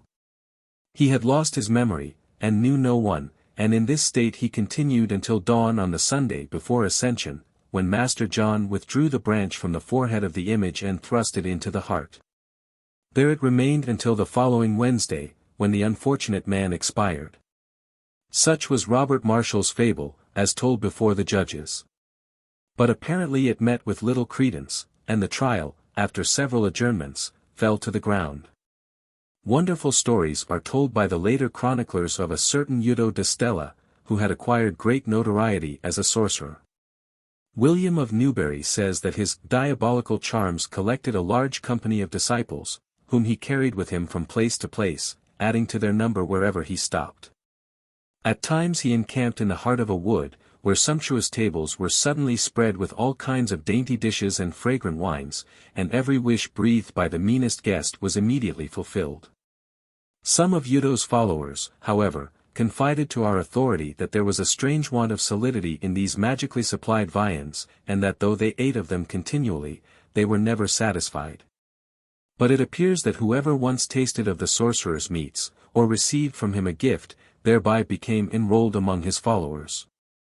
And the chronicler supplies this irrefutable proof: a knight of his acquaintance paid a visit to the wizard, and endeavoured to turn him from his evil practices. When he departed, Udo presented his squire with a handsome hawk, which the knight, observing, advised him to cast away.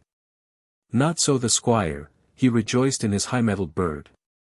But they had scarcely got out of sight of the wizard's camp before the hawk's talons gripped him more and more closely, and at last it flew away with him, and he was never more heard of. The trial of Dame Alicia Keitler, or Lopoer, takes us across the seas, but it furnishes too many interesting particulars to be entirely ignored. Hutchinson informs us that, in 1324, Bishop de Ladrede, of Ossory, in the course of a visitation of his diocese, came to learn that, in the city of Kilkenny, there had long resided certain persons addicted to various kinds of witchcraft. And that the chief offender among them was a Dame Alicia Keitler. As she was a woman of considerable wealth, which might prove of great benefit to the Church, the episcopal zeal blazed up strongly, and she and her accomplices were ordered to be put upon their trial. The accusation against them was divided into 7 distinct heads. First, that, in order to give effect to their sorcery, they were wont altogether to deny the faith of Christ and of the Church for a year or month. According as the object to be attained was greater or less, so that during this longer or shorter period they believed in nothing that the Church believed, and abstained from worshipping Christ's body, from entering a church, from hearing Mass, and from participating in the sacrament. Second, that they propitiated the demons with sacrifices of living animals, which they tore limb from limb, and offered, by scattering them in crossroads, to a certain demon, Robert Artis' son, Filius Artis, who was one of the poorer class of hell. Third, that by their sorceries they sought responses and oracles from demons. Fourth, that they used the ceremonies of the Church in their nocturnal meetings, pronouncing, with lighted candles of wax, sentence of excommunication even against the persons of their own husbands, naming expressly every member, from the sole of the foot to the top of the head, and at length extinguishing the candles with the exclamation, Fie! Fie! Fie! Amen. Fifth, that with the intestines and other inner parts of cocks sacrificed to the demons, with certain horrible worms, various herbs, the nails of dead men, the hair, brains, and clothes of children who had died unbaptized, and other things too disgusting to mention, boiled in the skull of a certain robber who had been beheaded, on a fire made of oak sticks, they had invented powders and ointments, and also candles of fat boiled in the said skull, with certain charms, which things were to be instrumental in exciting love or hatred, and in killing or torturing the bodies of faithful Christians, and for various other unlawful purposes. Sixth, that the sons and daughters of the 4 husbands of the same Dame Alice had made their complaint to the bishop, that she, by such sorcery, had procured the death of her husbands, and had so beguiled and infatuated them, that they had given all their property to her and her son, by her first husband, William Outlaw, to the perpetual impoverishment of their own sons and heirs, insomuch that her present, and 4th, husband, Sir John Lopower, was reduced to a most miserable condition of body by her ointments, powders, and other magical preparations. But, being warned by her maidservant, he had forcibly taken from his wife the keys of her house, in which he found a bag filled with the detestable articles above mentioned, which he had sent to the bishop. Seventh, that there existed an unholy connection between the said Lady Alice and the demon called Robert Artis' son, who sometimes appeared to her in the form of a cat, sometimes in that of a black shaggy dog, and at others in the form of a black man, with 2 tall companions as black as himself, each carrying in his hand a rod of iron. Some of the old chroniclers embroider upon this charge the fanciful details that her offering to the demon was 9 red cocks and 9 peacocks' eyes, which were paid on a certain stone bridge at a crossroad.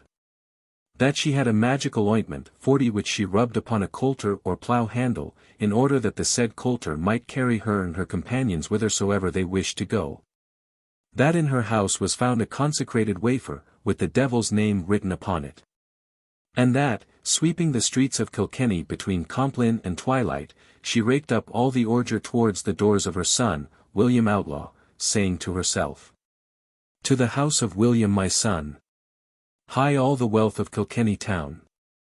The lady, rejoicing in powerful friends and advisers, defied the bishop and all his works. She was excommunicated, and her son summoned to appear before the bishop for the offence of harbouring and concealing her. But Dame Alice's friends retaliated by throwing the bishop into prison for several days. He revenged himself by placing the whole diocese under an interdict, and again summoning William Outlaw to appear on a certain day. But before the day arrived, he in his turn was cited before the Lord Justice, to answer for having imposed an interdict on his diocese, and to defend himself against accusations submitted by the seneschal. The bishop pleaded that it was unsafe for him to travel, but the plea was not allowed, and, to save himself from further molestation, he recalled the interdict. The quarrel was not yet fought out. On the Monday following the octave of Easter, the seneschal, Arnold de la Poer, held his judicial court in the Assize Hall at Kilkenny. Thither repaired the bishop, and, though refused admission, he forced his way in, robed in full pontificals, carrying in his hand the host in pyx of gold, and attended by a numerous train of friars and clergy. But he was received with a storm of insults and reproaches, which compelled him to retire. Upon his repeated protests, however, and at the intercession of some influential personages, his return was permitted. Being ordered to take his stand at the criminal's bar, he exclaimed that Christ had never been treated so before, since he stood at the bar before Pontius Pilate. And he loudly called upon the seneschal to order the arrest of the persons accused of sorcery, and their deliverance into his hands. When the seneschal abruptly refused, he opened the book of the decretals, and saith, You, Sir Arnold, are a knight, and instructed in letters, and that you may not have the excuse of ignorance. We are prepared to prove by these decretals that you and your officials are bound to obey our order in this matter, under heavy penalties. Go to the church with your decretals, replied the seneschal, and preach there, for none of us here will listen to you. In the bishop's character there must have been a fine strain of perseverance, for all these rebuffs failed to baffle him, and he actually succeeded, after a succession of disappointments and a constant renewal of difficulties, in obtaining permission to bring the alleged offenders to trial. Most of them suffered imprisonment, but Dame Alice escaped him, being secretly conveyed to England. Of all concerned in the affair, only one was punished, Petronella of Meath, who was selected as a scapegoat, probably because she had neither friends nor means of defense. By order of the bishop she was 6 times flogged, after which the poor tortured victim made a confession, in which she declared not only her own guilt, but that of everybody against whom the bishop had proceeded. She affirmed that in all Britain, nay, indeed, in the whole world, was no one more skilled in magical practices than Dame Alice Keitler. She was brought to admit the truth, though in her heart she must have known its absolute falsehood 41, of the episcopal indictment. And pretended that she had been present at the sacrifices to the evil one, that she had assisted in making the unguents with the unsavory materials already mentioned. And that with these unguents different effects were produced upon different persons, the faces of certain ladies, for instance, being made to appear horned like goats. That she had been present at the nocturnal revelries, and, with her mistress's assistance, had frequently pronounced sentence of excommunication against her own husband, with all due magical rites. That she had attended Dame Alice in her assignations with the demon, Robert Arda's son, and had seen acts of an immorality so foul that I dare not allude to it pass between them. Having been coerced and tortured into this amazingly wild and fictitious confession, the poor woman was declared guilty, sentenced, and burned alive, the first victim of the witchcraft delusion in Ireland. It is worthy of observation that the mind of the public was roused to a much stronger feeling of hostility against witchcraft than against magic. Alchemists, astrologers, fortune-tellers, diviners, and the like, might incur suspicion, and sometimes punishment, but, on the whole, they were treated with tolerance, and even with distinction. For this inequality of treatment 2 or 3 reasons suggest themselves. In the crime of witchcraft the central feature was the compact with the demon, and it was natural that men should resent an act which entailed the eternal loss of the soul. Again, witchcraft, much more frequently than magic, was the instrument of personal ill-feeling, and was more generally directed against the lower classes. The magician seldom used his power except when liberally paid by an employer. The witch, it was thought, exercised her skill for the gratification of her own malice. However this may be, an imputation of witchcraft became, in the 15th century, a formidable affair, ensuring the death or ruin of the unfortunate individual against whom it was made. There was no little difficulty in defending oneself. And in truth, once made, it clung to its victim like a Nessus's shirt, and with a result as deadly. Its value as a political move was shown in the persecution of the Knights Templars, and, in our own history, in Cardinal Beaufort's intrigue against Humphrey, Duke of Gloucester, who governed England as protector during the minority of Henry VI. The cardinal struck at the duke through his beautiful wife, Eleanor Cobham. In July, 1441, 2 ecclesiastics, Roger Bolingbroke, and Thomas Southwell, a canon of St. Stephen's Chapel, were arrested on a charge of high treason. For it was said that the said Master Roger should labor to consume the king's person by way of necromancy. And that the said Master Thomas should say masses upon certain instruments with the which the said Master Roger should use his said craft of necromancy. Bolingbroke was a scholar, an adept in natural science, and an ardent student of astronomy, William of Worcester describes him as one of the most famous clerks of the world. One Sunday, after having undergone rigorous examination, he was conveyed to St. Paul's Cross, where he was mounted on a high stage above all men's heads in Paul's churchyard, whiles the sermon endured, holding a sword in his right hand and a sceptre in his left, arrayed in a marvellous array, wherein he was wont to sit when he wrought his necromancy. The Duchess of Gloucester, meanwhile, perceiving that her ruin was intended, fled to sanctuary at Westminster.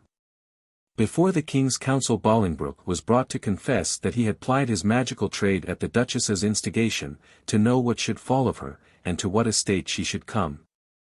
In other words, he had cast her horoscope, a proceeding common enough in those days, and one which had no treasonable complexion.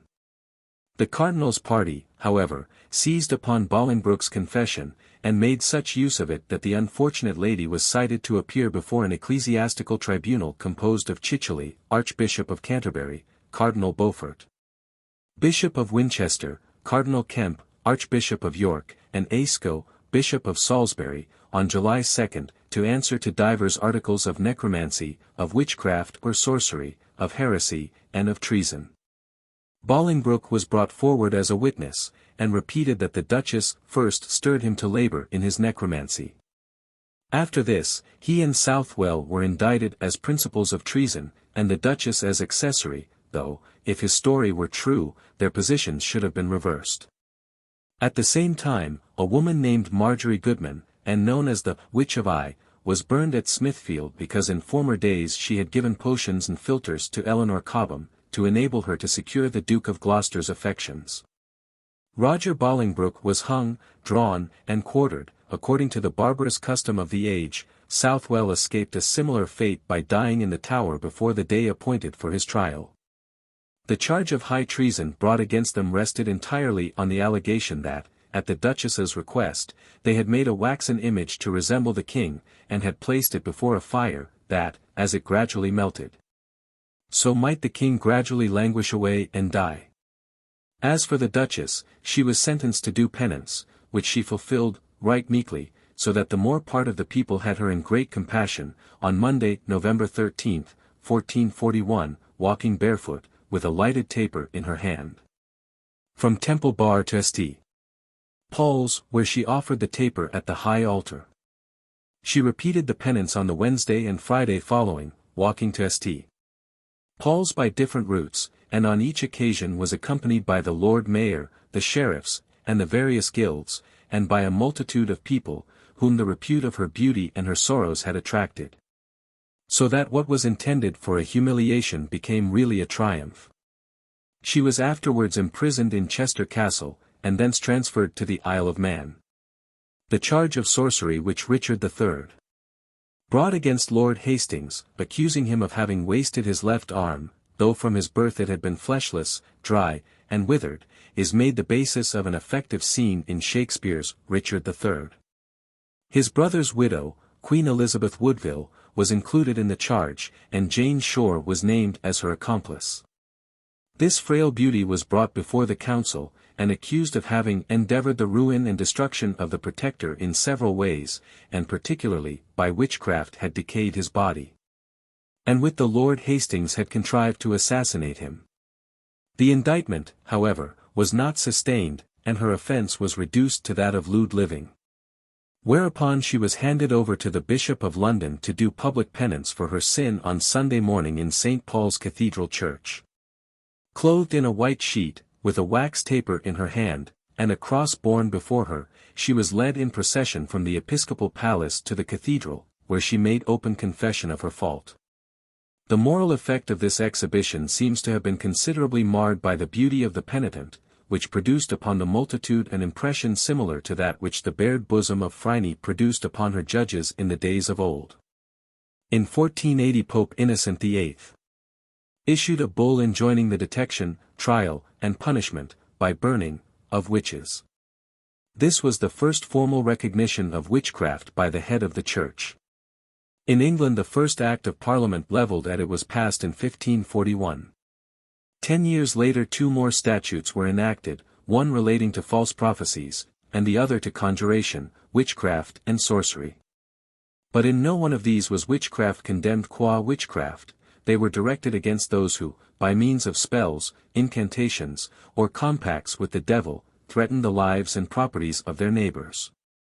When, in 1561, Sir Edward Waldegrave, one of Mary Stuart's counsellors, was arrested by order of Secretary Cecil as a mass-monger, the Bishop of London, to whom he was remitted, felt no disposition to inflict a heavy penalty for hearing or saying of Mass.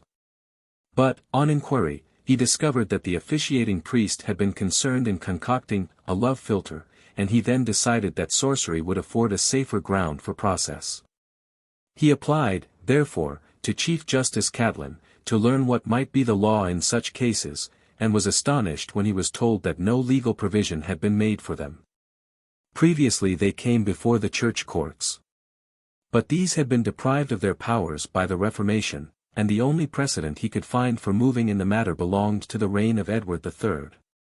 And was thus entered on the roll. Fut Prince en Southwark avec test et visage dung mort avec livre de sorcerie en son male et fut amin en banque du roi devant nivet justice, mais nul indictment fut vers lui. Pour que les clercs li firment germant que jamais any pharaoh et sorcery en après, fut delivant del prison, le test et les livres ferent arses a tothil a les costage du prisonnier. That is, a man was taken in Southwark, with a dead man's skull and a book of sorcery in his wallet, and was brought up at the king's bench before nivet justice. But no indictment was laid against him, for that the clerks made him swear he would meddle no more with sorcery, and the head and the books were burnt at Tothill Fields at the prisoner's charge. But in the following year Parliament passed an act which defined witchcraft as a capital crime, whether it was or was not exerted to the injury of the lives, limbs, and possessions of the lieges. Thenceforward the persecution of witches took its place among English institutions. During the latter years of Elizabeth's reign several instances occurred. Thus, on July 25, 1589, 3 witches were burnt at Chelmsford. The popular mind was gradually familiarized with the idea of witchcraft, and led to concentrate its attention on the individual marks, or characteristics, which were supposed to indicate its professors. Even among the higher classes a belief in its existence became very general, and it is startling to find a man like the learned and pious Bishop Jewell, in a sermon before Queen Elizabeth, saying, "It may please your grace to understand that witches and sorcerers within these last 4 years are marvellously increased within this your grace's realm. Your grace's subjects pine away even unto the death, their colour fadeth, their flesh rotteth, their speech is benumbed, their senses are bereft. I pray God they may never practice further than upon the subject." 1598. The witches in Macbeth, those weird sisters who met at midnight upon the blasted heath, and in their cauldron brewed so deadly a hell broth, partake of the dignity of the poet's genius, and belong to the vast ideal world of his imagination. No such midnight hags crossed the paths of ordinary mortals. The Elizabethan witch, who scared her neighbors in town and village, and flourished on their combined ignorance and superstition, appears, however, in The Merry Wives of Windsor, where Master Ford describes the fat woman of Brentford as a witch, a queen, an old cousining queen. He adds, "Have I not forbid her my house? She comes of errands, does she? We are simple men, we do not know what's brought to pass under the profession of fortune-telling. She works by charms, by spells, by the figure. And such daubery as this is beyond our element." Most of Master Ford's contemporaries, I fear, were, in this matter, simple men. Even persons of rank and learning, of position and refinement, were as credulous as their poorer, more ignorant, and more vulgar neighbors. Were just as ready to believe that an untaught village crone had made a compact with the devil, and bartered her soul for the right of straddling across a broom or changing herself into a black cat. Near Warboisy, in Huntingdonshire, in 1593, lived 2 gentlemen of good estate, Mr. Throgmorton and Sir Samuel Cromwell. The former had 5 daughters, of whom the eldest, Joan, was possessed with a lively imagination, which busied itself constantly with ghosts and witches. On one occasion, when she passed the cottage of an old and infirm woman, known as Mother Samuel, the good dame, with a black cap on her head, was sitting at her door knitting. Mistress Joan exclaimed that she was a witch, hurried home, went into convulsions, and declared that Mother Samuel had bewitched her. In due course, her sisters followed her example, and they too laid the blame of their fits on Mother Samuel. The parents, not less infatuated than the children, lent ready ears to their wild tales, and carried them to Lady Cromwell, who, as a friend of Mrs. Throgmorton, took the matter up right earnestly, and resolved that the supposed witch should be put to the ordeal. Sir Samuel was by no means unwilling, and the children, encouraged by this prompt credulity, let loose their fertile inventions. They declared that Mother Samuel sent a legion of evil spirits to torment them incessantly. Strange to say, these spirits had made known their names, which, though grotesque, had nothing of a demoniac character about them: first smack, second smack, third smack, blue, catch, hard name, and pluck, names invented, of course, by the young people themselves. At length the aggrieved Throgmorton, summoning all his courage, repaired to Mother Samuel's humble residence, seized upon the unhappy old crone, and dragged her into his own grounds, where Lady Cromwell and Mrs. Throgmorton and her children thrust long pins into her body to see if they could draw blood. With unmeasured violence, Lady Cromwell tore the old woman's cap from her head, and plucked out a handful of her grey hair, which she gave to Mrs. Throgmorton to burn, as a charm that would protect her from all further evil practices.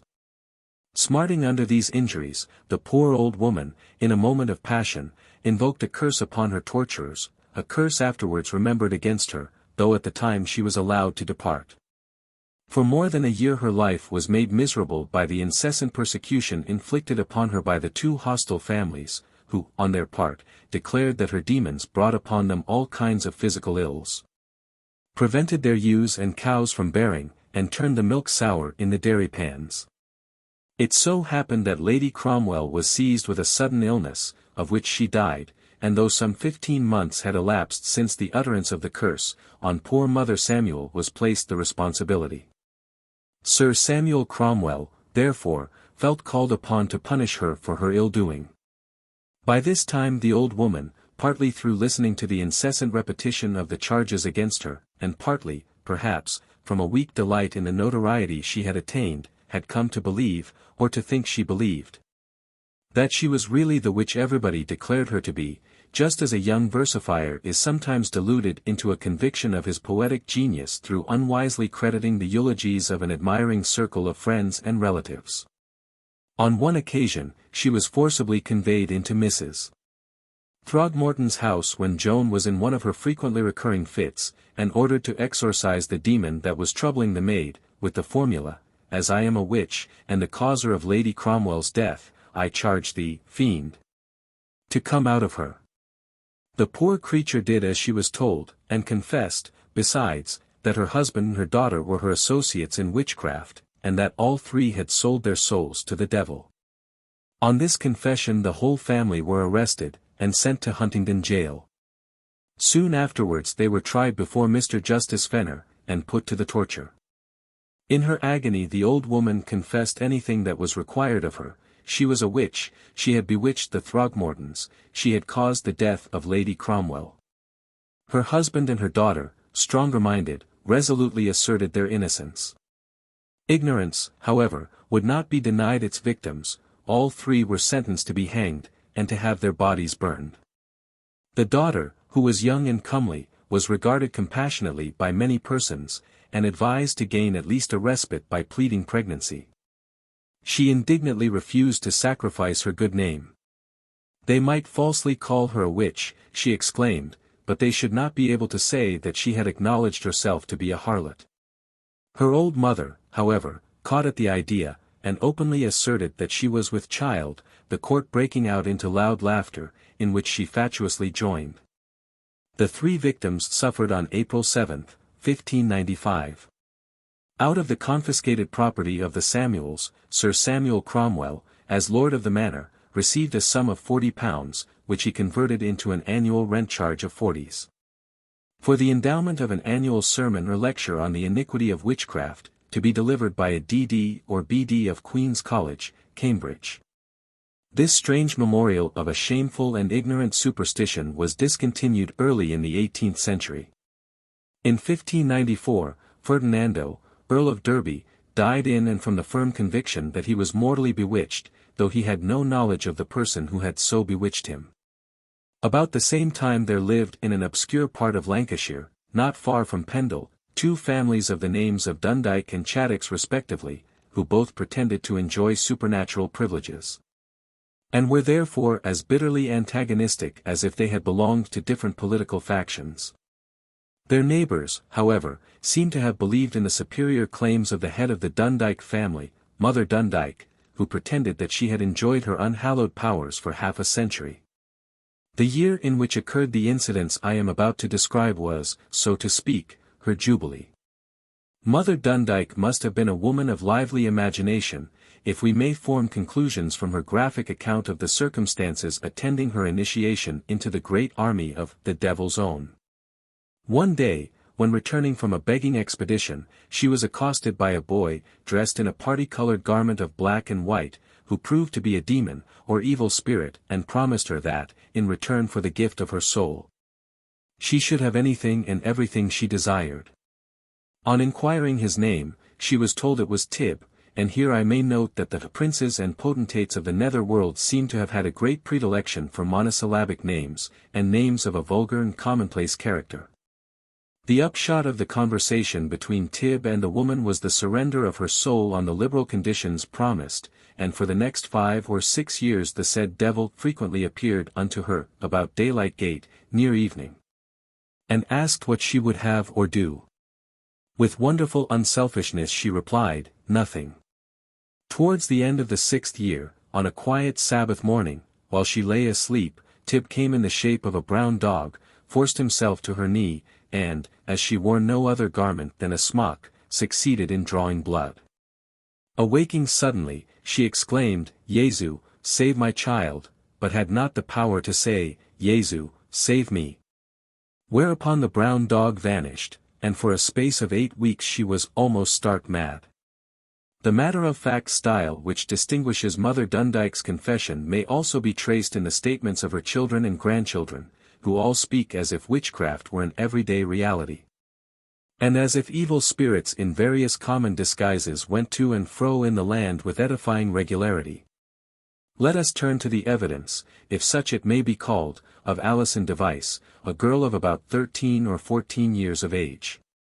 Incriminating her grandmother without scruple, she declared that when they were on the tramp, the old woman frequently persuaded her to allow a devil or familiar to suck at some part of her body, after which she might have and do what she would, though, strange to say, neither she nor anyone else ever availed themselves of their powers to improve their material condition, but lingered on in poverty and privation.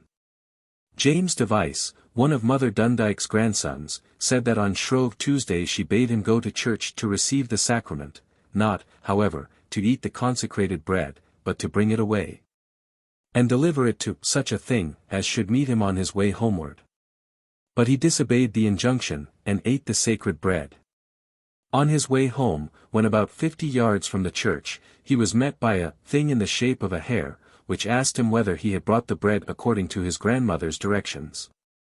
He answered that he had not. And therefore the thing threatened to rend him in pieces, but he got rid of it by calling upon God.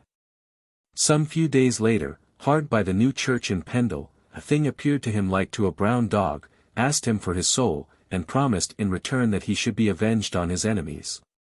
The virtuous youth replied, somewhat equivocatingly, that his soul was not his to give, but belonged to his Saviour Jesus Christ, as much as was his to give, however, he was contented to dispose of. 2 or 3 days later James Device had occasion to go to Cave Hall, where a Mrs. Townley angrily accused him of having stolen some of her turf, and drove him from her door with violence. When the devil next appeared, this time like a black dog, he found James Device in the right temper for a deed of wickedness. He was instructed to make an image of clay like Mrs. Townley, which he did, and dried it the same night by the fire, and daily for a week crumbled away the said image, and 2 days after it was all gone Mrs. Townley died. In the following Lent, one John Duckworth, of the Lawn, promised him an old shirt.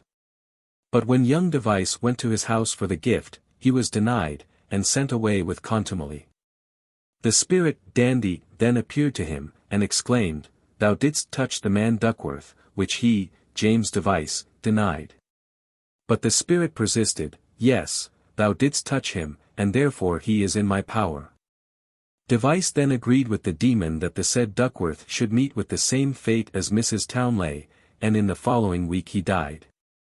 It is a curious fact that the old woman Chattox, the head of the rival faction of practitioners in witchcraft, accused Mother Dundyke of having inveigled her into the ranks of the devil's servants.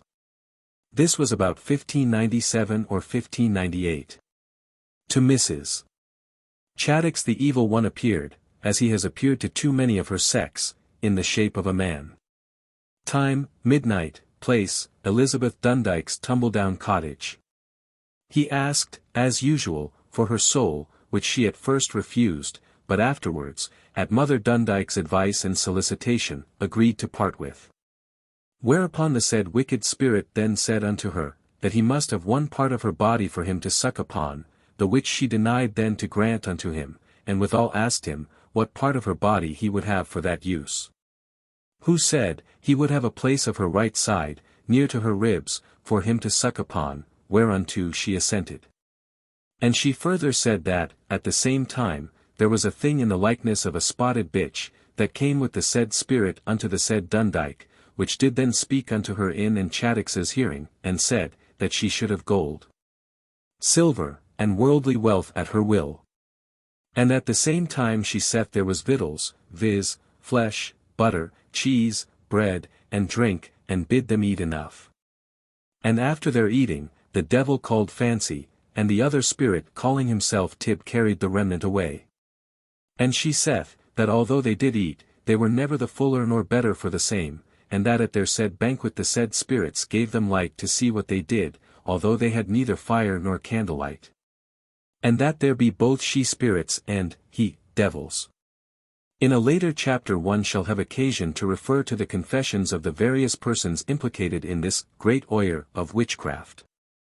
What comes out very strongly in them is the hostility which existed between the Chattoxes and the Dundykes, and their respective adherents. In Pendle Forest there were evidently two distinct parties, one of which sought the favour and sustained the pretensions of Mother Dundyke, the other being not less steadfast in allegiance to Mother Chattox.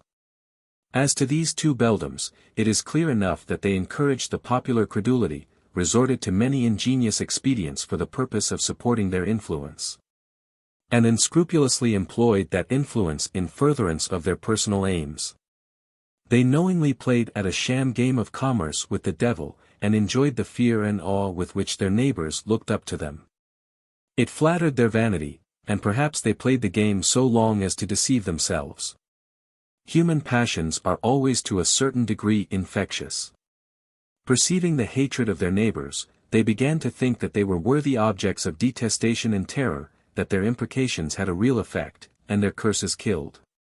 The brown horrors of the forest were favourable to visions, and they sometimes almost believed that they met the foe of mankind in the night. To the delusions of the imagination, especially when suggested by pride and vanity, there are no means of putting a limit. And it is quite possible that in time these women gave credence to their own absurd inventions, and saw a demon or familiar spirit in every hare or black or brown dog that accidentally crossed their path. For a while the witches created a reign of terror in the forest. But the interlacing animosities which gradually sprang up between its inhabitants were the fertile source of so much disorder that, at length, a county magistrate of more than ordinary energy, Roger Nowell, Esq., described as a very honest and religious gentleman, conceived the idea that, by suppressing them, he should do the state good service. Accordingly he ordered the arrest of Dundyke and Chattox, Alison Device, and then Redfern, and each, in the hope of saving her life, having made a full confession, he committed them to Lancaster Castle, on April 2, 1612. To take their trials at the next assizes.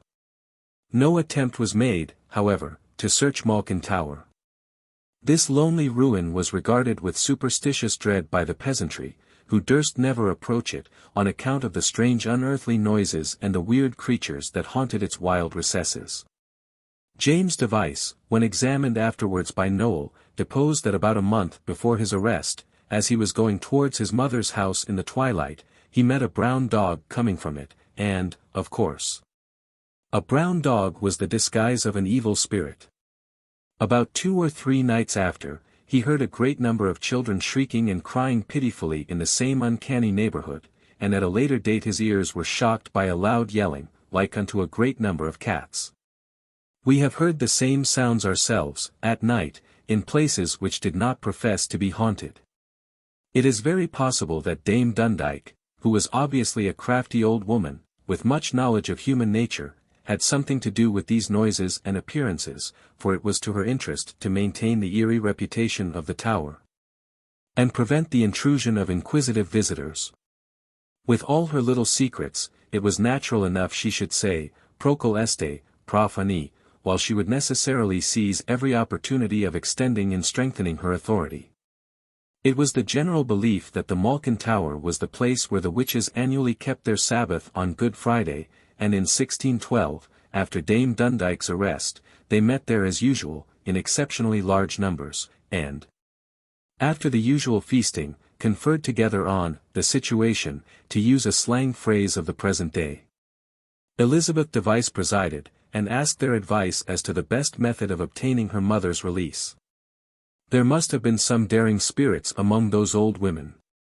For it was proposed, so runs the record, to kill Lovell, the jailer of Lancaster Castle, and another man of the name of Lister, accomplish an informal jail delivery, and blow up the prison. Even with the help of their familiars, they would have found this a difficult and dangerous enterprise, and we do not wonder that the proposal met with general disfavor. Seldom, if ever, do conspirators meet without a traitor in their midst. And on this occasion there was a traitor in Malkin Tower in the person of Janet Device, the youngest daughter of Alison Device, and granddaughter of the unfortunate old woman who was lying ill and weak in Lancaster jail. A girl of only 9 years of age, she was an experienced liar and thoroughly unscrupulous, and having been bribed by Justice Noel, she informed against the persons present at this meeting, and secured their arrest. The number of prisoners at Lancaster was increased to 12, among whom were Elizabeth Device, her son James, and Alice Nutter, of Rough Leah, a lady of good family and fair estate. There is good reason to believe that the last named was in no way implicated in the doings of the so-called witches, but that she was introduced by Janet Device to gratify the greed of some of her relatives, who, in the event of her death, would inherit her property, and the ill feeling of Justice Noel, whom she had worsted in a dispute about the boundary of their respective lands. The charges against her were trivial, and amounted to no more than that she had been present at the Malkin Tower Convention, and had joined with Mother Dundyke and Elizabeth Device in bewitching to death an old man named Mitten. The only witnesses against her were Janet and Elizabeth Device, neither of whom was worthy of credence. Blind old Mother Dundyke escaped the terrible penalty of an unrighteous law by dying in prison before the day of trial. But justice must have been well satisfied with its tale of victims. Foremost among them was Mother Chattox, the head of the anti-Dundyke faction, a very old, withered, spent, and decrepit creature, whose sight was almost gone, and whose lips chattered with the meaningless babble of senility. When judgment was pronounced upon her, she uttered a wild, incoherent prayer for divine mercy, and besought the judge to have pity upon and Redfern, her daughter. The next person for trial was Elizabeth Device, who is described as having been branded with a preposterous mark in nature, even from her birth, which was her left eye standing lower than the other, the one looking down, the other looking up. So strangely deformed that the best that were present in that honorable assembly and great audience did affirm they had not often seen the like. When this woman discovered that the principal witness against her was her own child, she broke out into such a storm of curses and reproaches that the proceedings came to a sudden stop. And she had to be removed from the court before her daughter could summon up courage to repeat the fictions she had learned or concocted. The woman was, of course, found guilty, as were also James and Alison Device, Alice Nutter, and Redfern, Catherine Hewitt, John and Jane Balcock, all of Pendle, and Isabel Roby, of Windle. Most of whom strenuously asserted their innocence to the last. On August 13th, the day after their trial, they were burnt at the common place of execution, near to Lancaster, the unhappy victims of the ignorance, superstition, and barbarity of the age. Janet Device, as king's evidence, obtained a pardon, though she acknowledged to have taken part in the practices of her parents, and confessed to having learned from her mother 2 prayers, one to cure the bewitched, and the other to get drink. The former, which is obviously a pasticcio of the old Roman Catholic hymns and traditional rhymes, runs as follows. Upon Good Friday, I will fast while I may. Until I hear them knell. Our Lord's own bell. Lord in his mess. With his 12 apostles good. What hath he in his hand? Lie in leath wand. What hath he in his other hand? Heaven's door key. Open, open, heaven's door keys. Stark, stark, hell door. Let christening child go to its mother mild. What is yonder that crests a light so fondly? Thine own dear son that's nailed to the tree. He is nailed sore by the heart and hand. And holy Harn Pan. Well is that man. That Friday spell can. His child to learn. A cross of blue and another of red. As good Lord was to the rude. Gabriel laid him down to sleep. Upon the ground of holy weep. Good Lord came walking by. Sleep'st thou, wax'st thou, Gabriel? No, Lord, I am stead with sticks and stake. That I can neither sleep nor wake. Rise up, Gabriel, and go with me. The stick nor the stake shall never dure thee. Sweet Jesus, our Lord. Amen. The other prayer consisted only of the Latin phrase, Crucifixus hoc signum vitam aeternam. Amen. 42.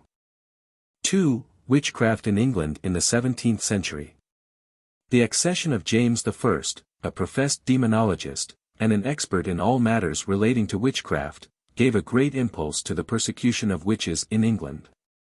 Poor old women and girls of tender age were walked, swum, shaved, and tortured, the gallows creaked and the fires blazed. In accordance with the well-known economic law, that the demand creates the supply, it was found that, in proportion as trials and tortures increased, so did the number of witches, until half the old hags in England supposed themselves, or were supposed by others, to have made compacts with the devil. Legislation then augmented its severity, and Parliament, in compliance with the wishes of the new king, passed an act by which sorcery and witchcraft were made felony, without benefit of clergy. For some years the country was witch-ridden, and it is appalling to think of the hundreds of hapless, ignorant, and innocent creatures who were cruelly done to death under the influence of this extraordinary mania. A remarkable case tried at King's Lynn in 1606 is reported in Howell's State Trials. I avail myself of the summary furnished by Mr. Inderwick.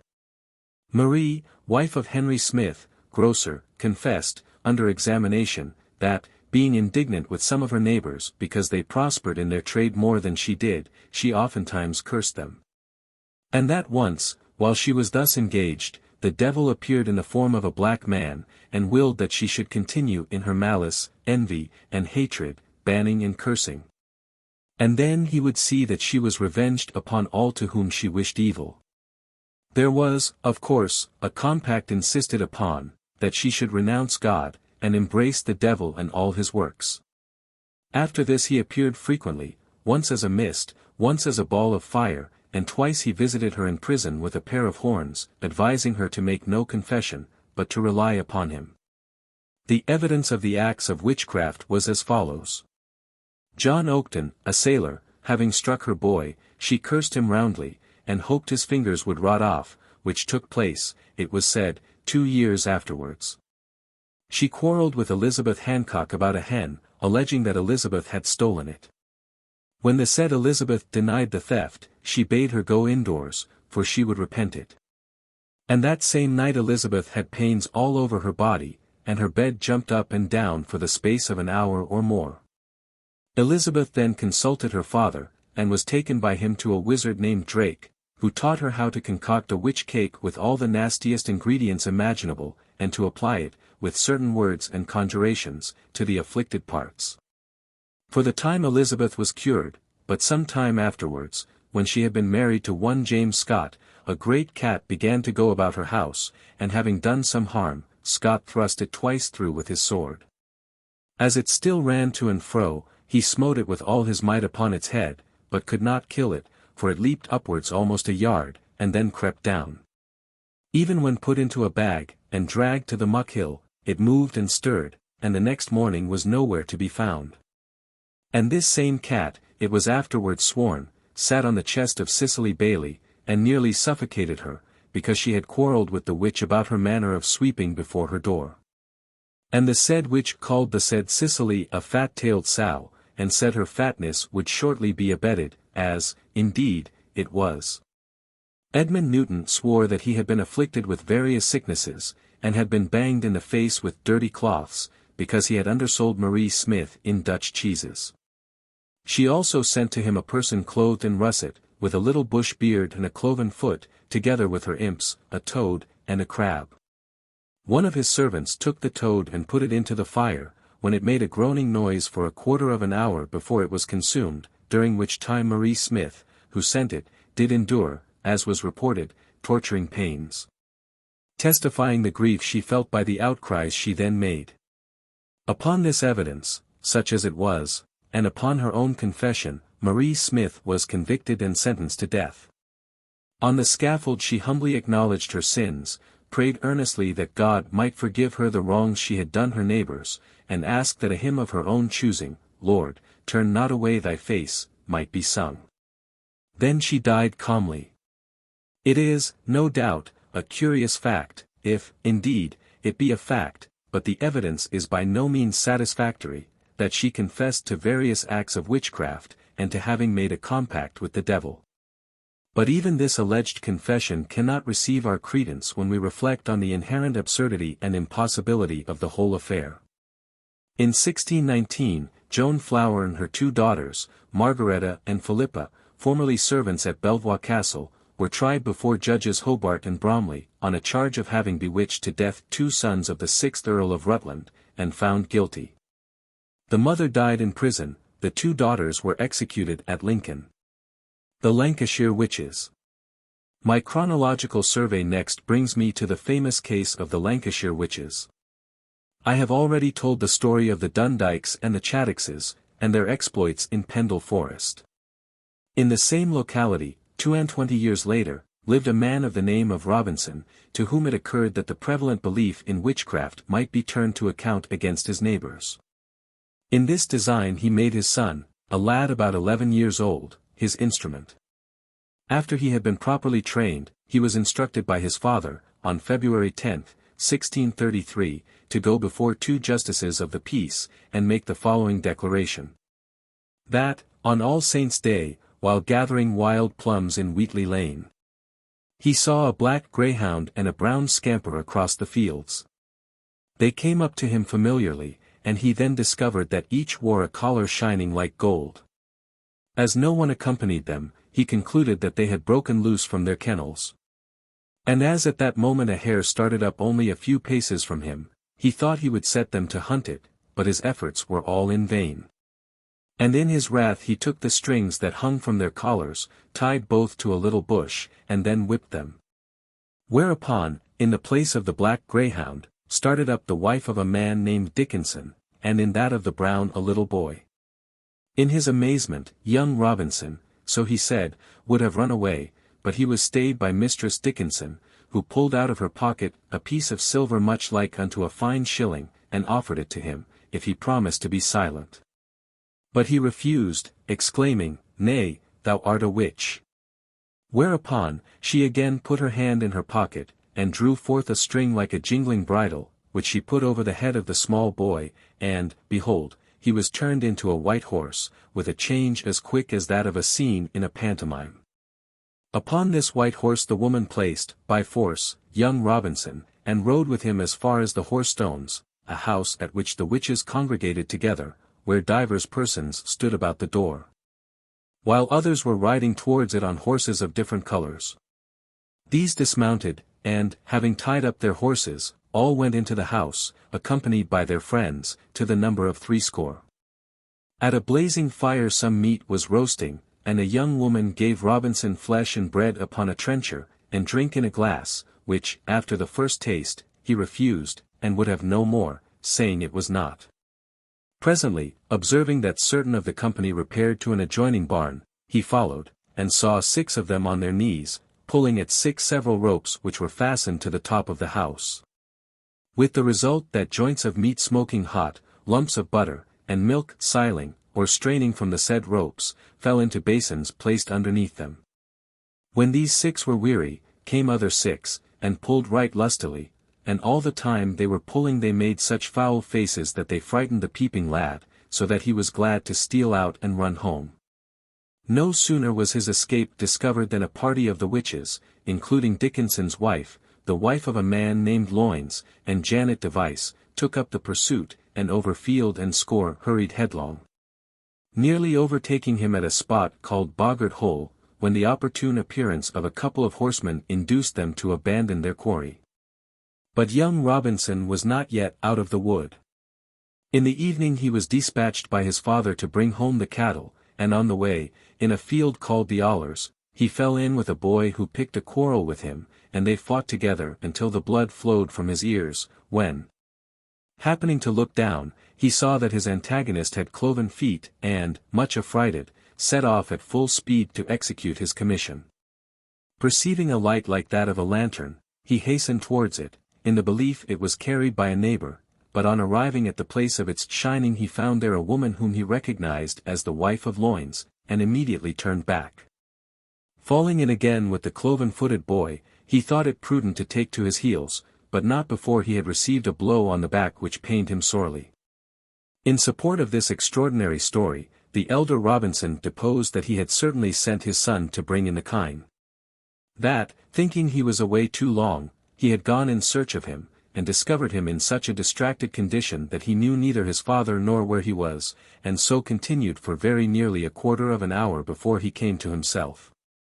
The persons implicated by the boy Robinson were immediately arrested, and confined in Lancaster Castle. Some of them, for he told various stories, and in each introduced new characters, he did not know by name, but he protested that on seeing them he should recognize them. And for this purpose he was carried about to the churches in the surrounding district to examine the congregations. The method adopted is thus described by Webster: "It came to pass that this said boy was brought into the church of Kildwick, a large parish church, where I, being then curate there, was preaching in the afternoon. And was set upon a stall, he being but about 10 or 11 years old, to look about him, which moved some little disturbance in the congregation for a while. And, after prayers, I inquiring what the matter was, the people told me it was the boy that discovered witches, upon which I went to the house where he was to stay all night. Where I found him and 2 very unlikely persons that did conduct him and manage his business. I desired to have some discourse with the boy in private, but they utterly refused. Then, in the presence of a great many people, I took the boy near me and said, Good boy, tell me truly, and in earnest, didst thou see and hear such strange things of the meeting of witches as is reported by many that thou dost relate? Or did not some person teach thee to say such things of thyself? But the 2 men, not giving the boy leave to answer, did pluck him from me, and said he had been examined by 2 able justices of the peace, and they did never ask him such a question. To whom I replied, the persons accused therefore had the more wrong. In all, some 18 women, married and single, the charge was generally made against women, as probably less capable of self-defense, and more impressionable than men, were brought to trial at Lancaster Assizes. There was really no evidence against them but the boy Robinson's, and to sustain it his unfortunate victims were examined for the stigmata, or devil marks, which, of course, were found in ample quantity. Against 17 a verdict of guilty was returned, 1 or 2 being convicted on their own confessions, the most perplexing incident in the whole case, for as these confessions were unquestionably false, they who made them were really lying away their own lives. By what impulse of morbid vanity, or diseased craving for notoriety, or strange mental delusion, were they inspired? And whence came the wild and even foul ideas which formed the staple of their delirious narratives? How did these quiet, stolid, unlettered Lancashire peasant women become possessed of inventions worthy of the grimmest of German tales of diablerie? It is easier to ask these questions than to answer them. But when the witch mania was once kindled in a neighborhood, it seems, like a pestilential atmosphere, to have stricken with disease every mind that was predisposed to the reception of unwholesome impressions.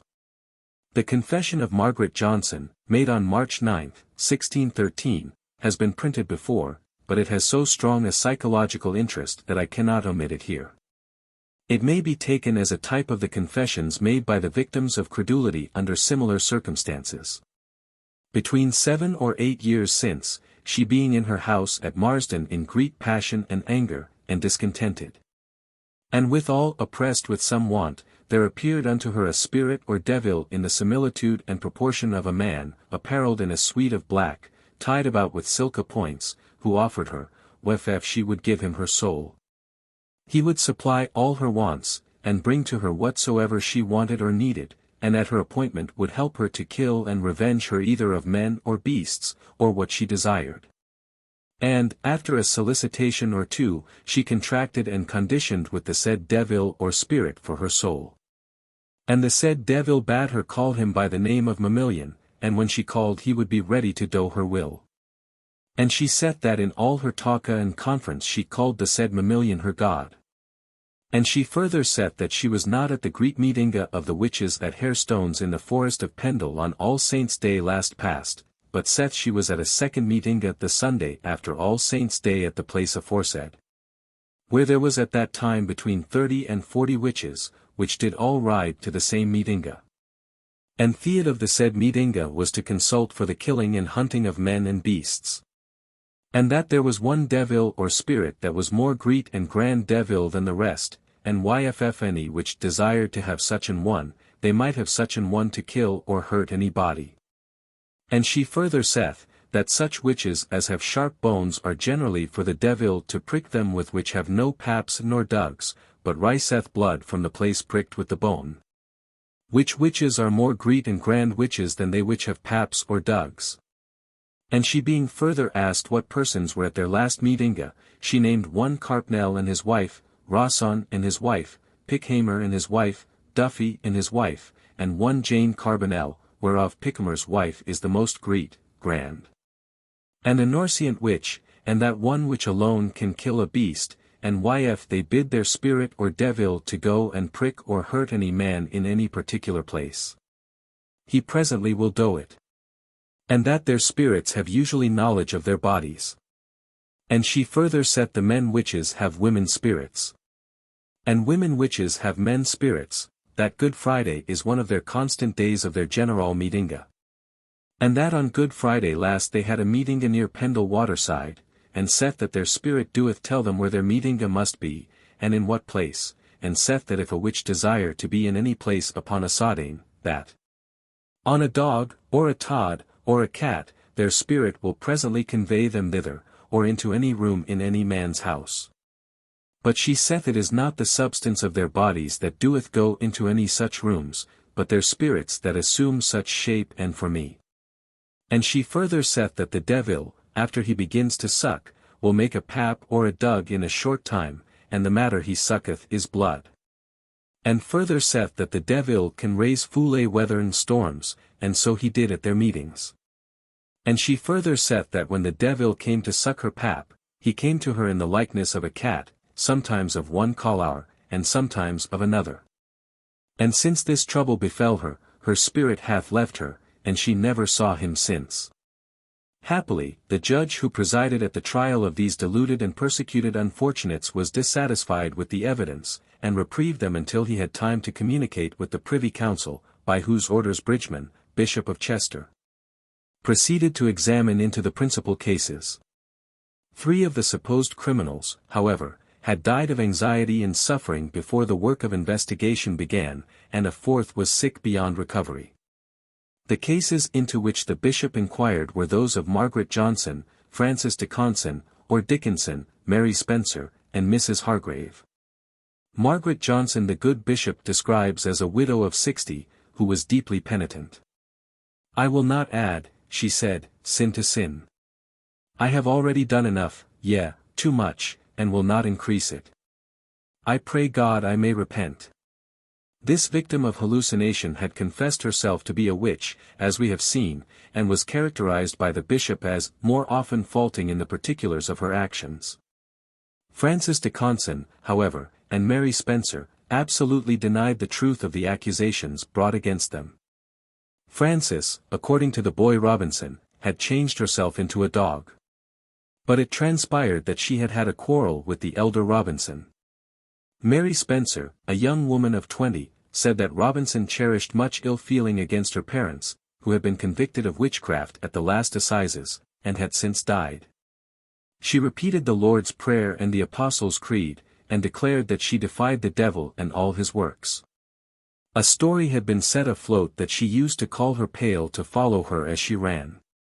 The truth was that she often trundled it downhill, and called to it in jest to come after her if she outstripped it. She could have explained every circumstance in court, but the wind was so loud and the throng so great, that she could not hear the evidence against her. This last touch, as Mr. S. R. Gardiner remarks, completes the tragedy of the situation. History, as he says, occupies itself perforce mainly with the sorrows of the educated classes, whose own peers have left the records of their wrongs. Into the sufferings of the mass of the people, except when they have been lashed by long-continued injustice into frenzy, it is hard to gain a glimpse.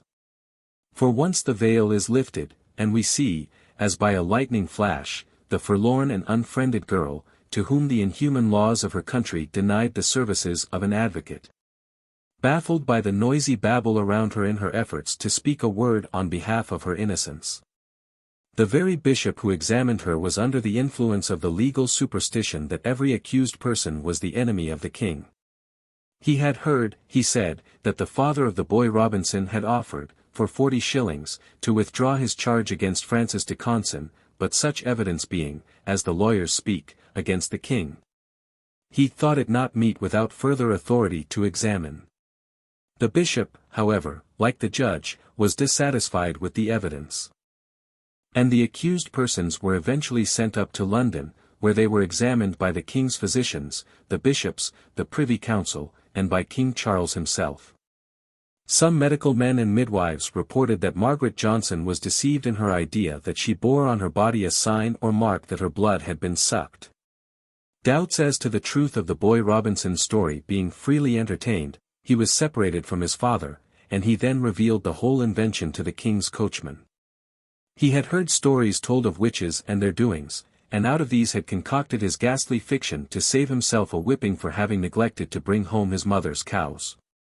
His father, perceiving at once how much might be made out of the tale, took it up and expanded it, manipulated it so as to serve his feelings of revenge or avarice, and then taught the boy how to repeat the enlarged and improved version.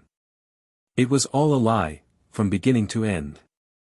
The day on which he pretended to have been carried to the witches' Sabbath at the Hoarstones, he was a mile distant, gathering plums in a farmer's orchard. The accused were then admitted to the king's presence, and assured that their lives were safe. Further than this Charles seems to have been unable to go. For as late as 1636 these innocent and ill-treated persons were still lying in Lancaster Castle. It is satisfactory to state, however, that both the boy Robinson and his father were thrown into prison. Fresh cases of witchcraft sprang up in the Pendle district, and early in 1636 4 more women were condemned to death at the Lancaster assizes. Bishop Bridgeman, who was again directed to make inquiries, found that 2 of them had died in jail, and that of the 2 others, one had been convicted on a madman's evidence, and that of a woman of ill fame. While the only proof alleged against the other was that a fleshy excrescence of the size of a hazelnut grew on her right ear, and the end of it, being bloody, was supposed to have been sucked by a familiar spirit. The 2 women seem to have been pardoned, but, as in the former case, public opinion set too strongly against them to admit of their being released. The Witches of Salisbury. The singular circumstances connected with the supposed outbreak of witchcraft in Pendle Forest have, to a great extent, obscured the strange case of the Witches of Salisbury, though it presents several features worthy of consideration. 3 persons were accused: Janet Beerley, Ellen Beerley, and Jane Southworth, and their supposed victim was one Grace Sowerbutts. In the language of Mr. Thomas Potts, they were led into error by a subtle practice and conspiracy of a seminary priest, or Jesuit, whereof this county of Lancaster hath good store, who by reason of the general entertainment they find, and great maintenance they have, resort hither, being far from the eye of justice, and, therefore, procula fulmen. At their trial, which took place before Mr. Justice Bromley at Lancaster, on Wednesday, August 19th. The evidence of Grace Sowerbutts was to the following effect. That for the space of some years past, at the time of the trial she was only 14, she had been haunted and vexed by 4 women, namely, Janet Beerley, her grandmother, Ellen Beerley, wife to Henry Beerley, Jane Southworth, and a certain old doorwife. Lately, these 4 women drew her by the hair of her head, and laid her on the top of a haymow in the said Henry Beerley's barn. Not long after, Janet Beerley met her near her house, first appearing in her own likeness, and after that as a black dog, and when she, Grace Sowerbutts, went over a stile, she picked her off. However, she was not hurt, and, springing to her feet, she continued her way to her aunt's at Osbaldeston. That evening she told her father what had occurred. On Saturday, April 4th, going toward Salisbury but to meet her mother, she fell in, at a place called the Two Briggs, with Janet Beerley, first in her own shape, and afterwards in the likeness of a 2-legged black dog. And this dog kept close by her side until they came to a pool of water, when it spake, and endeavored to persuade her to drown herself therein, saying it was a fair and an easy death. Whereupon, she thought there came to her one in a white sheet, and carried her away from the pool, and in a short space of time both the white thing and the black dog departed. But after Grace had crossed 2 or 3 fields, the black dog reappeared, and conveyed her into Hugh Walshman's barn close at hand, laid her upon the floor, covered her with straw on her body and hay on her head, and lay down on the top of the straw, for how long a time Grace was unable to determine. Because, she said, her speech and senses were taken from her.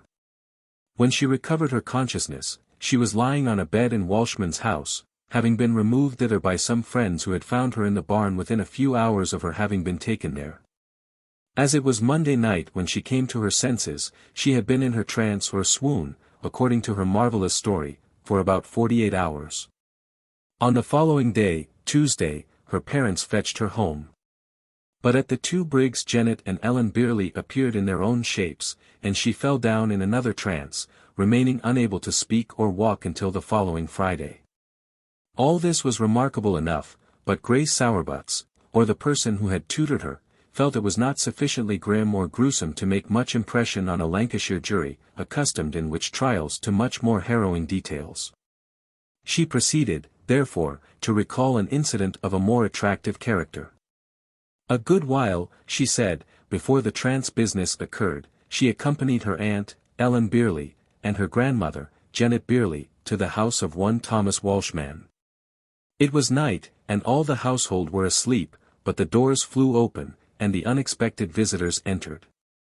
Grace and Ellen Beerley remained below, while Janet made her way to the sleeping room of Thomas Walshman and his wife, and thence brought a little child, which, as Grace supposed, must have been in bed with its father and mother. Having thrust a nail into its navel, she afterwards inserted a quill, and sucked for a good while. Then replaced the child with its parents, who, of course, had never roused from their sleep. The child did not cry when it was thus abused, but thenceforth languished, and soon afterwards died. And on the night after its burial, the said Janet and Ellen Beerley, taking Grace Sowerbutts with them, went to Salisbury churchyard, took up the body, and carried it to Janet's house, where a portion of it was boiled in a pot, and a portion broiled on the coals. Of both portions Janet and Ellen partook, and would have had Grace join them in the ghoul-like repast, but she refused. Afterwards Janet and Ellen seethed the bones in a pot, and with the fat that came from them said they would anoint their bodies, so that they might sometimes change themselves into other shapes.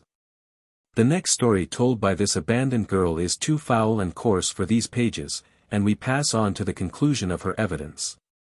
On a certain occasion, she said, Jane Southworth, a widow, met her at the door of her father's house, carried her to the loft, and laid her upon the floor, where she was found by her father unconscious. And unconscious she remained till the next day. The widow Southworth then visited her again, took her out of bed, and placed her upon the top of a hayrick, 3 or 4 yards from the ground. She was discovered in this position by a neighbor's wife, and laid in her bed again, but remained speechless and senseless as before for 2 or 3 days. A week or so after her recovery, Jane Southworth paid her a 3rd visit, took her away from her home, and laid her in a ditch near the house, with her face downwards. The usual process followed. She was discovered and put to bed, but continued unconscious, this time, however, only for a day and a night. And, further, on the Tuesday before the trial, the said Jane Southworth came again to her father's house, took her and carried her into the barn, and thrust her head amongst a company of boards which were standing there. Where she was soon afterwards found, and, being again placed in a bed, remained in her old fit until the Thursday night following. After Grace Sowerbutts had finished her evidence, Thomas Walshman was called, who proved that his child died when about a year old, but of what disease he knew not.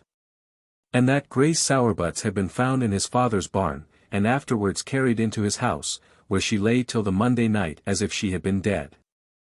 Then one John Singleton's deposition was taken, that he had often heard his old master, Sir John Southworth, say, touching the widow Southworth, that she was, as he thought, an evil woman and a witch, and that he was sorry for her husband, who was his kinsman, for he believed she would kill him.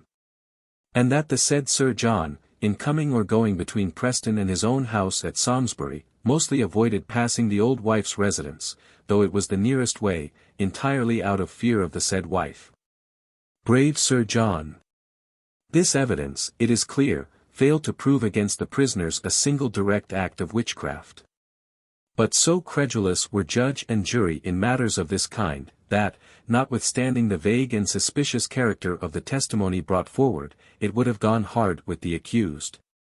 But for an accidental question which disclosed the fact that the girl, Grace Sowerbutts, had been prompted in her incoherent narrative, and taught to sham her fits of unconsciousness, by a Roman priest or Jesuit, named Thompson or Southworth, who was actuated by motives of fanaticism. How well this project, exclaims the indignant Potts, to take away the lives of these innocent poor creatures by practice and villainy, to induce a young scholar to commit perjury, to accuse her own grandmother, aunt, etc., agrees either with the title of a Jesuit or the duty of a religious priest, who should rather profess sincerity and innocency than practice treachery. But this was lawful, for they are heretics accursed, to leave the company of priests, to frequent churches, hear the word of God preached, and profess religion sincerely. The horrors which he taught his promising pupil, Thompson probably gathered from the pages of Bowden and Del Rio, or some of the other demonologists. Potts continues, who did not condemn these women upon this evidence, and hold them guilty of this so foul and horrible murder. But Almighty God, who in his providence had provided means for their deliverance, although the priest, by the help of the devil, had provided false witnesses to accuse them. Yet God had prepared and placed in the seat of justice an upright judge to sit in judgment upon their lives, who after he had heard all the evidence at large against the prisoners for the king's majesty, demanded of them what answer they could make. They humbly upon their knees, with weeping tears, desired him for God's cause to examine Grace Sowerbutts, who set her on, or by whose means this accusation came against them. The countenance of Grace Sowerbutts immediately underwent a great change, and the witnesses began to quarrel and accuse one another. The judge put some questions to the girl, who, for the life of her, could make no direct or intelligible answer, saying, with obvious hesitation, that she was put to a master to learn, but he had told her nothing of this. But here, continues Potts, as his lordship's care and pains was great to discover the practices of those odious witches of the forest of Pendle, and other places, now upon their tribunal before him, so was he desirous to discover this damnable practice to accuse these poor women and bring their lives in danger, and thereby to deliver the innocent. And as he openly delivered it upon the bench, in the hearing of a great audience, that if a priest or Jesuit had a hand in one end of it, there would appear to be knavery and practice in the other end of it. And that it might better appear to the whole world, examined Thomas Sowerbutt's what the master taught his daughter, in general terms, he denied all. The wench had nothing to say, but her master told her nothing of this. In the end, some that were present told his lordship the truth, and the prisoners informed him how she went to learn with one Thompson, a seminary priest, who had instructed and taught her this accusation against them. Because they were once obstinate papists, and now came to church. Here is the discovery of this priest, and of his whole practice. Still this fire increased more and more, and one witness accusing another, all things were laid open at large. In the end his lordship took away the girl from her father, and committed her to Mr. Lee, a very religious preacher, and Mr. Chisnell, 2 justices of the peace, to be carefully examined. The examination was as follows. Being demanded whether the accusation she laid upon her grandmother, Janet Beerley, Ellen Beerley, and Jane Southworth, of witchcraft, namely, of the killing of the child of Thomas Walshman with a nail in the navel, the boiling, eating, and oiling, thereby to transform themselves into divers shapes, was true. She doth utterly deny the same, or that ever she saw any such practices done by them. She further saith, that one Master Thompson, which she taketh to be Master Christopher Southworth, to whom she was sent to learn her prayers, did persuade, counsel, and advise her, to deal as formerly hath been said against her said grandmother, aunt, and Southworth's wife. And further she confesseth and saith, that she never did know, or saw any devils, nor any other visions, as formerly by her hath been alleged and informed. Also she confesseth and saith, that she was not thrown or cast upon the henroof and haymow in the barn, but that she went up upon the mow herself by the wall side. Being further demanded whether she ever was at the church, she saith, she was not, but promised hereafter to go to the church, and that very willingly.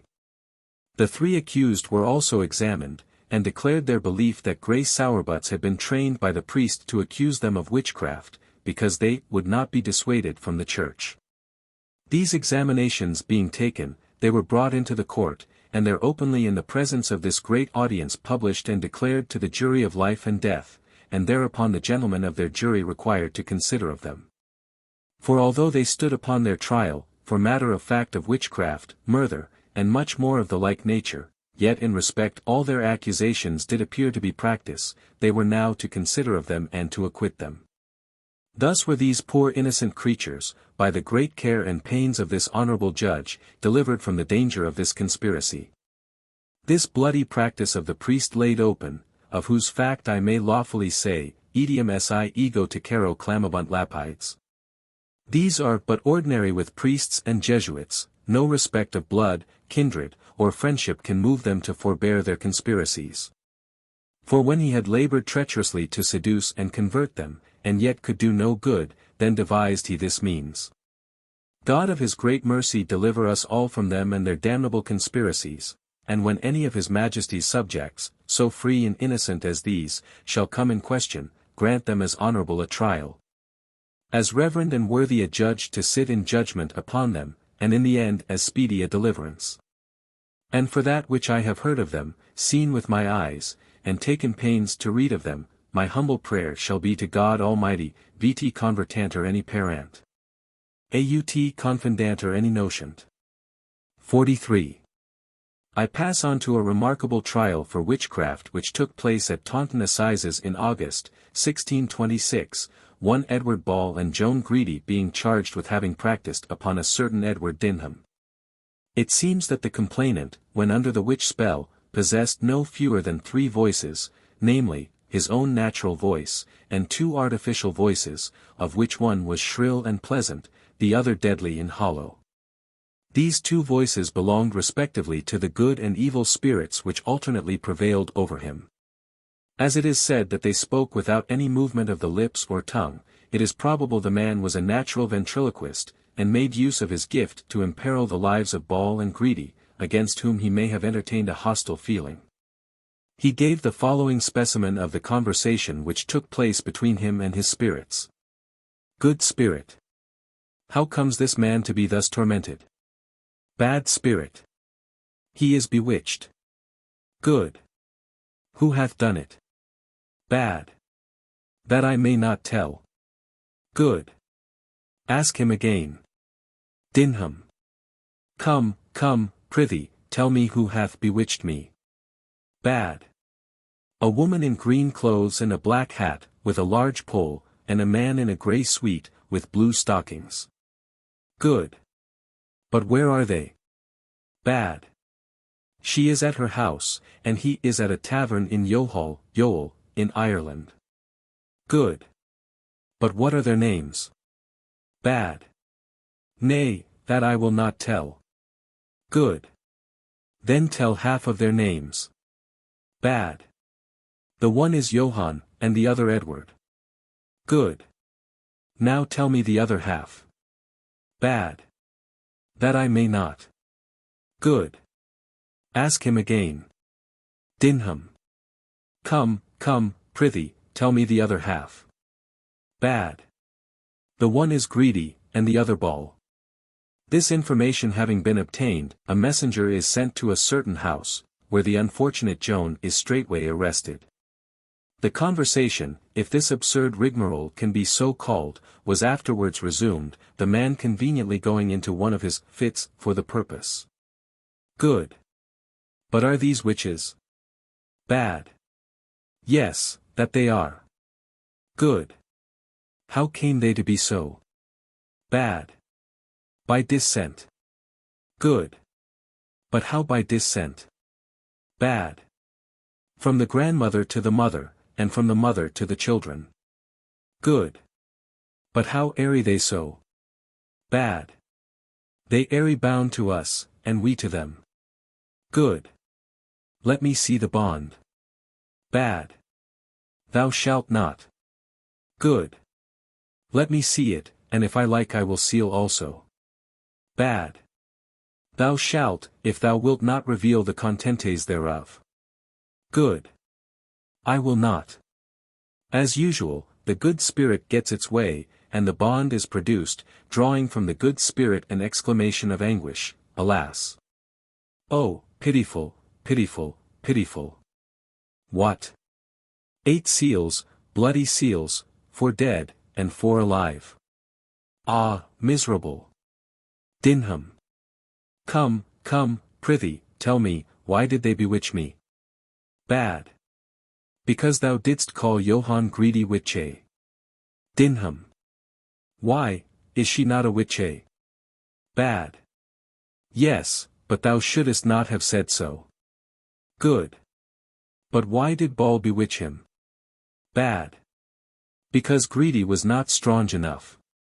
A messenger is now sent after Ball, but on reaching his hiding place, he finds that the poor man has just escaped, and he meets with people who had seen his flight. Dinham and his voices then join in a discourse, from which it appears that before they bewitched Dinham they had been guilty of various evil practices, and had compassed the death of, at least, one of their victims. 6 days afterwards Dinham has another fit, and a second unsuccessful effort is made to track and arrest Ball. Disgusted with this failure, the good spirit strenuously opposes the evil spirit in his resolve to secure Dinham's soul. Bad. I will have him, or else I will torment him 8 times more. Good. Thou shalt not have thy will in all things. Thou shalt torment him but 4 times more. Bad. I will have thy soul. Good. If thou wilt answer me 3 questions, I will seal and go with thee. Bad. I will. Good. Who made the world? Bad. God. Good. Who created mankind? Bad. God. Good. Wherefore was Christ Jesus his precious blood shed? Bad. I'll no more of that. Here the patient was seized with the most violent convulsions, foaming at the mouth, and struggling with clenched hands and contorted limbs. Another fit came off a few days afterwards, and in this Dinham was exposed to a double temptation. Bad. If thou wilt give me thy soul, I will give thee gold enough. Good. Thy gold will scald my fingers. Bad. If thou wilt give me thy soul, I will give thee dice, and thou shalt win infinite sums of treasure by play. Good.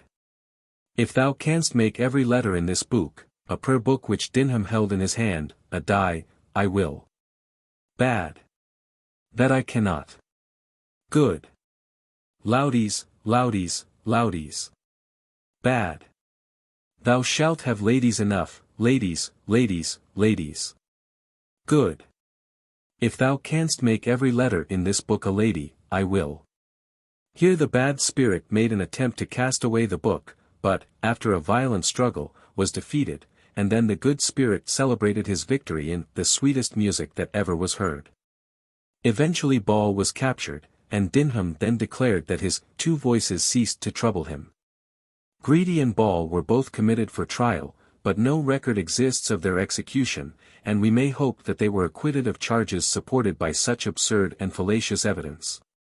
Edward Fairfax, a man of ability and culture, the refined and melodious translator of Tasso's Christian epic, prosecuted 6 of his neighbors at York Assizes, in 1622, for practicing witchcraft on his children. The grand jury found a true bill against them, and the accused were brought to trial. But the judge, who had been privately furnished with a certificate of their sober behavior, contrived so to influence the jury as to obtain a verdict of acquittal. The poet afterwards published an elaborate defense of his conduct. His folly may be excused, perhaps, since even such men as Raleigh and Bacon incline towards a belief in witchcraft, and the judicious Evelyn makes it one of his principal complaints against solitude that it created witches. Hobbes, in his Leviathan, takes, however, a more enlightened view. As for witches, he says, I think not that their witchcraft is any real power. But yet that they are justly punished for the false belief they have that they can do such mischief, joined with their purpose to do it if they can. Even the stir and tumult of the Civil War did not suspend the persecuting activity of a degraded superstition. In 1644 8 witches of Manningtree, in Essex, were accused of holding witches' meetings every Friday night. Were searched for teats and devil's marks, convicted, and, with 29 of their fellows, hung. In the following year there were more hangings in Essex, and in Norfolk a score of witches suffered. In 1650 a woman was hung at the Old Bailey as a witch. She was found to have under her armpits those marks by which witches are discovered to entertain their familiars. In April, 1652, Jean Peterson, the witch of Wapping, was hung at Tyburn. And in July of the same year 6 witches perished at Maidstone. In 1653 Alice Bodenham, a domestic servant, was tried at Salisbury before Chief Justice Wilde, and convicted. It is not certain, however, that she was executed. In 1658 Jane Brooks was executed for practicing witchcraft on a boy of 12, named Henry James, at Chard, in Somersetshire. In 1663 Julian Cox, at Taunton, for a similar offence. The Witchfinder, Matthew Hopkins. The severe legislation against witchcraft had thus the effect, which invariably attends legislation when it becomes unduly repressive, of increasing the offence it had been designed to exterminate. It was attended, also, by another result, which is equally common, bringing to the front a number of informers who, at the cost of many innocent lives, turned it to their personal advantage. Of these witch-finders, the most notorious was Matthew Hopkins, of Manningtree, in Essex. When he first started his infamous trade, I cannot ascertain, but his success would seem to have been immediate. His earliest victims he found in his own neighborhood. But, as his reputation grew, he extended his operations over the whole of Essex. And in a very short time, if any case of supposed witchcraft occurred, the neighbors sent for Matthew Hopkins as an acknowledged expert, whose skill would infallibly detect the guilty person. His first appearance at the assizes was in the spring of 1645, when he accused an unfortunate old woman, named Elizabeth Clark. To collect evidence against her, he watched her by night in a room in a Mr. Edwards's house, in which she was illegally detained. At her trial he had the audacity to affirm that, on the third night of his watching, after he had refused her the society of one of her imps, she confessed to him that, some 6 or 7 years before, she had given herself over to the devil, who visited her in the form of a proper gentleman, with a hazel beard. Soon after this, he said, a little dog came in, fat, short-legged, and with sandy spots besprinkled on the white ground color of its tub-like body. When he prevented it from approaching the woman, who declared it was Jacmra, one of her imps, it straightway vanished. Next came a greyhound, which she called Vinegar Tom, and next a polecat. Improving in fluent and fertile mendacity, Hopkins went on to assert that, on returning home that night, about 10 of the clock, accompanied by his own greyhound, he saw his dog give a leap and a bound, and hark away as if hunting a hare. And on following him, he espied a little white animal, about the size of a kitten, and observed that his greyhound stood aloof from it in fright. And by this imp or kitten danced about the dog, and, as he supposed, bit a piece from its shoulder, for the greyhound came to him shrieking and crying, and bleeding from a great wound. Hopkins further stated that, going into his yard that same night, he saw a black thing, shaped like a cat, but thrice as big, sitting in a strawberry bed, with its eyes fixed upon him. When he approached it, the thing leaped over the pale towards him, as he thought, but, on the contrary, ran quite through the yard, with his greyhound after it, to a great gate, which was underset with a pair of tumbrel strings. Threw it wide open, and then vanished, while his dog returned to him, shaking and trembling exceedingly. In these unholy vigils of his, Hopkins was accompanied by one John Stern, of Manningtree, gentleman, who, as a matter of course, confirmed all his statements, and added the interesting detail that the third imp was called Sack and Sugar. The two wretches forced their way into the house of another woman, named Rebecca West, from whom they extracted a confession that the first time she saw the devil, he came to her at night, told her he must be her husband, and finally married her. The cruel tortures to which these and so many other unhappy females were exposed must undoubtedly have told on their nervous systems, producing a condition of hysteria, and filling their minds with hallucinations, which, perhaps, may partly have been suggested by the leading questions of the witch-finders themselves. It is to be observed that their confessions wore a striking similarity, and that all the names mentioned of the so-called imps or familiars were of a ludicrous character, such as Prick-ear, Frog, Robin, and Sparrow. Then the excitement caused by these trials so wrought on the public mind that witnesses were easily found to testify, apparently in good faith, to the evil things done by the accused, and even to swear that they had seen their familiars. Thus one man declared that, passing at daybreak by the house of a certain and West, he was surprised to find her door open. Looking in, he descried 3 or 4 things, like black rabbits, one of which ran after him. He seized and tried to kill him, but in his hands the thing seemed a mere piece of wool, which extended lengthwise without any apparent injury. Full speed he made for a neighboring spring, in which he tried to drown him, but as soon as he put the thing in the water, he vanished from his sight. Returning to the house, he saw Anne West standing at the door, in her smock, and asked her why she sent her imp to trouble him, but received no answer. His experiments having proved successful, Hopkins took up witch-finding as a vocation, one which provided him with the means of a comfortable livelihood, while it gratified his ambition by making him the terror of many and the admiration of more, investing him with just that kind of power which is delightful to a narrow and commonplace mind. Assuming the title of Witch-finder General, and taking with him John Stern, and a woman, whose business it was to examine accused females for the devil's marks, he travelled through the counties of Essex, Norfolk, Huntingdon, and Sussex. He was at Bury, in Suffolk, in August, 1645, and there, on the 27th, no fewer than 18 witches were executed at once through his instrumentality. 120 more were to have been tried, but the approach of the royal troops led to the adjournment of the assize. In 1 year this wholesale murderer caused the death of 60 poor creatures. The test he generally adopted was that of swimming, which James I recommends with much unction in his Demonology. The hands and feet of the accused were tied together crosswise, the thumb of the right hand to the big toe of the left foot, and vice versa. She was then wrapped up in a large sheet or blanket, and laid upon her back in a pond or river.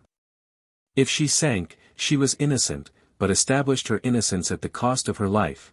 If she floated, which was generally the case, as her clothes afforded a temporary support, she was pronounced guilty, and hanged with all possible expedition. Another test was the repetition of the Lord's Prayer, which, it was believed, no witch could accomplish. Woe to the unfortunate creature who, in her nervousness, faltered over a syllable or stumbled at a word. Again she was forced into some awkward and painful attitude, bound with cords, and kept foodless and sleepless for 24 hours. Or she was walked continuously up and down a room, an attendant holding each arm, until she dropped with fatigue. Sometimes she was weighed against the church Bible, obtaining her deliverance if she proved to be heavier. But this last-named test was too lenient for the witch-finder general, who preferred the swimming ordeal. One of his victims at Bury was a venerable clergyman, named Lowes, who had been vicar of Brandis Tun, near Framlingham, for 50 years. After he was found with the marks, says Sterne, in his confession, when made, to whom, or under what circumstances, we are not informed, he confessed that in pride of heart to be equal, or rather above God, the devil took advantage of him. And he covenanted with the devil, and sealed it with his blood, and had those familiars or spirits which sucked on the marks found on his body, and did much harm both by sea and land, especially by sea. For he confessed that he, being at Lunger Fort, Landguard Fort, in Suffolk, where he preached, as he walked upon the wall or works there, he saw a great sail of ships pass by, and that, as they were sailing by, one of his 3 imps, namely, his yellow one, forthwith appeared to him, and asked him what he should do, and he bade him go and sink such a ship, and showed his imp a new ship among the middle of the rest, as I remember, one that belonged to Ipswich. So he confessed the imp went forthwith away, and he stood still and viewed the ships on the sea as they were a-sailing, and perceived that ship immediately to be in more trouble and danger than the rest. For he said the water was more boisterous near that than the rest, tumbling up and down with waves, as if water had been boiled in a pot, and soon after, he said, in a short time, it sunk directly down into the sea as he stood and viewed it. When all the rest sailed down in safety. Then he confessed he made 14 widows in 1/4 of an hour. Then Mr. Hopkins, as he told me, for he took his confession, asked him if it did not grieve him to see so many men cast away in a short time, and that he should be the cause of so many poor widows on a sudden. But he swore by his Maker he was joyful to see what power his imps had, and so likewise confessed many other mischiefs, and had a charm to keep him out of the jail and hanging, as he paraphrased it himself. But therein the devil deceived him, for he was hanged that Michaelmas time, 1645, at Bury St. Edmunds. Poor old man! This so-called confession has a very dubious air about it, and reads as if it had been invented by Matthew Hopkins, who, as Sterne naively acknowledges, took the confessions, apparently without any witness or reporter being present. The witch-finder general, when on his expeditions of inquiry, assumed the style of a man of fortune. He put up always at the best inns, and lived in the most luxurious fashion, which he could well afford to do, as, when invited to visit a town, he insisted on payment of his expenses for board and lodging, and a fee of 20 shillings. This sum he claimed under any circumstances, but if he succeeded in detecting any witches, he demanded another fee of 20 shillings for each one brought to execution. Generally his pretensions were admitted without demur. But occasionally he encountered a sturdy opponent, like the Reverend Mr. Gall, of Great Staughton, in Huntingdonshire, who attacked him in a briskly written pamphlet as an intolerable nuisance. Hopkins replied by an angry letter to one of the magistrates of the town, in which he said, "I am to come to Kimbolton this week, and it shall be 10 to 1, but I will come to your town first. But I would certainly know afore whether your town affords many sticklers for such cattle, i.e. witches, or, is, willing to give and afford us good welcome and entertainment, as other where I have been, else I shall waive your shire, not as yet beginning in any part of it myself. And betake me to such places where I do and may persist without control, but with thanks and recompense." Neither Mr. Gall nor the magistrates of Great Staughton showed any anxiety in regard to the witch-finder's threat. On the contrary, Mr. Gall returned to the charge in a second pamphlet, entitled Select Cases of Conscience Touching Witches and Witchcraft, in which, while admitting the existence of witches, for he was not above the superstition of his age and country, he vigorously attacked Hopkins for accusing persons on insufficient evidence, and denounced the atrocious cruelties of which he and his associates were guilty. I have no doubt that this manly language helped to bring about a wholesome change of public opinion. In the eastern counties so bitter a feeling of resentment arose, that Hopkins found it advisable to seek fresh woods and pastures new. In the spring of 1647 he was at Worcester, where 4 unfortunates were condemned on the evidence of himself and his associates. But the indignation against him deepened and extended, and he hastily returned to his native town, trembling for his wretched life. There he printed a defense of his conduct, under the title of The Discovery of Witches, in answer to several queries lately delivered to the Judge of Assize for the county of Norfolk. Published by Matthew Hopkins, Witch-finder, for the benefit of the whole kingdom. His death occurred shortly afterwards. According to Sterne, he died the death of a righteous man, having no trouble of conscience for what he had done, as was falsely reported for him. But the more generally accepted account is an instance of poetical justice, of Nemesis satisfied, which I heartily hope is authentic. It is said that he was surrounded by a mob in a Suffolk village, and accused of being himself a wizard, and of having, by his tricks of sorcery, cheated the devil out of a memorandum book, in which were entered the names of all the witches in England. Thus, cried the populace, you find out witches, not by God's name, but by the devil's. He denied the charge, but his accusers determined that he should be subjected to his favorite test. He was stripped, his thumbs and toes were tied together. He was wrapped in a blanket, and cast into a pond. Whether he was drowned, or whether he floated, was taken up, tried, sentenced, and executed, authorities do not agree. But they agree that he never more disturbed the peace of the realm as a witch-finder. Butler has found a niche for this knave, among other knaves, in his Hudibras. Hath not this present Parliament a leger to the devil sent, fully empowered to set about finding revolted witches out? And has he not within a year hanged 70 of them in one shire? Some only for not being drowned, and some for sitting above ground whole days and nights upon their breeches, and, feeling pain, were hanged for witches. Who proved himself at length a witch, and made a rod for his own breech. The engineer hoist with his own petard, happily a by no means infrequent mode of retribution. Sterne, the witch-finder's colleague, not unnaturally shared in the public disfavor, and in defense of himself and his deceased partner gave to the world a confirmation discovery of witchcraft, in which he acknowledges to have been concerned in the detection and condemnation of some 200 witches in the counties of Essex, Suffolk, Northampton, Huntingdon, Bedford, Norfolk and Cambridge, and the Isle of Ely.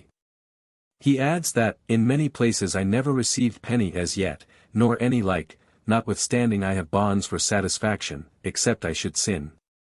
But many rather fall upon me for what hath been received, but I hope such suits will be disannulled, and that when I have been out of moneys for towns in charges and otherwise, such course will be taken that I may be satisfied and paid with reason. One can hardly admire sufficiently the brazen effrontery of this appeal. The number of persons imprisoned on suspicion of witchcraft grew so large as to excite the alarm of the government, who issued stringent orders to the country magistrates to commit for trial persons brought before them on this charge, and forbade them to exercise summary jurisdiction. Eventually a commission was given to the Earl of Warwick, and others, to hold a jail delivery at Chelmsford. Lord Warwick, who had done good service to the state as Lord High Admiral, was sagacious and fair-minded. But with him went Dr. Edmund Calamy, the eminent Puritan divine, to see that no injustice was done to the parties accused. This proved an unfortunate choice. For Calamy, who, in his sermon before the judges, had enlarged on the enormity of the sin of witchcraft, sat on the bench with them, and unhappily influenced their deliberations in the direction of severity. As a result, 16 persons were hanged at Yarmouth, 15 at Chelmsford, besides some 60 at various places in Suffolk. Whitlock, in his Memorials, speaks of many witches as having been put upon their trial at Newcastle, through the agency of a man whom he calls the witch-finder. Another of the imitators of Hopkins, a Mr. Shaw, parson of Russock, came to condign humiliation, 1660. Having instigated some bucolic barbarians to put an old woman, named Joan Bibb, to the water ordeal, she swam right vigorously in the pool, and struggled with her assailants so strenuously that she effected her escape. Afterward she brought an action against the parson for instigating the outrage, and obtained £20 damages. In 1664, Elizabeth Styles, of Bayford, Somersetshire, was convicted and sentenced to death, but died in prison before the day fixed for her execution. It is said that she made a voluntary confession, without inducement or torture, in the presence of the magistrates and several divines, another case, if it be true, of the morbid self-delusion which in times of popular excitement makes so many victims. One feels the necessity of speaking with some degree of moderation respecting the credulity of the ignorant and uneducated classes, when one finds so sound a lawyer and so admirable a Christian as Sir Matthew Hale infected by the mania. No other blot, I suppose, is to be found on his fame and character, and that he should have incurred this indelible stain, and fallen into so pitiable an error, is a problem by no means easy of solution. At the Lent Assize, in 1664, at Barry's T. Edmonds, 2 aged women, named Rose Cullender and Amy Dooney were brought before him on a charge of having bewitched 7 persons. The nature of the evidence on which it was founded the reader will appreciate from the following examples. Samuel Pacey, of Lowestoft, a man of good repute for sobriety and other homely virtues, having been sworn, said, that on Thursday, October 10th last, his younger daughter Deborah, about 9 years old, fell suddenly so lame that she could not stand on her feet, and so continued till the 17th, when she asked to be carried to a bank which overlooked the sea. And while she was sitting there, Amy Dooney came to the witness's house to buy some herrings, but was denied. Twice more she called, but being always denied, went away grumbling and discontented. At this instant of time the child was seized with terrible fits. Complained of a pain in her stomach, as if she were being pricked with pins, shrieking out, with a voice like a whelp, and thus continuing until the 30th. This witness added that Amy Dooney, being known as a witch, and his child having, in the intervals of her fits, constantly exclaimed against her as the cause of her sufferings, saying that the said Amy did appear to her and frighten her. He began to suspect the said Amy, and accused her in plain terms of injuring his child, and got her set in the stocks. 2 days afterwards, his daughter Elizabeth was seized with similar fits. And both she and her sister complained that they were tormented by various persons in the town of bad character, but more particularly by Amy Dooney, and by another reputed witch, Rose Cullender. Another witness deposed that she had heard the 2 children cry out against these persons, who, they said, threatened to increase their torments tenfold if they told tales of them. At some times the children would see things run up and down the house in the appearance of mice, and one of them suddenly snapped one with the tongs, and threw it in the fire, and it screeched out like a bat. At another time, the younger child, being out of her fits, went out of doors to take a little fresh air, and presently a little thing like a bee flew upon her face, and would have gone into her mouth. Whereupon the child ran in all haste to the door to get into the house again, shrieking out in a most terrible manner. Whereupon this deponent made haste to come to her, but before she could reach her, the child fell into her swooning fit, and, at last, with much pain and straining, vomited up a 2-penny nail with a broad head. And after that the child had raised up the nail she came to her understanding, and being demanded by this deponent how she came by this nail, she answered that the bee brought this nail and forced it into her mouth. Such evidence as this failing to satisfy Sergeant Keeling, and several magistrates who were present, of the guilt of the accused, it was resolved to resort to demonstration by experiment. The persons bewitched were brought into court to touch the 2 old women. And it was observed, says Hutchinson, that when the former were in the midst of their fits, and to all men's apprehension wholly deprived of all sense and understanding. Closing their fists in such a manner as that the strongest man could not force them open, yet, at the least touch of one of the supposed witches, Rose Cullender, by name, they would suddenly shriek out, opening their hands. Which accident would not happen at any other person's touch. And lest they might privately see when they were touched by the said Rose Cullender, they were blinded with their own aprons, and the touching took the same effect as before. There was an ingenious person that objected there might be a great fallacy in this experiment, and there ought not to be any stress put upon this to convict the parties, for the children might counterfeit this their distemper, and, perceiving what was done to them, they might in such manner suddenly alter the erection and gesture of their bodies, on purpose to induce persons to believe that they were not natural, but wrought strangely by the touch of the prisoners. Wherefore, to avoid this scruple, it was privately desired by the judge that the Lord Cornwallis, Sir Edmund Bacon, and Mr. Sergeant Keeling, and some other gentlemen then in court, would attend one of the distempered persons in the farthest part of the hall whilst she was in her fits, and then to send for one of the witches to try what would then happen. Which they did accordingly. And Amy Duny was brought from the bar, and conveyed to the maid. They then put an apron before her eyes, and then one other person touched her hand, which produced the same effect as the touch of the witch did in the court. Whereupon the gentlemen returned, openly protesting that they did believe the whole transaction of the business was a mere imposture. As, in truth, it was. It is remarkable that Sir Matthew Hale was still unconvinced. He invited the opinion of Sir Thomas Browne, a man of great learning and ability, the author of the Religio Medici, and other justly famous works, who admitted that the fits were natural, but thought them heightened by the devil cooperating with the malice of the witches, at whose instance he did the villainies. Sir Matthew then charged the jury. There were, he said, two questions to be considered: first, whether or not these children were bewitched, and, second, whether the prisoners at the bar had been guilty of bewitching them. That there were such creatures as witches, he did not doubt, and he appealed to the Scriptures, which had affirmed so much, and also to the wisdom of all nations, which had enacted laws against such persons. Such, too, he said, had been the judgment of this kingdom, as appeared by that Act of Parliament which had provided punishment proportionable to the quality of the offence. He desired them to pay strict attention to the evidence, and implored the great God of heaven to direct their hearts in so weighty a matter, for to condemn the innocent, and set free the guilty, was an abomination to the Lord.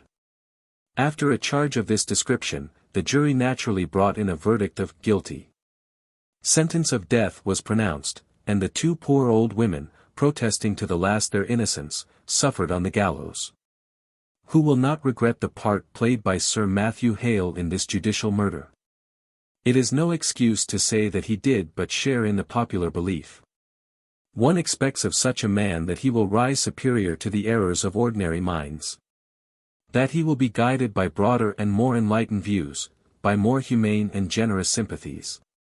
Instead of attempting an apology which no act can render satisfactory, it is better to admit, with Sir Michael Foster, that this great and good man was betrayed, notwithstanding the rectitude of his intentions, into a great mistake. Under the strong bias of early prejudices.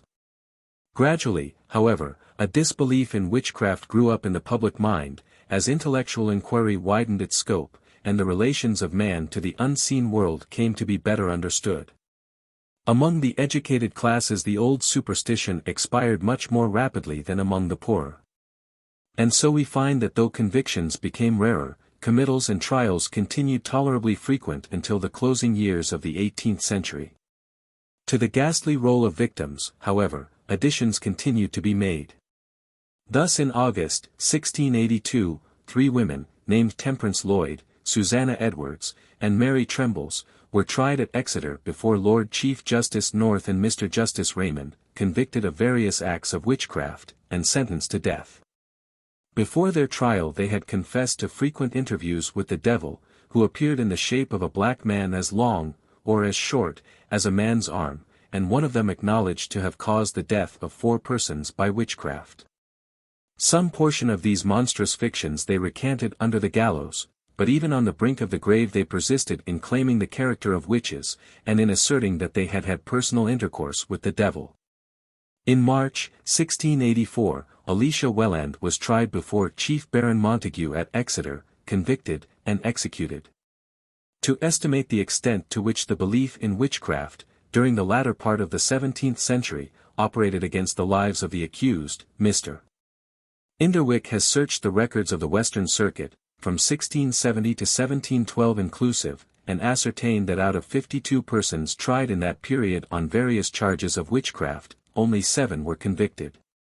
And one of these 7 was reprieved. What occurred on the Western, he remarks, probably went on at each of the several circuits into which the country was then divided. And one cannot doubt that in Norfolk, Suffolk, Essex, Huntingdon, and Lancashire, where the witches mostly abounded, the charges and convictions were far more numerous than in the West. The judges appear, however, not to have taken the line of Sir Matthew Hale, but, as far as possible, to have prevented convictions. Indeed, Lord Jeffreys, who, when not engaged on political business, was at least as good a judge as any of his contemporaries, and Chief Justice Herbert, tried and obtained acquittals of witches in 1685 and 1686 at the very time that they were engaged on the bloody assize in slaughtering the participators in Monmouth's rebellion. It is also a remarkable fact that, from 1686 to 1712, when charges of witchcraft gradually ceased, charges and convictions of malicious injury to property in burning haystacks, barns, and houses, and malicious injuries to persons and to cattle, increased enormously, these being the sort of accusations freely made against the witches before this date.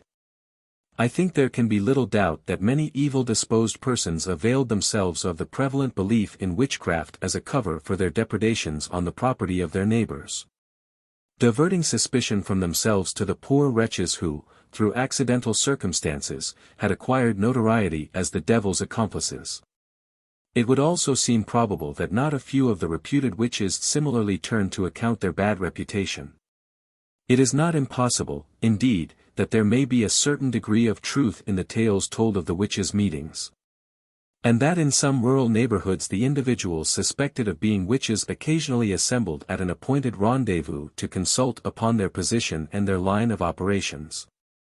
The practices at these gatherings may not always have been kept within the limits of decency and decorum, and in this way the loathsome details with which every account of the witches' meetings are embellished may have had a real foundation. That the judges at length began persistently to discourage convictions for witchcraft is seen in the action of Lord Chief Justice Holt at the Berry Street Edmonds Assize in 1694. An old woman, known as Mother Munnings, of Harks, in Suffolk, was brought before him, and the witnesses against her retailed the village talk, how that her landlord, Thomas Purnell, who, to get her out of the house she had rented from him, had removed the street door, was told that his nose should lie upward in the churchyard before the following Saturday, and how that he was taken ill on the Monday, died on the Tuesday, and was buried on the Thursday. How that she had a familiar in the shape of a polecat, and how that a neighbor, peeping in at her window one night, saw her take out of her basket a couple of imps, the one black, the other white. And how that a woman, named Sarah Wager, having quarrelled with her, was stricken dumb and lame. All this tittle-tattle was brushed aside in his charge by the strong common sense of the judge.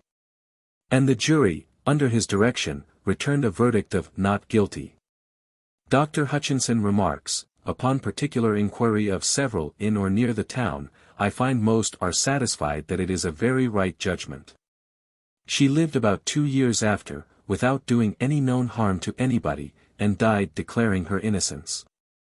Her landlord was a consumptive spent man, and the words not exactly as they swore them, and the whole thing 17 years before. The white imp is believed to have been a lock of wool, taken out of her basket to spin, and its shadow, it is supposed, was the black one. In the same year, 1694, a woman, named Margaret Elmore, was tried at Ipswich. In 1695 one Mary Gay at Launceston, and in 1696 one Elizabeth Hume at Exeter, but in each case, under the direction of Chief Justice Holt, a verdict of acquittal was declared. Thus the 17th century went its way in an unaccustomed atmosphere of justice and humanity. 3. The decline of witchcraft in England. The honor of discouraging prosecutions for witchcraft belongs in the first place to France, which abolished them as early as 1672.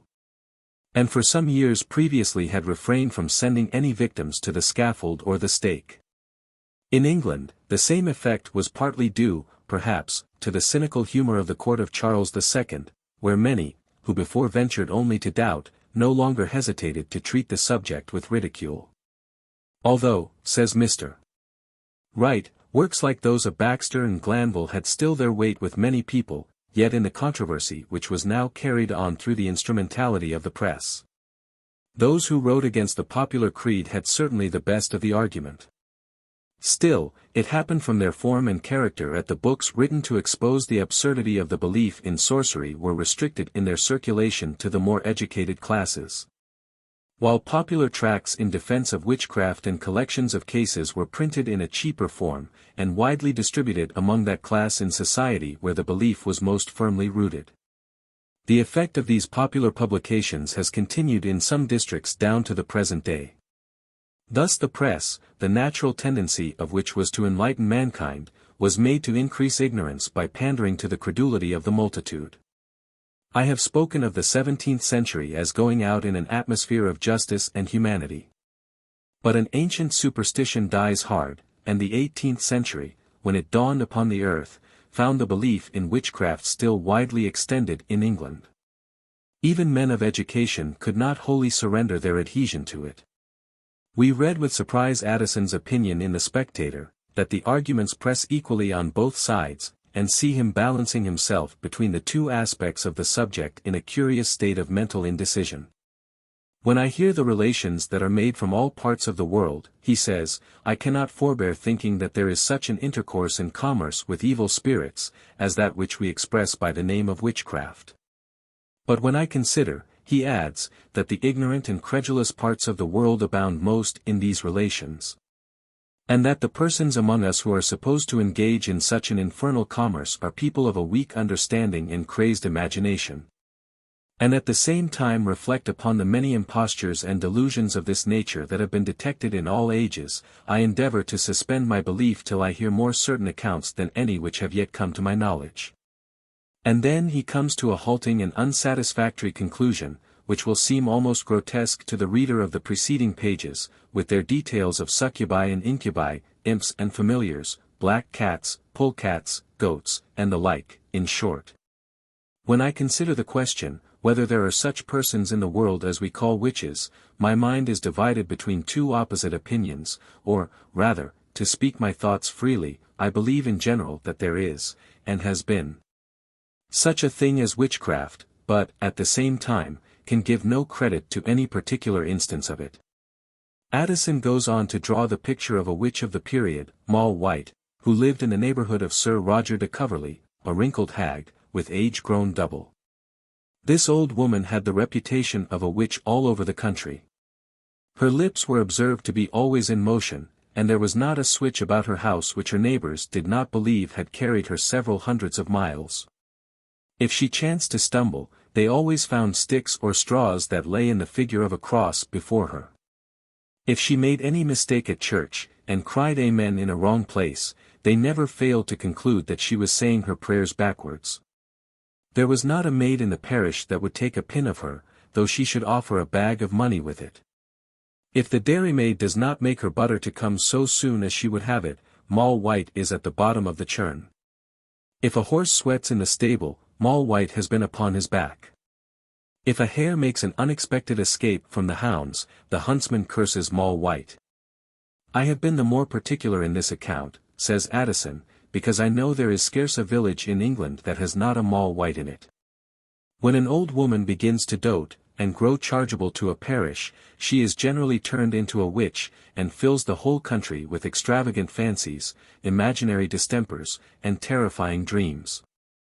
In the meantime, the poor wretch that is the innocent occasion of so many evils begins to be frightened at herself, and sometimes confesses secret commerces and familiarities that her imagination forms in a delirious old age. This frequently cuts off charity from the greatest objects of compassion, and inspires people with a malevolence towards those poor decrepit parts of our species in whom human nature is defaced by infirmity and dotage. On March 2, 1703, one Richard Hathaway, apprentice to Thomas Whiling, a blacksmith in Southwark, was tried before Chief Justice Holt at the Surrey Assizes, as a cheat and an impostor, having pretended that he had been bewitched by Sarah Moredock, wife of a Thames waterman, so that he had been unable to eat or drink for the space of 10 weeks together.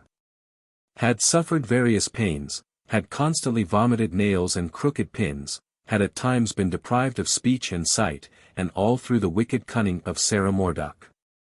Further, that he was from time to time relieved of his ailments by scratching the said Sarah, and drawing blood from her. On these charges Sarah had been committed by the magistrates, and was tried as a witch at the Guildford Assizes in February, 1701. It was then proved in her defence that Dr. Martin, minister, of the parish of Southwark, hearing of Hathaway's troubles and method of obtaining relief, had resolved to put the matter to a fair test. And repairing to Hathaway's room, in one of his semi-conscious and wholly blind intervals, had, in the presence of many witnesses, pretended to give to the supposed sufferer the arm of Sarah Moredock, when it was really that of a woman whom he had called in from the street. Hathaway, in ignorance of the trick played upon him, scratched the wrong arm, and immediately professed to recover his sight and senses. On finding his deception discovered, Hathaway looked greatly ashamed, and attempted no defence or excuse, when Dr. Martin severely reproached him for his conduct. The populace, however, remained unconvinced, and when Dr. Martin and his friends had departed, accompanied Hathaway to the house of Sarah Moredock, whom they savagely ill-treated. They then declared that the woman who had lent herself as a subject for experiment was also a witch, and loaded her with contumely, while her husband gave her a beating. It further appeared that, on one occasion, when Hathaway alleged he had been vomiting crooked pins and nails, he had been searched, and hundreds of packets of pins and nails found in his pockets, and on his hands being tied behind him. The vomiting immediately ceased. Eventually the jury acquitted Sarah Moredock, and branded Hathaway as a cheat and an impostor. The lower classes, however, received the verdict with contempt, mobbed Dr. Martin, and raised a collection for Hathaway as for a man of many virtues whom fortune had ill-treated. A magistrate, Sir Thomas Lane, who sided with the mob, summoned Sarah Moredock before him, and after she had been scratched by Hathaway in his presence, ordered her to be examined for devil marks by 2 women and a doctor. Though none could be detected, his prejudice was so extreme that he committed her as a witch to the Wood Street Compter, refusing bail to the extent of £500. Dr. Martin, with other gentlemen, again came to her assistance, and ultimately she was released on reasonable surety. The government now thought it time to support the cause of justice, and, carrying out the verdict of the Guildford jury, indicted Hathaway as a cheat, and himself and his friends for assaulting Sarah Moredock. In addition to the evidence previously adduced, it was shown that, being in bad health, he had been placed in the custody of a Dr. Kenny, a surgeon, who, desiring to test the truth of his fasting, made holes in the partition wall of his compartment, and watched his proceedings for about a fortnight, during which period, while pretending to fast, he was observed to feed heartily on the food conveyed to him, and once, having received an extra allowance of whiskey, he got tipsy, played a tune on the tongs, and danced before the fire. At the trial a Dr. Hamilton was called for the defense. But, Balaam-like, he banned rather than blessed, for having affirmed that the man's fasting was the chief evidence of witchcraft. Doctor, said the Chief Justice, do you think it possible for a man to fast a fortnight? I think not, he replied. Can all the devils in hell help a man to fast so long?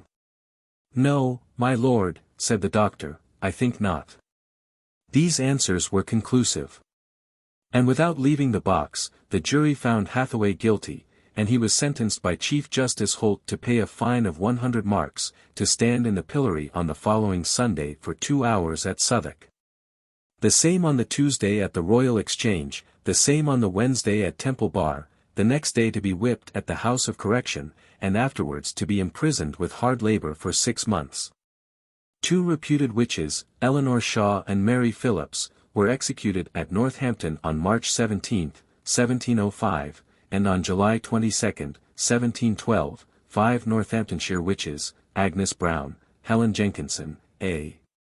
Bill, Joan Vaughan, and Mary Barber, suffered at the same place. It is generally believed that the last time an English jury brought in a verdict of guilty in a case of witchcraft was in 1712, when a poor Hertfordshire peasant woman, named Jane Wenham, was tried before Mr. Justice Powell, 16 witnesses, including 3 clergymen, supporting the accusation. The evidence was absurd and frivolous. But, in spite of its frivolousness and absurdity, and the poor woman's fervent protestations of innocence, and the judge's strong summing up in her favor, a Hertfordshire jury convicted her. The judge was compelled by the law to pronounce sentence of death, but he lost no time in obtaining from the Queen a pardon for the unfortunate woman. But, on emerging from her prison, she was treated by the mob with savage ferocity.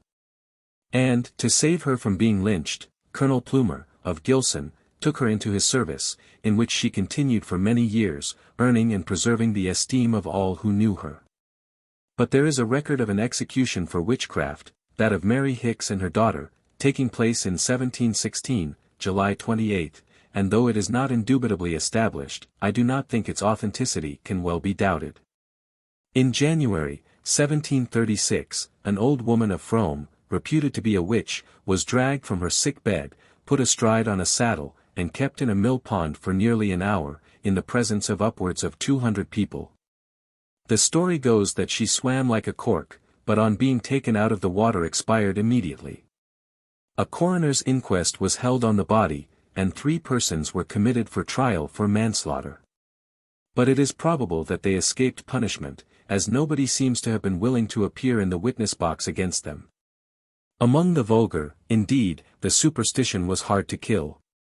In the middle of the last century, a poor man and his wife, of the name of Osborne, each about 70 years of age, lived at Train, in Hertfordshire. On one occasion, Mother Osborne, as she was commonly called, went to a dairyman, appropriately named Butterfield, and asked for some buttermilk, but was harshly repulsed, and informed that he had scarcely enough for his hogs. The woman replied with asperity that the pretender, it was in the 45 that this took place, would soon have him and his hogs. It was customary then to connect the pretender and the devil in one's thoughts and aspirations. And the ignorant rustics soon afterwards, when Butterfield's calves sickened, declared that Mother Osborne had bewitched them, with the assistance of the devil. Later, when Butterfield, who had given up his farm and taken to an ale-house, suffered much from fits, Mother Osborne was again declared to be the cause, 1751, and he was advised to send to Northamptonshire for an old woman, a white witch, to baffle her spells. The white witch came, confirmed, of course, the popular prejudice, and advised that 6 men, armed with staves and pitchforks, should watch Butterfield's house by day and night. The affair would here, perhaps, have ended. But some persons thought they could turn it to their pecuniary advantage, and, accordingly, made public notification that a witch would be ducked on April 22. On the appointed day hundreds flocked to the scene of entertainment. The parish officers had removed the 2 Osbornes for safety to the church, and the mob, in revenge, seized the governor of the workhouse, and, collecting a heap of straw, threatened to drown him, and set fire to the town, unless they were given up. In a panic of fear the parish officers gave way, and the 2 poor creatures were immediately stripped naked, their thumbs tied to their toes, and, each being wrapped in a coarse sheet, were dragged a couple of miles, and then flung into a muddy stream. Colley, a chimney sweep, observing that the woman did not sink, stepped into the pool, and turned her over several times with a stick, until the sheet fell off, and her nakedness was exposed.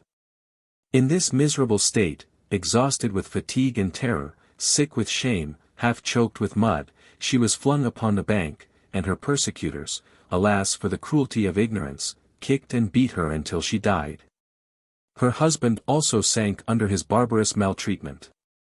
It is satisfactory to know that Colley, as the worst offender, was brought to trial on a charge of wilful murder, found guilty, and most righteously hanged. The crowd, however, who witnessed his execution, lamented him as a martyr, unjustly punished for having delivered the world from one of Satan's servants. And overwhelmed with execrations the sheriff whose duty it was to see that the behests of the law were carried out. In February, 1759, Susanna Henniker, of Wingrove, Wilts, was put to the ordeal of weighing, but fortunately for herself outweighed the Church Bible, against which she was tested.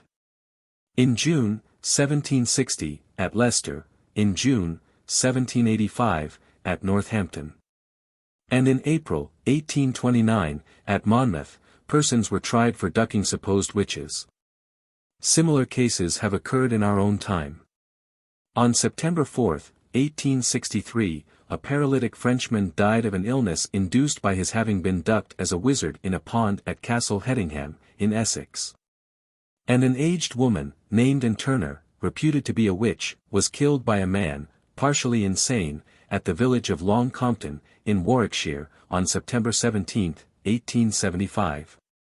But the reader needs no further illustrations of the longevity of human error, or the terrible vitality of prejudice, especially among the uneducated. The thaumaturgist or necromancer, with his wand, his magic circle, his alembics and crucibles, disappeared long ago, because, as I have already pointed out, his support depended upon a class of society whose intelligence was rapidly developed by the healthy influences of literature and science. But the sham astrologer and the pseudo-witch linger still in obscure corners, because they find their prey among the credulous and the ignorant.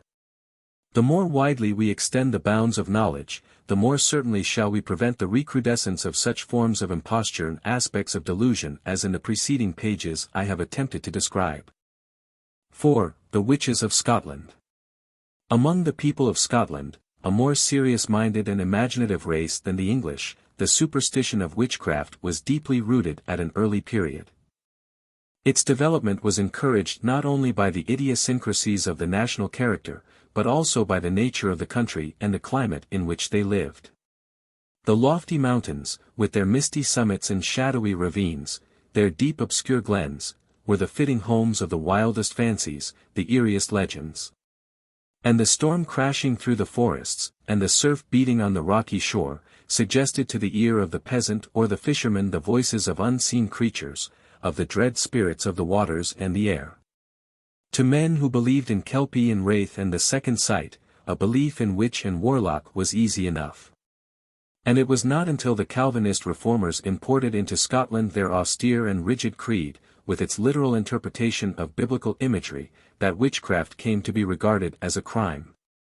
It was not until 1563 that the Parliament of Scotland passed a statute constituting witchcraft and dealing with witches a capital offence. It is true that persons accused of witchcraft had already suffered death, as the Earl of Mar, brother of James III, who was suspected of intriguing with witches and sorcerers in order to compass his brother's death, and Lady Glamis, in 1532, charged with a similar plot against James V. But in both these cases it was the treason which was punished rather than the sorcery. In the Scottish criminal records the first person who suffered death for the practice of witchcraft was a Janet Bowman, in 1572. No particulars of her offence are given, and against her name are written only the significant words, convict and byrnt.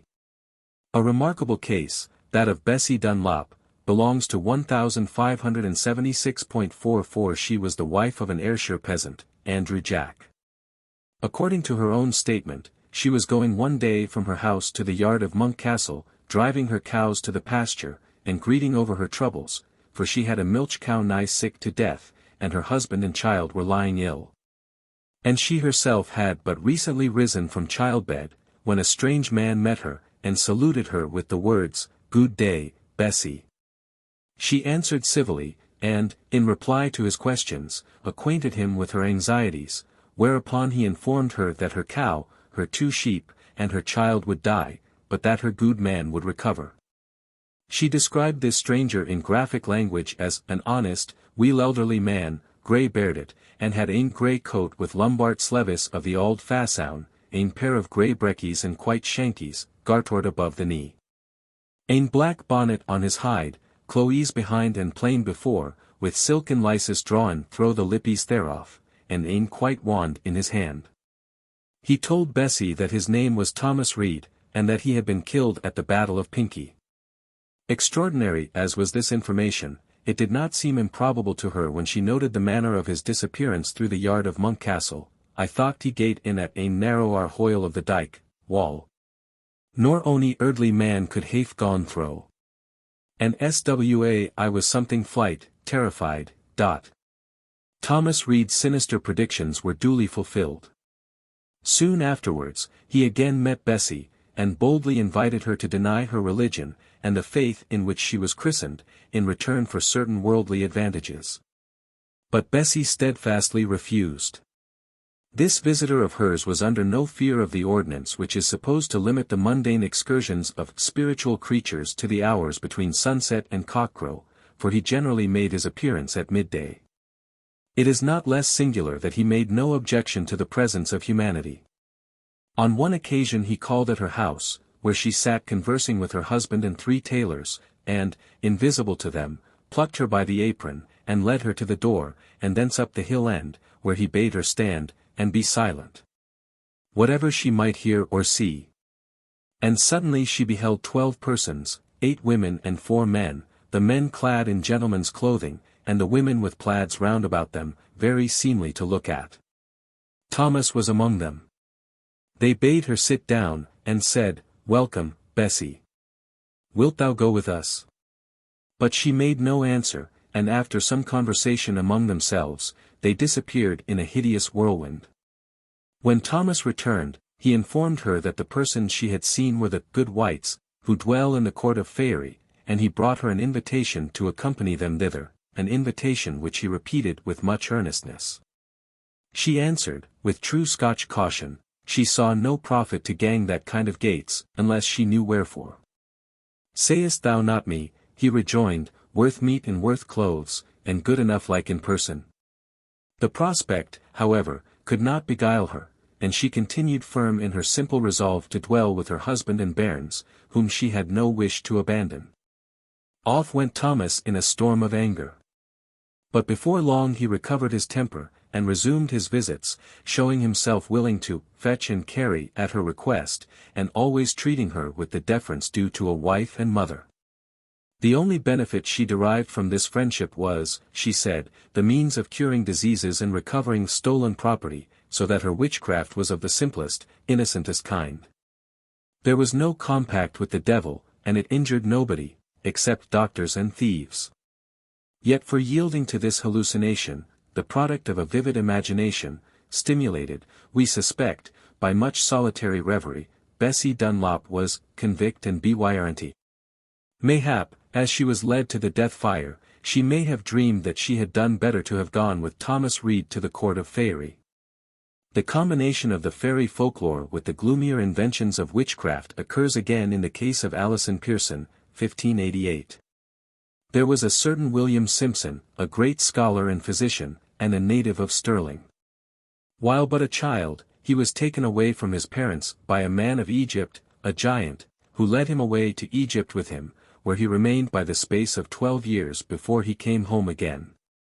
On his return, he made the acquaintance of Alison, who was a near relative, and cured her of certain ailments, but soon afterwards, less fortunate in treating himself, he died. Some months had passed when, one day as Alison was lying on her bed, sick and alone, she was suddenly addressed by a man in green clothes, who told her that, if she would be faithful, he would do her good. In her first alarm, she cried for help, but no one hearing, she called upon the divine name, when her visitor immediately disappeared. Before long, he came to her again, attended by many men and women. And compelling her to accompany them, they set off in a gay procession to Lothian, where they found puncheons of wine, with drinking cups, and enjoyed themselves right heartily. Thenceforward she was on the friendliest terms with the good neighbours, even visiting the fairy queen at her court, where, according to her own account, she was made much of, was treated, indeed, as one of themselves, and allowed to see them compounding wonderful healing salves in miniature pans over tiny fires. It would seem that this woman had acquired a considerable knowledge of herbs and simples, and that the medicines she made up effected remarkable cures. No doubt it was for the purpose of enhancing the value of her concoctions that she professed to have obtained the secret of them from the fairies. So great was her repute for medicinal skill, that the Archbishop of St. Andrews sought her advice in a dangerous illness, and, by her directions, ate a sodden food, and at 2 draughts absorbed a quart of good claret wine, which she had previously medicated, greatly benefiting thereby. Alison had a fertile fancy and a fluent tongue, and told stories of the fairies and their doings which did credit to her invention. It does not appear that she injured anybody, except, perhaps, by her drugs, but, then, even the faculty sometimes do that. But, like Bessie Dunlop, she was convicted of witchcraft, and burned. The surprising thing about this and similar cases is, that the poor woman should have assisted in her own condemnation by devising such extraordinary fictions. What was the use of them?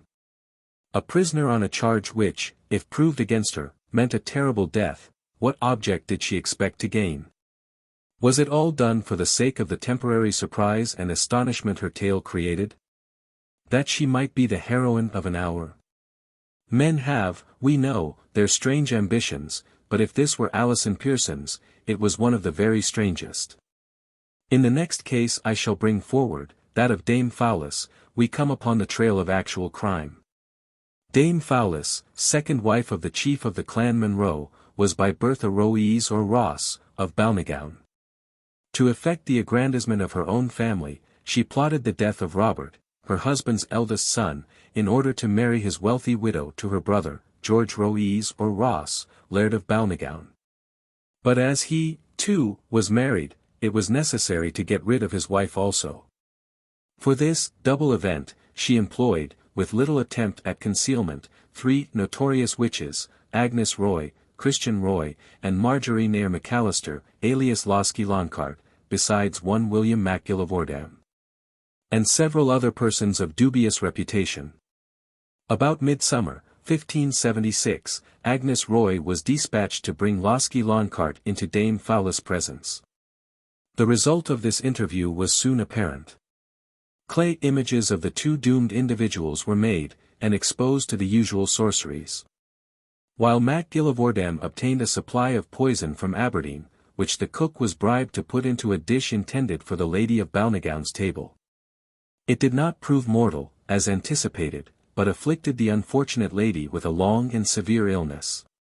Dame Fowlis, however, felt no remorse, but continued her plots, gradually widening their scope until she resolved to kill all her husband's children by his first wife, in order to secure the inheritance for her own. In May, 1577, she instructed MacGillivordan to procure a large quantity of poison. He refused, unless his brother was made privy to the transaction. I suppose this was done, as the poison was obtained, and proved to be so deadly in its nature that 2 persons, a woman and a boy, were killed by accidentally tasting of it. Foiled in her scheme, Dame Fowlis resorted to the practices of witchcraft, and bought, in June, for 5 shillings, an elf arrowhead, that is, a rude flint implement, belonging to the Neolithic age. On July 2, she and her accomplices met together in secret conclave, and having made an image of butter to resemble Robert Monroe, they placed it against the wall. And then, with the elf arrowhead, Losky Loncart shot at it for 8 times, but each time without success, a proof that the familiars of the devil, like their master, could not always hit the mark. Meeting a second time for the same purpose, they made an image of clay, at which Losky shot 12 times in succession, invariably missing, to the great disappointment of all concerned.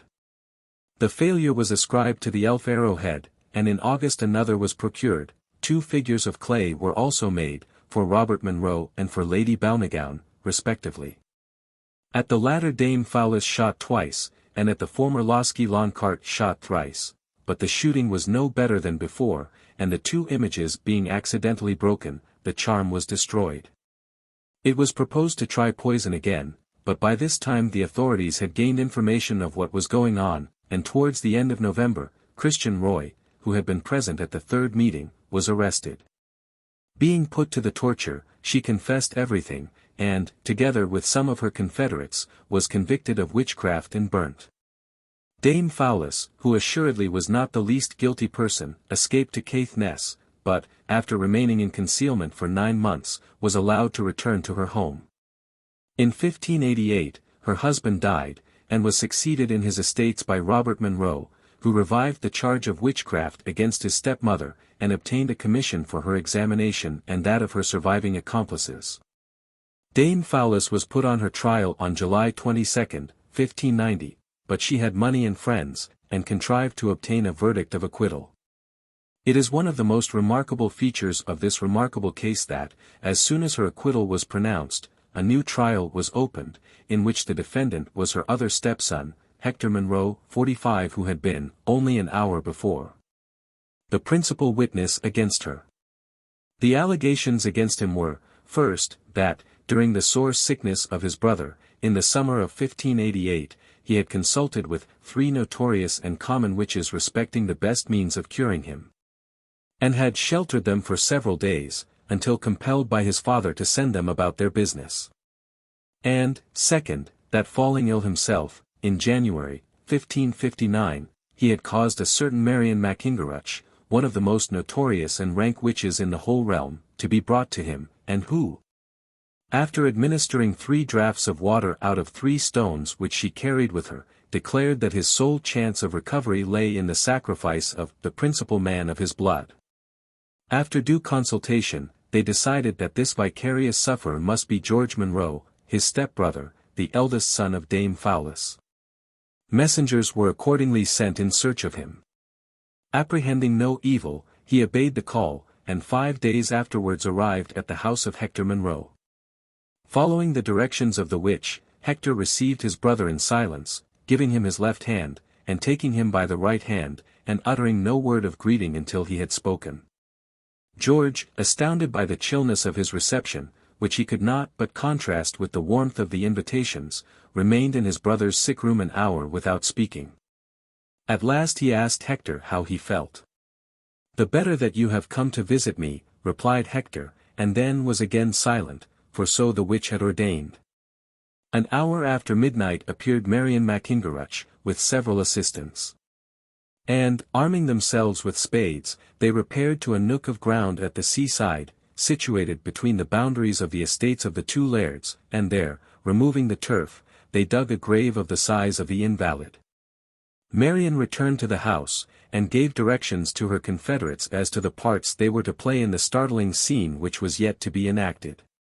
It was represented to her that if George died suddenly suspicions would be aroused, with a result dangerous to all concerned, and she thereupon undertook that he should be spared until April 17th next thereafter. Hector was then wrapped up in a couple of blankets, and carried to the grave in silence. In silence he was deposited in it, and the turf lightly laid upon him, while Marian stationed herself by his side.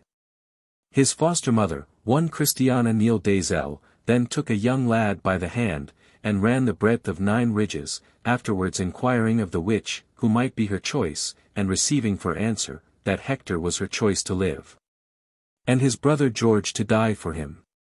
This ceremony was thrice repeated, and the sick man was then taken from the grave, and carried home, the most absolute silence still being maintained. Such an experience on a bitter January night might well have proved fatal to the subject of it. But, strange to say, Hector Monroe recovered, probably from the effect on his imagination of rites so peculiar and impressive, whereas, in the month of April, George Monroe was seized with a grievous illness, of which, in the following June, he died. Grateful for the cure she had effected, Hector received the witch Marian into high favor, installing her at his uncle's house of Kildramadius, entertaining her as if she had been his spouse, and giving her such preeminence in the county that none durst offend her. But it is the nature of such unhallowed confederacies to surrender, sooner or later, their dark, dread secrets. Whispers spread abroad, gradually shaping themselves into a connected story which invited judicial investigation. A warrant was issued for the arrest of Marian Mackingerutch, but for some time Hector Monroe contrived to conceal her, until Dame Fowlis discovered and made known that she was lying in the house at Fowlis. She was arrested, and, making a full confession of her actions, was sentenced to death, and burnt. Hector Munro, however, was more fortunate and obtained his acquittal. James I and the Witches. These, and other cases of witchcraft which, as the mania extended, occurred in various parts of the country, attracted the attention of King James, and made a profound impression upon him. Taking up the study of the subject with enthusiasm, he inquired into the demonology of France and Germany, where it had been matured into a science. And this so thoroughly that he became, as already stated, an expert, and was really entitled to pronounce authoritative decisions. His example, however, had a disastrous effect, confirming and deepening the popular credulity to such an extent that the common people, for a time, might have been divided into two great classes, witches and witch-finders. That in such circumstances many acts of cruelty should be perpetrated was inevitable. So complete was the demoralization, that the most trivial physical or mental peculiarity was held to be an indubitable witch mark, and young and old were hurried to the stake like sheep to the slaughter. In August, 1589, King James was married, by proxy, to Princess Anne of Denmark. And the impatient monarch was eagerly awaiting the arrival of his bride from Copenhagen, when the unwelcome intelligence reached him that the vessels conveying her and her suite had been overtaken by a storm, and, after a narrow escape from destruction, had put into the port of Upsal, in Norway, with the intention of remaining there until the following spring. The eager bridegroom, summoning up all his courage, he had no love for the sea, resolved to go in search of his queen, and, having found her, to conduct her to her new home. At Upsal the marriage was duly solemnized. And husband and wife then voyaged to Copenhagen, where they spent the winter. The homeward voyage was not undertaken until the following spring. And it was on May Day, 1590, that James and his queen landed at Leith, after an experience of the sea which confirmed James's distaste for it. The political disorder of the country, and the hold which the new superstition had obtained upon the minds of the people, encouraged the circulation of dark mysterious rumors in connection with the king's unfavorable passage. And a general belief soon came to be established that the tempestuous weather which had so seriously affected it was due to the intervention of supernatural powers, at the instigation of human treachery. Suspicion fixed at length upon the Earl of Bothwell, who was arrested and committed to prison, but in June, 1591, contrived to make his escape, and concealed himself in the remote recesses of the Highlands. Not long afterwards, some curious circumstances attending certain cures which a servant girl, Gillis or Gillies, Duncan, had performed, led to her being suspected of witchcraft. And this suspicion opened up a series of investigations, which revealed the existence of an extraordinary conspiracy against the king's life. Gillis Duncan was in the employment of David Seaton, deputy bailiff of the small town of Tranent, in Haddingtonshire. Unlike the witch of English rural life, she was young, comely, and fair-complexioned. And the only ground on which the idea of witchcraft was associated with her was the wonderful quickness with which she had cured some sick and diseased persons, the fact being that she was well acquainted with the healing properties of herbs. When her master severely interrogated her, she at once denied all knowledge of the mysteries of the black art. He then, without leave or license, put her to the torture. She still continued to protest her innocence. It was a popular conviction that no witch would confess so long as the devil mark on her body remained undiscovered. She was subjected to an indecent examination. The stigma was found, said the examiners, on her throat. She was again subjected to the torture. The outraged girl's fortitude then gave way. She acknowledged whatever her persecutors wished to learn. Yes, she was a witch. She had made a compact with the devil. All her cures had been effected by his assistance, quite a new feature in the character of Satan, who has not generally been suspected of any compassionate feeling towards suffering humanity. That she had done good instead of harm availed the unfortunate Gillis nothing. She was committed to prison. And the torture being a third time applied, made a fuller confession, in which she named her accomplices or confederates, some 40 in number, residing in different parts of Lothian. Their arrest and examination disclosed the particulars of one of the strangest intrigues ever concocted. The principal parties in it were Dr. Fian, or Frayne, a reputed wizard, also known as John Cunningham, a grave matron, named Agnes Sampson. Euphemia Macclesian, daughter of Lord Clifton Hall, and Barbara Napier. Fian, or Cunningham, was a schoolmaster of Tranent, and a man of ability and education. But his life had been evil. He was a vendor of poisons, and, though innocent of the preposterous crimes alleged against him, had dabbled in the practices of the so-called sorcery. When a twisted cord was bound round his bursting temples, he would confess nothing, and, exasperated by his fortitude, the authorities subjected him to the terrible torture of the boots. Even this he endured in silence, until exhausted nature came to his relief with an interval of unconsciousness. He was then released, restoratives were applied. And, while he hovered on the border of sensibility, he was induced to sign a full confession. Being remanded to his prison, he contrived, 2 days afterwards, to escape. But was recaptured, and brought before the High Court of Justiciary, King James himself being present. Fian strenuously repudiated the so-called confession which had been foisted upon him in his swoon, declaring that his signature had been obtained by a fraud. Whereupon King James, enraged at what he conceived to be the man's stubborn willfulness, ordered him again to the torture. His fingernails were torn out with pincers, and long needles thrust into the quick, but the courageous man made no sign. He was then subjected once more to the barbarous boots, in which he continued so long, and endured so many blows, that his legs were crushed and beaten together as small as might be, and the bones and flesh so bruised, that the blood and marrow spouted forth in great abundance, whereby they were made unserviceable for ever. As ultimately extorted from the unfortunate Fian, his confession shows a remarkable mixture of imposture and self-deception, a patchwork of the falsehoods he believed and those he invented.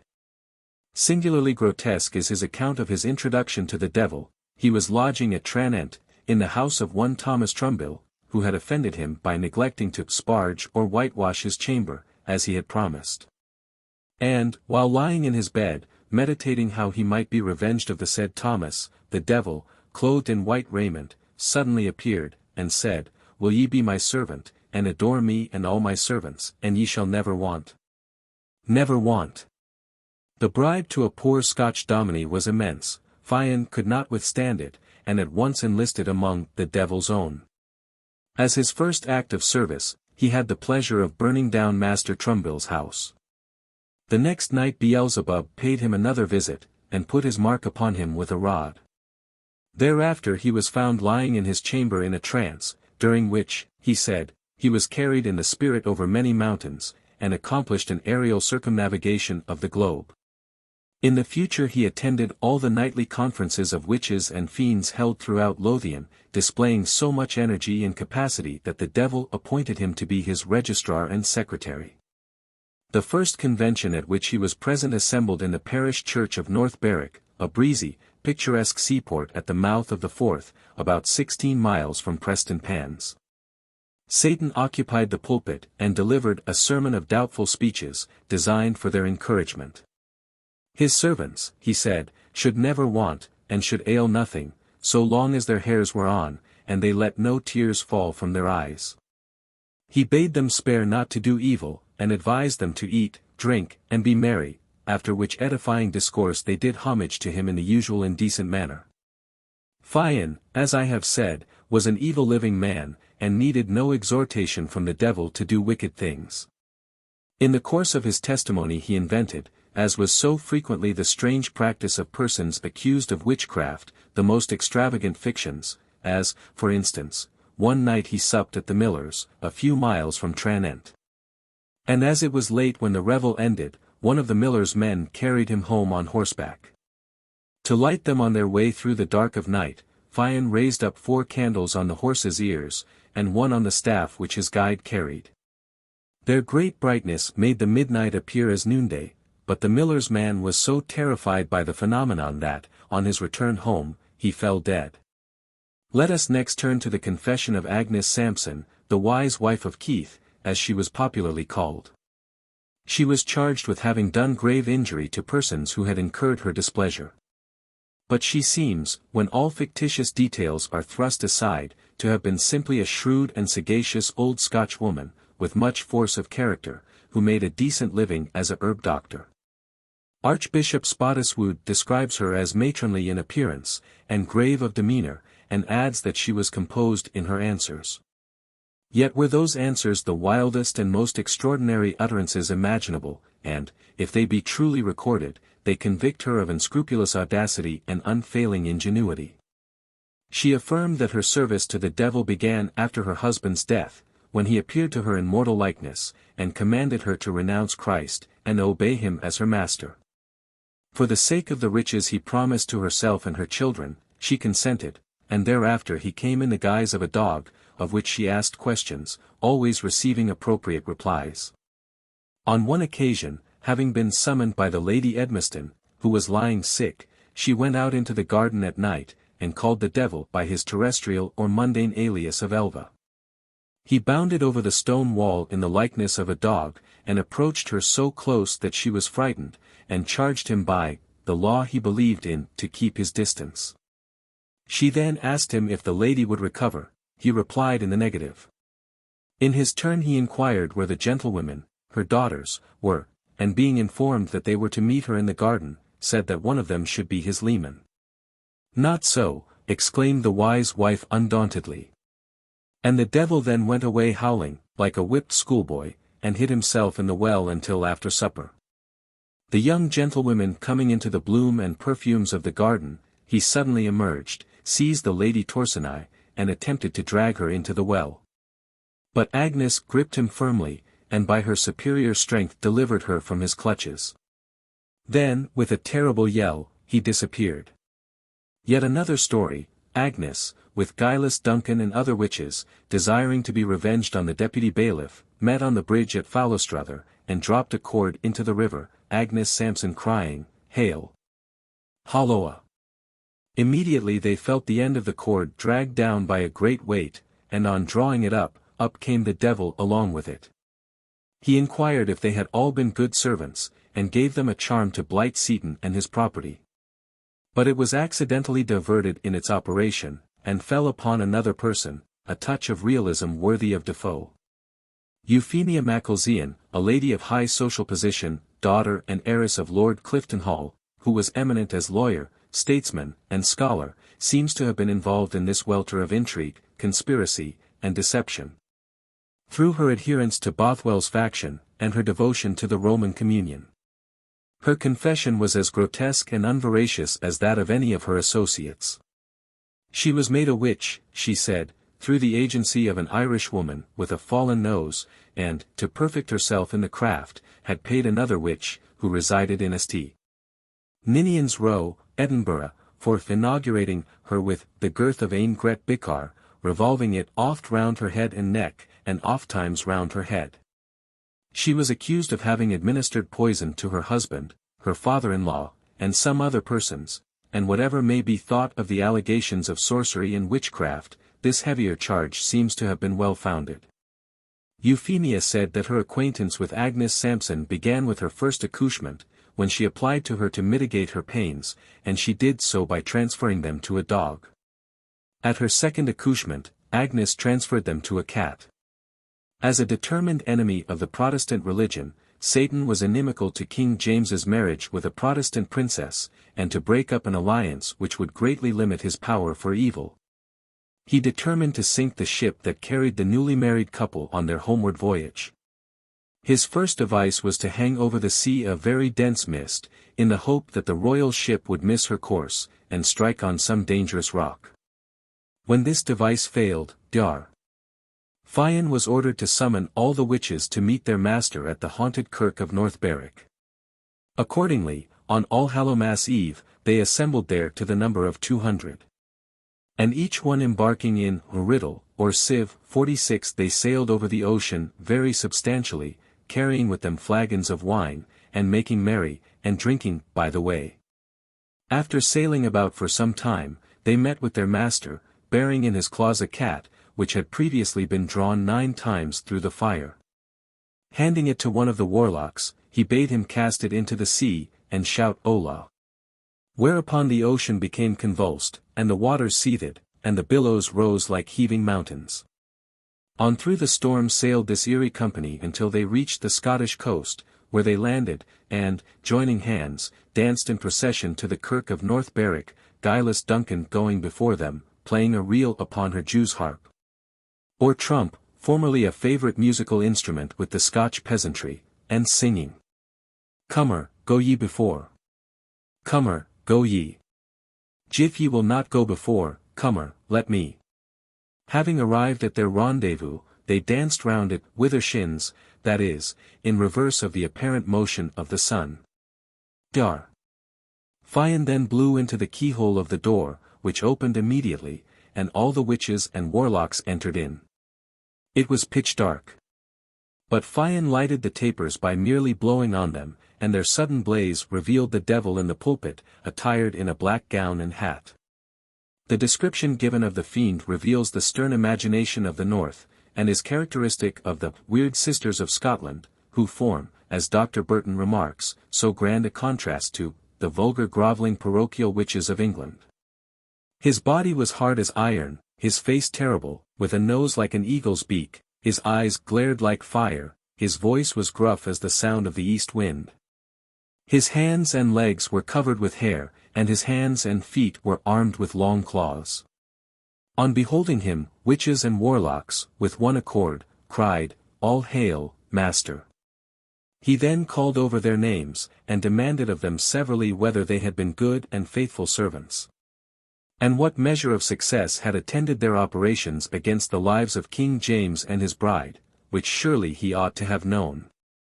Grey Malkin, a foolish old warlock, who officiated as beadle or janitor, heedlessly answered, that nothing ailed the king yet, God be thanked. At which the devil, in a fury, leaped from the pulpit, and lustily smote him on the ears. He then resumed his position, and delivered his sermon, commanding them to act faithfully in their service, and do all the evil they could. Euphemia Macalzean and Agnes Sampson summoned up courage enough to ask him whether he had brought an image or picture of the king, that, by pricking it with pins, they might inflict upon its living pattern all kinds of pain and disease. The devil was fain to acknowledge that he had forgotten it, and was soundly rated by Euphemia for his carelessness, Agnes Sampson and several other women seizing the opportunity to load him with reproaches on their respective accounts. On another occasion, according to Agnes Sampson, she, Dr. Fian, and a wizard of some energy, named Robert Grierson, with several others, left Grierson's house at Preston Pans in a boat, and went out to sea to a tryst. Embarking on board a ship, they drank copiously of good wine and ale, after which they sank the ship and her crew, and returned home. And again, sailing from North Berwick in a boat like a chimney, they saw the devil, in shape and size resembling a huge hayrick, rolling over the great waves in front of them. They went on board a vessel called the Grace of God, where they enjoyed, as before, an abundance of wine and other good cheer. On leaving it, the devil, who was underneath the ship, raised an evil wind, and it perished. Some of these stories proved to be too highly coloured even for the credulity of King James, and he rightly enough exclaimed that the witches were, like their master, extraordinary liars. It is said, however, that he changed his opinion after Agnes Sampson, in a private conference which he accorded to her, related the details of a conversation between himself and the Queen that had taken place under such circumstances as to ensure inviolable secrecy. It is curious that a very similar story is told of Jeanne d'Arc, whom our ancestors burned as a witch, and King Charles VI. of France. Despite the machinations of the devil and the witches, King James and Queen Anne, as we know, escaped every peril, and reached Leith in safety. The devil sourly remarked that James was a man of God, and was evidently inclined to let him alone severely. But the Preston Pans conspirators, instigated, perhaps, by some powerful personages who kept prudently in the background, resolved on another attempt against their sovereign's life. On Lammas Eve, July 31, 1590, 9 of the ringleaders, including Dr. Fian, Agnes Sampson, Euphemia Macalzean, and Barbara Napier, with some 30 confederates, assembled at the New Haven, between Musselburgh and Preston Pans, at a spot called the Ferry Holes, where they were met by the devil in the shape of a black man, which was thought most meet to do the turn for the which they were convened. Agnes Sampson at once proposed that they should make a final effort for the king's destruction. The devil took an unfavorable view of the prospects of their schemes. But he promised them a waxen image, and directed them to hang up and roast a toad, and to lay its drippings, mixed with strong wash, an adder's skin, and the thing on the forehead of a newfold foal, in James's path. Or to suspend it in such a position that it might drip upon his body.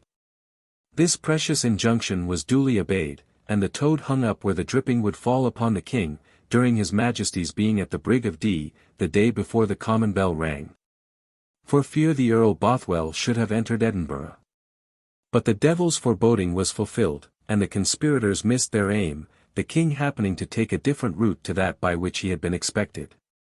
It is useless to repeat more of these wild and desperate stories, or to inquire too closely into their origin. Fact and fiction are so mixed up in them, and the embellishments are so many and so bold, that it is difficult to get at the nucleus of truth. But, setting aside the witch or supernatural element, we seem driven to the conclusion that these persons had combined together for some nefarious purpose. Whether they intended to compass the king's death by the superstitious practices which the credulity of the age supposed to be effective, or whether these practices were intended as a cover for surer means, cannot now be determined. Nor can we pretend to say whether all who were implicated in the plot by the confession of guileless Duncan were really guilty. Dr. Fian, at all events, protested his innocence to the last. And with regard to him and others, the evidence adduced was painfully inadequate. But they were all convicted and sentenced to death. In the case of Barbara Napier, the majority of the jury at first acquitted her on the principal charges. But the king was highly indignant, and threatened them with a trial for wilful error upon an assize. To avoid the consequences, they threw themselves upon the king's mercy, and were benevolently pardoned. Poor Barbara Napier was hanged. So was Dr. Fian, on Castle Hill, Edinburgh, in January, 1592, and burned afterwards. So were Agnes Sampson, Agnes Thompson, and their real or supposed confederates. The punishment of Euphemia Macalzean was exceptionally severe. Instead of the ordinary sentence, directing the criminal to be first strangled and then burnt, it was ordered that she should be bound to a stake, and burned in ashes, quick to the death. This fate befell her on June 25, 1591. It was an unhappy result of this remarkable trial that it confirmed King James in his belief that he possessed a rare faculty for the detection of witches and the discovery of witchcraft. Continuing his investigation of the subject with fanatical zeal, he published in Edinburgh, in 1597, the outcome of his researches in his Demonology, an elaborate treatise, written in the form of a dialogue. The spirit of which may be inferred from its author's prefatory observations, the fearful abounding, he says, at this time and in this country, of these detestable slaves of the devil, the witches or enchanters, hath moved me, beloved reader, to dispatch in post this following treatise of mine, not in any wise, as I protest, to serve for a show of mine own learning and ingene, but only, moved of conscience, to press thereby, so far as I can, to resolve the doubting hearts of many, both that such assaults of Satan are most certainly practiced, and that the instrument thereof merits most severely to be punished, against the damnable opinions of two, principally in our age. Whereof the one called Scott, an Englishman, is not ashamed in public print to deny that there can be such thing as witchcraft, and so maintains the old error of the Sadducees in denying of spirits. The other, called Wierus, a German physician, sets out a public apology for all these craftsfolks, whereby procuring for them impunity, he plainly betrays himself to have been one of that profession. Not only is King James fully convinced of the existence of witchcraft, but he is determined to treat it as a capital crime. Witches, he affirms, ought to be put to death, according to the laws of God, the civil and imperial law, and the municipal law of all Christian nations. Yea, to spare the life, and not strike whom God bid strike, and so severely punish so odious a treason against God, is not only unlawful, but, doubtless, as great a sin in the magistrate as was Saul sparing Agag. Conscious that the evidence brought against the unfortunate victims was generally of the weakest possible character, he contends that because the crime is generally abominable, evidence in proof of it may be accepted which would be refused in other offenses. As, for example, that of young children who are ignorant of the nature of an oath, and that of persons of notoriously ill repute. And the sole chance of escape which he offers to the accused is that of the ordeal. Two good helps, he says, may be used, the one is the finding of their marks, and the trying the insensibleness thereof. The other is their floating on the water, for, as in a secret murder, if the dead carcass be at any time thereafter handled by the murderer, it will gush out of blood, as if the blood were raging to the heaven. For revenge of the murderer, God having appointed that secret supernatural sign for trial of that secret unnatural crime, so that it appears that God hath appointed, for a supernatural sign of the monstrous impiety of witches, that the water shall refuse to receive them in her bosom that have shaken off them the sacred water of baptism, and wilfully refused the benefit thereof. No, not so much as their eyes are able to shed tears at every light occasion when they will, yea, although it were dissembling like the crocodiles, God not permitting them to dissemble their obstinacy in so horrible a crime. Encouraged by the practice and teaching of their sovereign, the people of Scotland, whom the anthropomorphism of their religious creed naturally predisposed to believe in the personal appearances of the devil, undertook a regular campaign against those ill-fated individuals whom malice or ignorance, or their own mental or physical peculiarities, or other causes, branded as his bond-slaves and accomplices. Religious animosity, moreover, was a powerful factor in stimulating and sustaining the mania, and the Scotch Calvinist enjoyed a double gratification when some poor old woman was burned both as a witch and a Roman Catholic. It has been calculated that, in the period of 39 years, between the enactment of the Statute of Queen Mary and the accession of James to the English throne, the average number of persons executed for witchcraft was 200 annually, making an aggregate of nearly 8,000. For the first 9 years about 30 or 40 suffered yearly, but latterly the annual death roll mounted up to 400 and 500. James at last grew alarmed at the prevalence of witchcraft in his kingdom, and seems to have devoted no small portion of his time to attempts to detect and exterminate it. In 1591 the Earl of Bothwell was imprisoned for having conspired the king's death by sorcery, in conjunction with a warlock named Richie Graham. Graham was burned on March 8, 1592. Bothwell was not brought to trial until August 10, 1593, when several witches bore testimony against him, but he obtained an acquittal. In 1597, on November 12, 4 women were tried by the High Court of Justiciary, in Edinburgh, on various charges of witchcraft. Their names are recorded as Christina Livingstone, Janet Stewart, Bessie Aiken, and Christina Sadler. Their trials, however, present no special features of interest. Passing over half a century, we come to the recrudescence of the witch mania, which followed on the restoration of Charles II. Mr. R. Burns Begg has recently edited for the Society of Antiquaries of Scotland a report of various witch trials in Forfar and Kincardineshire, in the opening years of that monarch's reign, which supplies some further illustrations of the characteristics of Scottish witchcraft. Here we meet with the strange word coven or coven, apparently connected with covenant or convention, as applied to an organization or guild of witches. In 1662 the Judge General Depute for Scotland tried 13 coveners, who had been detected by the efforts of a committee consisting of the ministers and schoolmasters of the district, together with the Laird of Tullybole. Of these 13 unfortunate victims only one was a man. All were found guilty by the jury, and sentenced to death. 11 suffered at the stake, 1 died before the day of execution, and 1 was respite on account of her pregnancy. The evidence was of the usual extraordinary tenor, and the so-called confessions of the accused were not less puzzling than in other cases. In Mr. Begg's opinion, which seems to me well-founded, there really was in and around the Crook of Devon a local coven, or regularly organized band of so-called witches who acted under the direction of a person whom they believed to be Satan. He suggests that at this period there would be many wild and unscrupulous characters, disbanded soldiers, and others, who found their profit in the blinded allegiance of the witches and warlocks. The difficulty is, what was this profit? The witches do not seem to have paid anything in money or in kind. There are allusions which point to acts of immorality, and in several instances one can understand that personal enmities were gratified.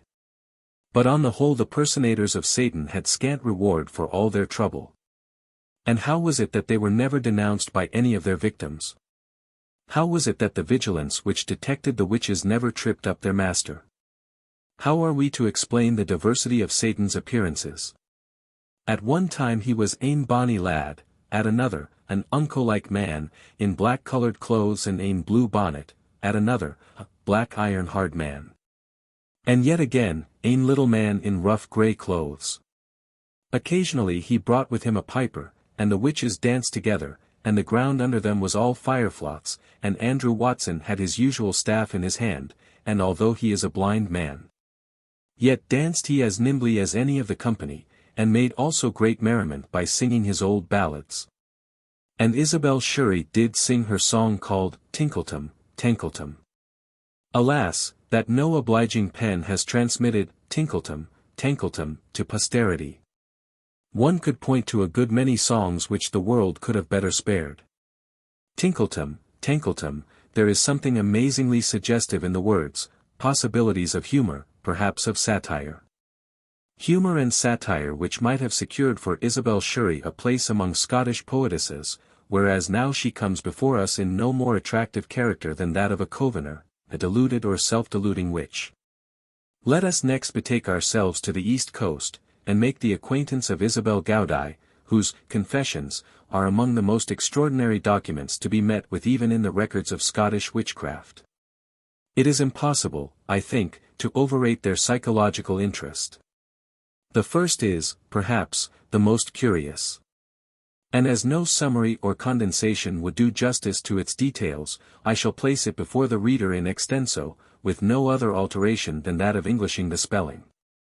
It was made at Alden on April 13th, 1662, in presence of the parish minister, the sheriff depute of Nairn, and 9 lairds and farmers of good position. As I was going betwixt the towns, i.e. farmsteadings, of Drumdevan and the Heads, I met with the devil, and there covenanted in a manner with him, and I promised to meet him, in the night time, in the kirk of Alden, 47 which I did. And the first thing I did there that night, I denied my baptism, and did put the one of my hands to the crown of my head, and the other to the sole of my foot, and then renounced all betwixt my 2 hands over to the devil. He was in the reader's desk, and a black book in his hand. Margaret Brodie, in Alden, held me up to the devil to be baptized by him, and he marked me in the shoulder, and sucked out my blood at that mark, and spouted it in his hand, and, sprinkling it on my head, said, I baptize thee, Janet, in my own name. And within a while we all removed. The next time that I met with him was in the new wards of Innshock. He was a mickle, black, rough, hirsute, man, very cold, and I found his nature all cold within me as spring-wall water. 48 sometimes he had boots, and sometimes shoes on his feet, but still his feet are forked and cloven. He would be sometimes with us like a deer or a roe. John Taylor and Janet Bredhead, his wife, in Belmakeith.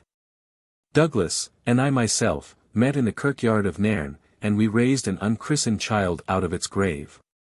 And at the end of Bradley's cornfield land, just opposite to the mill of Nairn, we took the said child, with the nails of our fingers and toes, pickles of all sorts of grain, and blades of kale, colewort, and hacked them all very small, mixed together. And did put a part thereof among the muck heaps, and thereby took away the fruit of his corns, etc., and we parted it among 2 of our covens. When we take corns at Lammas, we take but about 2 sheaves, when the corns are full. Or 2 stalks of kale, or thereby, and that gives us the fruit of the cornland or kaleyard, where they grew. And it may be, we will keep it until Yule or Pasch, and then divide it amongst us. There are 13 persons, the usual number, in my coven. The last time that our coven met, we, and another coven, were dancing at the hill of Earl Seat, and before that, betwixt Moyns and Boghole, and before that we were beyond the Mickleburn. And the other coven being at the Downy Hills, we went from beyond the Mickleburn, and went beside them, to the houses at the wood end of Innshock, and within a while went home to our houses. Before Candlemas we went be East Kinloss, and there we yoked a plough of paddocks, frogs. The devil held the plough, and John Young, in Meebstown, our officer, did drive the plough. Paddocks did draw the plough as oxen. Quickens wore somes, dog grass served for traces, a Riglan's, rams, horn was a coulter, and a piece of a Riglan's horn was a sock. We went to several times about. And all we of the coven went still up and down with the plough, praying to the devil for the fruit of that land, and that thistles and briars might grow there. When we go to any house, we take meat and drink. And we fill up the barrels with our own, again, and we put besoms in our beds with our husbands, till we return again to them. We were in the Earl of Moray's house in Darnaway, and we got enough there, and did eat and drink of the best, and brought part with us. We went in at the windows. I had a little horse, and would say, horse and haddock, in the devil's name. And then we would fly away, where we would, like as straws would fly upon a highway. We will fly like straws where we please. Wild straws and corn straws will be horses to us, and we put them betwixt our feet and say, horse and haddock, in the devil's name. And when any see these straws in a whirlwind, and do not sanctify themselves, we may shoot them dead at our pleasure. Any that are shot by us, their souls will go to heaven, but their bodies remain with us, and will fly as horses to us, as small as straws. 49.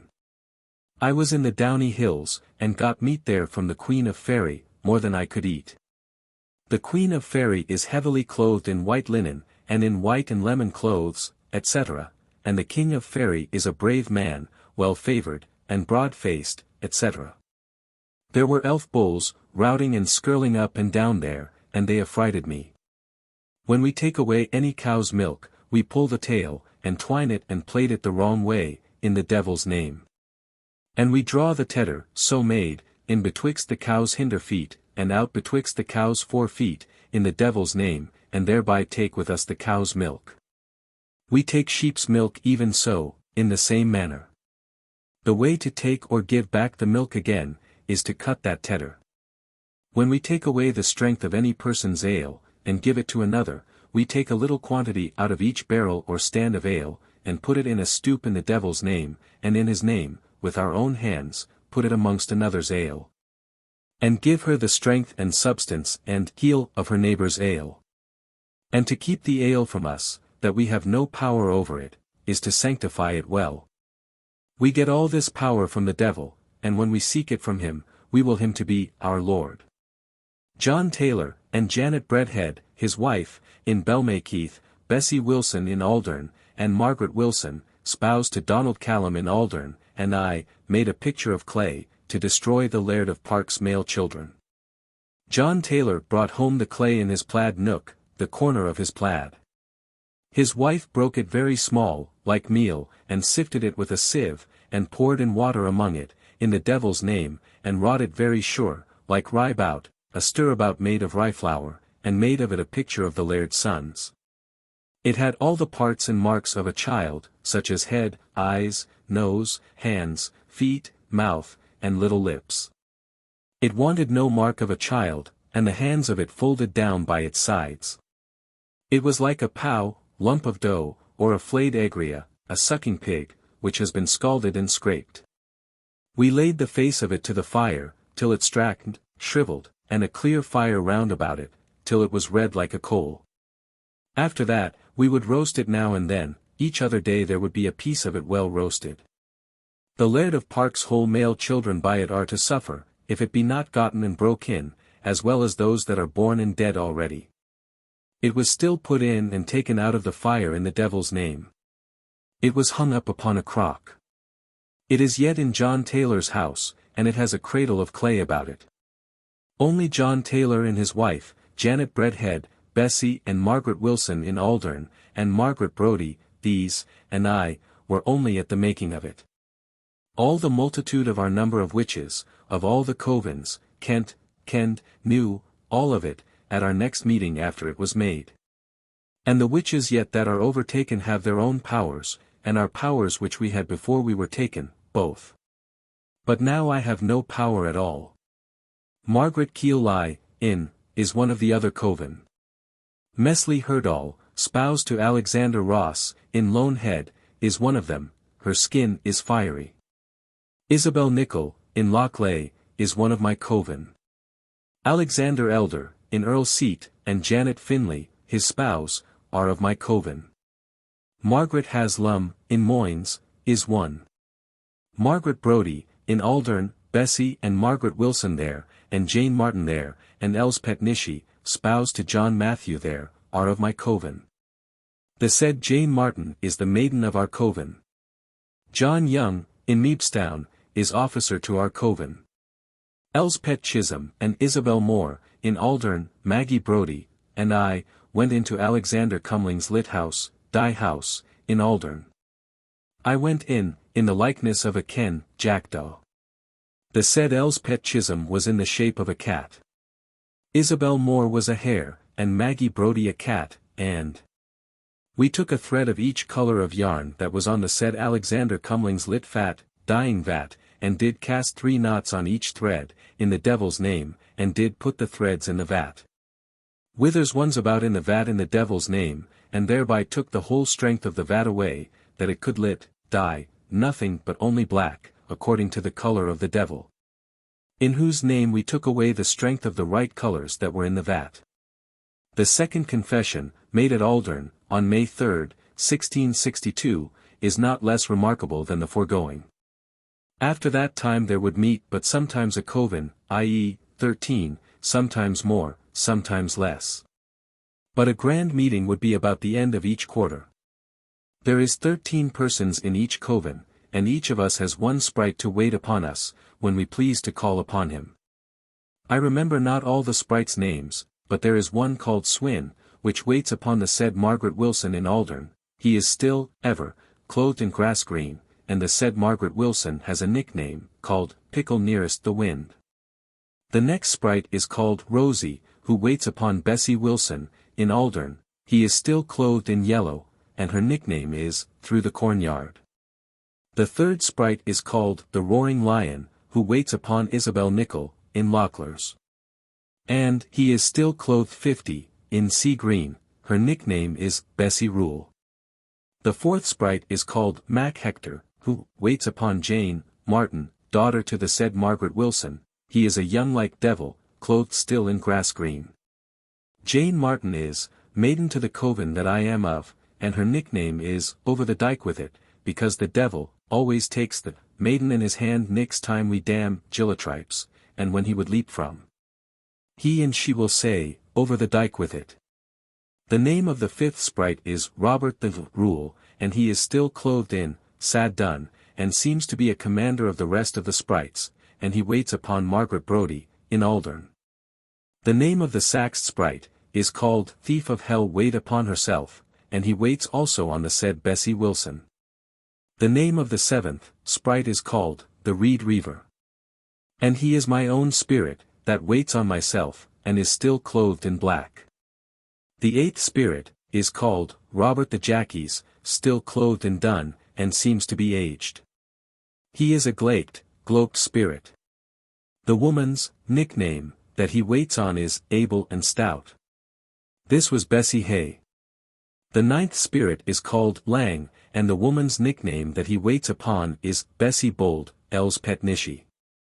The 10th spirit is named Thomas a Fiery, etc. There will be many other devils, waiting upon our Master Devil, but he is bigger and more awful than the rest of the devils, and they all reverence him. I will ken them all, one by one, from others, when they appear like a man. When we raise the wind, we take a rag of cloth, and wet it in water. And we take a beetle and knock the rag on a stone, and we say thrice over, I knock this rag upon this stain. To raise the wind, in the devil's name. It shall not lie until I please again. When we would lay the wind, we dry the rag, and say, thrice over. We lay the wind in the devil's name. It shall not rise while we, or I, like to raise it again. And if the wind will not lie instantly, after we say this, we call upon our spirit and say to him, Thief! Thief! Conjure the wind, and cause it to lie. We have no power of rain, but we will raise the wind when we please. He made us believe that there was no God beside him. As for elf arrowheads, the devil shapes them with his own hand, and afterwards delivers them to elf boys, who, witties and ditus, shapes and trims them with a sharp thing like a packing needle. But, when I was in elfland, I saw them witting and diting them. When I was in the elves' houses, they will have very them witting and diting, and the devil gives them to us, each of us so many, when those that ditus them are little ones, hollow, and boss-backed, humped-backed. They speak Gaustai, roughly, like. When the devil gives them to us, he says, Shoot these in my name. And they shall not go heal hame. And when we shoot these arrows, we say, I shoot you man in the devil's name. He shall not win heal hame. And this shall be always true. There shall not be one bit of him on life, alive. We have no bow to shoot with, but spang, jerk, them from the nails of our thumbs. Sometimes we will miss. But if they twitch, touch, be it beast, or man, or woman, it will kill, though they had a jack, a coat of armor, upon them. When we go in the shape of a hare, we say thrice over, I shall go into a hare. With sorrow, and such, and mickle care. And I shall go in the devil's name. Until I come home, again. And instantly we start in a hare. And when we would be out of that shape, we will say, Hare! Hare! God send thee care. I am in a hare's likeness just now. But I shall be in a woman's likeness even, now. When we would go in the likeness of a cat, we say thrice over, I shall go, into lane cat. With sorrow, and such, and a black, shot. And I shall go in the devil's name. Until I come home again. And if we would go in a crow, then, we say thrice over, I shall go into a crow. With sorrow, and such, and a black, thaw. And I shall go in the devil's name. Until I come home again. And when we would be out of these shapes, we say, Cat, cat, or crow, crow. God send thee a black shot, or black thaw. I was a cat, or crow, just now. But I shall be, in a woman's likeness even now. Cat, cat, as supra. If we go in the shape of a cat, a crow, a hare, or any other likeness, etc. To any of our neighbors' houses, being witches, we will say, I, or we, conjure, thee go with us, or me. And presently they become as we are, either cats, hares, crows, etc., and go, with us whither we would.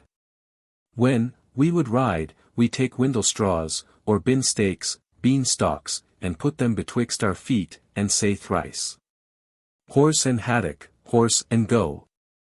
Horse and palatris, ho. Ho.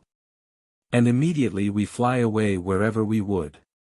And lest our husbands should miss us out of our beds, we put in a besom, or a three-legged stool, beside them, and say thrice over, I lay down this besom, or stool, in the devil's name. Let it not stir till I come home again. And immediately it seems a woman, by the side of our husband. We cannot turn in, to, the likeness of, a lamb or a dove. When my husband sold beef, I used to put a swallow's feather in the head of the beast, and, say thrice, I, put out this beef in the devil's name. That mickle silver and good price come hame. I did even so, whenever I put, forth either horse, nolt, cattle, webs, of cloth, or any other thing to be sold, and still put in this feather, and said the same words thrice, over, to cause the commodities sell well, and thrice over. Our Lord to hunting he, is gone. Marble stone. He sent word to Saint Nit. When we would heal any sore or broken limb, we say thrice over, He put the blood to the blood, till all upstood. The lith to the lith, till all took nith. Our Lady charmed her dearly son, with her tooth and her tongue, and her 10 fingers.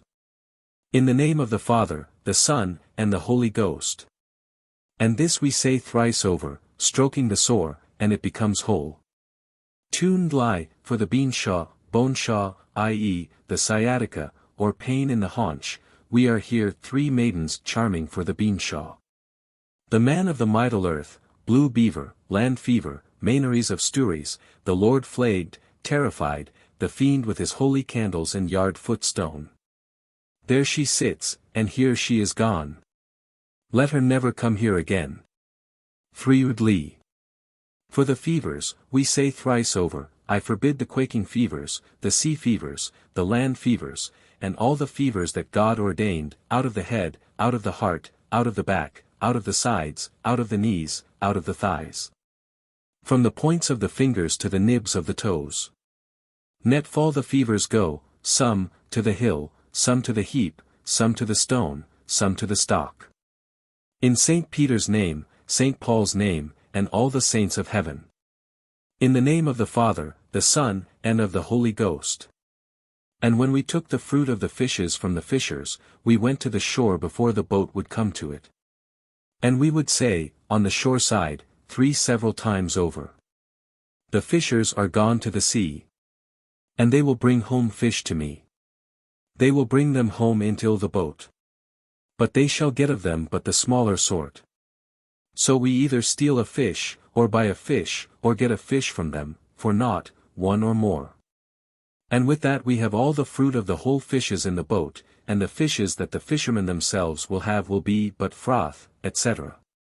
The first voyage that ever I went with the rest of our covens was, to Ploughlands, and there we shot a man betwixt the plough stilts, and he presently fell to the ground, upon his nose and his mouth. And then the devil gave me an arrow, and caused me shoot a woman in that field, which I did, and she fell down dead. 51 In winter of 1660, when Mr. Harry Forbes, minister at Aldern, was sick, we made a bag of the galls, flesh, and guts of toads, pickles of barley, parings of the nails of fingers and toes, the liver of a hare, and bits of clouts. We steeped all this together, all night among water, all hacked, or minced up, through other. And when we did put it among the water, Satan was with us, and learned us the words following, to say thrice over. They are thus. First. He is lying in his bed, he is lying sick and sore. Let him lie until his bed 2 months and 3 days more. Second, let him lie until his bed, let him lie until it's sick and sore. Let him lie until his bed months 2 and 3 days more. Third, he shall lie until his bed, he shall lie in it sick and sore. He shall lie until his bed 2 months and 3 days more. When we had learned all these words from the devil, as said is, we fell all down upon our knees, with our hair down over our shoulders and eyes, and our hands lifted up, and our eyes, upon, the devil. And said the foresaid words thrice over to the devil, strictly, against, the recovery of, Master Harry Forbes, from his sickness. In the night time we came into Mr. Harry Forbes's chamber, where he lay, with our hands all smeared out of the bag, to swing it upon Mr. Harry, when he was sick in his bed. And in the daytime, one of our number, who was most familiar and intimate with him, to ring or swing the bag, upon the said Mr. Harry, as we could, not prevail in the night time against him, which was accordingly done. Any of comes into your houses, or are set to do you evil, they will look uncouth, like, thrown, hurley-like, and their clothes standing out. The maiden of our coven, Jane Martin, was. We do no great matter without our maiden. And if a child be forspoken, bewitched, we take the cradle, through it thrice, and then a dog through it, and then shake the belt above the fire. And then cast it, down on the ground, till a dog or cat go over it, that the sickness may come, upon the dog or cat. With these extended quotations the reader will probably be satisfied, and in concluding my account of Isabel Gaudí, I must now adopt a process of condensation. Among other freaks and fancies of a disordered imagination, Isabel declared that she merited to be stretched upon a rack of iron, and that if torn to pieces by wild horses, the punishment would not exceed the measure of her iniquities. These iniquities comprehended every act attributed by the superstition of the time to the servants of the devil, which had been carefully gathered up by this monomaniac from contemporary witch tradition. The cruelest thing was, that she involved so large a number of innocent persons in the peril into which she herself had recklessly plunged, naming nearly 50 women, and I forget how many men, as her associates or accomplices.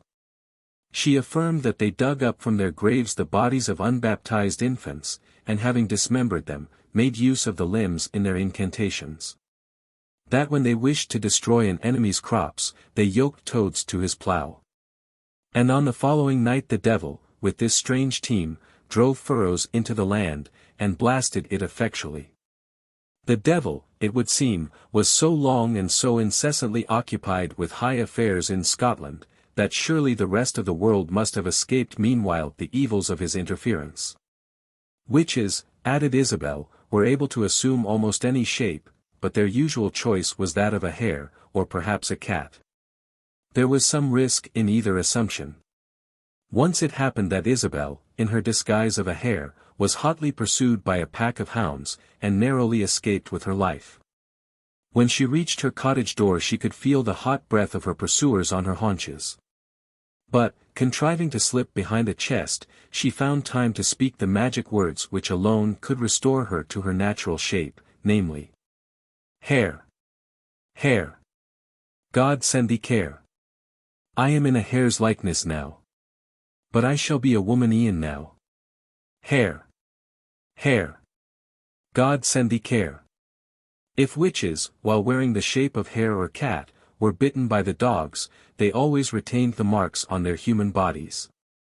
When the devil called a convention of his servants, each proceeded through the air, like the witches of Lapland and other countries, astride on a broomstick, or it might be on a corn or bean straw, repeating as they went the rhyme: "Horse and paddock, horse and go.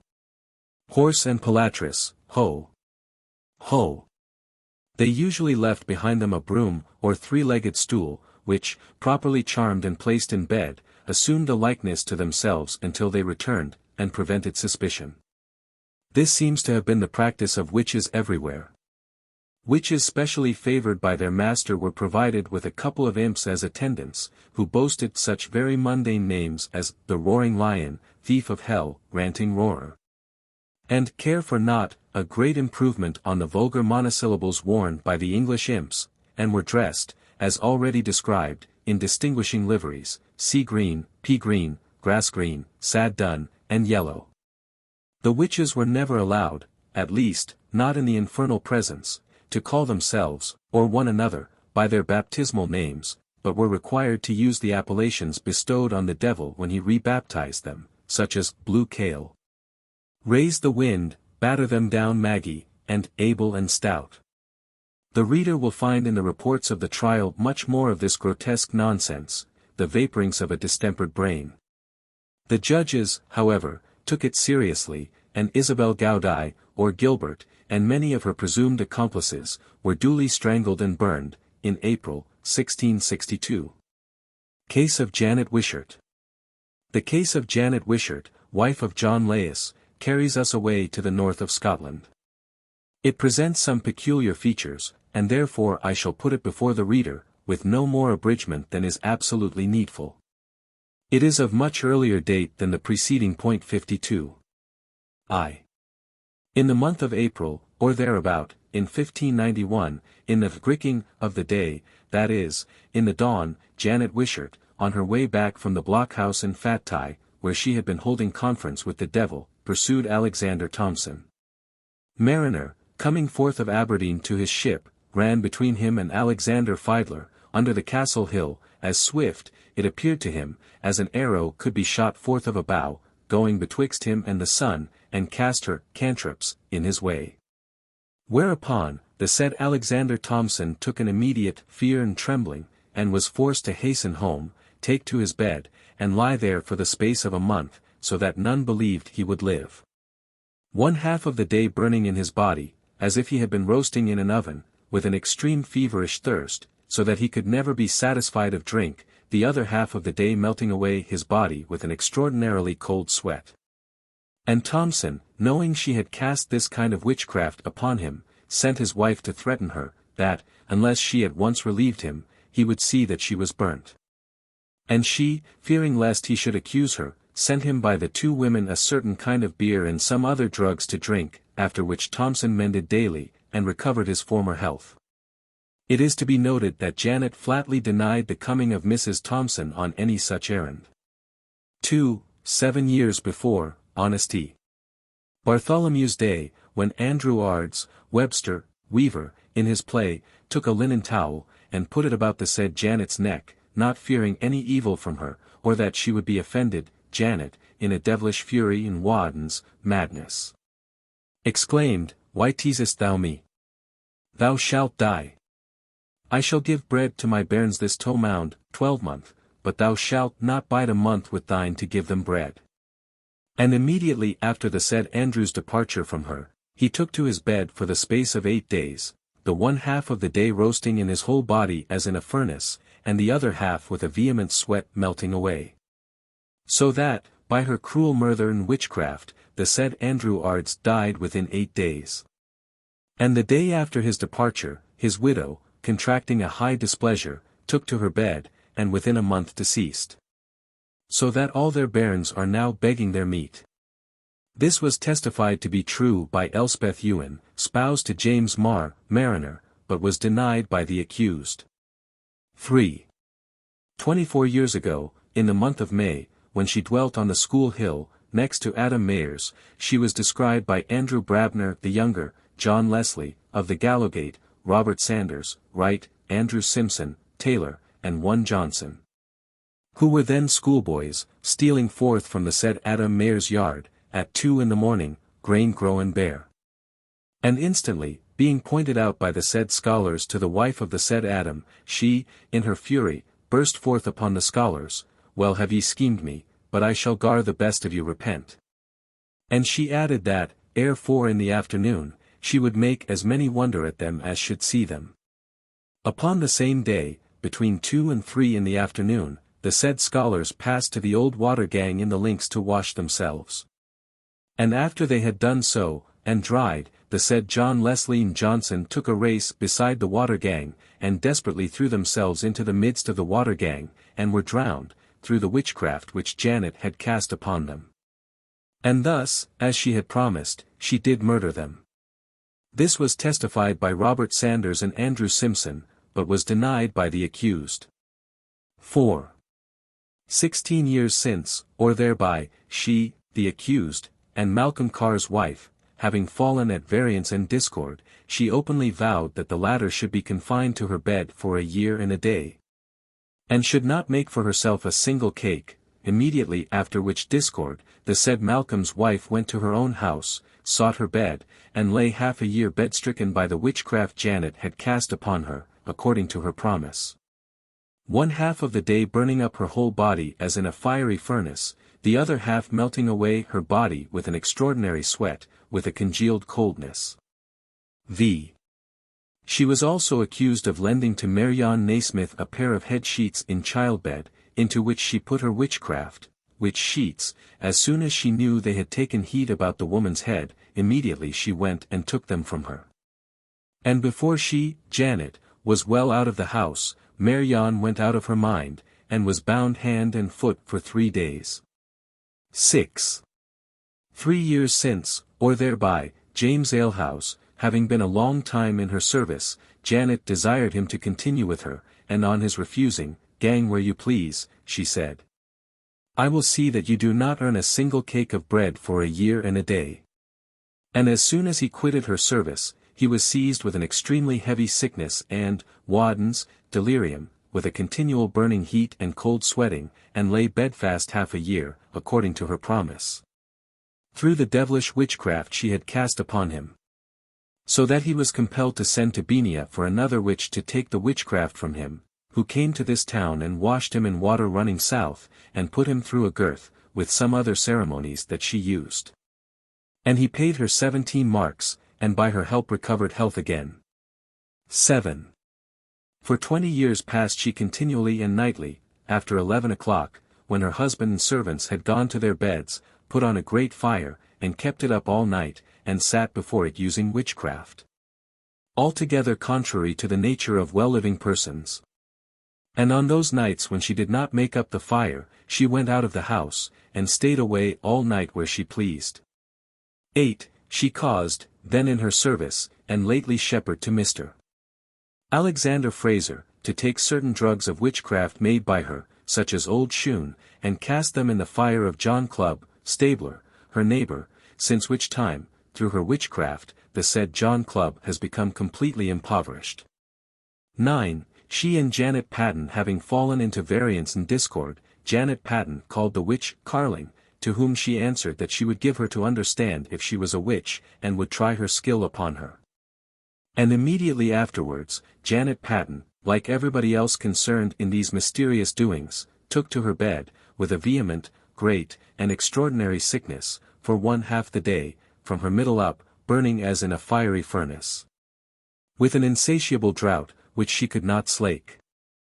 The other half-day, melting away with sweat, and from her middle down as cold as ice, so that through the witchcraft cast upon her she died within a month. The particulars given of the case of James Lowe, stabler, are almost the same. He refused to lend his kiln and barn, and on the same day he was seized with this remarkable sickness, half a day burning hot and half a day ice cold. On his deathbed he accused Janet Wishart of being the cause of his misfortune, saying, that if he had lent to her his kill and kilbarn, he walled half bene ein lewin man. His wife and only son died of the same kind of disease, and his whole gear, amounting to more than £3,000, was altogether racked and thrown away, so that there was left no memory of the said James, succession of his body, nor of their gear. 11. John Pyatt, stabler, is named as another victim. 12. There is an air of novelty about the next case, that of John Allen, cutler, Janet Wishart's son-in-law. Quarrelling with his wife, he danged her, whereupon Mistress Allen complained to her mother, who immediately betook herself to her son-in-law's house, bossed him, and promised to gar him repent that ever he saw or kent her. Shortly afterwards, either she or the devil her master, in the likeness of a brown tyke, came nightly for 5 or 6 weeks to his window, forced it open, leaped upon the said John, dang and buffeted him, while always sparing his wife, who lay in bed with him, so that the said John became half wod and furious. And this persecution continued, until he threatened to inform the ministry and kirk session. 13. The next case must be given verbatim, it is so striking an example of ignorant prejudice. For years since, or thereby, she came in to Walter Mealing's dwelling house, in the Castlegate of Aberdeen, to buy wool, which they refused to sell. Thereafter, she came to the said Walter's bairn, sitting on her mother's knee, and the said Walter played with her.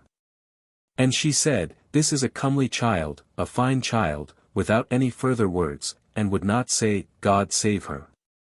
And before she reached the stair foot, the bairn, by her witchcraft, in presence of both her father and mother, cast her gall, changed her colour like dead, and became as weak as "ane pair of gluffies," and melted continually away with an extraordinary sweating and extreme drought, which that same day 8 days, at the same hour, she came in first, and then the bairn departed.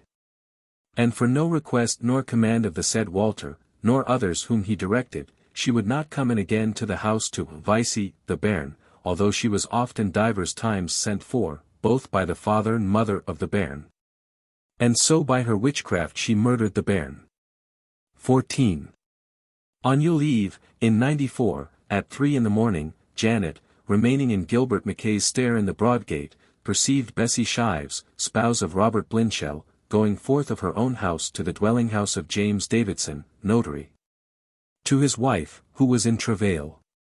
She came down the stair, and cast her cantrips and witchcraft in her way, and the said Bessie being in perfect health of body, and as blithe and merry as ever she was in her days, when she went out of the same James Davidson's house, or ever she could win up her own stair, took a great fear and trembling that she might scarcely win up her own stair, and immediately after her upcoming, went to her naked bed, lay continually for the space of 18 weeks fast bedsick. Bewitched by Janet Wishart, the one half-day roasting as in a fiery furnace, with an extraordinary kind of drought, that she could not be slaked, and the other half-day in an extraordinary kind of sweating, melting, and consuming her body. As a white burning candle, which kind of sickness is a special point of witchcraft. And the said Bessie Shives saw none other but Janet only, who is holden and reputed a common witch. 15. At midsummer was a year or thereby, Elspeth Reed, her daughter-in-law, came into her house at 3 in the morning, and found her sitting, mother naked as she was born, at the fireside, and another old wife sick like mother naked, sitting between her shoulders, making their cantrips, whom the said Elspeth seeing, after she said God speed, immediately went out of the house, thereafter, on the same day, returned again, and asked of her, what she was doing with that old wife. To whom she answered, that she was charming her. And as soon as the said Elspeth went forth again from Janet Wishart's house, immediately she took an extraordinary kind of sickness, and became like a dead senseless fool, and so continued for half a year. 16. She, Janet, and her daughter, Violet Lais, desired her woman to go with her said daughter, at 12 o'clock at night, to the gallows, and cut down the dead man hanging thereon, and take a part of all his members from him, and burn the corpse, which her servant would not do, and, therefore, she was instantly sent away. 17. The following deposition is, however, the most singular of all. 12 years since, or thereby, Janet came into Catherine Rattray's, behind the toll-booth, and while she was drinking in the said Catherine's cellar. Catherine reproved her for drinking in her house, because, she said, she was a witch. Whereupon, she took a cup full of ale, and cast it in her face, and said that if she were indeed a witch, the said Catherine should have proof of it. And immediately after she had quitted the cellar, the barm of the said Catherine's ale all sank to the bottom of the stand, and no had a bead, thereon during the space of 16 weeks. And the said Catherine finding herself scathed, complained to her daughter, Catherine Ewan, who was then in close acquaintance with Janet, that she had bewitched her mother's ale. And immediately thereafter the said Catherine Ewan called on Janet, and said, Why bewitched you my mother's ale, and requested her to help the same again. Which Janet promised, if Catherine Ewan obeyed her instructions. To rise early before the sun, without commending herself to God, or speaking, and neither swooning herself nor her son sucking on her breast. To go, still without speaking, to the said Catherine Rattray's house, and not to cross any water, nor wash her hands. And enter into the said Catherine Rattray's house, where she would find her servant brewing, and say to her thrice, I to God, and thou to the devil, and to restore the same barm where it was again.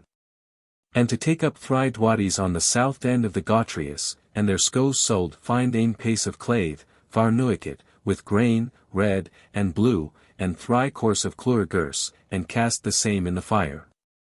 Quilk being cassen in, her barm sold be restored to here again, like as it was restored in effect.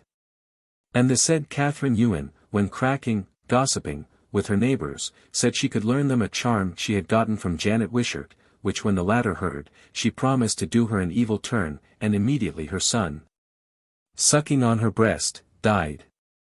And at her first browst, or brewing, thereafter, the whole wort being played and put in looms, the doors fast, and the keys at her own belt, the whole wort was taken away, and the hale looms fund in dry, and the floor dry. And she could never get trial where it yeard to. And when the said Catherine complained to the said Janet Wishart, and dang herself and her good man both, for injuries done to her by taking of her son's life and her wort, which Catherine seems to have thought of about equal value. She promised that all should be well, giving her draft for payment. And the said Catherine, with her husband Ambrose Gordon, being in their beds, could not for the space of 20 days be quit of a cat, lying nightly in their bed, between the two, and taking a great bite out of Ambrose's arm. As yet the place testifies, and when they gave up the draught, the cat went away. Some 14 more charges were brought against her. She was tried on February 17, 1596, before the Provost and Bailies of Aberdeen, and found guilty upon 18 counts of being a common witch and sorcerer. Sentence of death by burning was recorded against her, and she suffered on the same day as another reputed witch, Isabel Cocker. The expenses of their execution are preserved in the account books of the Dean of Guild, 1596 to 1597, and prove that witch burning was a luxury scarcely within the reach of the many. Janet Wishart and Isabel Cocker. Item. For 20 loads of peat tes to burn Thame. XLSH. Item. For ein boil of coil lease. Exiish. Item. For 4 tar bar ellis. Exvish. Viad. Item. For FYR an iron bar ellis. Exvish. Viad. Item. For a steak and dressing of it. Exvish. Item. For 4 feudums, fathoms, of toes. Iiish. Item. For carrying the pitus, coil lease, and bar ellis to the hill. Viish. Theod. Item. To on justice for their execution. Ziish. Theod. Clive shillings. On several occasions commissions were issued by the king, in favour of the provost and some of the bailies of the burgh, and the sheriff of the county, for the purpose of holding justice cordis on witches and sorcereries. These commissioners gave warrants in their turn to the minister and elders of each parish in the shire, to examine parties suspected of witchcraft, and to frame a divy or indictment against such persons. It was an inevitable result that all the scandalous gossip of the community was assiduously collected. While any individual who had become, from whatsoever cause, an object of jealousy or dislike to her neighbors, was overwhelmed by a mass of hearsay or fictitious evidence, and by the conscious or unconscious exaggerations of ignorance, credulity, or malice. As an example of the kind of stuff stirred up by this parochial inquisition, I shall take the return furnished to the commissioners by Mr. John Ross, minister of Lumfannon. I. Elspeth Strathocham, in Warthisle, is indicted to have charmed Maggie Clark, spouse to Patrick Bunny, for the fevers, this last year, with ein slypth and ein thrum, a sleeve and thread. She is indicted, this last Hallow E'en, to have brought forth of the house a burning coal, and buried the same in her own yard. She is indicted to have bewitched Adam Gordon, in Wark, and to have been the cause of his death, and that because, she coming out of his service without his leave, he detained some of her gear, which she promised to do. And after his death wanted, to have it believed, that she had gotten a sithment of him. She is indicted to have said to Marcus Gillam, at the burn of Camphil, that none of his bairns should live, because he would not marry her. Which is come to pass, for 2 of them are dead. She is indicted continually to have resorted to Margaret Bain her company. 2. Isabel Forbes. She is indicted to have bewitched Gilbert McKeam, in Glen Malloch, with a spindle, rock, and a foil, as Isabel Ritchie likewise testified. 3. James O.G. is indicted to have passed on Rudd Day, 5 years since, through Alexander Cobain's corn, and have taken 9 stones from his Avine rig, corn rick, and cast on the said Alexander's rig. And to have taken 9 lokis, handfuls, of meal from the said Alexander's rig, and cast on his own. He is indicted to have bewitched a cow belonging to the said Alexander, which he bought from Christine Burnett, of Cloak. This cow, though his wife had received milk from her the first night, and the morning thereafter, gave no milk from that time forth, but died within half a year. He is indicted to have passed, 5 years since, on Lammas Day, through the said Alexander's corn, and having gained 9 span, to have struck the corn with 9 strokes of a white wand, so that nothing grew that year but fichakis. He is indicted that, in the year aforesaid or thereabouts, having corn to dry, he borrowed fire from his neighbour, hafing of his avine them presently. And took up brine of the corn on his back, and cast it 3 times Woodersones, or Withersones, ut supra, that is, west to east, in the direction contrary to the sun's course, above the kill. He is indicted that, 3 years since, Alexander Cobain being in Leith, with the Laird of Cors, his ritual, he came up early one morning, at the back of the said Alexander's yard, with a dish full of water in his hand. And to have cast the water in the gate to the said Alexander's door, and then perceiving that David Dugwood, servant to the said Alexander, was beholding him, to have fled suddenly. Which the said David also testifies. For Agnes Frew. She is indicted to have taken 3 hairs out of her own cow's tail, and to have cut the same in small pieces, and to have put them in her cow's throat, which thereafter gave milk, and the neighbors none. Also, she is indicted that, she took William Brown's calf in her axter, and charmed the same, as, also, she took the clins, hoofs, from forfeit affit, with a piece of ewery bing, and caused the said William's wife to geared the same. Which the said William's wife confessed, albeit not in this manner. Also, she took up Alexander Taylor's calf, lately, directly, after it was calved, and carried it 3 times about the cow. Also, she was seen casting a horse's fosser on a cow. V. Isabel Roby. She is indicted to have bidden her goodman, when he went to St. Fergus to buy cattle, that if he bought any before his homecoming, he should go 3 times Woodersonies about them, and then take 3 rug geese off a dry hillock, and fetch home to her. Also, that dwelling at Ardmere, there came in a poor man craving alms, to whom she offered milk, but he refused it, because, as he then presently said, she had 3 folks' milk and her own in the pan. And when Elspeth Mackay, then present, wondered at it, he said, Marvel not, for she has thy Pharaoh Kai's milk also in her pan. Also, she is commonly seen in the form of a hare, passing through the town, for as soon as the hare vanishes out of sight, she appears. 6. Margaret Rianch, in Green Cotties, was seen in the dawn of the day by James Stephens embracing every nook of John Donaldson's house 3 times, who continually thereafter was diseased, and at last died.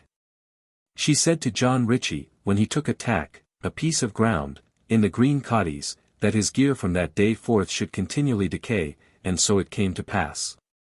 Also, she cast a number of stones in a tub, amongst water, which thereafter was seen dancing. When she clips her sheep, she turns the bowl of the shears 3 times in their mouth. Also, James Stephens saw her meeting John Donaldson's hogs, sheep a year old, in the burn of the Green Cotties, and casting the water out between her feet backward, in the sheep's face, and so they all died. Also she confessed to Patrick Gordon, of Kincragee, and James Gordon, of Drumgase, that the devil was in the bed between her and William Ritchie, her harlot, and he was upon them both, and that if she happened to die for witchcraft, that he, Ritchie, should also die, for if she was a devil, he was too. There are 3 of these persons, Elspethstra Thaucham, James O.G., and Agnes Frew, whose accusations the Presbytery of Kincardine, within whose bounds they dwell, counted insufficient, having duly considered the whole circumstances. Always remitted them to the trial of an assize, if the judges thought it expedient. Signed, Mr. Joan Rose. Minister at Lumfannon. It would not be easy to find a more painful exhibition of clerical ignorance and incapacity. Probably many of the allegations which Mr. John Ross records are true, as the practice of charms was common enough among the peasantry both of Scotland and England, and is even yet not wholly extinct.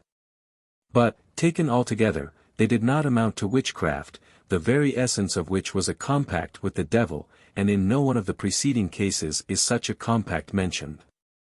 And one must take the existence of the gross superstition and credulity which is here disclosed to be irrefutable testimony that, as a pastor and teacher, Mr. John Ross was a signal failure at Lumfannon. I have already alluded to those pathetic instances of self-delusion in which the reputed witch has been her own enemy, and furnished the evidence needed for her condemnation in her own confession, a confession of acts which she must have known had never occurred. Building up a strange fabric of fiction, and perishing beneath its weight. It would seem as if some of these unfortunate women came to believe in themselves because they found that others believed in them, and assumed that they really possessed the powers of witchcraft because their neighbors insisted that it was so.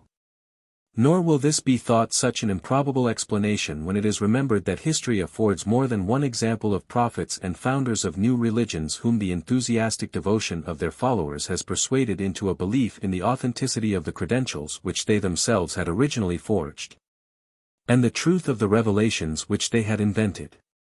From this point of view a profound interest attaches to the official divinity or accusation against one Helen Fraser, who was convicted and sentenced to death in April, 1597.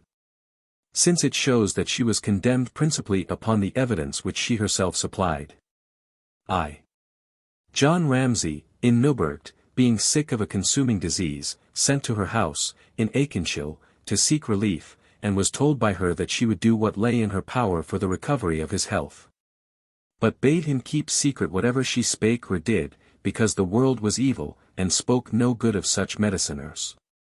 She commanded the said John to rise early in the morning, to eat surakis about sunrise, while the dew was still upon them. Also to eat valkars, and to make lavery, kale and soup. Moreover, to sit down in a door, before the fowls flew to their roost, and to open his breast, that when the fowls flew to the roost over him he might receive the wind of their wings about his breast. For that was very profitable to loose his heart pipes, which were closed. But before his departure from her, she made him sit down, bareheaded, on a stool, and said an orison thrice upon his head, in which she named the devil. 2. Item. The said Helen publicly confessed in Fovern, after her apprehension, that she was a common abuser of the people. And that, further, to sustain herself and her bairns, she pretended knowledge which she had not, and undertook to do things which she could not. This was her answer, when she was accused by the minister of Fovern, for that she abused the people, and when he inquired the cause of her evil report throughout the whole country. This she confessed upon the green of Fovern, before the laird, the minister, and reader of Fovern, Patrick Findlay in Newburgh, and James Menzies at the New Mills of Fovern. 3. Item. Janet Ingram, wife to Adam Finney, dwelling for the time at the West Burn, in Balhaluyas, being sick, and affirming herself to be bewitched, for she herself was esteemed by all men to be a witch, she sent for the said Helen Fraser to cure her. The said Helen came, and tarried with her till her departure and burial, and at her coming assured the said Janet that within a short time she would be well enough. But the sickness of the said Janet increased, and was turned into a horrible fury and madness, in such sort that she always and incessantly blasphemed, and pressed at all times to climb up the wall after the Hylas, and scraped the wall with her hands. After that she had been grievously vexed for the space of 2 days from the coming of Helen Fraser, her mediciner, to her, she departed this life. Being dead, her husband went to charge his neighbors to convey her burial, but before his returning, or the coming of any neighbor to the carrying of the corpse, the said Helen Fraser, together with 2 or 3 daughters of the said Janet, whereof one yet living, to wit, Maily Finney, in the Blair town of Balhaluyas, is counted a witch, had taken up the corpse, and had carried her, they alone, the half of the distance to the kirk, until they came to the moor of Cowhill. When the said Adam and others his neighbors came to them, and at their coming the said Helen fled away through the moss to Aikenshire, and went no further towards the kirk. 4. Item. A horse of Duncan Alexander, in Newburgh, being bewitched, the said Helen translated the sickness from the horse to a young cow of the said Duncan, which cow died, and was cast into the burn of the Newburgh, for no man would eat her. V. Item. The said Helen made a compact with certain laxus fishers of the Newburgh, at the kirk of Fovern, in Mally Skrine's house, and promised to cause them to fish well, and to that effect received of them a piece of salmon to handle at her pleasure for accomplishing the matter. Upon the morrow she came to the Newburgh, to the house of John Ferguson, a laxus fisher, and delivered unto him in a closet 4 cuts of salmon with a penny. After that she called him out of his own house, from the company that was there drinking with him, and bade him put the same in the horn of his coble, and he should have a dozen of fish at the first shot, which came to pass. 6. Item. The said Helen, by witchcraft, enticed Gilbert Davidson, son to William Davidson, in Lytown of Mayennai, to love and marry Margaret Strathakin, in the hill of Balgresco, directly against the will of his parents. To the utter wreck of the said Gilbert. 7. Item. At the desire of the said Margaret Strathican, by witchcraft, the said Helen made Catherine Fetchel, wife to William Davidson, furious, because she was against the marriage, and took the strength of her left side and arm from her. In the which fury and feebleness the said Catherine died. 8. Item. The said Helen, at the desire of the foresaid Margaret Strathican, bewitched William Hill, dwelling for the time at the hill of Balgresco, through which he died in a fury, i.e., a fit of delirium.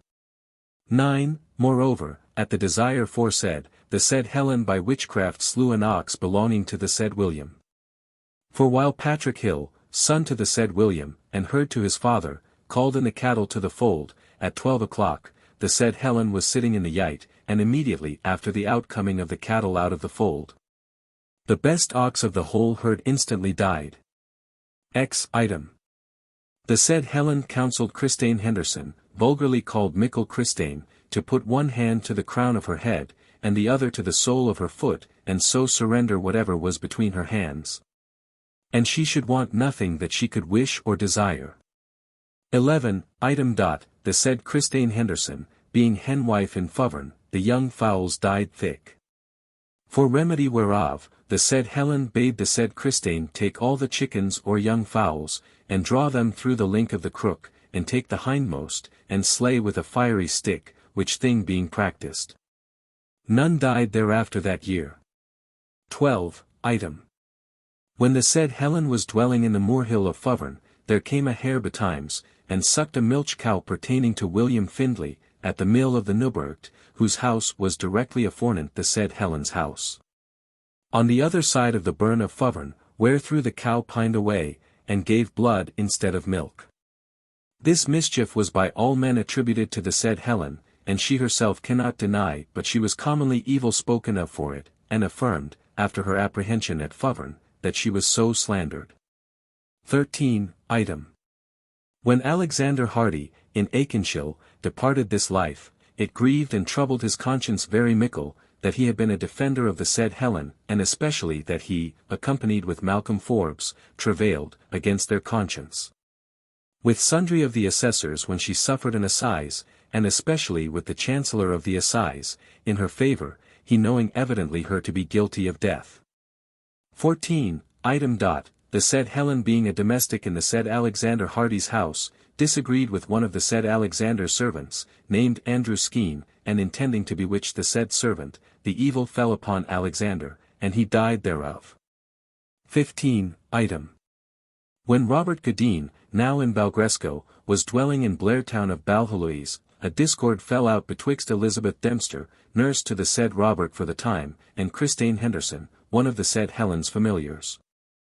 As her own confession aforesaid purports, and the country well knows.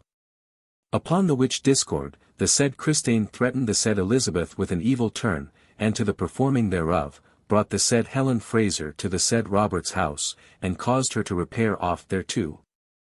After what time, immediately both the said Elizabeth and the infant to whom she gave suck, by the devilry of the said Helen, fell into a consuming sickness, whereof both died.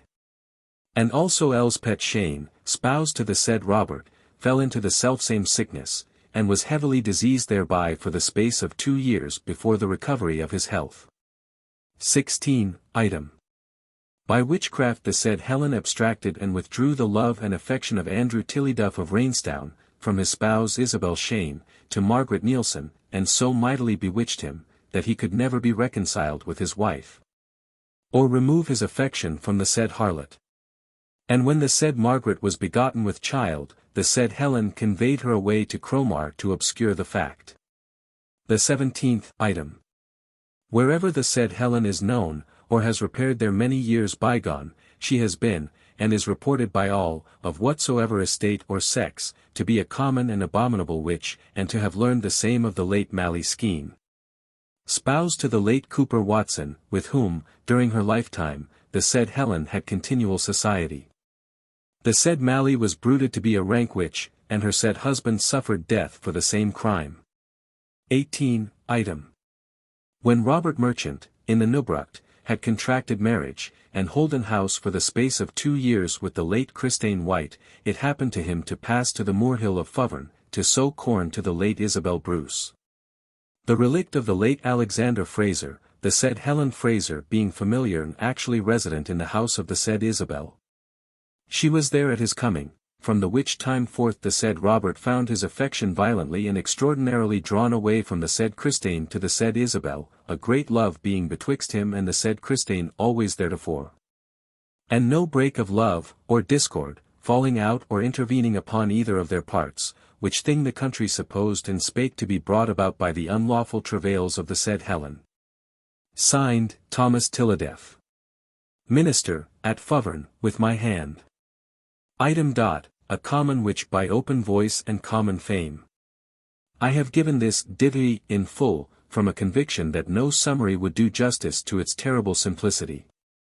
Upon the evidence which it afforded, Helen Fraser was brought before the Court of Justiciary, in Aberdeen, on April 21, 1597, and found guilty in 14 points of witchcraft and sorcery.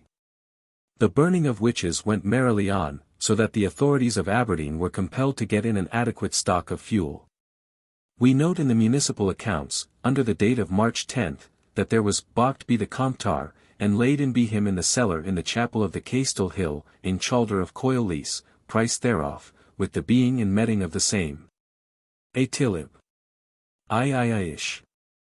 As is usually the case, the frequency of these sad exhibitions whetted at first the public appetite for them. It grew by what it fed on. One of the items of expense in the execution of a witch named Margaret Clerk, is for carrying of forsparies, to withstand the press of the pepil, whereof there was twa broken, 8s. Vied. Among the victims committed to the flames in 1596–97, we read the names of Catherine Fergus and Sculdre, Isabel Ritchie, Margaret O.G., Helene Roger, Elspeth Hendersown, Catherine Gerard, Kristen Reed, Janet Grant, Helene Frasser, Catherine Ferrers, Helene Gray, Agnes Vobster, Jonet Douglas, Agnes Smealy, Catherine Elshenser, and ein other witche, Cowlit. 17 in all. That during their imprisonment they were treated with barbarous rigor, may be inferred from the following entries. Item. To Alexander Reed, Smith, for twa pair of shekels to the witches in the Stephill. Exiish. Item. To John Justice, for burning pawn the cheek of 4 sural persones suspect of witchcraft and baneshit. Exvish. Vied. Item. Given to Alexander Home for macking of joggees, stapilus, and lockies to the witches, during the hail time foresaid. Elvish. Vied. Expense on witches. Oct score. Zlili, 8ish. Theod. On September 21, 1597, the Provost, Bailies and Council of Aberdeen considered the faithfulness shown by William Dunn, the Dean of Guild, in the discharge of his duty, and, besides this, his extraordinarily taking pains in the burning of the great number of the witches burnt this year, and on the 4 pirates, and bigging of the port on the brig of Dee, repairing of the Grey Friars Kirk and steeple thereof. And thereby has been abstracted from his trade of merchandise, continually since he was elected in the said office. Therefore, in recompense of his extraordinary pains, and in satisfaction thereof, not to induce any preparative to Deans of Guild to crave a recompense hereafter, but to encourage others to travail as diligently in the discharge of their office. Granted and assigned to him the sum of £47 3 shillings and 4 pence, owing by him of the rest of his compt of the unlaws, fines, of the persons convict for slaying of black fish. And discharged him thereof by their presence for ever. At length a wholesome reaction took place. The public grew weary of the number of executions, and, encouraged by this change of sentiment, persons accused of witchcraft boldly rebutted the charge, and laid complaints against their accusers for defamation of character. In official circles, it is true, a belief in the alleged crime lingered long. As late as 1669, the new and old councils taking into their serious consideration that many malefics were committed and done by several persons in this town, who are mala fama, and suspected guilty of witchcraft upon many of the inhabitants of this town, several ways, and that it will be necessary for suppressing the like in time coming, and for punishing the said persons who shall be found guilty. Therefore they do unanimously conclude and ordain that any such person, who is suspect of the like malefics, may be seized upon, and put in prison, and that a commission be sent for putting of them to trial. That condign justice may be executed upon them, as the nature of the offence does merit. No more victims, however, were sacrificed, nor does it appear that any accusation of witchcraft was preferred. According to Sir Walter Scott, a woman was burnt as a witch in Scotland as late as 1722, by Captain Ross, Sheriff Depute of Sutherland. But this was, happily, an exceptional barbarity, and for some years previously the pastime of witch-burning had practically been extinct. It is a curious fact that educated Scotch men, as I have already noted, retained their superstition long after the common people had abandoned it. In 1730, Professor Forbes, of Glasgow, published his Institutes of the Law of Scotland, in which he spoke of witchcraft as that black art whereby strange and wonderful things are wrought by power derived from the devil. And added, "Nothing seems plainer to me than that there may be and have been witches, and that perhaps such are now actually existing." 6 years later, the seceders from the Church of Scotland, who professed to be the true representatives of its teaching, strongly condemned the repeal of the laws against witchcraft, as contrary, they said, to the express letter of the law of God. But they were hopelessly behind the time. Public opinion, as the result of increased intelligence, had numbered witchcraft among the superstitions of the past, and we may confidently predict that its revival is impossible. 5. The literature of witchcraft. It should teach us humility when we find a belief in witchcraft and demonology entertained not only by the uneducated and unintelligent classes, but also by the men of light and leading, the scholar, the philosopher, the legislator, who might have been expected to have risen above so degrading a superstition. It would be manifestly unfair to direct our reproaches at the credulous prejudices of the multitude when Francis Bacon, the great apostle of the experimental philosophy, accepts the crude teaching of his royal master's demonology, and actually discusses the ingredients of the celebrated witch's ointment, opining that they should all be of a soporiferous character, such as henbane, hemlock, moonshade, mandrake, opium, tobacco, and saffron.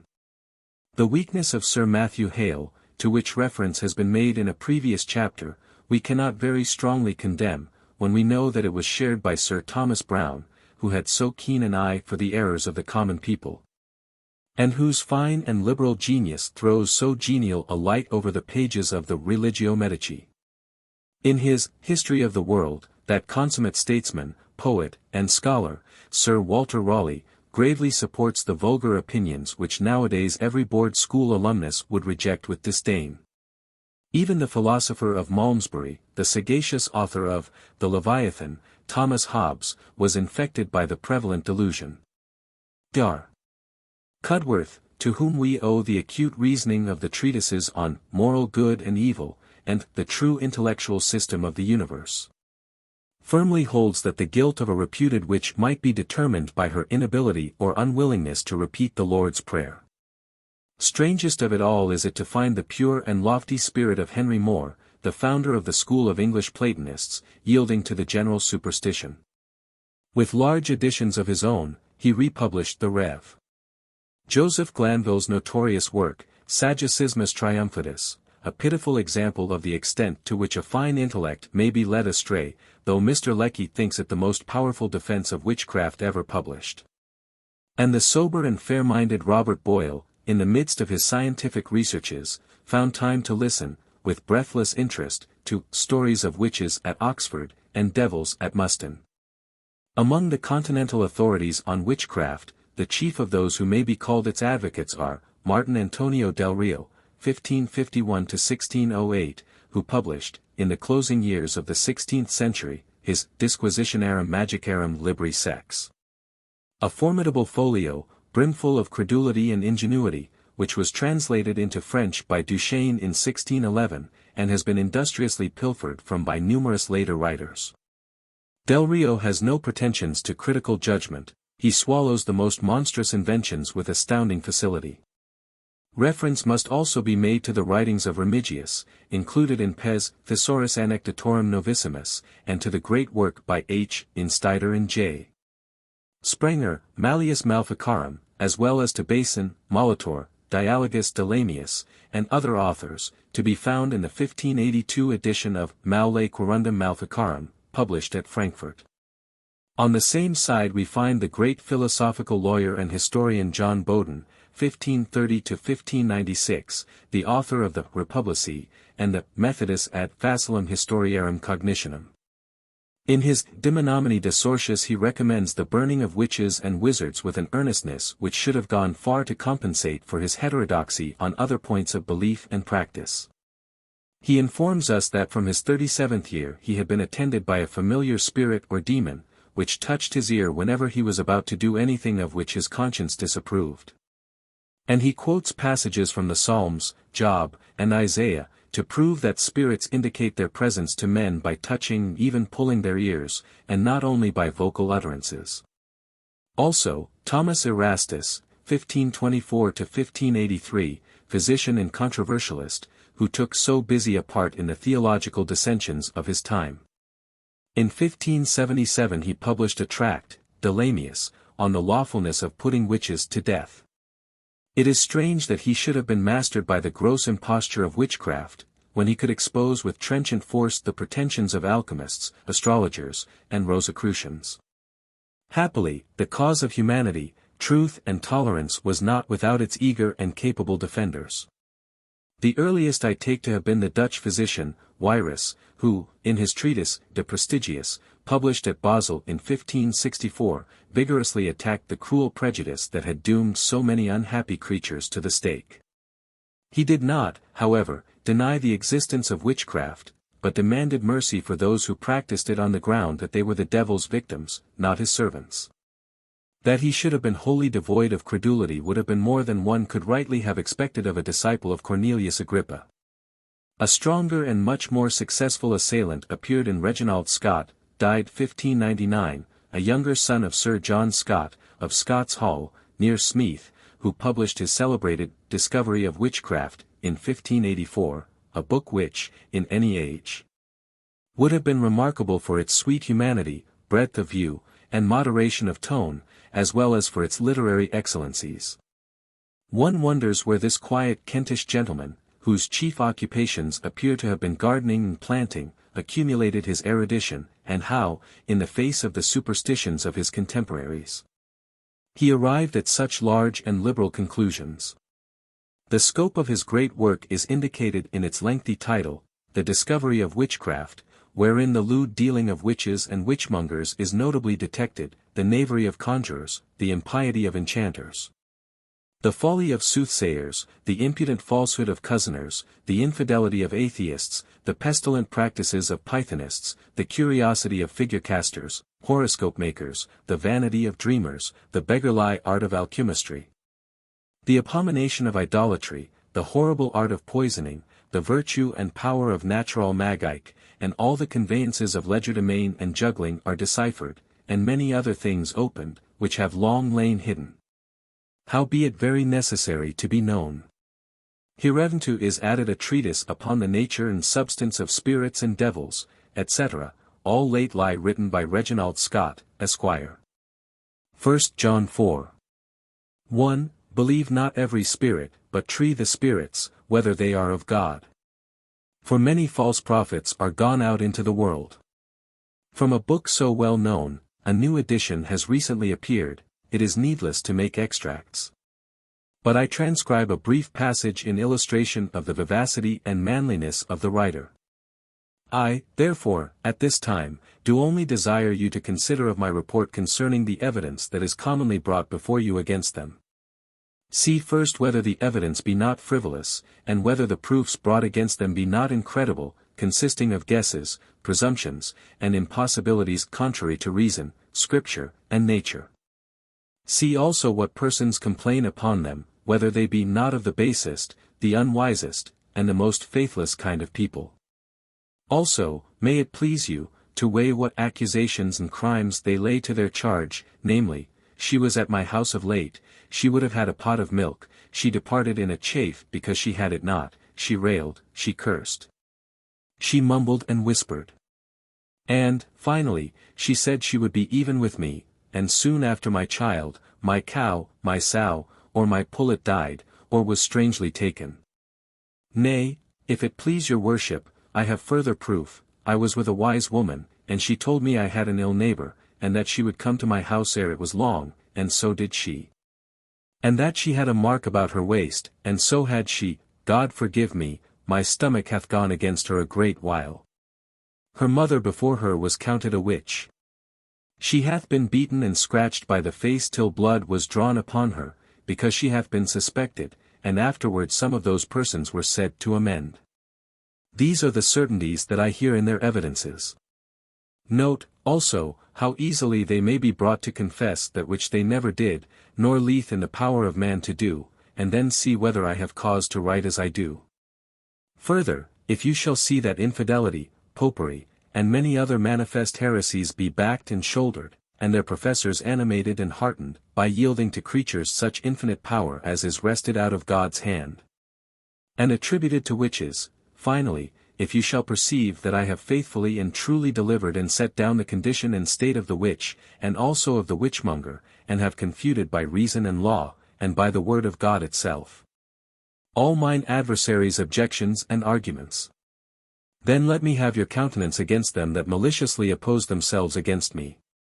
My greatest adversaries are young ignorance and old custom. For what folly soever tract of time hath fostered, it is so superstitiously pursued of some, as though no error could be acquainted with custom. But if the law of nations would join with such custom, to the maintenance of ignorance and to the suppressing of knowledge, the civilest country in the world would soon become barbarous. For as knowledge and time discovereth errors, so doth superstition and ignorance in time breed them. In another fine passage Scott says, God that knoweth my heart is witness, and you that read my book shall see, that my drift and purpose in this enterprise tendeth only to these respects. First, that the glory and power of God be not so abridged and abused, as to be thrust into the hand or lip of a lewd old woman, whereby the work of the Creator should be attributed to the power of a creature. Secondly, that the religion of the gospel may be seen to stand without such peevish trumpery. Thirdly, that lawful favor and Christian compassion be rather used towards these poor souls than rigor and extremity. Because they which are commonly accused of witchcraft are the least sufficient of all other persons to speak for themselves, as having the most base and simple education of all others. The extremity of their age giving them leave to dote, their poverty to beg, their wrongs to chide and threaten, as being void of any other way of revenge, their humour melancholical to be full of imaginations. From whence chiefly proceedeth the vanity of their confessions, as that they can transform themselves and others into apes, owls, asses, dogs, cats, etc. That they can fly in the air, kill children with charms, hinder the coming of butter, etc. And for so much as the mighty help themselves together, and the poor widow's cry, though it reach to heaven, is scarce heard here upon earth, I thought good, according to my poor ability, to make intercession. That some part of common rigor and some points of hasty judgment may be advised upon. For the world is now at that stay, as Brentius, in a most godly sermon, in these words affirmeth, that even, as when the heathen persecuted the Christians, if any were accused to believe in Christ, the common people cried ad leonum. So now, of any woman, be she never so honest, be she accused of witchcraft, they cry ad ignem. Scott's attack upon the credulity of his contemporaries, strenuous and capable as it was, did not bear much fruit at the time. While it exposed him to charges of atheism and Sadduceeism from several small critics, who were supported by the authority of James I, and, at a later date, of Dr. Merrick Casaubon. He found a fellow laborer, however, in his work of humanity, in the Rev. George Gifford, of Malden, Essex, who in 1593 published a dialogue concerning witches and witchcraft, in which is laid open how craftily the devil deceiveth not only the witches but many other, and so letteth them away into Monnier great errors. It will be seen from the title that the writer does not adopt the uncompromising line of Reginald Scott, but inclines rather to the standpoint of Wyrus. There is, however, a good deal of ability in his treatment of the question. And some account of the dialogue reprinted by the Percy Society in 1842, should be interesting, I think, to the reader. The interlocutors are named Samuel, Daniel, Samuel's wife, M.B., a schoolmaster, and the goodwife R. The dialogue opens with Samuel and Daniel, the former of whom is a fanatical believer in witches.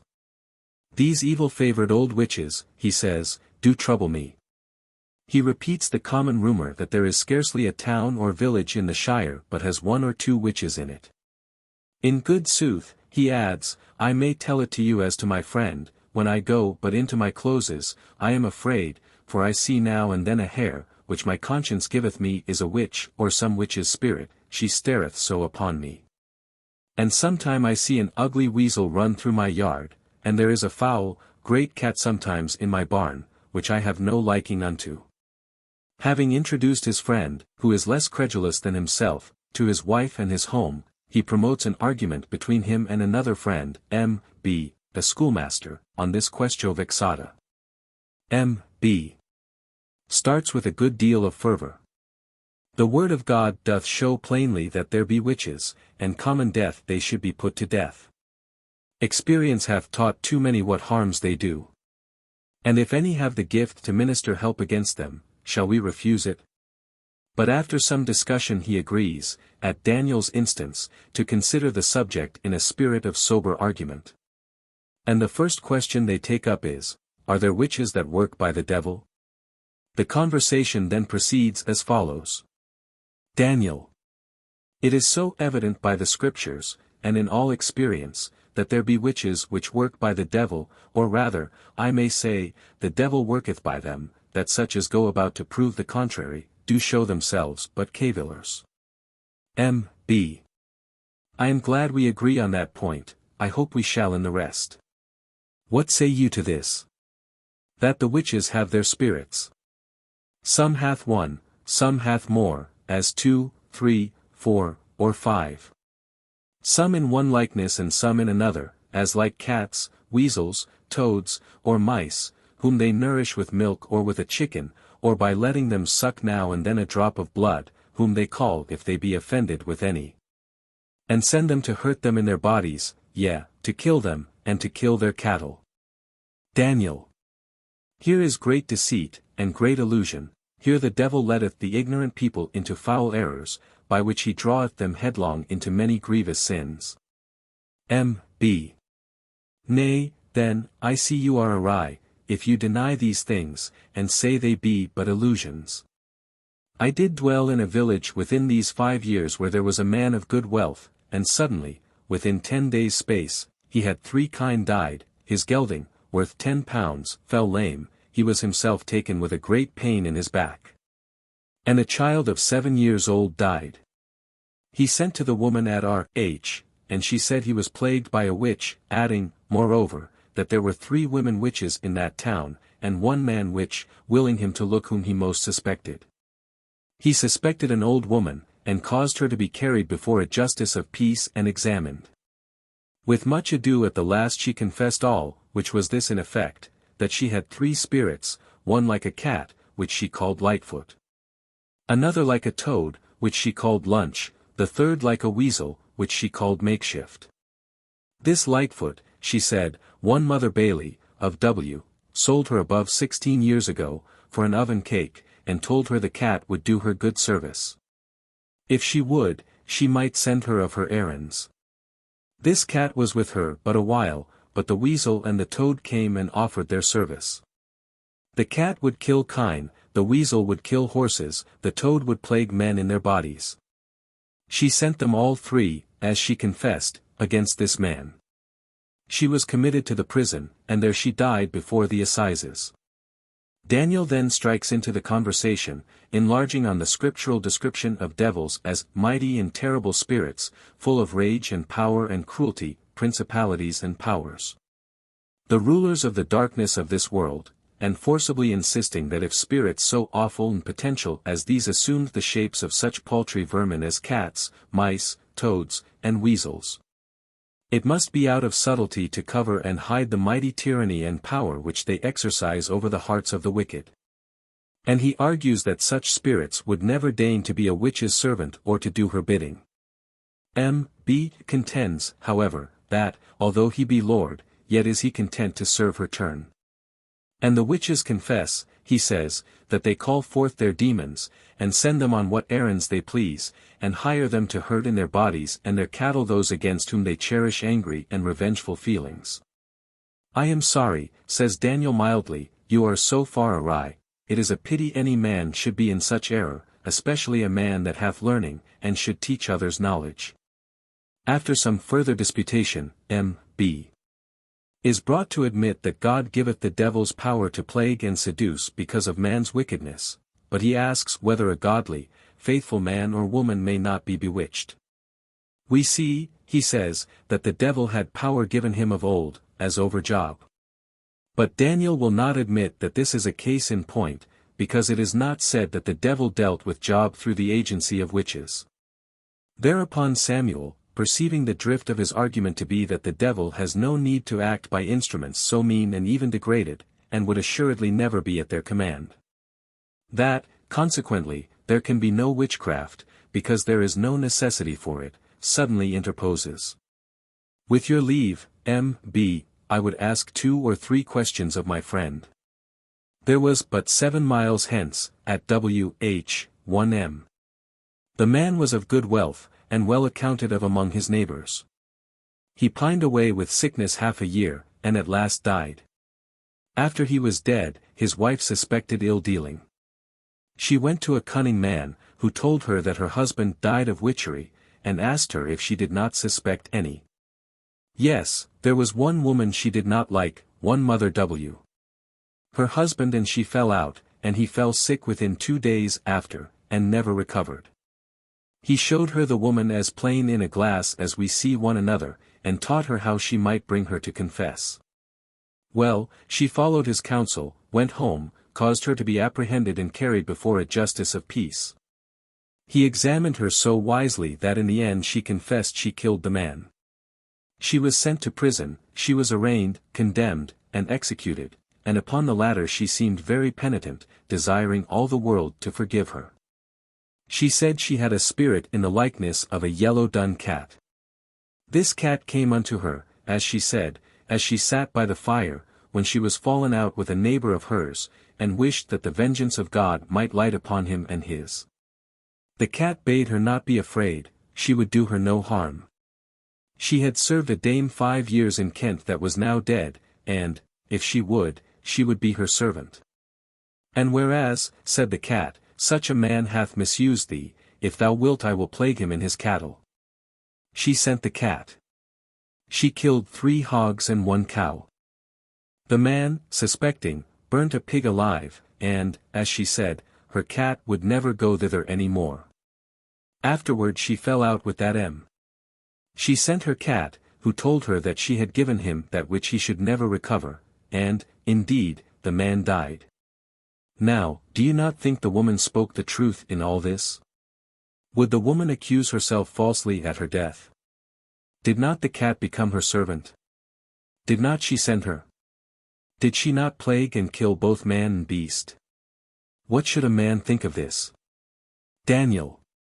You propound a particular example, and let us examine everything in it touching the witch. You say the cat came to her when she was in a great rage with one of her neighbors, and did curse, wishing the vengeance of God to fall upon him and his. Sam. She said so, indeed. I heard her with my own ears, for I was at the execution. Dan. Then tell me who set her in such a devilish rage, so to curse and ban, as to wish that the vengeance of God might light upon him and his? Did not the cat? Sam. Truly I think that the devil wrought that in her. Dan. Very well. Then, you see, the cat is the beginning of this play. Sam. Call you it a play? It was no play to some. Dan. Indeed, the witch at last had better have wrought hard than been at her play. But I mean Satan did play the juggler. For doth he not offer his service? Doth he not move her to send him to plague the man? Tell me, is she so forward to send, as he is to be sent? Or do you not take it that he ruleth in her heart, and even wholly directeth it to this matter? Sam. I am fully persuaded he ruleth her heart. Dan. Then was she his drudge, and not he her servant. He needeth not to be hired and entreated.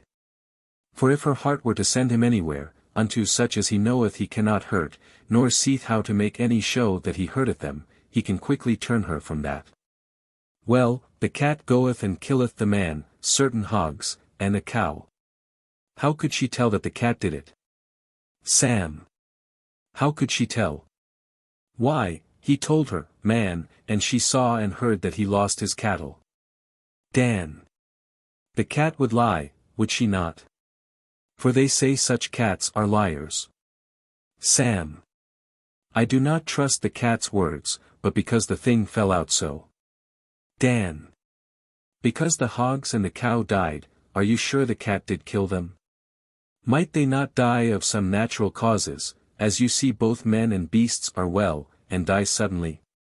In this way the dialogue proceeds, with a good deal of ingenuity and some degree of dramatic spirit. And though the reasoning is not without its fallacies, yet it is sufficiently clear and forcible, on the whole, as a protest on the side of liberality and tolerance. The next branch of the subject taken up for consideration is the help and remedy that is sought for against witches, at the hands of cunning men. Daniel contending that, if the cunning men can render any assistance, it must be through the devil's instrumentality, and, therefore, Christian men are not justified in availing themselves of it. The alleged cures performed by witches, Daniel refers to the influence of the imagination, and in this category he tells an amusing story. There was a person in London, he say, acquainted with the magician Fento. Now, this Fento had a black dog, whom he called Bomelius. This party afterwards had a conceit that Bomelius was a devil, and that he felt him within him. He was in heaviness, and made his moan to one of his acquaintances, who had a merry head, and told him he had a friend could remove Bomelius. He bade him prepare a breakfast, and he would bring him. Then this was the cure, he, the friend, made him be stripped naked and stand by a good fire, and though he were fat enough of himself, basted him all over with butter against the fire, and made him wear a sleek stone next his skin under his belly. And the man had immediate relief, and gave him afterwards great thanks. The conceit, or imagination, does much, continues Daniel, even when there is no apparent disease. A man feareth he is bewitched. It troubleth all the powers of his mind, and that distempereth his body, making great alterations in it, and bringeth sundry griefs. Now, when his mind is freed from such imaginations, his bodily griefs, which flew from the same, are eased. And a multitude of Satans is of the same character. The conversation next turns upon the danger of shedding innocent blood, which is inseparable from the execution of alleged witches. While juries, says Daniel, must become guilty of shedding innocent blood by condemning as guilty, and that upon their solemn oath, such as be suspected upon vain surmises, and imaginations, and illusions, rising from blindness and infidelity. And fear of Satan which is in the ignorant sort. M.B. If you take it that this is one craft of Satan to bring many to be guilty of innocent blood, and even upon their oaths, which is horrible, what would you have the judges and juries to do, when they are arraigned of suspicion to be witches? Dan. What would I have them do? I would wish them to be most wary and circumspect that they be not guilty of innocent blood. And that is, to condemn none but upon sure ground, and infallible proof.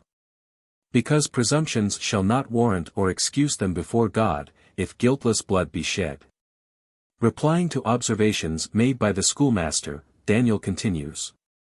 You bring two reasons to prove that in convicting witches likelihoods and presumptions ought to be of force more than about thieves or murderers. The first, because their dealing is secret, the other, because the devil will not let them confess.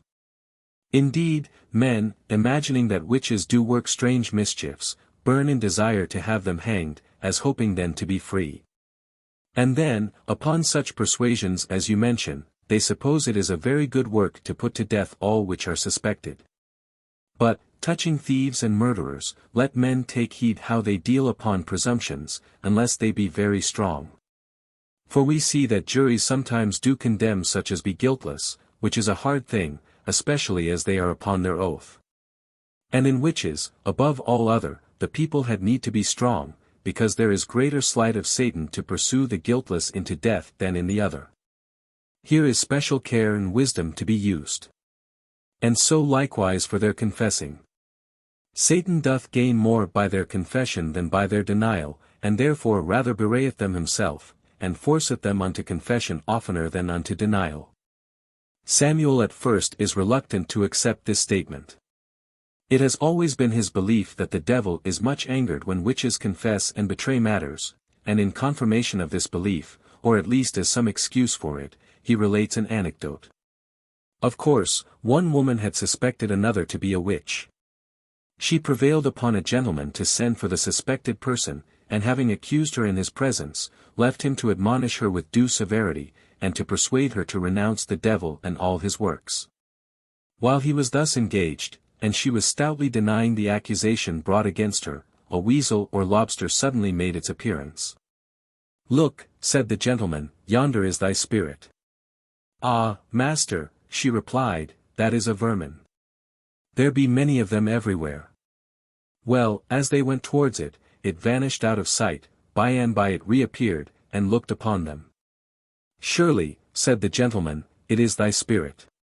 But she still denied, and with that her mouth was drawn awry. Then he pressed her further, and she confessed all. She confessed she had hurt and killed by sending her spirit. The gentleman, not being a magistrate, allowed her to go home, and then disclosed the affair to a justice. When she reached home another witch accosted her, and said, "Ah, thou beast, what hast thou done? Thou hast betrayed us all. What remedy now?" said she. "What remedy?" said the other, "send thy spirit and touch him." She sent her spirit, and of a sudden the gentleman had, as it were, a flash of fire about him. He lifted up his heart to God, and felt no hurt. The spirit returned, and said he could not hurt him, because he had faith. "What then," said the other witch, "hath he nothing that thou mayest touch?" "He hath a child," said the other. "Send thy spirit," said she, "and touch the child." She sent her spirit, the child was in great pain, and died. The witches were hanged, and confessed. Daniel, by an ingenious analysis, soon dismisses this absurd story, which, like all such stories, he takes to be further evidence of Satan's craft, and no disproof at all of the argument he has laid down. "Then," says Samuel, "I will tell you of another thing which was done of late. A woman suspected of being a witch, and of having done harm among the cattle, was examined and brought to confess that she had a spirit, which resided in a hollow tree, and spoke to her out of a hole in the trunk. And whenever she was offended with any persons she went to that tree and sent her spirit to kill their cattle. She was persuaded to confess her faults openly, and to promise that she would utterly forsake such ungodly ways. After she had made this open confession, the spirit came unto her, being alone. "Ah," said he, "thou hast confessed and betrayed all. I could turn it to rend thee in pieces." With that she was afraid, and went away, and got her into company. Within some few weeks after she fell out greatly into anger against one man. "Towards the tree she goeth, and before she came at it, oh," said the spirit, "wherefore comest thou? Who hath angered thee?" "Such a man," said the witch. "And what wouldest thou have me do?" said the spirit. "He hath," saith she, "two horses going yonder, touch them, or one of them." Well, I think even that night one of the horses died, and the other was little better. Indeed, they recovered again that one which was not dead, but in very evil case. Now methinketh it is plain, he was angry that she had betrayed all. And yet when she came to the tree he let go all displeasure and went readily. There is much common sense, as we should nowadays call it, in Daniel's comments on this extraordinarily wild story. Do you think he is represented as saying, that Satan lodgeth in a hollow tree? Is he become so lazy and idle? Hath he left off to be as a roaring lion, seeking whom he may devour? Hath he put off the bloody and cruel nature of the fiery dragon, so that he mindeth no harm but when an angry woman entreats him to go kill a cow or a horse? Is he become so doting with age that man shall espy his craft, yea, be found craftier than he is?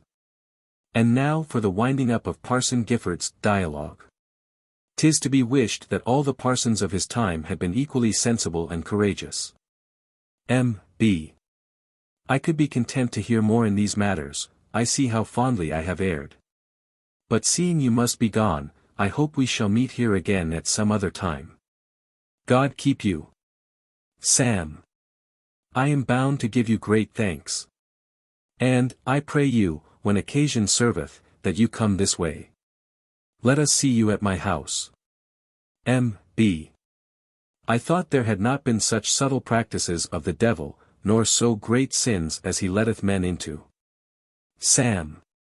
It is strange to see how many thousands are carried away, and deceived, yea, many that are very wise men. M.B. The devil is too crafty for the wisest, unless they have the light of God's word. Samuel's wife. Husband, yonder cometh the good wife R. Sam. I wish she had come sooner. Good wife R. Ho, who is within, by your leave. Samuel's wife. I would you had come a little sooner. Here was one even now that said you were a witch. Good wife R. Was there one said I am a witch? You do but jest. Samuel's wife. Nay, I promise you he was in good earnest. Good wife R. I a witch. I defy him that saith it, though he be a lord. I would all the witches in the land were hanged, and their spirits by them. M.B. Would you not be glad, if their spirits were hanged up with them, to have a gown furred with some of their skins? Good wife R. Out upon them. There were few. Sam. Wife, why didst thou say that the good wife R. is a witch? He did not say so. Samuel's wife. Husband, I did mark his words well enough, he said she is a witch. Sam. He doth not know her, and how could he say she is a witch? Samuel's wife. What though he did not know her? Did he not say that she played the witch that heated the spit red hot, and thrust it into her cream when the butter would not come? Sam. Indeed, wife, thou sayest true. He said that was a thing taught by the devil, as also the burning of a hen, or of a hog alive, and all such like devices. Good wife R. Is that witchcraft? Some scripture man hath told you so. Did the devil teach it? Nay, the good woman at R.H. taught it my husband. She doth more good in 1 year than all those scripture men will do so long as they live. M.B. Who do you think taught it the cunning woman at R.H.? Good wife R. It is a gift which God hath given her. I think the Holy Spirit of God doth teach her. M.B. You do not think, then, that the devil doth teach her? Good wife R. How should I think that the devil doth teach her? Did you ever hear that the devil did teach any good thing? M.B. Do you know that was a good thing? Good wife R. Was it not a good thing to drive the evil spirit out of any man? M.B. Do you think the devil was afraid of your spit? Good wife R. I know he was driven away, and we have been rid of him ever since. M.B. Can a spit hurt him? Good wife R. It doth hurt him, or it hurteth the witch, one of them, I am sure, for he cometh no more. Either she can get him come no more, because it hurteth him, or else she will let him come no more, because it hurteth her. M.B. It is certain that spirits cannot be hurt but with spiritual weapons, therefore your spit cannot fray nor hurt the devil. And how can it hurt the witch? You did not think she was in your cream, did you?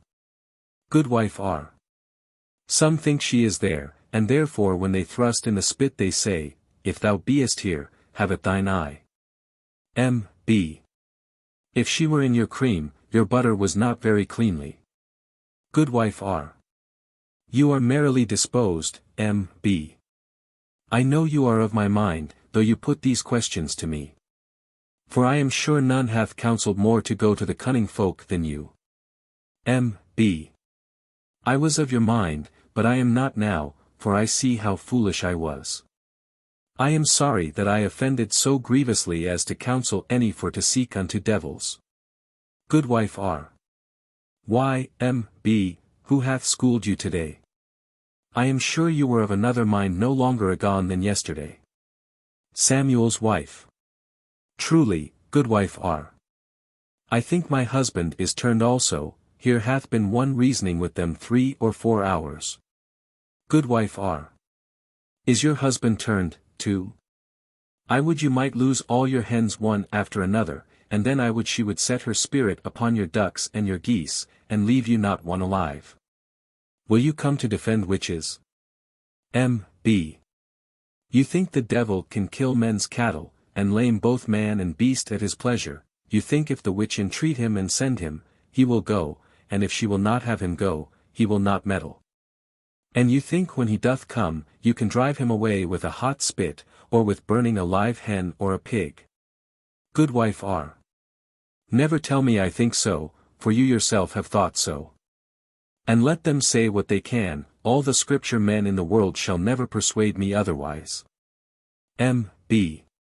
I do wonder, not so much at your ignorance as at this, that I was ever of the same mind that you are, and could not see mine own folly. Goodwife R. Folly. How wise you are become of a sudden. I know that their spirits lie lurking, for they foster them, and when anybody hath angered them, then they call them forth and send them.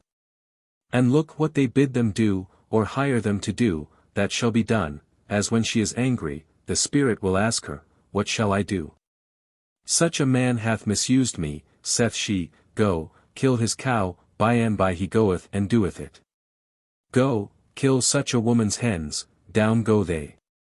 And some of them are not content to do these lesser harms, but they will say, Go, make such a man lame, kill him, or kill his child. Then are they ready, and will do anything. And I think they be happy that can learn to drive them away. M.B. If I should reason with you out of the words of God, you should see that all this is false, which you say. The devil cannot kill nor hurt anything, no, not so much as a poor hen. If he had power, who can escape him? Would he tarry to be sent or entreated by a woman? He is a stirrer-up unto all harms and mischiefs. Goodwife R. What will you tell me of God's word? Doth not God's word say there be witches? And do not you think God doth suffer bad people? Are you a turncoat? Fare you well, I will no longer talk with you. M.B. She is wilful indeed. I will leave you also. Samuel. I thank you for your good company.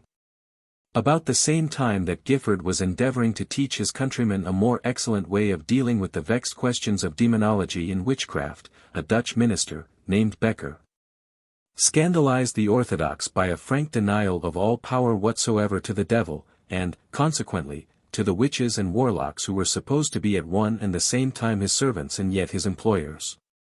His Monde Enchanté, originally written in Dutch, consists of 4 ponderous volumes, remarkable for prolixity and repetition, as well as for a certain originality of argument.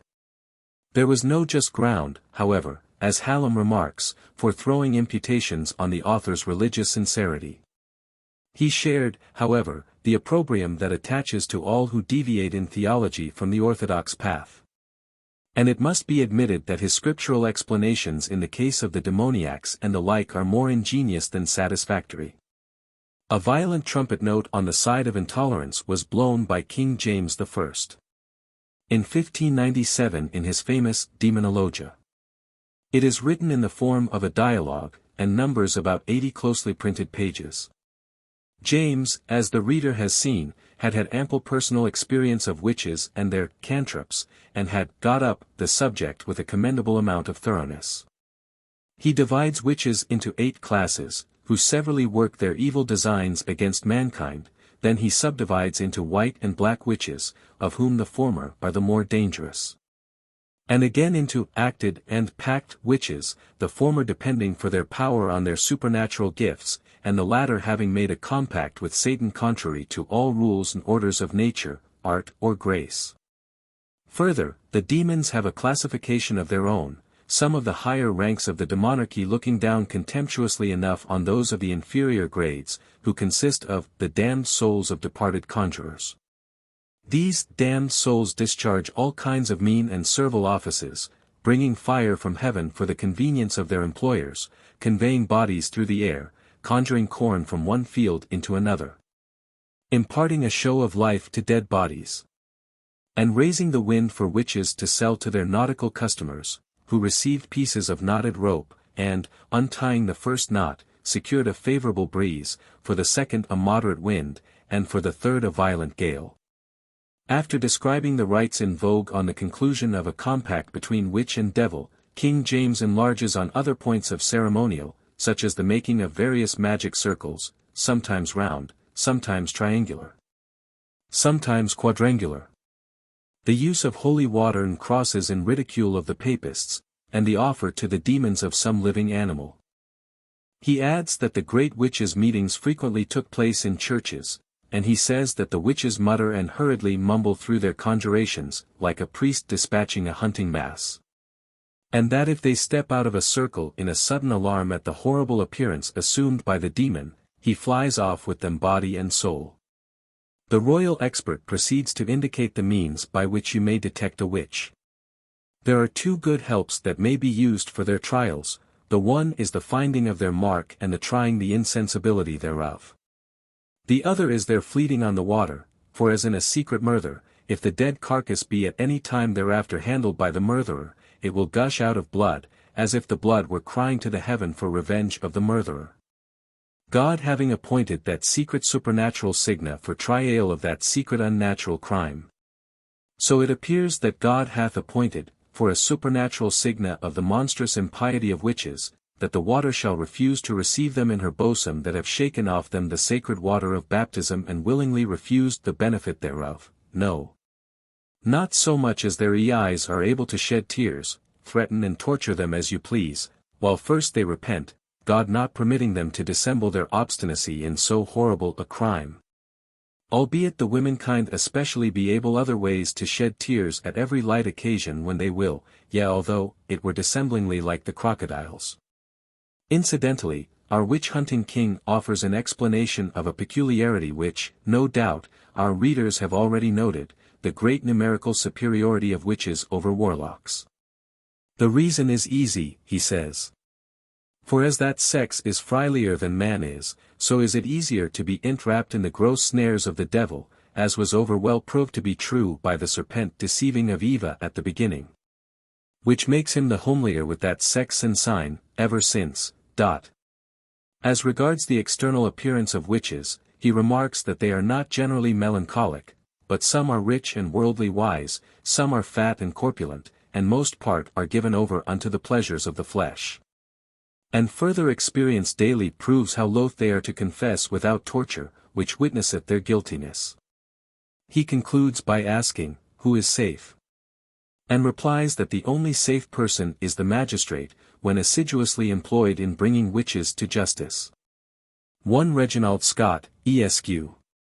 However, hop-grower and brewer of Smeeth, in Kent, a persistent disbeliever in and ridiculer of witchcraft, who had the courage to break lances with the king and the bench of bishops in contemporary pamphlets, and is called by the king an Englishman of damnable opinions, irreverently answered this question by saying that the only safe person was the king himself, as his sex prevented his being taken for a witch. And the whole kingdom was satisfied that he was no conjurer.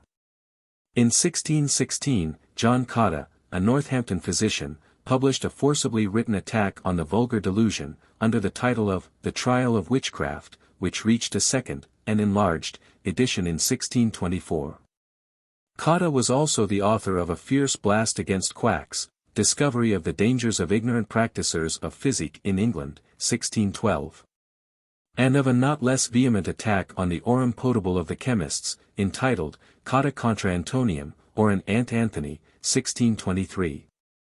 There is a lively work by John Gall, preacher of the word at Great Houghton, in the county of Huntingdon, select cases of conscience touching witches and witchcraft, 1646, which is worth looking into.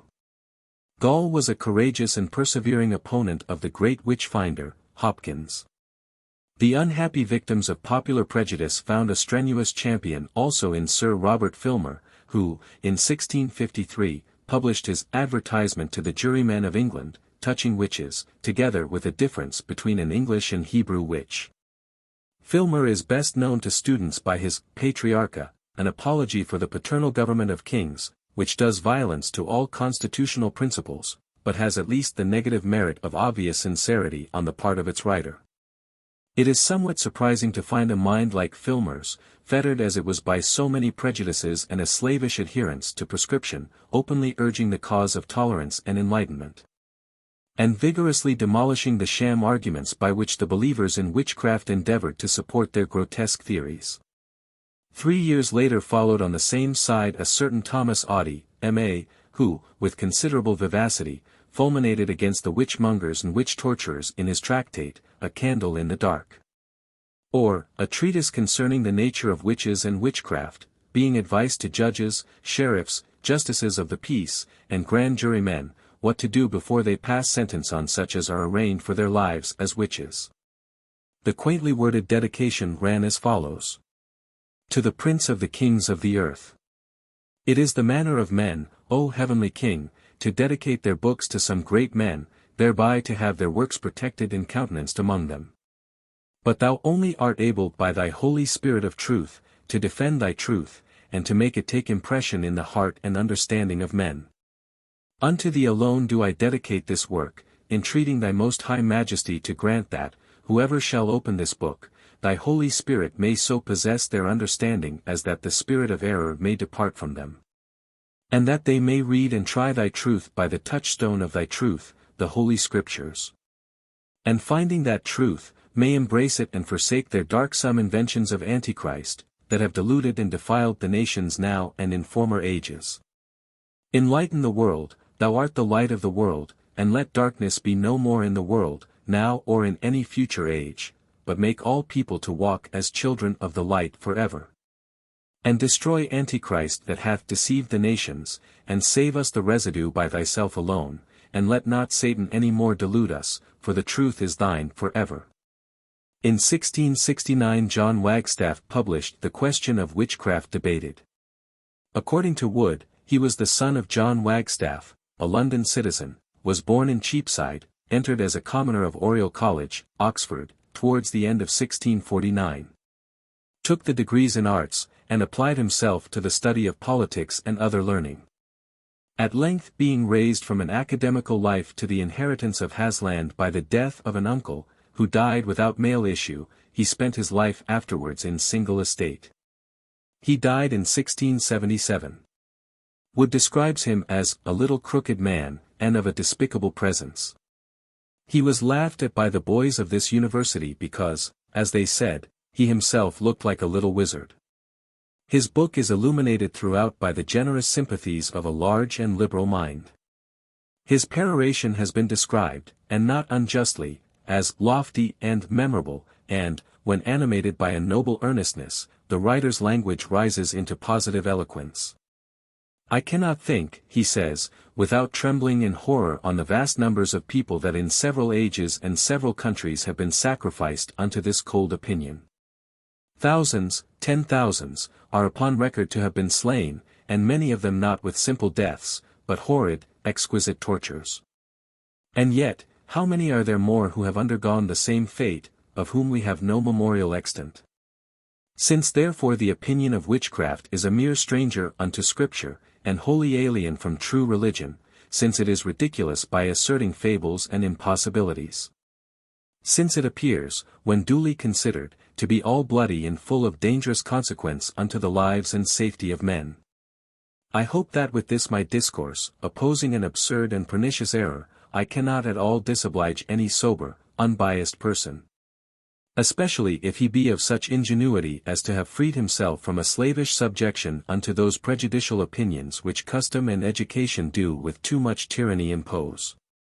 If the doctrine of witchcraft should be carried up to a height, and the Inquisition after it should be entrusted in the hands of ambitious, covetous, and malicious men, it would prove of far more fatal consequences unto the lives and safety of mankind than that ancient heathenish custom of sacrificing men unto idol gods, insomuch that we stand in need of another Heracles liberator, who, as the former freed the world from human sacrifice, should, in like manner, travel from country to country, and by his all-commanding authority free it from this evil and base custom of torturing people to confess themselves witches, and burning them after extorted confessions.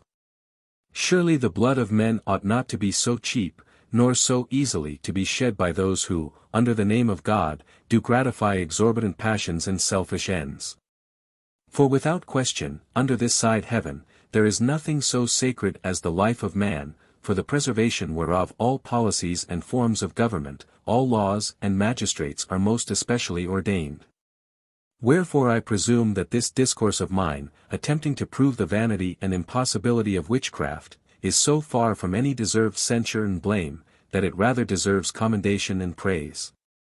If I can in the least measure contribute to the saving of the lives of men. Merrick Casaubon, a man of abundant learning and not less abundant superstition, attempted a reply to Wagstaff in his treatise of Credulity and Incredulity in Things Divine and Spiritual, 1670. At Thornton, in the parish of Caswold, Yorkshire, was born, on the 3rd of February, 1610, one of the ablest and most successful of the adversaries of the witch-maniacs, John Webster. It is supposed that he was educated at Cambridge. But the first event in his career of which we have any certain knowledge is his admission to holy orders in the Church of England by Dr. Morton, Bishop of Durham. In 1634 we find him officiating as curate at Kildwick in Craven, and 9 years later as master of the Free Grammar School at Clitheroe. He seems afterwards to have held for a time a military chaplaincy, then to have withdrawn from the Church of England, and taken refuge in some form of dissent. In 1653 his new religious views found expression in his Saint's Guide, and in 1654, in The Judgment Set and the Books Opened, a series of sermons which he had originally preached at All Hallows Church in Lombard Street. It was in this church the incident occurred which Wood has recorded. On the 12th of October, 1653, William Erbary, with John Webster, sometime a Cambridge scholar, endeavored to knock down learning and the ministry both together in a disputation that they then had against two ministers in a church in Lombard Street, London. Erbary then declared that the wisest ministers and the purest churches were at that time befooled, confounded, and defiled by reason of learning. Another while he said that the ministry were monsters, beasts, asses, greedy dogs, false prophets, and that they are the beast with 7 heads and 10 horns. The same person also spoke out and said that Babylon is the church in her ministers, and that the great whore is the church in her worship, etc., so that with him there was an end of ministers and churches and ordinations altogether. While these things were babbled to and fro, the multitude, being of various opinions, began to mutter, and many to cry out, and immediately it came to a meeting or tumult, call it which you please, wherein the women bore away the bell, but lost some of them their kerchiefs. And the dispute being hot, there was more danger of pulling down the church than the ministry.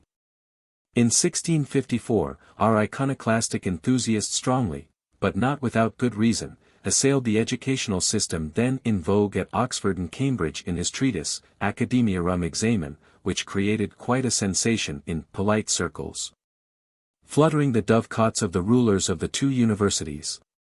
Very curious, however, are its sympathetic references to the old Hermetic mysteries, Rosicrucianism, and astrology, to the fanciful abstractions and dreamy speculations of Paracelsus, Van Helmont, Flood, and Dr. D. One cannot but wonder that so acute and vigorous an intellect should have allowed itself to be entangled in the delusions of the occult sciences. But his study of the works of the old philosophers was, no doubt, the original motive of the laborious research which resulted in his Metallographia, or A History of Metals, 1671. In this learned and comprehensive treatise are declared the signs of ores and minerals, both before and after digging, the causes and manner of their generations, their kinds, sorts, and differences. with the description of sundry new metals, or semi-metals, and many other things pertaining to mineral knowledge. As also the handling and showing of their vegetability, and the discussion of the most difficult questions belonging to mystical chemistry, as of the philosopher's gold, their mercury, the liquor alkest, aurum potable, and such like. Gathered forth of the most approved authors that have written in Greek, Latin, or High Dutch, with some observations and discoveries of the author himself. By John Webster, practitioner in physic and chirurgery. Ca principia naturalia in Cypso ignoravit, hic jam multum remotus est ab arte nostra, quoniam non habet rad iam verum super quam intentionem suam fundit. Geber, Sum. Perfect, Lib. Page 21. In 1677, Webster, who had abandoned the cure of souls for that of bodies, produced the work which entitles him to honorable mention in these pages. According to the fashion of the day, its title was almost as long as a table of contents. I transcribe it here in extenso. The displaying of supposed witchcraft, wherein is affirmed that there are many sorts of deceivers and impostors, and divers persons under a passive delusion of melancholy and fancy. But that there is a corporeal league made betwixt the devil and the witch, or that he sucks on the witch's body, has carnal copulation, or that witches are turned into cats or dogs, raise tempests, or the like, is utterly denied and disproved. Wherein also is handled the existence of angels and spirits, the truth of apparitions, the nature of astral and sidereal spirits, the force of charms and philters, with other abstruse matters. By John Webster, practitioner in physic. Falsi etenim opinions hominum preoccupants, non solum surdos sed ut kikos facient, ita ut vidir nequient, quae aliis perspicua apparent. Galen, Lib. 8, de Comp. Med. London. Printed by I. M. and are to be sold by the booksellers in London, 1677. Webster, who was evidently a man of restless and inquiring intellect, and independent judgment, died on June 18, 1682, and was buried in St. Margaret's, Clitheroe, where his monument may still be seen. Its singular inscription must have been devised by some astrological sympathizer. Ca hanc figurum intellegunt. Me idiom intellexissis, intelligent. Here follows a mysterious figure of the sun, with several circles and much astrological lettering, which it is unnecessary to reproduce. The inscription continues. Hic jacet ignotus mundo mersis que tumultus. Invidii, semper mens tamen equa fecit. Multa tulit veterum ut siret secretus aphorum. Ac tandem vires navrat ignis aqui. Johannes Hyphantes Civ Webster. In Villa Spinosa Supermontana, in Parochia Silvae Cuculati, in Agro. Eberecensi, Natus 1610, February 3. Ergastulum animi deposut 1682, Junii 18. Anec. Itatis sui 72 current. Sic. Pereravit moriens mundo huic valedicens. Aurea pax vivis, requis aeterna sepultus. In 1728, Andrew Miller, at the sign of the Buchanan's Head, against St. Clement's Church in the Strand, published A System of Magic, or A History of the Black Art, by Daniel Defoe. A book which, though it by no means justifies its title, is one of more than passing interest, partly from the renown of its author, and partly from the light it throws on the popularity of magic among the English middle classes in the earlier years of the 18th century. As it has not been reprinted for the last 50 years, and is not very generally known, some glimpses of the stuff it is made of may be acceptable to the curious reader. 53. In his preface Defoe lavishes a good deal of contempt on contemporary pretenders to the character of magician, who by sham magical practices imposed on a public ignorant, and therefore credulous. Magicians, he says, in the first ages were wise men, in the Middle Ages, madmen, in these latter ages, they are cunning men. In the earliest times they were honest, in the middle time, rogues, in these last times, fools. At first they dealt with nature, then with the devil, and now, not with the devil or with nature either. In the first ages the magicians were wiser than the people, in the second age wickeder than the people. And in this later age the people are both worse and wickeder than the magicians. Like many other generalizations, this one of Defoe's is more pointed than true. And it is evident that the so-called magicians could not have flourished had there not been an ignorant class who readily accepted their pretensions. Defoe's account of the origin of magic is so vague as to suggest that he knew very little of the subject he was writing about. I have traced it, he says, as far back as antiquity gives us any clue to discover it by. It seems to have its beginning in the ignorance and curiosity of the darkest ages of the world. When miracle and something wonderful was expected to confirm every advanced notion. And when the wise men, having racked their invention to the utmost, called in the devil to their assistance for want of better help. And those that did not run into Satan's measures, and give themselves up to the infernal, yet trod so near, and upon the very verge of hell, that it was hard to distinguish between the magician and the devil.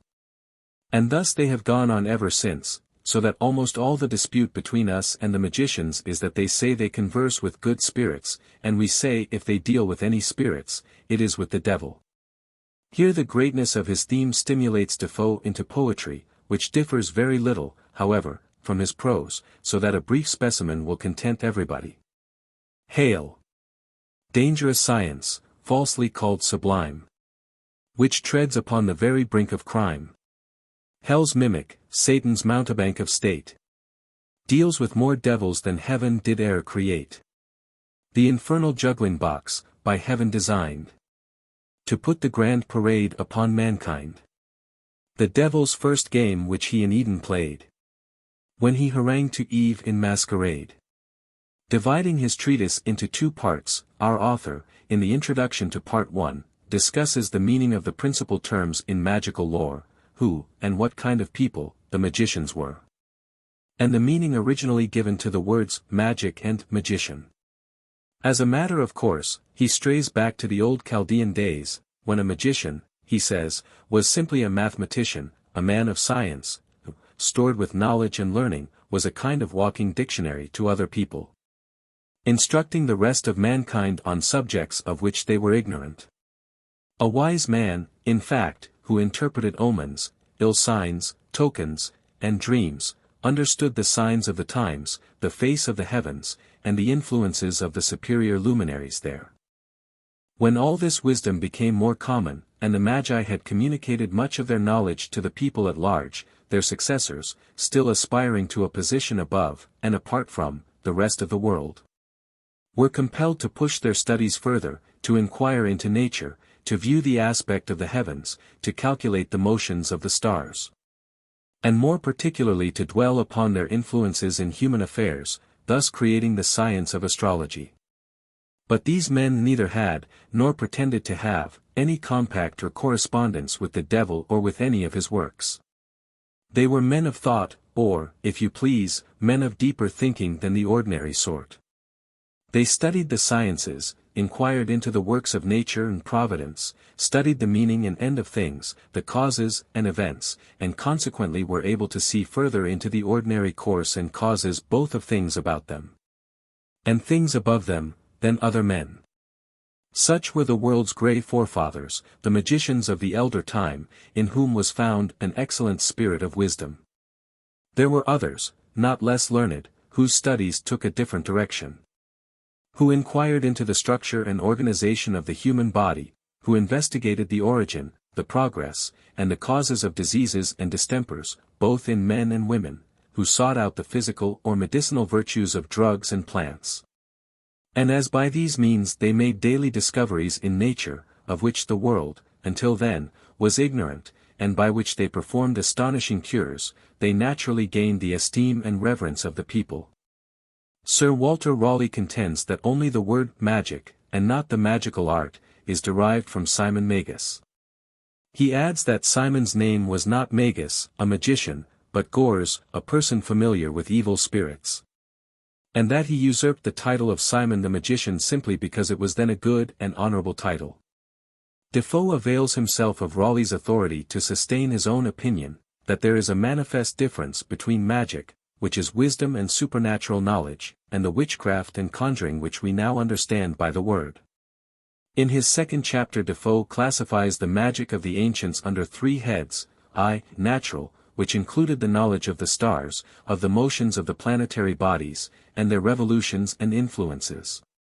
That is to say, the study of nature, of philosophy, and astronomy. 2.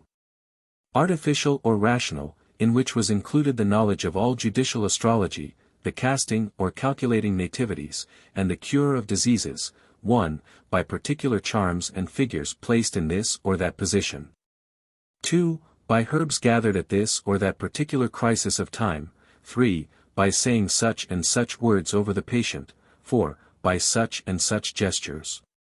5. By striking the flesh in such and such a manner, and innumerable such-like pieces of mimicry, working not upon the disease itself, but upon the imagination of the patient, and so effecting the cure by the power of nature. Though that nature were set in operation by the weakest and simplest methods imaginable. And, 3. Diabolical, which was wrought by and with the concurrence of the devil, carried on by a correspondence with evil spirits, with their help, presence, and personal assistance, and practiced chiefly by their priests. Defoe argues that the ancients at first were acquainted only with the purer form of magic and that, therefore, sorcery and witchcraft were of much later development. The cause and motive of this development he traces in his third chapter, of the reason and occasion which brought the ancient honest magi, whose original study was philosophy, astronomy, and the works of nature, to turn sorcerers and wizards. And deal with the devil, and how their conversation began. Egyptologists will find Defoe's comments upon Egyptian magic refreshingly simple and unhistorical, and his identifications of the pyramids with magical practices is wildly vague and hypothetical. Of the magic which was really taught and practiced among the ancient people of Egypt, Defoe, of course, knows nothing. He tells us, however, that the Jews learned it from them. He goes on to speculate as to the time when that close intercourse began between the devil and his servants on earth which is the foundation of the later or diabolical magic. And concludes that his first visible appearance on this mundane stage was as the enemy of Job. Thence he is led to inquire, in his fourth chapter, what shapes the devil assumed on his first appearances to the magicians and others, in the dawn of the world's history, and whether he is or has been allowed to assume a human shape or no. And he suggests that his earliest acquaintance with mankind was made through dreams, and that by this method he contrived to infuse into men's minds an infinite variety of corrupt imaginations, wicked desires, and abhorrent conclusions and resolutions, with some ridiculous, foolish, and absurd things at the same time. Defoe then proceeds to tell an Oriental story, which, doubtlessly, is his own invention. Ali Albrahazen, a Persian wizard, had, it is said, this kind of intercourse with the devil. He was a Sabaean by birth, and had obtained a wonderful reputation for his witchcraft, so that he was sent for by the king of Persia upon extraordinary occasions, such as the interpretation of a dream, or of an apparition, like that of Belshazzar's handwriting, or of some meteor or eclipse, and he never failed to give the king satisfaction. For whether his utterances were true or false, he couched them always in such ambiguous terms that something of what he predicted might certainly be deduced from his words, and so seemed to import that he had effectually revealed it, whether he had really done so or not. This Ali, wandering alone in the desert, and musing much upon the appearance of a fiery meteor, which, to the great terror of the country, had flamed in the heavens every night for nearly a month, sought to apprehend its significance, and what it should portend to the world. But, failing to do so, he sat down, weary and disheartened, in the shade of a spreading palm, breathing to himself a strong desire that some spirit from the other world would generously assist him to arrive at the true meaning of a phenomenon so remarkable. He fell asleep. And, lo! In his sleep he dreamed a dream, and the dream was this, that a tall man came to him, a tall man of sage and venerable aspect, with a pleasing smile upon his countenance, and, addressing him by his name, told him that he was prepared to answer his questions, and to explain to him the signification of the great and terrible fire in the air which was terrifying all Arabia and Persia. His explanation proved to be of an astronomical character. These fiery appearances, he said, were collections of vapor exhaled by the influence of the sun from earth or sea. As to their importance to human affairs, it was simply this, that sometimes by their propinquity to the earth, and their power of attraction, or by their dissipation of aqueous vapors, they occasioned great droughts and insupportable heats. While, at other times, they distilled heavy and unusual rains, by condensing, in an extraordinary manner, the vapors they had absorbed. And he added, Go thou and warn thy nation that this fiery meteor portends an excessive drought and famine. For know that by the strong exhalation of the vapors of the earth, occasioned by the meteor's unusual nearness to it, the necessary rains will be withheld, and to a long drought, as a matter of course, famine and scarcity of corn succeed. Thus, by judging according to the rules of natural causes, thou shalt predict what shall certainly come to pass, and shalt obtain the reputation thou so ardently desirest of being a wise man and a great magician. This prediction, said Ali, was all very well as regarded Arabia, but would it apply also to Persia? No, replied the devil. For Ali's interlocutor was no less distinguished a personage. Fiery meteors from the same causes sometimes produced contrary events. And he might repair to the Persian court, and predict the advent of excessive rains and floods, which would greatly injure the fruits of the earth, and occasion want and scarcity. Thus, if either of these succeed, as it is most probable, thou shalt assuredly be received as a sage magician in one country, if not in the other. Also, to both of them thou mayest suggest, as a probability only, that the consequence may be a plague or infection among the people, which is ordinarily the effect as well of excessive wet as of excessive heat. If this happens, thou shalt gain the reputation thou desirest, and if not, seeing thou didst not positively foretell it, thou shalt not incur the ignominy of a false prediction. Ali was very grateful for the devil's assistance, and failed not to ask how, at need, he might again secure it. He was told to come again to the palm tree, and to go around it 15 times, calling him thrice by his name each time. At the end of the 15th circumambulation he would find himself overtaken by drowsiness. Whereupon he should lie down with his face to the south, and he would receive a visit from him in vision. The devil further told him the magic name by which he was to summon him. The magician's predictions were duly made and duly fulfilled. Thenceforward he maintained a constant communication with the devil, who, strange to say, seems not to have exacted anything from him in return for his valuable, but hazardous, assistance. Defoe's 5th chapter contains a further account of the devil's conduct in imitating divine inspirations, describes the difference between the genuine and the false, and dwells upon signs and wonders, fictitious as well as real. In chapter the 6th our author treats of the first practices of magic and witchcraft as a diabolical art, and explains how it was handed on to the Egyptians and Phoenicians, by whom it was openly encouraged. He offers some amusing remarks on the methods adopted by magicians for summoning the devil, who seems to be at once their servant and master.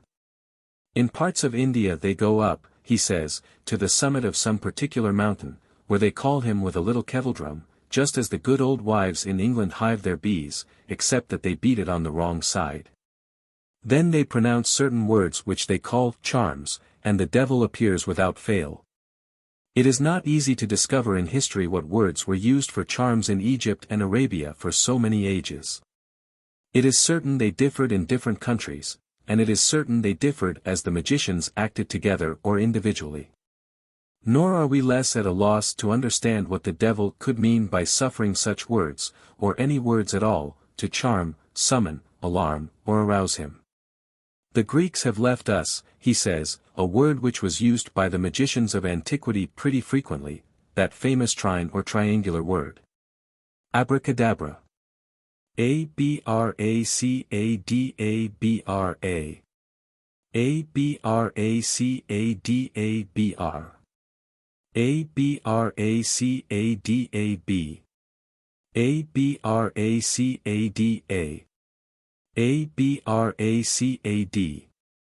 A-B-R-A-C-A.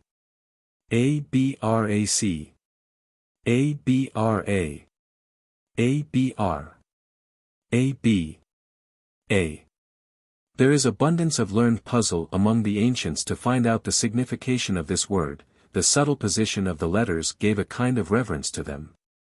Because they read it as it were every way, upwards and downwards, backwards and forwards, and many will have it still that the devil put them together, nay, they begin at last to think it was old Legion's surname. And whenever he was called by that name, he used to come very readily. For which reason the old women in their chimney corners would be horribly afraid of saying it often over together, for if they should say it a certain number of times, they had a notion it would certainly raise the devil.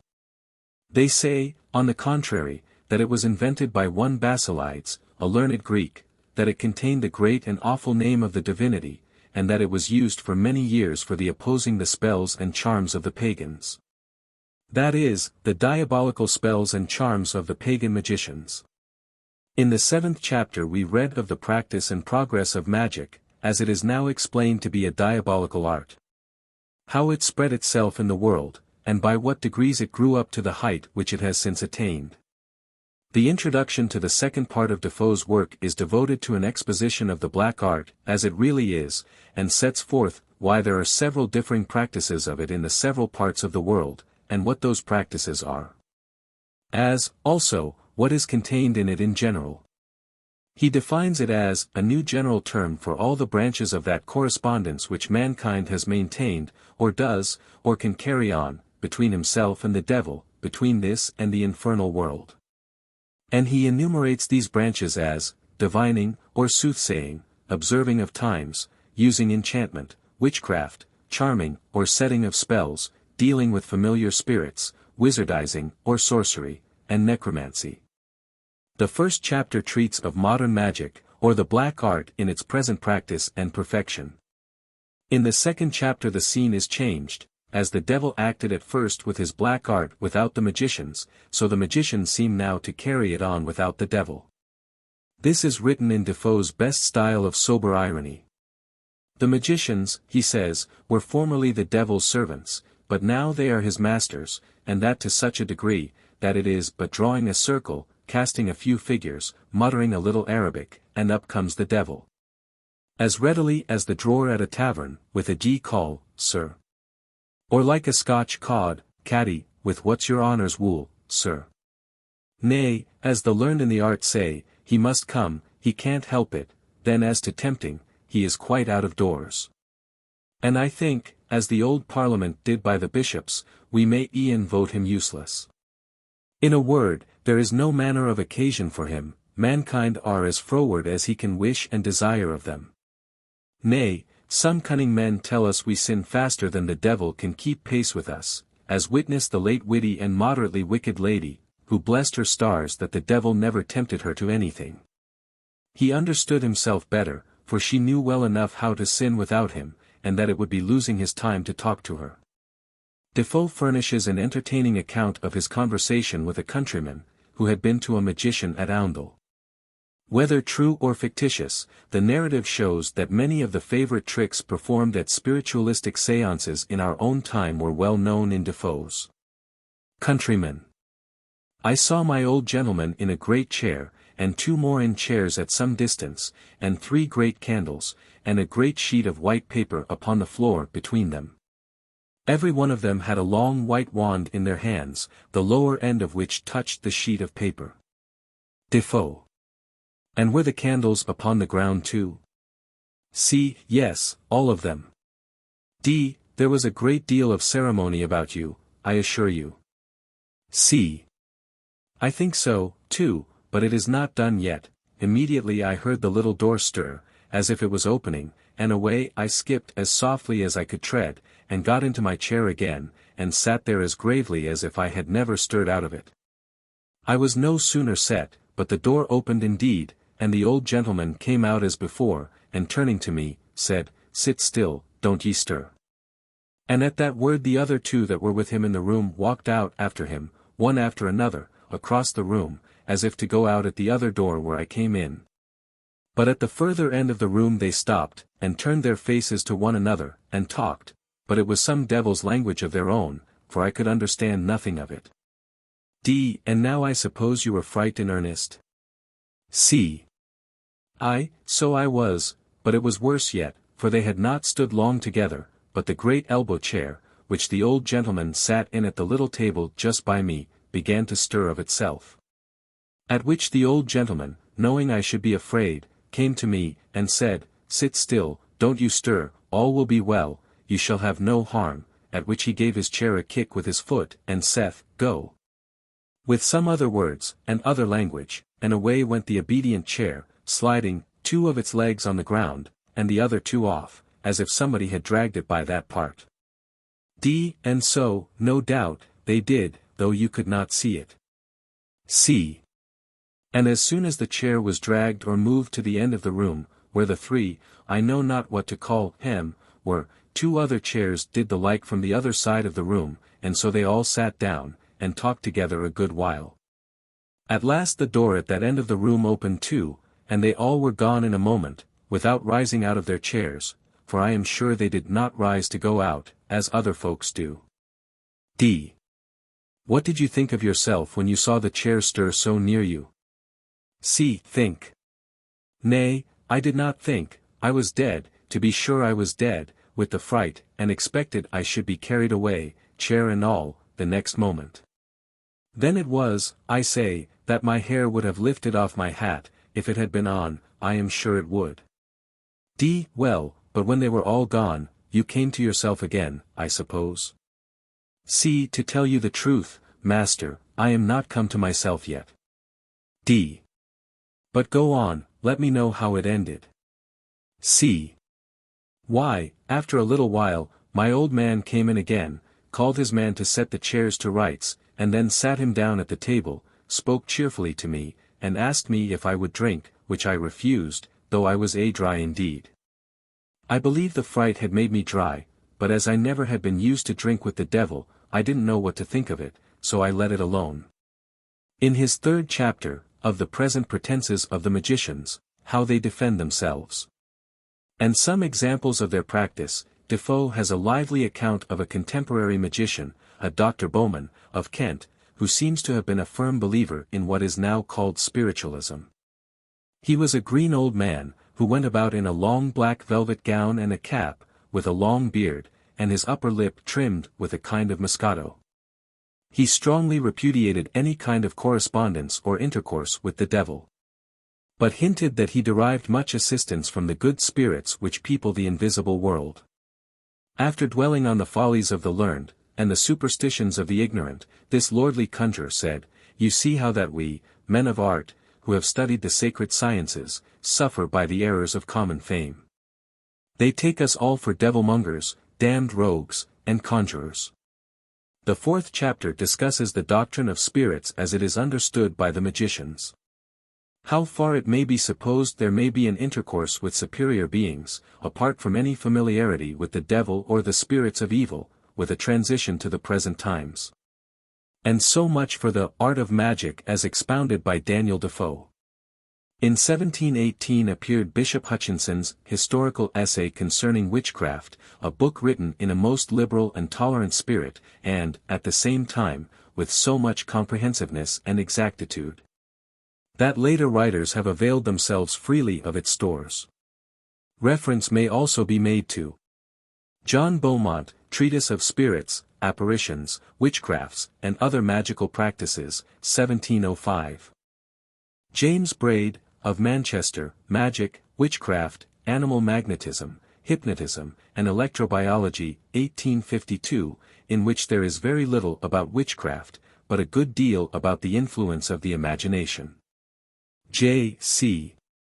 Calhoun, History of Magic, Witchcraft, and Animal Magnetism, 1851. Reverend Joseph Glanville, Saggicismus Triumphatus, or, A Full and Plain Evidence Concerning Witches and Apparitions, 1670. Sir Walter Scott, Letters on Demonology in Witchcraft, 1831. Howard Williams, The Superstitions of Witchcraft, 1865.